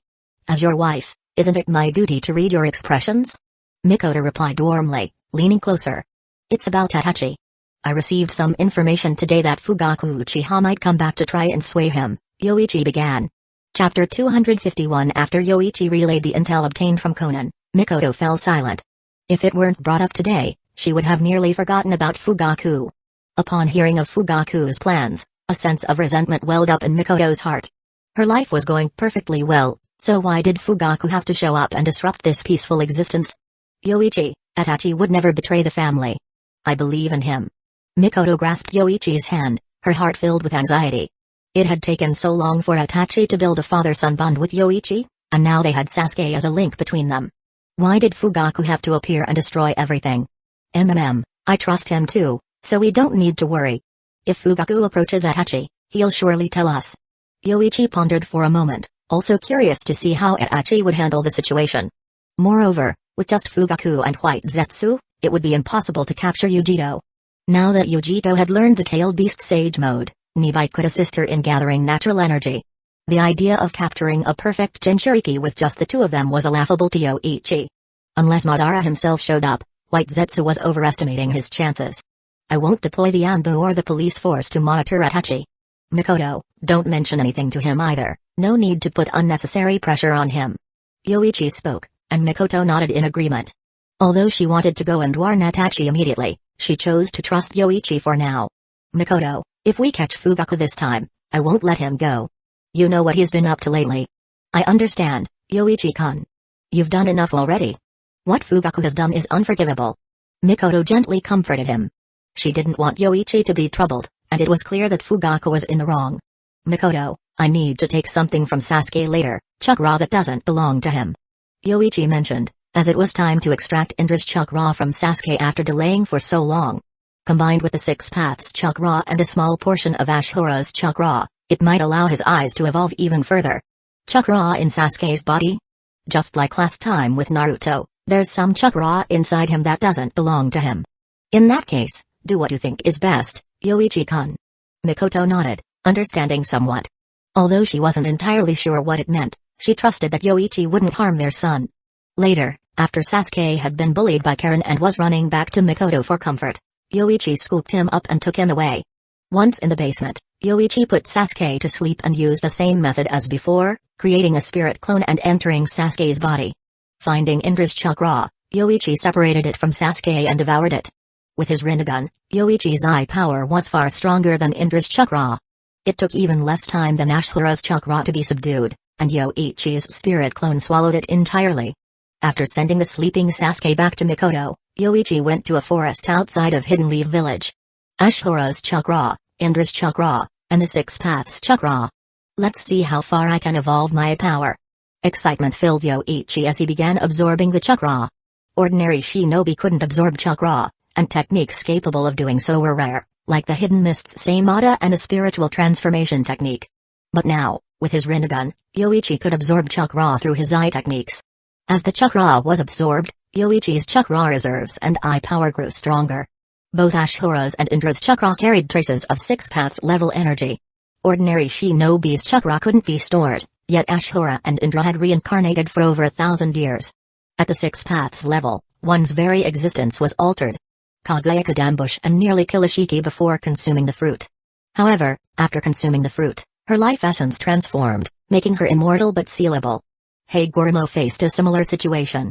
Although pulling the tailed beasts out of himself would be fatal for any ordinary person, he survived in the afterlife for 1,000 years and later returned to the living world using Six Paths Madara's body. Hamura, however, perished. Kaguya showed no favoritism between Hagoromo and Hamura. They must have received equal power, yet Hamura died early while Hagoromo lived on. As Yoichi absorbed the Six Paths chakra, he contemplated these matters. However, his greatest revelation came from the change in his eyes. As the chakra was absorbed, Yoichi felt his Rinnegan and chakra intensify. When he reached the bottleneck, he easily broke through it. Opening his eyes again, Yoichi felt immense power coursing through them, like he had become a true god. Is this what they call the Six Paths level? Yoichi was unsure. He had grown immensely stronger, but without absorbing the 10 tails, he had no point of comparison. Raising his hand, Yoichi concentrated chakra. Soon, 5 high-density chakra threads of different elements converged in his palm. Despite the conflicting chakra types, Yoichi controlled them perfectly without causing an explosion. He then added yin and yang chakra, and after combining the 7 elements, a high-density black orb formed in his hand. Truth-seeking ball. Yoichi smiled at the sight of the truth-seeking ball. He transformed it into a weapon, then conjured 2 more before stopping. Who knew making these would consume so much chakra? 3 is my limit. Though he could produce more, creating 6 truth-seeking balls would leave him with less than 20% of his chakra. Without the 10 tails as a massive chakra source, he couldn't afford to use the truth-seeking balls carelessly. As for his Rinnegan, Yoichi created an ice mirror in front of him. Seeing 6 tomoe in his eyes, he felt immense satisfaction. Both of his eyes had evolved into 6 tomoe Rinnegan. He owed a big thanks to the Sage of 6 Paths, Yamatsuhiro Saka. Upon using the eye technique, Yoichi noticed his previous 1 kilometer range had expanded to 5 kilometers.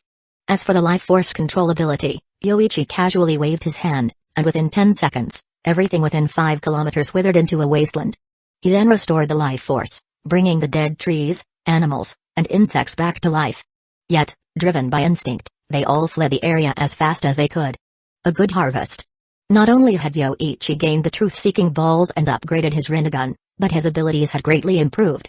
He could now use chakra to alter his robes, turning them into a more defensive chakra cloak. His sensory ability had also improved dramatically. If he focused, he could sense powerful chakra even as far as the land of water. The 4th Mizukage couldn't possibly give him such a sensation, so it had to be Madara, who was likely laying low in the land of water. Start gathering the tailed beast's chakra soon, Madara. I'll assist you when the time comes. Sending Kushina and Yujito was out of the question, but he could send Edo Tensei versions of the previous Jinchuriki. Mido was a bit tricky, so Kin and Jin would have to do.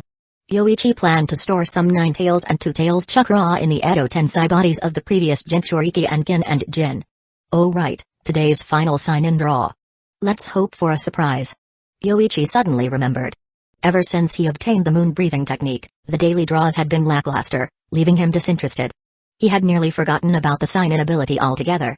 However, it's always best to see things through. Maybe luck would be on his side tonight, especially since it was the day he stepped into the 6 Paths level. Sign-in item, Potaura earrings, this is. Seeing the item in his hand, Yoichi was momentarily stunned. He hadn't expected much, but he had drawn something incredible. These were the Potaura earrings from Dragon Ball, worn by the Supreme Kais. When non-Supreme Kais wore them on opposite ears, they could fuse into one person for an hour. The fusion greatly enhanced their strength, and if the 2 individuals were similar in nature, the fusion would result in an ideal combination. Yoichi immediately thought of his Kamui Mengekyo clone. This clone was primarily made from his own cells and now looked about 6 or 7 years old. Now, with Yamatsuhiro Saka allowing him to absorb life energy, he could rapidly grow the clone to maturity. Once it reached its peak, Yoichi could fuse with it during battle, granting him the combined powers of the Rinnegan and Kamui Mengekyo Sharingan. Amazing. Looks like I'll be making some extra trips soon. Besides the clone, Tsunade, Mikoto, and Mina will also need life energy. Yoichi thought of Turtle Island. If he absorbed the turtle's life energy, it could sustain dozens, even hundreds of people, and the island would truly become just that, a lifeless island. It didn't seem like a bad idea. The next day, Yoichi woke up early, with plenty to accomplish. According to the Anbu reports, the Hidden Sand Village emissaries would arrive in Hidden Leaf Village by midday. However, Pakura wasn't coming. She had impulsively revealed the entire plan for the merger. Now, Yoichi had to act quickly and take down Hidden Sand Village before long.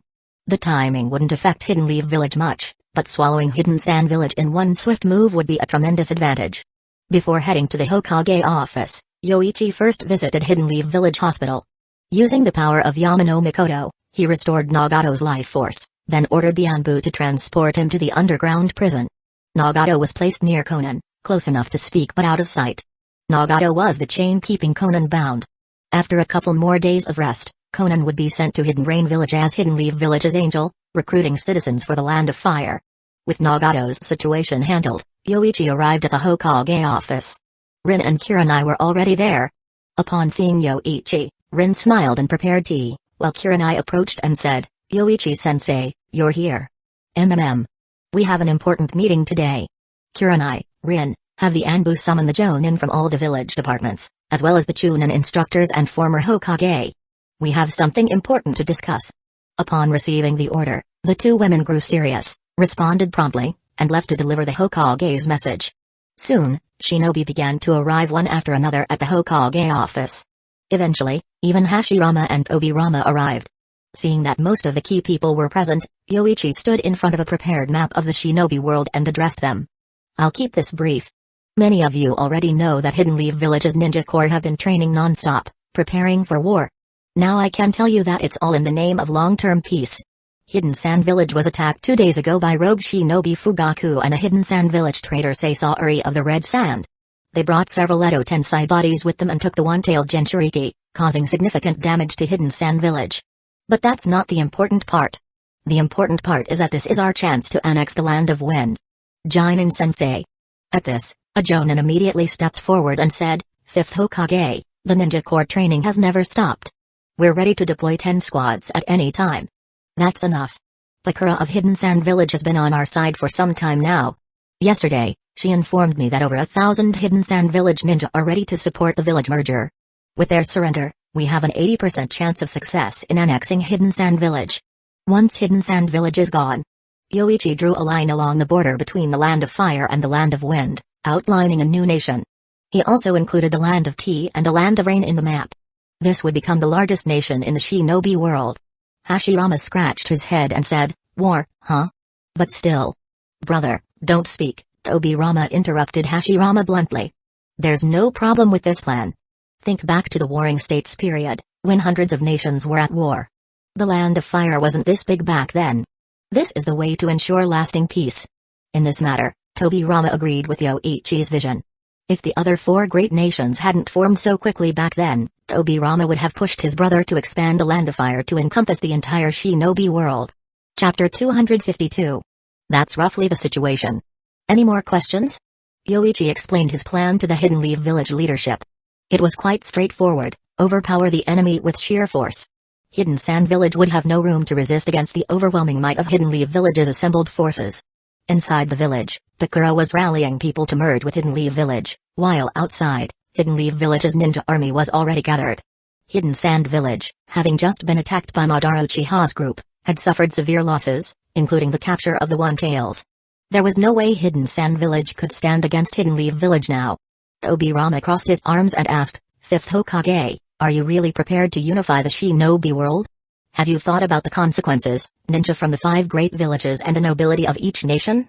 More or less. The fact is, I don't need to care about those nobles or the other villages' ninja. Even in Hidden Leaf Village, the number of ninja will be streamlined and improved, only the most exceptional of each generation will become shinobi. Yoichi spoke bluntly, as he held absolute authority in Hidden Leaf Village.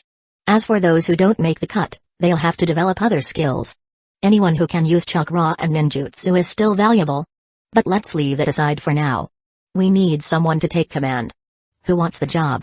After finishing, Yoichi's gaze first fell on Tsukumo, but then he realized there was someone even more suitable. Second Hokage, are you interested? Me? Obirama was taken aback but then said, but I'm in Edo Tensei form. That's not a problem. Just make sure you don't get sealed. I doubt Hidden Sand Village has anyone capable of sealing you. Besides, I need to stay in the village to watch over the 9 tails and the 2 tails. We need a decisive commander on the front lines. When Yoichi mentioned the 9 tails and 2 tails, Obirama understood that Yoichi was preparing for the possibility of Madara's involvement. Yoichi continued, the 4th Hokage would have been a good choice, but he has grudges against some of Hidden Sand Village's higher-ups. If he leads the front lines, it'll turn into an all-out war. So, you're the best candidate. Obirama didn't decline, saying, very well, I'll take on this task. Back when Hidden Leaf Village had just been founded, he and the daimyo of the Land of Fire had considered unifying the other ninja clans and smaller nations. However, with Hidden Leaf Village and the Land of Fire setting a precedent, other nations followed suit, supporting the consolidation of various ninja clans. In just 1 year, the 5 great nations and the 5 great villages were established. By then, unifying the shinobi world had become much more difficult and would have required a significant cost. Obirama had once tried to persuade his brother, Hashirama, to continue unifying the shinobi world, believing that it was the only way to achieve lasting peace. But Hashirama, unwilling to sacrifice the lives of hundreds or even thousands of shinobi, abandoned the idea, and the five-village system was solidified. Now, the opportunity for unification had arisen again, rekindling Obirama's interest. Even if it was difficult to annex all five great nations, absorbing the Land of Wind and the Land of Rivers would make Hidden Leaf Village and the Land of Fire the dominant force in the shinobi world. At that point, no other village would dare challenge Hidden Leaf Village. The Ninja Corps will take about 4 to 5 days to reach the border of the Land of Wind, but Pakura in Hidden Sand Village can't wait that long. We need a powerful force to support her right away. Yoichi paused, then looked around before continuing. First Hokage, second Hokage, Jiraiya, Masato Uchiha, Shizue Uchiha. He listed over 30 names, all of them powerful figures within the village. If they clashed with Hidden Sand Village, the destruction they would cause would be far greater than that of Edo Tensei bodies. Their primary mission was to protect Pakura and the 1,000-strong force she had gathered. This group could sway 3,000 to 4,000 villagers to join Hidden Leaf Village, leading to Hidden Sand Village's eventual collapse. This was Hidden Leaf Village's best opportunity to annex Hidden Sand Village. If Hidden Sand Village managed to regroup and eliminate Pakura's forces, even if Raza and his council were severely weakened, Hidden Leaf Village would still have to pay a heavy price. After Yoichi finished, Sakamo voiced his concern. Won't this leave the village too vulnerable? Mobilizing 2/3 of the village's shinobi to deal with Hidden Sand Village left only about 2,000 ninja behind in Hidden Leaf Village. Don't worry, I'm still here. No one can harm the village. Yoichi reassured him. He was now the strongest in the shinobi world, with both Rinnegan eyes evolved into 6 Tomoe Rinnegan, and the ability to form truth-seeking balls. Even if the Hidden Stones Village and Hidden Clouds villages sent 2 armies of 20,000 ninja, they would still end up as his nourishment. Though consuming people would be crossing a moral line, Yoichi had the ability but had never resorted to such measures. But if the enemy came knocking, he might give it a try. Once Yoichi gave the order, all the assigned ninja began mobilizing. Yui Jinin had received his instructions months ago and had made sufficient preparations. Within half a day, the ninja squads had gathered, though those named earlier had already set off. They needed to reach Hidden Sand Village within a day, so time was tight. Lord Madara, Hidden Leaf Village seems to be on the move. About 34 strong shinobi have left the village, led by Obirama and Hashirama, though it appears Hashirama has also been resurrected. Black Zetsu reported to Madara after receiving intel from a White Zetsu clone. White Zetsu clones could relay information quickly through wood-style routes underground, using chakra to transmit what they saw. Hashirama has been revived? Madara's interest was piqued upon hearing Hashirama's name. In the shinobi world, only Hashirama could truly intrigue him. Perhaps another Uchiha descendant who had awakened the eternal Mangekyo Sharingan might as well. If Hashirama were still in Edo Tensei form, Madara's interest might wane. But with Hashirama revived, Madara felt the urge to battle again. Is Hashirama coming for me? Bringing that many capable shinobi, it seemed like they were coming for him, knowing he had been revived. It doesn't seem so, Lord Madara. Black Zetsu replied, it appears they're headed for Hidden Sand Village. Hidden Leaf Village has sent several ninja squads, around 4,000 or 5,000 in total. It looks like they're trying to wipe out Hidden Sand Village. Wipe out Hidden Sand Village? Madara was taken aback. This massive force wasn't coming for him but rather Hidden Sand Village? Hey, Hashirama, you fool. Instead of feeling relieved, Madara was somewhat enraged by this. Did they think he was irrelevant? Lord Madara, perhaps our intel hasn't been leaked yet. Even if Hashirama wanted to find you, he wouldn't know where you are.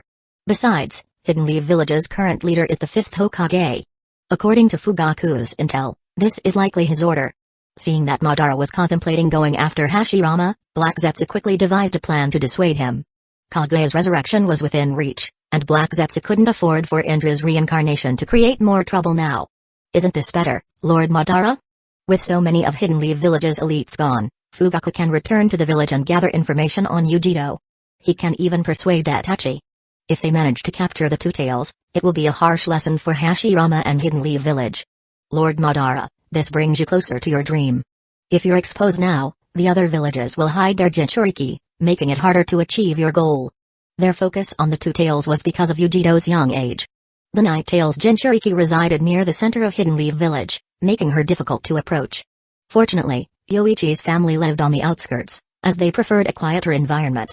Madara considered Black Zetsu's words. The Eye of the Moon plan was his true goal, a direct contradiction to Hashirama's dream of a false peace. Now wasn't the time to reveal himself. The 4 Tails and 5 Tails had yet to be revived, and he had only recently sealed the 6 Tails in Hidden Mist Village. The 7 tails and 8 tails were still on his list. Very well, let's go with that plan. Black Zetsu, you'll accompany Fugaku this time. Madara turned to Fugaku and added, you've mastered Yin-Yang release. Even without the Mengekyo Sharingan, few can oppose you. With White Zetsu's help, capturing the 2 tails Jinchuriki should be manageable. Fugaku nodded, then seemed to recall something. Lord Madara, I'd like to bring my son along. He's a genius, and being with me is the best way for him to grow. Do as you please. Let White Zetsu assist you. Madara responded indifferently. He had seen many geniuses in his time. Both he and his brother, Izuna, had awakened the Mengekyo Sharingan, making them rare prodigies within the Uchiha clan. For the Uchiha, the Sharingan was the ultimate measure of strength. Without the Mengekyo, one could never reach the pinnacle of the shinobi world. Let's go, Fugaku. Now that Hidden Leaf Village's forces are greatly diminished. Black Zetsu suppressed his excitement as he addressed Fugaku. Each captured tailed beast brought Kaguya's revival closer. Soon, Kaguya would return. Filled with anticipation, Black Zetsu slipped underground, planning to wait for Fugaku outside Hidden Leaf Village while gathering intel. Mother, I'm off to school. Wait a moment, Itachi. Did you take your lunch? Seeing the lunchbox still on the table, Mikoto hurried to grab it and handed it to Itachi at the door. Recently, she had been waking up early every day to check on him. Kinamaru and Hueco both took theirs, but you always seem to forget. Itachi looked at the 3-layered deluxe bento with a slight frown. It was far too flashy. Every time he ate lunch, he was surrounded by curious classmates, forcing him to eat in secret lately. He wasn't sure about Kinamaru and Hueco, but he wasn't keen on bringing such an extravagant lunch, especially since the portions were too large. Mother, this is too much. Next time, something simple like rice balls will do. This is based on how much you eat at home on your days off. You're practicing breathing techniques now, right? With that and your ninjutsu training, you'll need plenty of energy. Mikoto smiled warmly as she placed the bento in Itachi's bag, filling it to the brim. Your father used to eat a lot too. He could eat enough for 10 people. The more you eat, the stronger you'll become, Itachi. Itachi sighed inwardly but smiled at Mikoto. I understand, mother. After saying goodbye, he headed out the door, where Hueco and Kinamaru were already waiting for him. Hueco, noticing Itachi's stuffed backpack, chuckled, Itachi Naizan, you brought it again. You could always trade lunches with your classmates. They seem to enjoy that. I'll try. Itachi sighed, preferring to eat lunch alone. Eating in groups was too much trouble for him. Hueco, Kinamaru, I'll find you at lunch. Alright, Itachi Naizan. Sure, I'll join you both at lunch. With that, the 3 headed toward the Ninja Academy. Although all 3 were already stronger than most Geinin, there was still much to learn at the academy. Without knowledge, even a powerful ninja would be no more than a giant infant. Now, there was no such thing as early graduation, unless someone was so exceptional that Yoichi personally granted them permission. As they made their way to the academy, Itachi suddenly spotted a mark on the roadside, which caused his eyes to flash with recognition. He stopped in his tracks. Seeing this, Hueco and Kinamaru also halted and turned back, asking, What's wrong, Itachi Naizan? I just remembered something. I need to go back. You two go ahead to school. Itachi hesitated for a moment before smiling at Hueco and Kinamaru. The two exchanged a glance before Hueco replied, Alright then, Itachi Naizan, don't be late. I won't. After Hueco and Kinamaru left, Itachi stood there, pondering for a moment, then darted down a nearby alley. With his current strength, even a Jonin would have a hard time keeping up with him. He easily avoided detection as he weaved through the streets. Following the mark, he arrived at a secluded construction site. After scanning his surroundings, Itachi realized there were no more marks to follow. As expected of my son, Itachi. You were able to notice such a subtle code. A voice suddenly called out.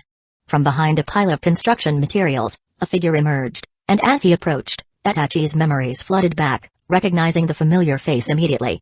Father? It's me, Itachi. It's been a long time. Fugaku gazed at his son, who had grown so much. It stirred emotions in his heart.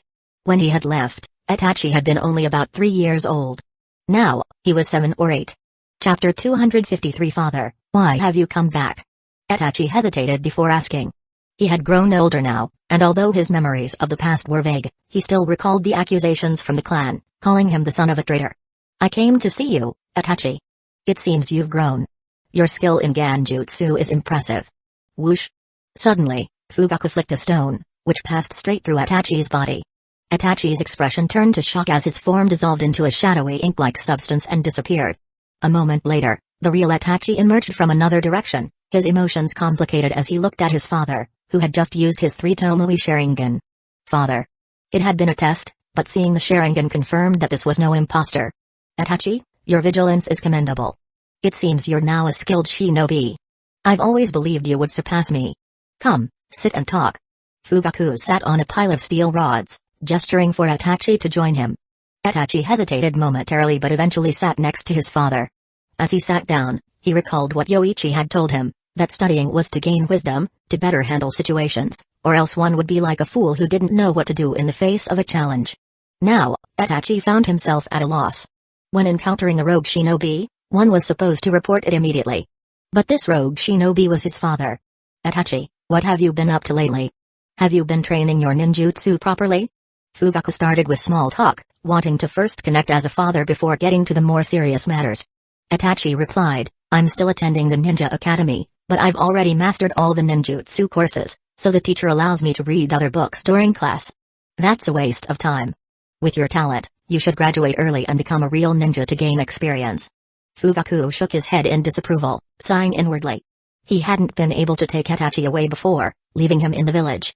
But Itachi's growth hadn't disappointed him, even though they had lost Hokudai as a result. Itachi had used his Ganjutsu well just now, and if Fugaku hadn't been so sensitive to it, he might not have noticed. It was seeing Itachi's potential that made Fugaku consider taking him away. This village wasn't worth staying in, and that woman didn't deserve to be Itachi's mother. Fugaku firmly believed that once Itachi knew the truth, he would stand by his side.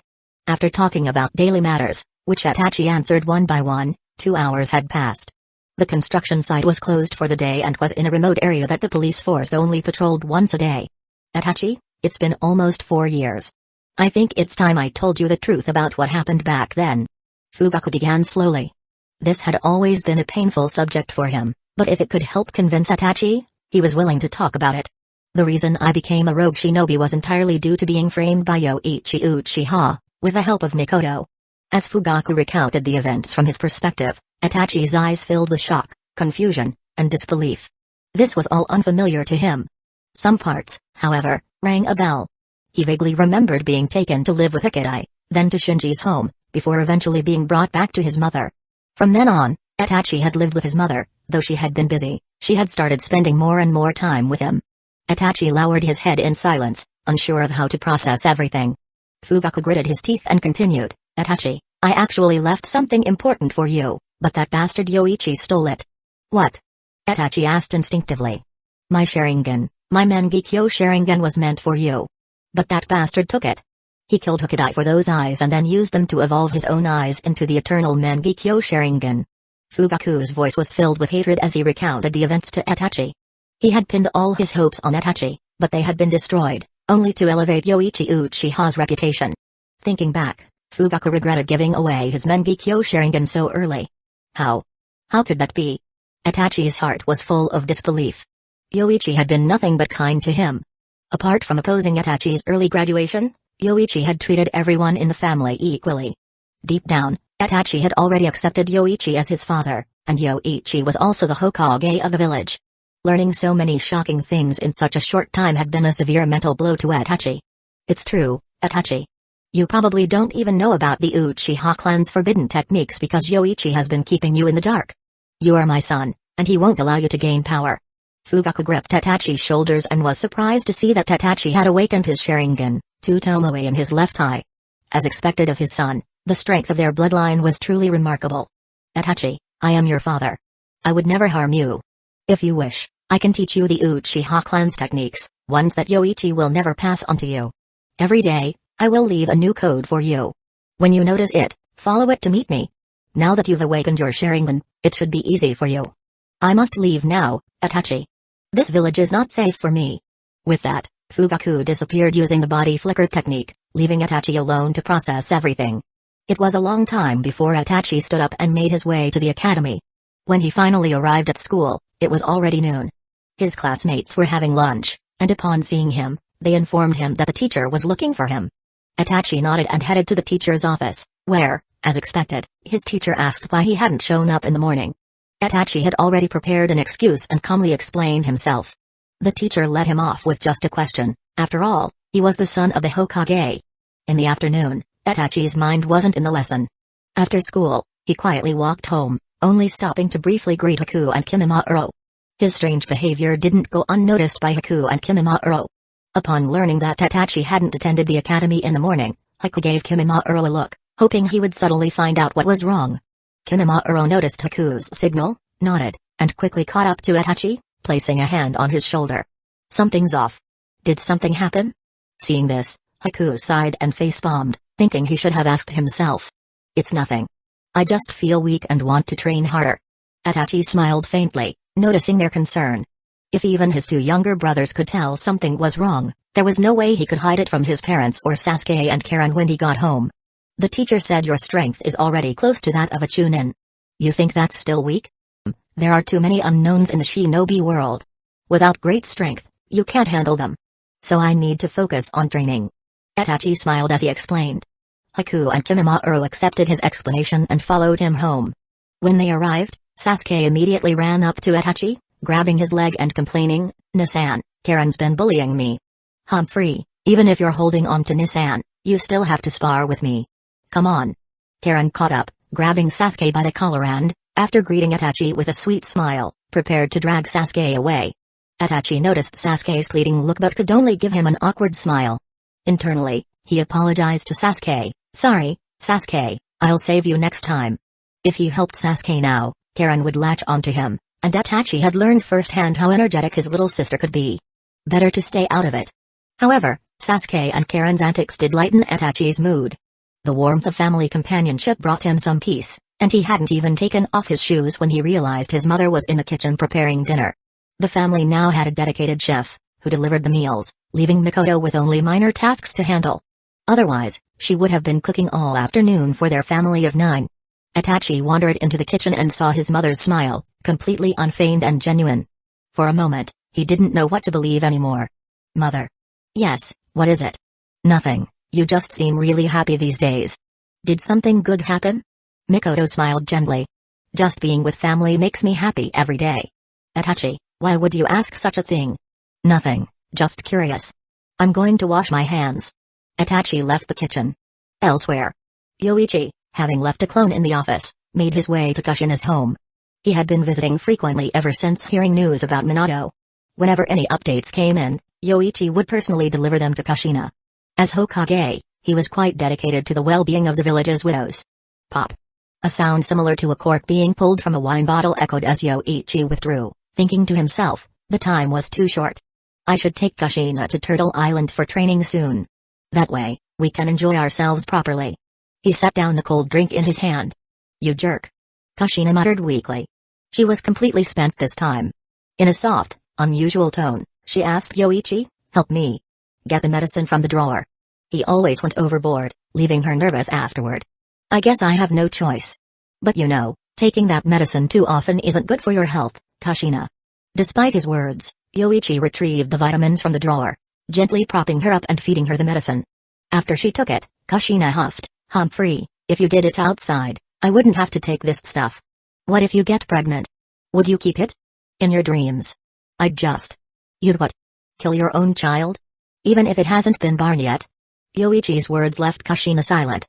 In the shinobi world, passing on one's lineage was a significant matter. Perhaps it was because shinobi life expectancy was so low, with the average lifespan during the Warring States period being around 30 years. Even in the era of the villages, long-lived shinobi were rare. If a child could be born, it would be born. Every life was precious. Kushina hadn't even considered saying the word abortion. In the ninja world, the idea of terminating a pregnancy was hard to accept. Rest well. I'm heading back. Yoichi placed the exhausted Kushina on the bed, covering her with a blanket before heading to the bathroom to take a shower. A quick workout at Kushina's before dinner always left him with a hearty appetite. As for Kushina, she'd take care of herself once she recovered. After returning home, Yoichi had dinner with his family. Meals at their house were always lavish, and today's menu was roast lamb and a seafood feast. After they had eaten, Yoichi swiftly scooped up Karen, saying, You're planning to bully Sasuke again, aren't you? Looks like I need to send you to school early, Karen. Daddy, I want to stay home with you. I'm not home during the day, Karen, so that's a poor excuse.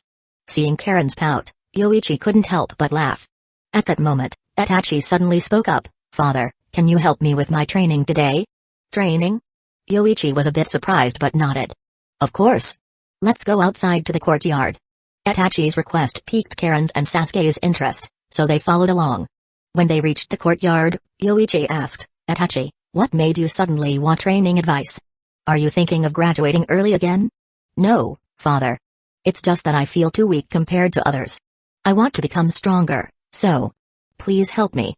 Itachi's true thoughts remained hidden, known only to him. You want to get stronger? Alright. If I'm satisfied with your progress, I'll teach you a new technique. But if not, you'll have to keep training step by step. Yoichi continued, there are no shortcuts to power. It's all about hard work and sweat. Now, attack me. Let's see how much you've improved recently. Chapter 254 Then, please, father, said Itachi as he swiftly pulled 8 shuriken from his pouch and hurled them toward Yoichi. Itachi knew from the start that the difference in strength between him and Yoichi was vast. No matter how much stronger he got, even if his strength increased tenfold, he couldn't match Yoichi. That's why he decided to give it his all right from the beginning. The shuriken collided midair, altering their trajectory. An inattentive genin would likely be caught off guard by the strange flight pattern of the shuriken. But for Yoichi, this was child's play. He wasn't here to determine who was stronger, he simply wanted to assess Itachi's current abilities. Yoichi clearly sensed the flight paths of the 4 redirected shuriken as they blocked off the front, back, left, and right. With one finger, he effortlessly caught a shuriken by its hole, then calmly remarked, well done. Any genin without offensive techniques wouldn't stand a chance against you. Just this one move, expertly manipulating the shuriken, would be more than most genin could handle. Without the Sharingan or excellent dynamic vision, most shinobi wouldn't even be able to track the shuriken's movements. After throwing the shuriken, Itachi didn't pause. He immediately tossed a smoke bomb to the ground. Bang! Smoke filled the air, obscuring vision. Itachi planned to use this moment to retreat. Bang, bang, bang. Several fireballs shot out from the smoke, aimed at Yoichi. At a glance, Yoichi recognized this as the fire style, Rage of Sages, Flame of Phoenixes, a challenging fire style technique from their clan. The fireball's trajectory was cleverly controlled with shuriken, increasing both their speed and power while launching from tricky angles. Fire style, Great Fireball Jutsu. Simultaneously, Itachi appeared at Yoichi's side, quickly forming hand seals and unleashing a large fireball from his mouth toward him. After throwing the smoke bomb, Itachi had used a shadow clone to hide in the smoke. The clone unleashed the fire style, Rage of Sages, Flame of Phoenixes, to distract Yoichi while the real Itachi prepared the Great Fireball Jutsu to block any escape. Itachi even had 3 kunai ready in his hand, poised for a final strike. Yoichi quickly understood Itachi's tactics. He now had a good grasp of Itachi's abilities. He had used 2 B-rank jutsu and 1 C-rank jutsu. Itachi's mastery of the clan's fire-style techniques was excellent, and his shuriken throwing was top-notch. Although they hadn't tested Ganjutsu, once an Uchiha awakens the Sharingan, they become natural masters of Ganjutsu. The saying, never face an Uchiha alone, wasn't Uchiha boasting, it was a hard-earned lesson from countless ninja who had lost their lives underestimating them. Clap. Yoichi suddenly appeared beside Itachi, grabbing his arm and saying, that's enough, Itachi. I've seen enough to gauge your abilities. On the other side, a wave of water appeared around Yoichi's clone, extinguishing both fire-style jutsu before quickly vanishing into the ground. Itachi was stunned. His gaze had been fixed on Yoichi the entire time, even while using his jutsu, yet he hadn't noticed Yoichi's clone using any techniques. I see you already have the Tomoe Sharingan. No wonder you're so eager for power. Yoichi noticed the Tomoe in Itachi's eyes, which confirmed his suspicion. Without changing his expression, he released Itachi's arm and continued, your mastery of ninjutsu and ninja tools is excellent, and you've learned the 6 forms of taijutsu. From here on, focus on honing armament haki and observation haki. Taijutsu isn't your weak point, and with the Sharingan, Ganjutsu will naturally come to you. Your strength already rivals that of a Chunin, and once you graduate, you might even reach Jonin level. So why are you so desperate for power? You're about as skilled as Kakashi was at your age, and he didn't have the environment you do. He was already out killing on the battlefield when he was 6 or 7, fighting alongside me. Itachi lowered his head, thinking for a moment before lifting it and asking, Father, may I learn forbidden techniques? Forbidden techniques? Yoichi's eyes flickered for a moment before he smiled. Who put this idea in your head? But fine, let me explain what forbidden techniques are. As Yoichi and Itachi talked, Sasuke, Karen, Hueco, and Kimimaro gathered around.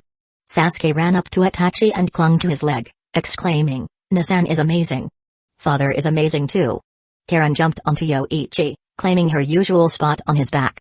Sasuke had once tried to climb onto Yoichi's back as well, but Karen had quickly pulled him off and given him a good sparring session. You all can listen too. Sasuke and Karen will be starting their training soon, so I'll explain forbidden techniques to everyone. With his 2 disciples and 3 children gathered around, Yoichi sat down and began. As the name suggests, forbidden techniques are ninjutsu that are forbidden. They meet 2 key criteria. First, they are either too difficult for the average ninja to master or carry a heavy price for their use. That's why forbidden techniques are often incredibly powerful. Second, using forbidden techniques goes against the ninja code. For instance, Edo Tensei requires a living sacrifice to bring back the dead, and the resurrection isn't even permanent. Yoichi went on to explain much more about forbidden techniques. Among the 5, Sasuke was the most confused, but seeing that Karen was listening attentively, he pretended to pay close attention as well. He didn't understand much, but it wasn't entirely his fault. Sasuke hadn't yet learned all the basics of being a ninja, whereas Karen, being a year older, had already started studying ninjutsu. Summoning jutsu. Yoichi then performed the summoning jutsu, but instead of a summoned creature, 2 scrolls appeared in front of him. Itachi, you wanted to learn forbidden techniques, didn't you? One of these scrolls is Hidden Lee Village's Scroll of Seals, containing forbidden techniques collected by the village over the years. The other is a collection I've compiled, which includes Uchiha techniques, but most are my own forbidden techniques. Take a look. Yoichi paused before adding, however, these scrolls only contain the names and effects of the techniques. The actual training methods are sealed. If you want to train in them, I can unlock them for you, but only if you're suitable. Otherwise, you won't be able to. Can I look too, father? What kind of question is that? Do you think I'd play favorites? Yoichi smiled as he spread the scrolls out for them. Karen, who could no longer contain her excitement, immediately chimed in, Itachi Naizan, you look at the village scroll, and I'll take father's scroll. We can switch after. Itachi smiled back at Karen, feeling touched, and began reading the scroll of seals.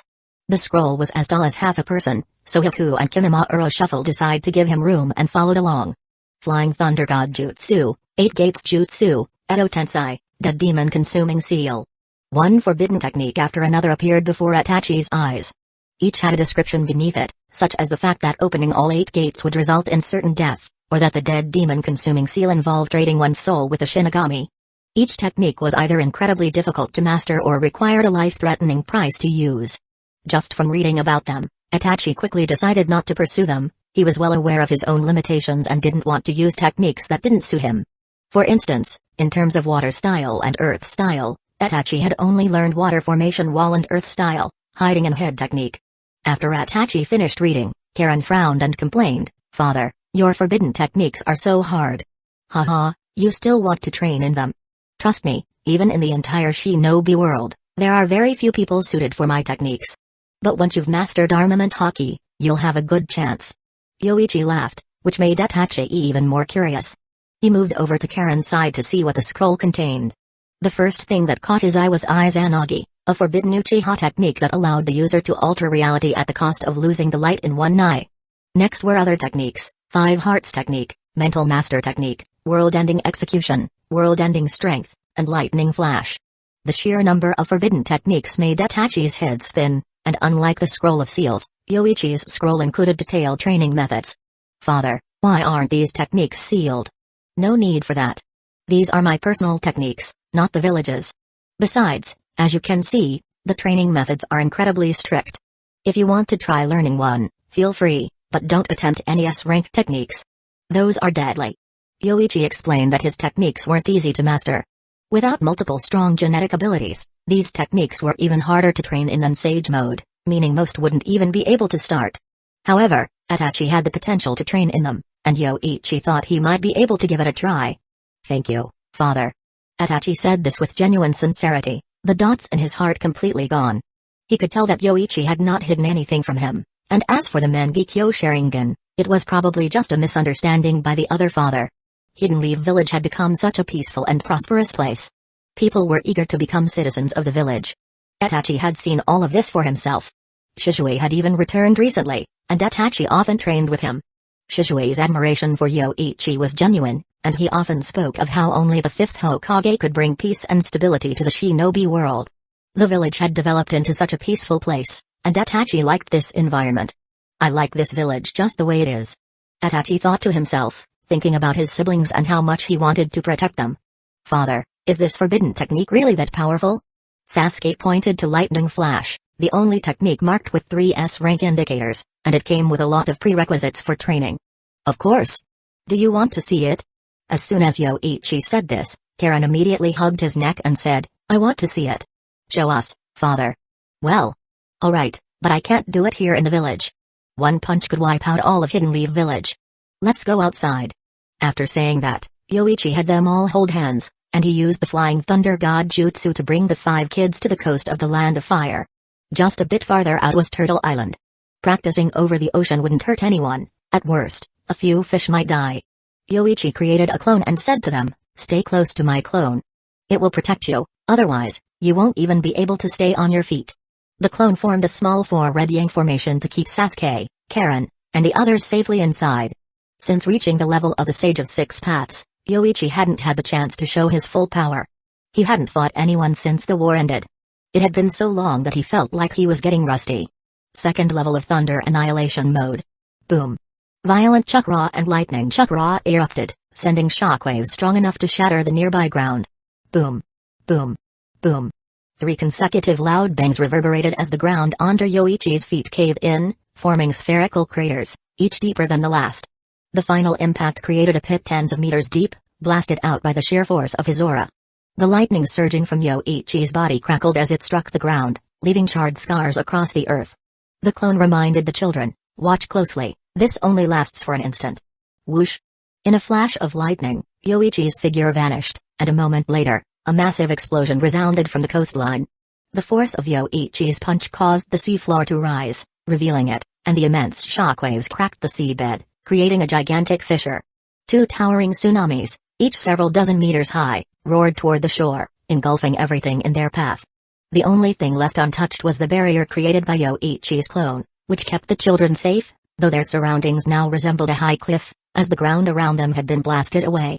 Even the distance erupted in explosions, sending shockwaves that dispersed the clouds in the sky. Despite it being dusk, the bright flashes were clearly visible. Yoichi flew up and surveyed the area. Seeing no nearby islands, he knew the tsunamis would calm down after traveling a few dozen kilometers, so there was nothing to worry about. Once everything settled, Yoichi returned to his children and disciples. Even Kimimaro, usually the calmest, stood there with wide, blank eyes, staring at the distant ocean. Yoichi snapped his fingers, snapping them out of their daze, and said with a smile, alright, you've seen enough. Let's head back. Don't get too excited, though. Each of you can reach my level one day, just keep working hard. Chapter 255 Itachi, did you learn it? With your Sharingan, even a Jonin could fall under this Genjutsu if they're not careful. And once your Sharingan's Genjutsu takes hold, it requires help from others to break free. This is the perfect time for you to launch an attack, Fugaku said as he dispelled the Genjutsu he had placed on Itachi. For the past few days, Fugaku had been teaching Itachi how to use the Sharingan's Genjutsu techniques. To his surprise, he had underestimated Itachi's talent. Many of the Genjutsu only needed to be shown twice before Itachi could perform them flawlessly. This left Fugaku both bitter and proud. Bitter because he hadn't been around to train Itachi over the past few years, and proud because his son's potential was incredible. Given time, Itachi might even surpass Madara. Unfortunately, the Mangekyo Sharingan that Fugaku had intended to leave for Itachi had been taken by Yoichi, contributing to Yoichi's rise in power. I've learned it, father. Thank you for your guidance, Itachi said respectfully. They were in the northern forest of the Ninja Park, a place rarely patrolled by the village guards. Last night, after learning the location of today's meeting, Itachi had gone to Shizui and subtly inquired about the patrol schedules around the Ninja Park. He had found out the general times and locations of the guard patrols. However, Itachi knew that these routes were not fixed and were decided only the night before, with the teams being notified via sealed scroll each morning. So, how had his father known and avoided patrols for several days in a row? Itachi began to hope that his father had come only to teach him, without any other hidden motives. You awakened your Sharingan a few days ago. Although you haven't reached the 3 Tomoe stage yet, you can still start learning the Uchiha clan's forbidden techniques, such as Izanagi. Fugaku continued, Izanagi is a technique that can alter life and death at the cost of losing the light in one of your eyes. It's the ultimate Uchiha technique. But unless you're in a life or death situation, there's no need to use it. Understood, father, Itachi replied, pretending not to know about Izanagi's intricacies, though he had already been informed about its dangers. Itachi prayed that Fugaku was merely here to visit his son and not for more sinister reasons. Time passed, and after an hour or so, the sun had set, and Itachi knew it was getting late. Fugaku, however, seemed aware that the time for action was nearing. Itachi, I need your help. Once everything is done, you can leave the village with me. Leave Hidden Leaf Village? Father, are you saying? That's right. You'll come with me. Staying here in Hidden Leaf Village won't do you any good. Yoichi will never fully trust you, and because of me, he'll secretly suppress you. I'm working toward bringing lasting peace to the ninja world, and when the time comes, you'll leave with me. Itachi felt his heart race. The moment he feared had finally arrived. However, his face remained impassive as he asked, what do you need me to do, father? As expected from my son, I knew you'd agree. Yoichi hasn't properly trained you. He's likely only kept you around because of that idiot Mikoto, Fugaku said, patting Itachi's shoulder, oblivious to the slight tightening of Itachi's fists. I'm following Madara's plan to bring about eternal peace to the ninja world through the Moon's Eye plan.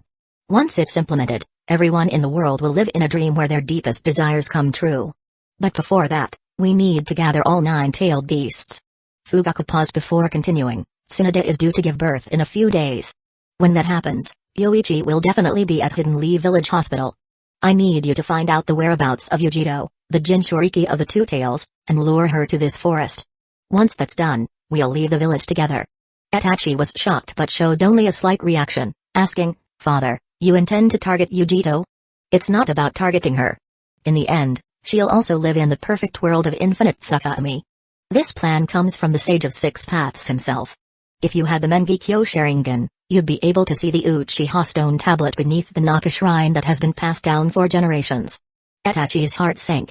He couldn't imagine betraying Yujito, who was not only his comrade but someone he had trained with. He couldn't bear to think of the disappointment on Sasuke's or Karen's faces if they learned he had done something so dishonorable. Closing his eyes for a moment, Itachi asked, Father, is this why you returned to the village? It's one of my reasons. My main goal is to take you with me, Itachi, Fugaku said, patting his son's shoulder again. I knew you'd understand. Itachi remained silent for a while before finally saying, I'll try my best, but I can't guarantee anything. I don't know Yujito very well. This was a lie. He and Yujito had met countless times, trained together, and even sparred, with Itachi losing to her once. No matter. I trust you. Just bring her here in the next day or two, Fugaku said with a satisfied smile. Now go home, my son. Don't raise any suspicions. I will. Father, Itachi said before turning to leave. It would take some time to get home from this part of the forest. Once Itachi was gone, Black Zetsu emerged from the ground and said, Are you sure this kid can do it? He's my son, and you've seen his talent yourself. If he weren't born in this era, he would already be as strong as Madara, Fugaku replied confidently. Over the past few days, he had been teaching Itachi many of the Uchiha clan's Sharingan-based Ganjutsu. It was as if Itachi had never been exposed to these techniques before, which only solidified Fugaku's belief that Yoichi had been holding him back. Let's hope he succeeds. This might be our only chance. If he fails, we'll have to rely on Madara. Black Zetsu said cautiously, still wary of Hidden Leaf Village's other powerful figures, like the first Hokage. If Yoichi and the first Hokage joined forces, even Madara might struggle. According to the hospital, Tsunade should give birth in 2 days. By then, Yoichi will likely be at the hospital with her. He seems like a family man, after all, Zetsu added. Fugaku snorted, a family man? He's nothing but a lecherous fool. He doesn't deserve that title. Alright. I'll be watching from the shadows, and I'll send Obi to help you, Black Zetsu said, preparing to depart. I'm home, Itachi said as he returned to his house, where the others were already seated at the table. Sasuke waved at him. Nisan, hurry up. We've been waiting for you.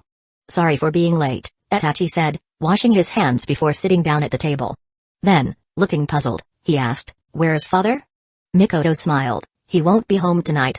Let's eat without him. Itachi couldn't help but think, so he really is at the hospital, just like father said. Even though he was usually quite hungry after training, hearing about this situation left Itachi feeling uneasy. His normally delicious dinner now tasted like ash. After finishing the meal, Itachi didn't stay to play with Sasuke. He picked up his younger brother and sat him down in front of Karen, much to Sasuke's shock and disbelief.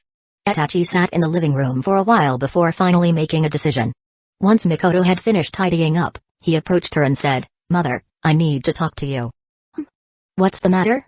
Mikoto asked, noticing the serious expression on Itachi's face. "Let's talk outside," she suggested. Once they were alone in the forest outside their home, Itachi took a deep breath and said, "Mother, father has returned." "You mean Yoichi? Isn't he at the hospital?"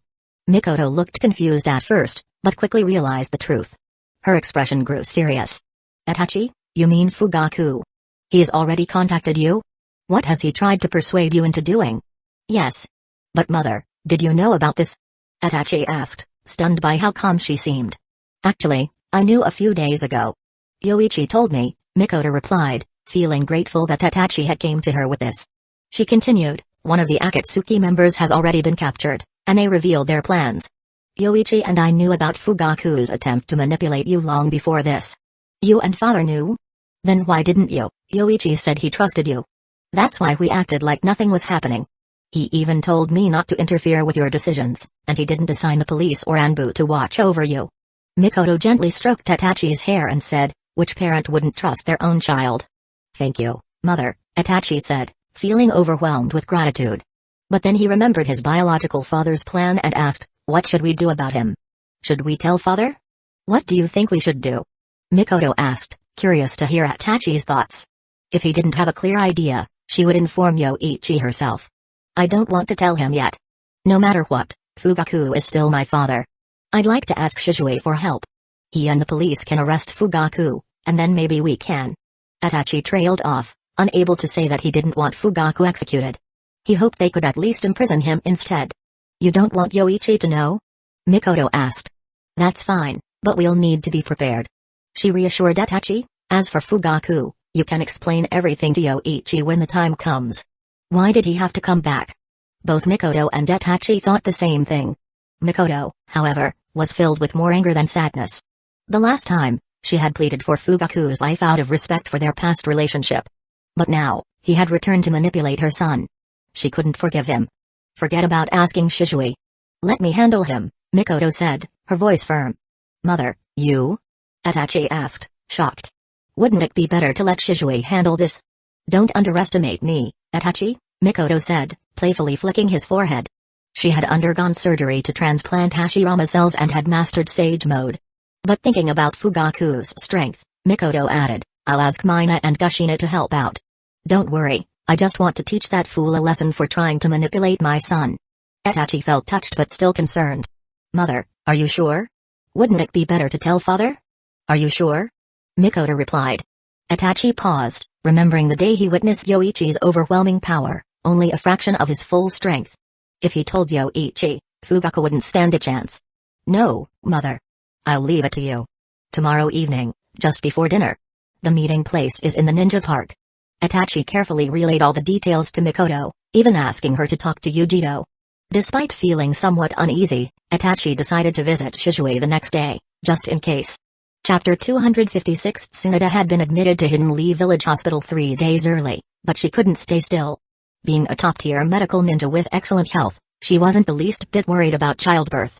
Yoichi had no choice but to accompany this older expectant mother, leaving a wood clone behind to keep an eye on Tsunoda while his true body gathered life energy.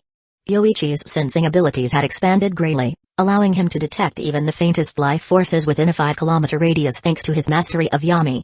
Today, he ventured to the sea, sensing numerous powerful life forms beneath the waters. This was the ninja world, where even a wild boar could grow to 3 or 4 meters, and there were even larger predators like giant tigers and bears. Naturally, the creatures of the sea were even more fearsome. While Yoichi was away, Mikoto began to execute her plan. First, she informed Mina and Yujiro of the situation. Mina, who always had Yoichi in her heart, immediately suggested, "Mikoto, we should tell Yoichi-sama. This concerns a rogue ninja. Yoichi-kun already knows about this, but Itachi doesn't want to tell him." "Sigh," Mikoto said with a sigh, "after all, Fugaku is still Itachi's father. I want him gone, but I'm worried about Itachi's feelings. You understand, right, Mina?" "I do, but we should still let Yoichi-sama know," Mina began, but Mikoto quickly grabbed her hands, batting her eyes with a pleading look that made Mina uncomfortable. All right. I didn't say I wouldn't help, but are you sure it's just the two of us? I haven't fought in a while. Don't worry. I'll borrow power from Matatabi, Yujiro said with determination, her fists clenched. She wasn't about to let someone take her away without a fight. With my full strength, few in the ninja world can stand against me, Yujiro added confidently. Mikoto and Mina exchanged glances, slightly more interested in Yujiro's relationship with their household than her strength. Yujiro had become quite integrated into their lives, and now it seemed she had no plans to leave. Even Mikoto, who was often busy with the Uchiha trading company, hadn't noticed when Yujiro had started taking extra care of her appearance. Mina puffed her cheeks, frustrated. This cheeky girl is following in Mikoto's footsteps, she thought. I'll also ask Kushina for help. She's been training a lot lately, and with her control over the Nine Tails chakra, she'll be a strong ally, Mikoto said, realizing they needed more muscle. With that decided, Mikoto set off to find Kushina, but halfway there, she turned toward Hidden Leaf Village Hospital. Mina was right, no matter what happened, Yoichi needed to know about this. At the hospital, Mikoto found Yoichi's wood clone and explained everything. The clone quickly made a shadow clone and dispelled it to inform the real Yoichi, before reassuring Mikoto, the real me knows now. Don't worry. Feeling relieved, Mikoto continued on to Kushina's house. Kushina, we need your help, Mikoto said once she arrived, explaining the situation. Why isn't that idiot Yoichi dealing with this himself? Kushina almost let a curse slip but managed to hold back in time. Yoichi-kun knows. The problem is Itachi. The boy has already aligned himself with the village's ideals. Seeing his father die, it would be too much for him, Mikoto explained. Kushina thought it over, realizing that such a sight would be cruel for a 10-year-old. Alright, I understand. When are we making our move? Tomorrow afternoon. Itachi will bring Yujiro to a forest south of the ninja park. The following afternoon, Fugaku felt a mix of anticipation and anxiety as the time drew near. Trusting in Itachi's intelligence, he pushed his doubts aside. Eventually, Black Zetsu emerged from the ground. How are things? Fugaku asked. Seems like the fifth Hokage is still at Hidden Leaf Village Hospital, but my clone didn't dare get too close. I had to gather information through others. As for your son, he's already on his way with the two-tails Jinchuriki. You'll need to act quickly, Zetsu warned. Don't worry. Even if she uses the power of the tailed beast, I won't be careless, Fugaku replied confidently. With White Zetsu's support, he could summon a Susanoo up to 20 or 30 meters tall.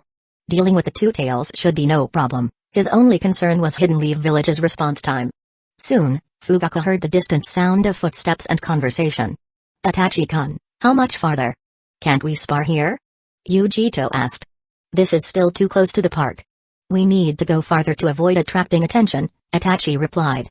Fugaku felt a surge of pride for his son. As expected, my son is clever. In a flash, Fugaku used body flicker to appear before Itachi and Yujiro, causing them both to stop. Itachi remained calm, his expression unfazed, while Yujito's face showed clear suspicion. Who are you? This is Hidden Leaf Village. Yujiro shouted. Fugaku chuckled, Hidden Leaf Village or not, I'm Itachi's father.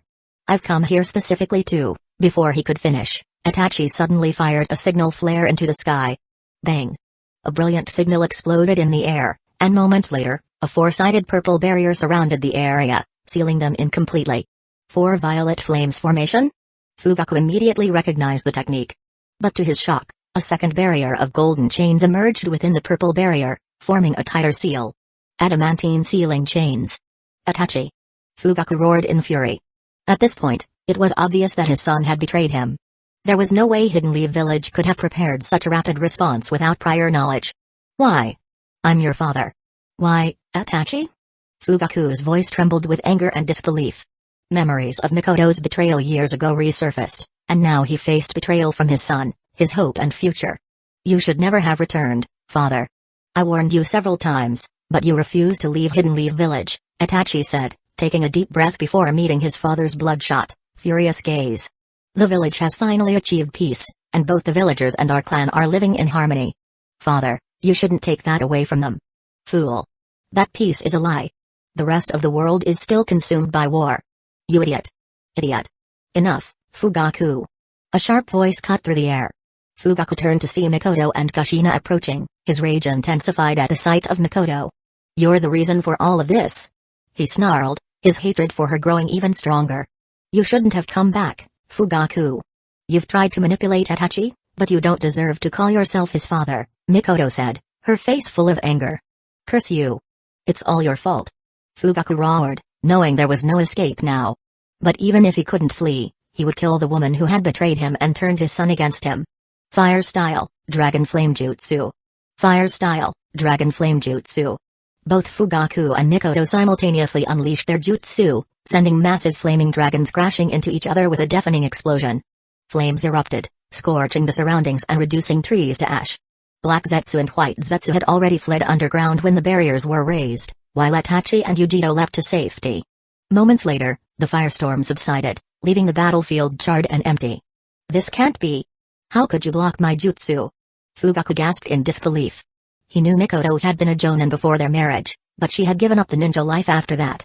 How could she match him in power, especially when he had the enhancements from White Zetsu? Telltale flame balls. Yujiro shouted, unleashing a barrage of blue fireballs that rained down on Fugaku like a storm.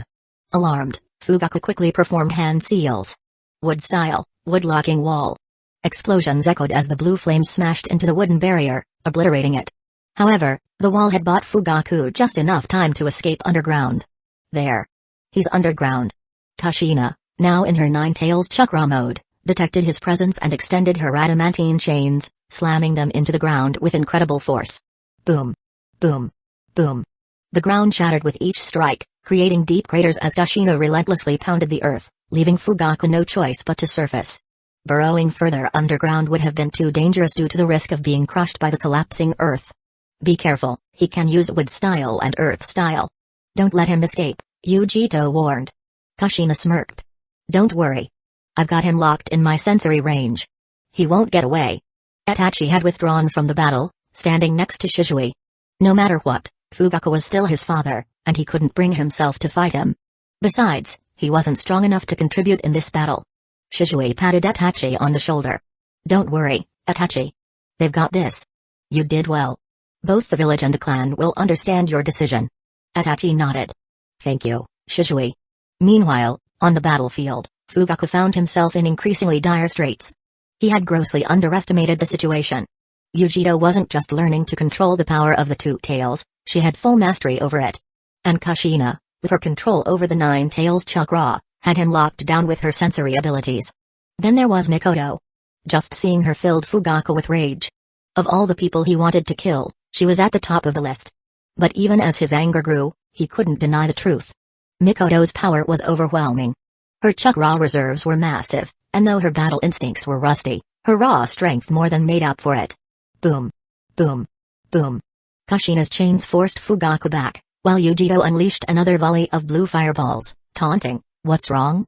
Weren't you going to capture me? Why are you running?" Mikoto. Kushina called out. Mikoto immediately understood. Forming rapid hand seals, she unleashed her jutsu. Fire style, dance of flaming dragons.